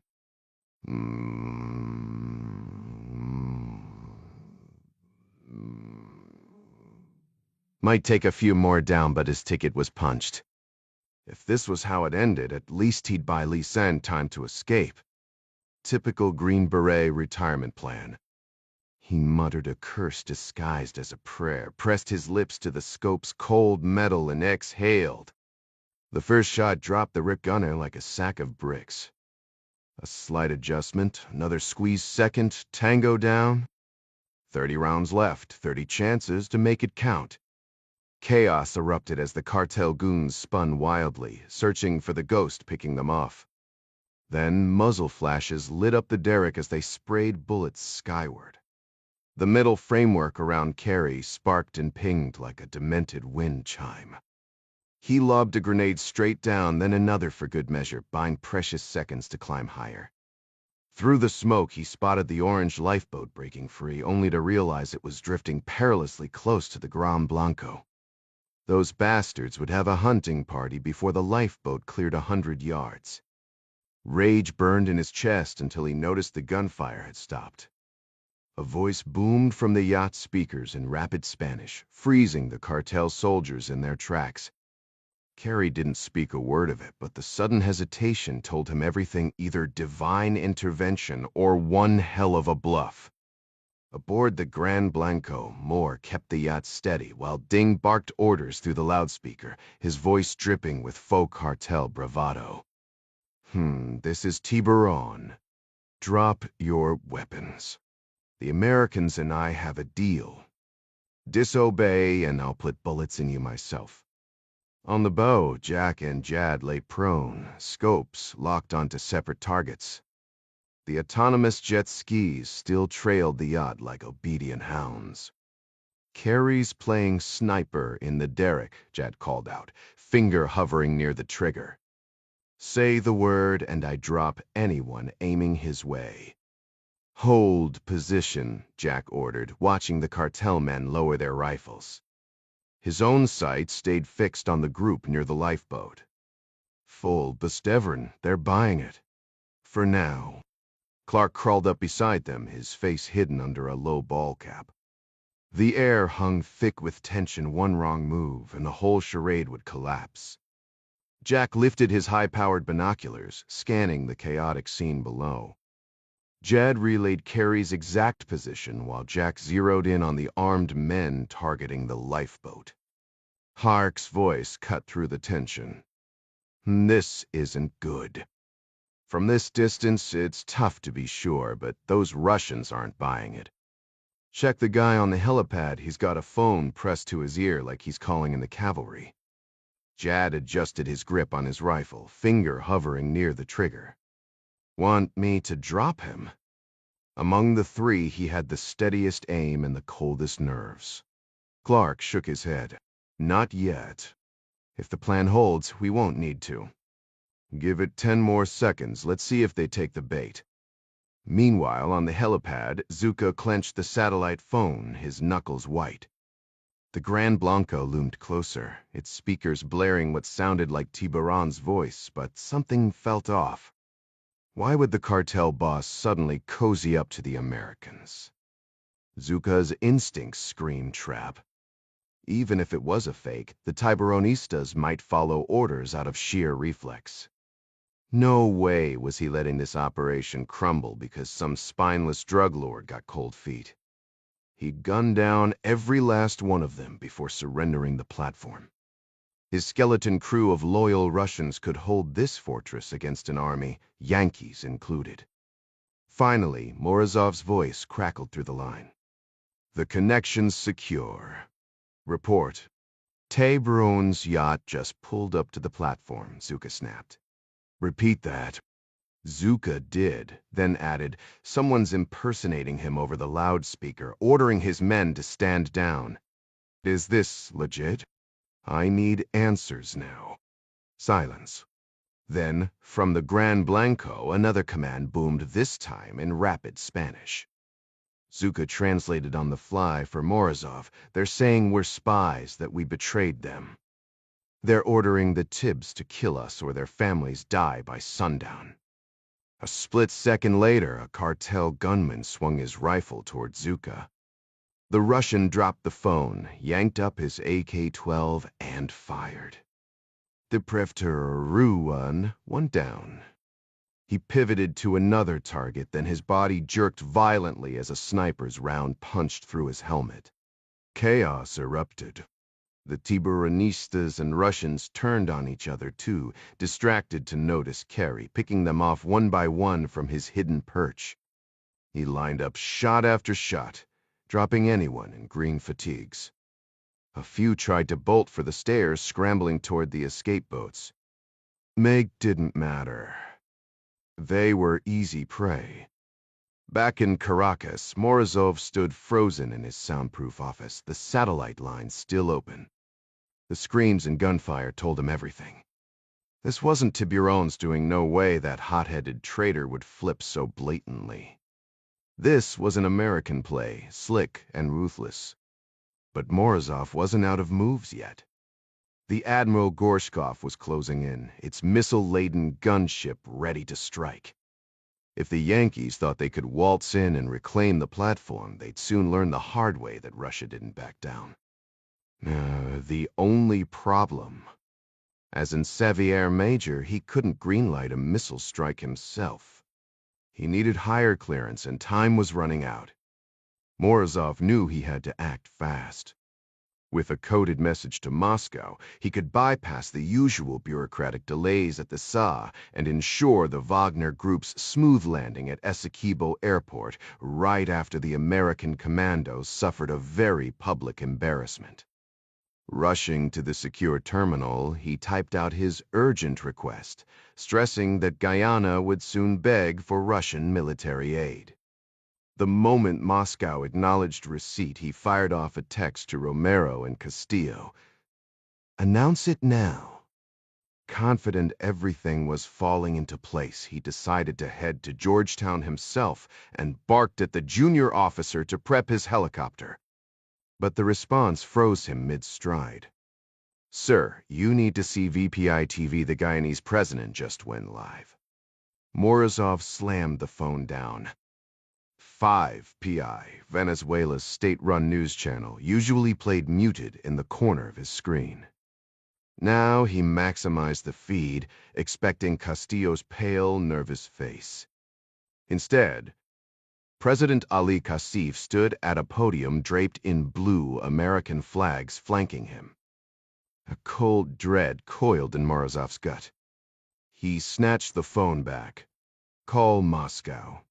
The Admiral Gorshkov needs new orders immediately." Meanwhile, in Georgetown's Parliament building, Sheila tiptoed into the room, finding Romero slumped asleep in his chair. Castillo had just ordered her to scramble the AV team for his own broadcast when she delivered the gut punch. Kassif was already live, stealing the spotlight. Castillo's face drained of color as he shoved her away, yanked his tie loose, and jammed in his earbuds. The YouTube stream showed Kassif, composed and regal, declaring, "I survived an assassination attempt in Abu Dhabi, thanks to you." Intervention. The chyron below screamed, "Kassif escapes death plot." Castillo's hands trembled as the president continued, praising American support and tightening military control, directly undermining him. The laptop snapped shut.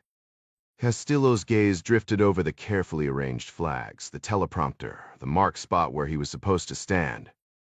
His moment had slipped away. Romero's steady breathing filled the silence. Castillo's fingers hovered, then closed around the pistol at Romero's hip. The security chief jolted awake. What the? But it was too late. The gun was already in Castillo's hand, and destiny had rewritten itself in blood. Castillo's eyes locked onto Romero, his grip tightening around the pistol. What the hell do you think you're doing? Romero bellowed, scrambling to his feet. The Prime Minister didn't hesitate. He squeezed the trigger, sending a bullet tearing through Romero's shoulder. The impact sent the police chief staggering, but he refused to go down, his face contorted in fury. He took a step forward, only for Castillo to fire twice more, both shots slamming into his chest. The gun clattered onto the plush carpet, wisps of smoke curling from the barrel. Schiller pronounced, "Fortimat."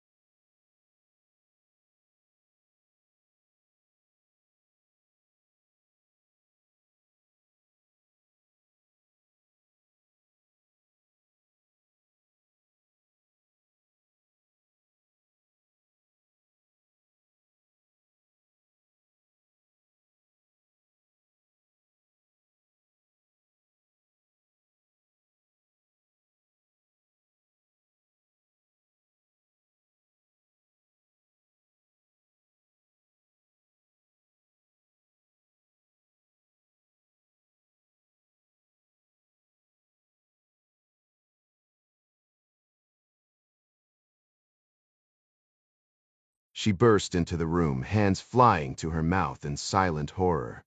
"There's been a coup," he shouted, voice raw with adrenaline. "Get General Nerani on the line now. Romero's been working with Tiburon this whole time. Just like they took down Casif, they tried to kill me."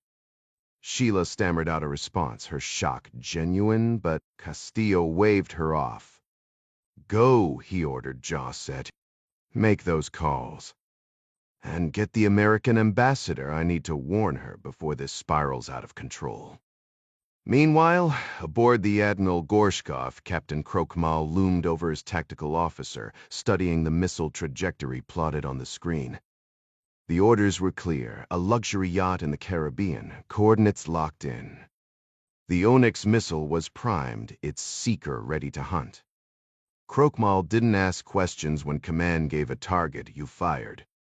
"Walk me through it," he demanded, watching the simulation unfold. No time for manual calculations today. This was the real deal. The missile sat loaded, waiting for his command. "How long?" 30 seconds, Captain."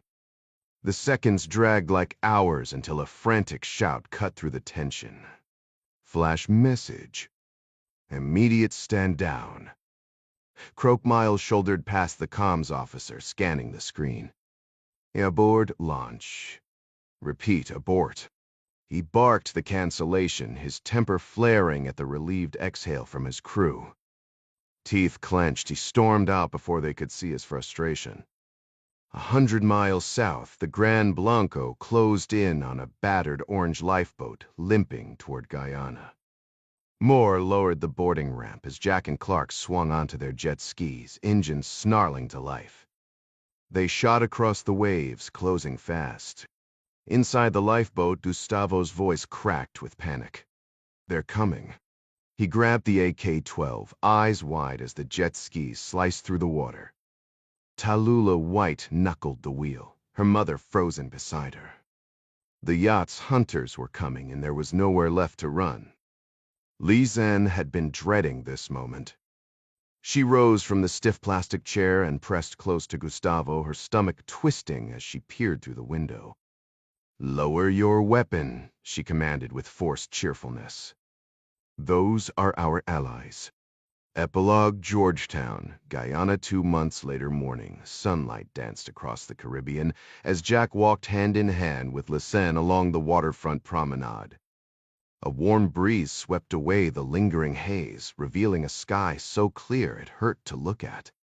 The rhythmic tap of Lisanne's heels echoed against the pavement while dappled sunlight played across her navy dress, filtered through swaying palm fronds. "Jack," she murmured, lifting her prosthetic arm toward the horizon, "it's perfect." He followed her gaze to the newly constructed plaza, its pale stone gleaming under the tropical sun. The bay beyond shimmered like liquid sapphire, its usual murkiness washed clean by an unusually high tide. Amancia wasn't kidding about picking the right day, Jack remarked. Lisanne squinted at the water. "I thought those dark patches were shadows, turns out they're reefs." "Guess she knows her tides better than we do," Jack chuckled. They paused at the edge of the sidewalk leading to the pavilion.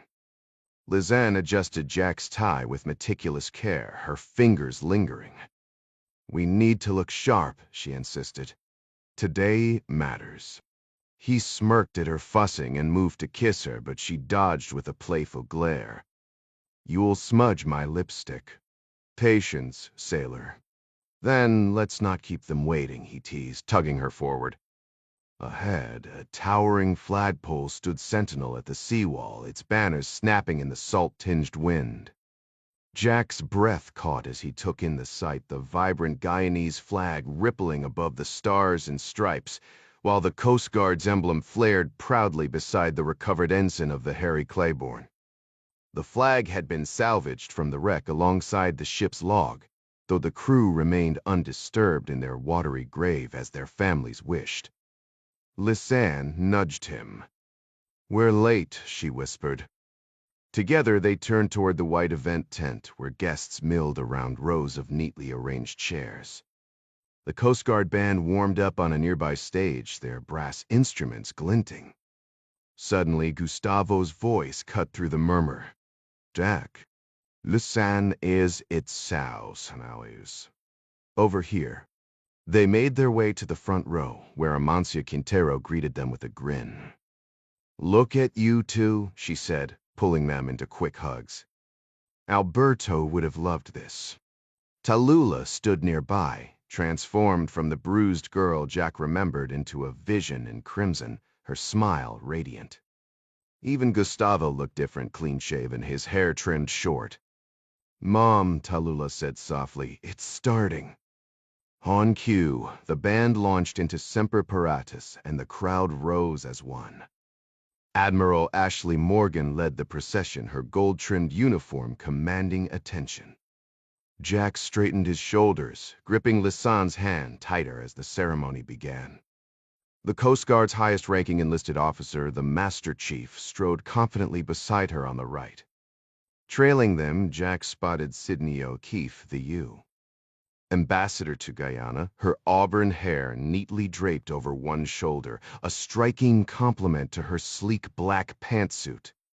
She caught Jack's eye in the front row and offered a subtle nod, though her expression remained composed. As the American delegation approached the platform, the band launched into Guyana's national anthem, "Green Land of Guyana." Prime Minister Guto Castillo made his entrance in sync with the music, dressed sharply in a navy suit and a tie patterned with the nation's colors. High-ranking Guyanese military officers trailed behind, their khaki uniforms and black berets lending an air of solemnity. President Ali Kassif appeared last, his bald head lowered in quiet reflection, as if in prayer. He paused beneath the fluttering flags at the podium while the joint delegation settled onto the dais. The music faded, and Kassif surveyed the assembly beneath the tent, the ocean shimmering in the distance behind him. "Ladies and gentlemen," he began, his voice steady. Edmund Burke once warned that evil prevails when good people stand idle. "Today, under this serene sky, it's difficult to fathom that just 2 months ago the very darkness Burke spoke of descended upon our shores." His gaze lifted briefly to the Harry Claiborne's flag before continuing. "It emerged from the greed of men who sought to dismantle our democracy, strip us of our resources, and shackle our freedom. Evil arrived as it always does, cloaked in shadows, armed with deception and brutality. It came for all of us. And make no mistake, it came to win. His tone sharpened, laced with defiance. But it failed, because when the moment came, a handful of brave souls refused to stand by. His eyes locked onto Jack, Lisan, and the Quinteros before shifting to the American officials. "Ambassador O'Keefe, Admiral Morgan," he said, "on behalf of Guyana, I honor your nation and those who acted when it mattered most. Thanks to their courage, evil did not conquer us. But it did claim the crew of the Harry Claiborne, the first to face it head-on." His voice thickened with resolve. "I vow to you now, Guyana will never forget these heroes. To ensure their legacy endures, I dedicate this waterfront as the Harry Claiborne Memorial Park." A hush fell as the Coast Guard conductors struck the ship's recovered brass bell, its clear chime cutting through the silence. One by one, Kasif recited the fallen crew members' names and hometowns, each toll a solemn echo of sacrifice. By the final name, Petty Officer William Gesperek of Spokane, the crowd stood motionless. As the hymn "Eternal Father, Strong to Save" swelled Kasif O'Keefe, and the Coast Guard officers moved to the seawall. With a collective breath, they unveiled a bronze plaque bearing the crew's names, its surface catching the sunlight like a promise kept. The ocean breeze carried the weight of their tribute, a silent vow that these heroes would never be forgotten. The delegation stood at attention as the Marine Honor Guard marched in formation, their crisp white trousers and navy blue jackets with red accents gleaming under the sun. Rifles rested on their shoulders as the drumline's rhythm filled the air before halting abruptly. 7 Marines raised their weapons toward the ocean and fired a thunderous 21-gun salute, the echoes fading into the tropical breeze. Jack arrived at the embassy reception half an hour later, where he introduced Lisan to Ambassador Sidney O'Keefe before weaving through the crowd of visiting Americans in the courtyard. A sudden hush fell over the gathering as President Kasif entered, flanked by Guyanese officials, including Guto Castillo and a beaming Amancia Quintero, who made a beeline for Jack.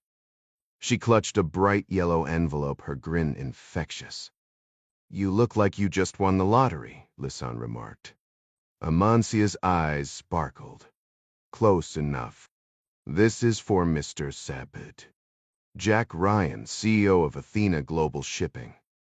Jack nearly dropped his punch glass, feigning indifference. "Oh, and what's inside?" The past 2 months had been brutal. Despite Jack and Howard's efforts, no buyer had materialized for the cash-bleeding shipping company. To make matters worse, the Helena had suffered a boiler failure en route to San Juan, sidelining it for repairs. Without the vessel operational, Jack's strongest case for an export license had evaporated, leaving Athena's value in freefall. Just as he braced for his first major loss, Amancia delivered a lifeline. "As the newly appointed Minister of the Interior," she announced proudly, "I'm granting Athena the first and only export license for operations with the Marlin offshore platform. It's yours exclusively unless you decide to sell it." Jack's jaw dropped. "Wait, you're the minister now." "Official as of this morning," she confirmed, handing him the envelope. Before he could open it, Ambassador O'Keefe intercepted them. "Perfect timing," she said. "I need all 3 of you in the Americas room." Relieved, Jack tucked the envelope under his arm and followed the women inside, where 2 Marines in dress uniforms stood guard at the conference room door. Inside, a salt and pepper-haired man in horn-rimmed glasses introduced himself as Bill Rabb, a Doi attorney.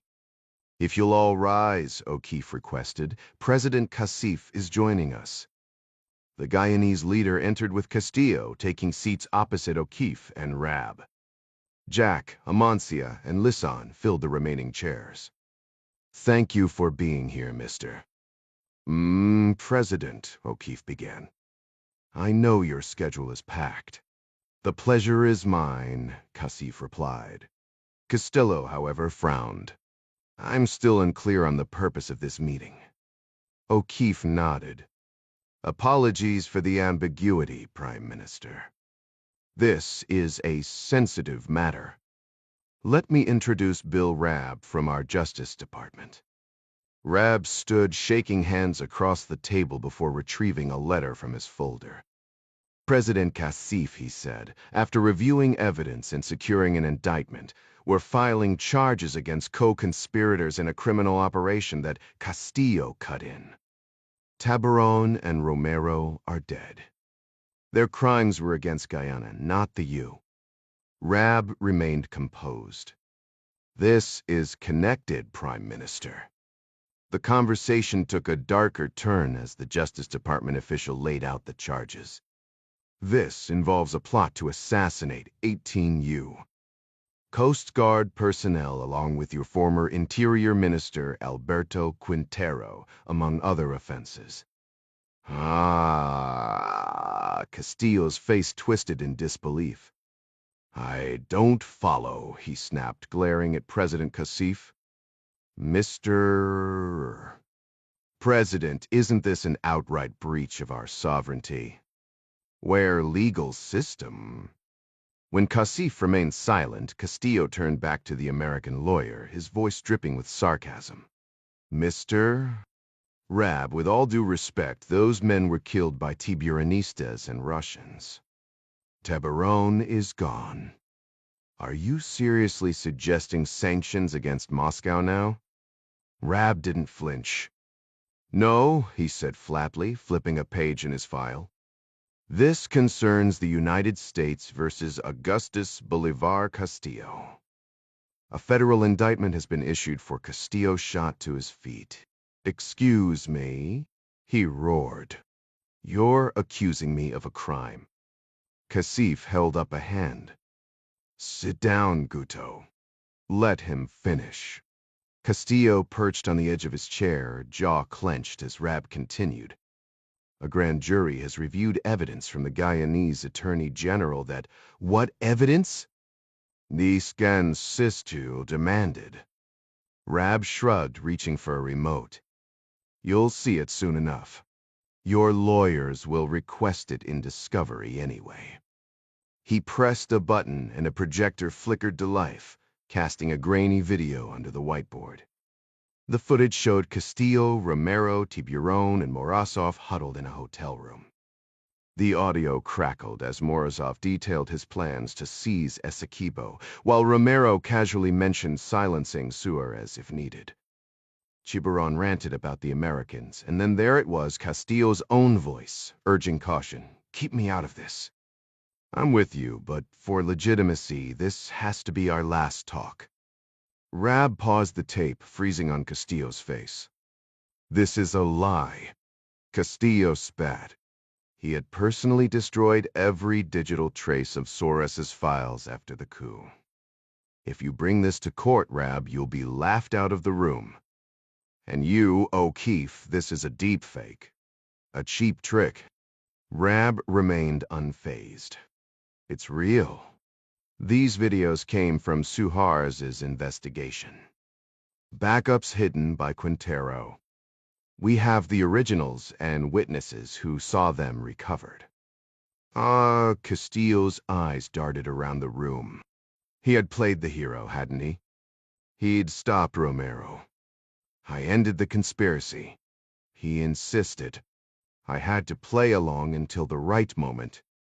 I even warned Suarez. When he was killed, I took action. Rabb hit play again. The screen flickered, then showed Castillo inside the emergency bunker. His stomach dropped. You didn't know, Prime Minister, Rabb said coolly, but Suarez had cameras installed in the ceiling. The footage rolled. Castillo's own voice filled the room, ordering Romero to kill Jack Ryan, Jr. And dispose of the body. Obviously, that didn't happen. Castillo shouted, throwing a furious glance at Ryan. I had to say those things until I could take Romero down. Ryan's standing right here. And again, what jurisdiction do you think you have? We're not on you. Soil. Rabb leaned forward. Let me explain. You plotted to murder Alberto Quintero, the prosecutor stated coldly. He became an American citizen through his marriage to Amancia. Castillo's face twisted in fury as he slammed his hands on the table. That's a lie. I had nothing to do with his death. The attorney didn't blink. Maybe your finger wasn't on the trigger, but your network orchestrated it just like the deaths of 18 Coast Guard officers. And as for Mr. Ryan, we're adding attempted murder to your charges.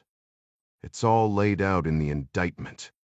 Castillo scoffed and pushed back his chair. I won't sit here and listen to this. But the moment he yanked the door open, 2 Marines barred his exit. Whirling toward President Kasif, he spat, "You're really letting these Americans trample all over our sovereignty." Kasif sighed, unmoved. This isn't about sovereignty, Guto. It's about honoring our extradition treaty. Precisely, Rab cut in. Augustus Bolivar, Castillo, Wayfield, you're now in you. Custody. I'll personally escort you to Miami, where you'll stand trial in federal court. Normally, I'd read you your rights, but since you're not American, you don't get that privilege. With a smirk, he glanced at Jack. Ambassador Ryan mentioned you'd like the honors. He slid a pair of handcuffs across the table. Jack stood, his voice steady. Mr. Prime Minister, give me your wrists. Let's not make this messy. As Castillo was led away, Jack sank back into his seat. Lizen gave Amancia's shoulder a reassuring squeeze. We got him, she murmured. Kasif nodded. Your help was invaluable. The only loose end is Morozov. Wish we could have reeled him in too. Jack leaned back, a slow smile forming.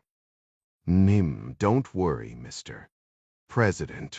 Some problems have a way of solving themselves. Meanwhile, Igor Morozov lounged in his helicopter, staring at the turquoise waves below. His beer empire, Playa del Sol, spanned 6 countries, but after the disastrous Tiburo mission, Moscow had ordered him back into his old Wagner cover, rebuild, expand, and tighten Russia's grip on the region. So when Green Stripe, a Trinidadian brewery, came up for sale, Morozov saw his chance to redeem himself. Black Barrel Capital, a Cayman-based private equity firm, had acquired Green Stripe and was now selling off its assets piece by piece. The bottling plants in Trinidad, Grenada, and the British Virgin Islands were up for grabs at a steal just $3 million. Morozov couldn't resist. With Sever Intelligence confirming the deal's legitimacy, he jumped at the offer. The closing meeting was set at a seaside restaurant near Tobago's airport. After landing at Scarborough Field, Morozov arrived in a rented sedan, adjusting his tailored suit before striding inside. The hostess greeted him warmly. Right this way, sir. Your party is waiting in the Calypso room.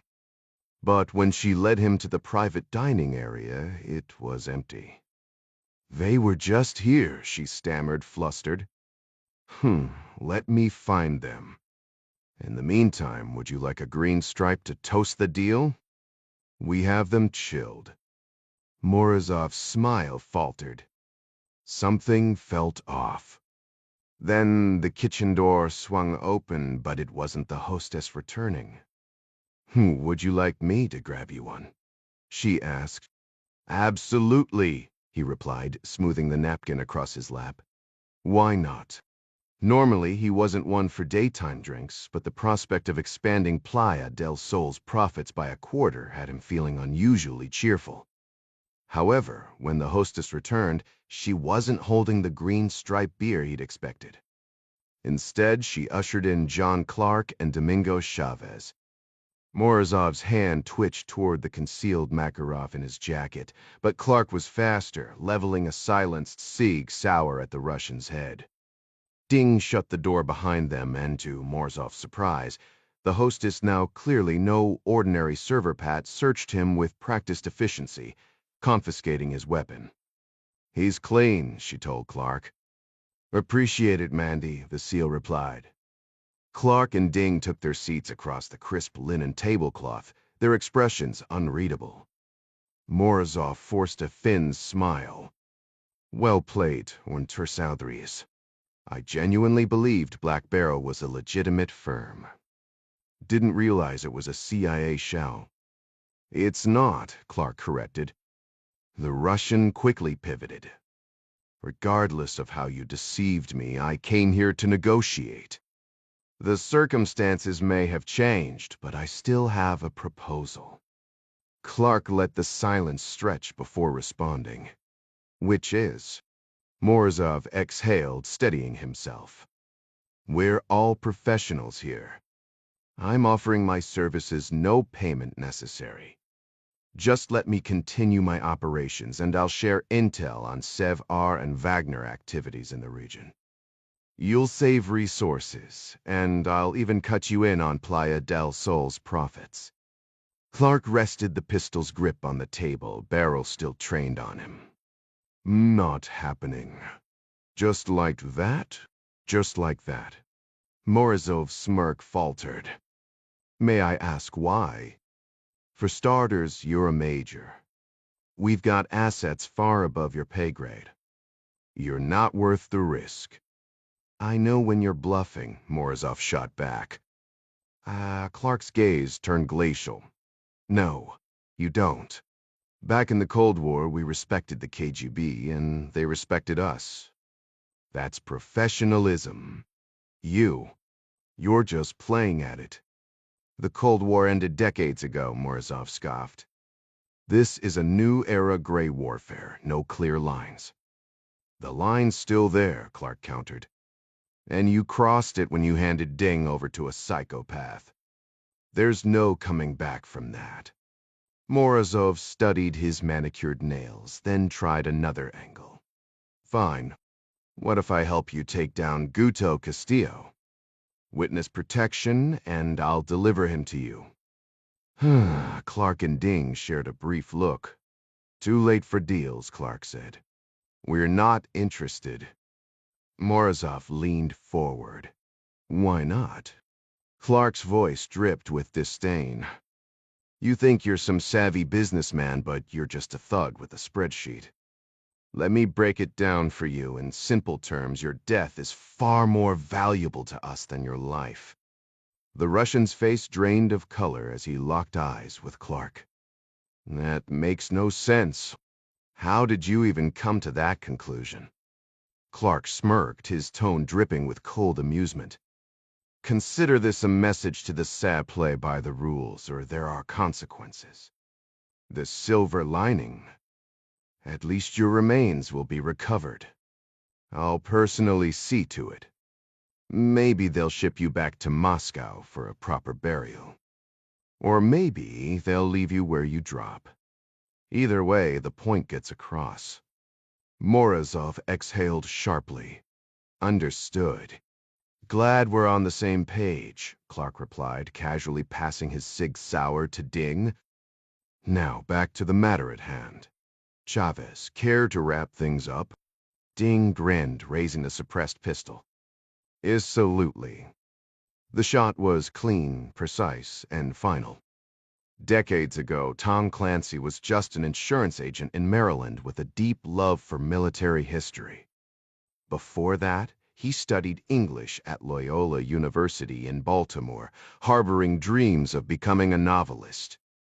His debut, The Hunt for Red October, took off thanks to glowing reviews, then skyrocketed to the top of the New York Times bestseller list after President Reagan called it the perfect thriller.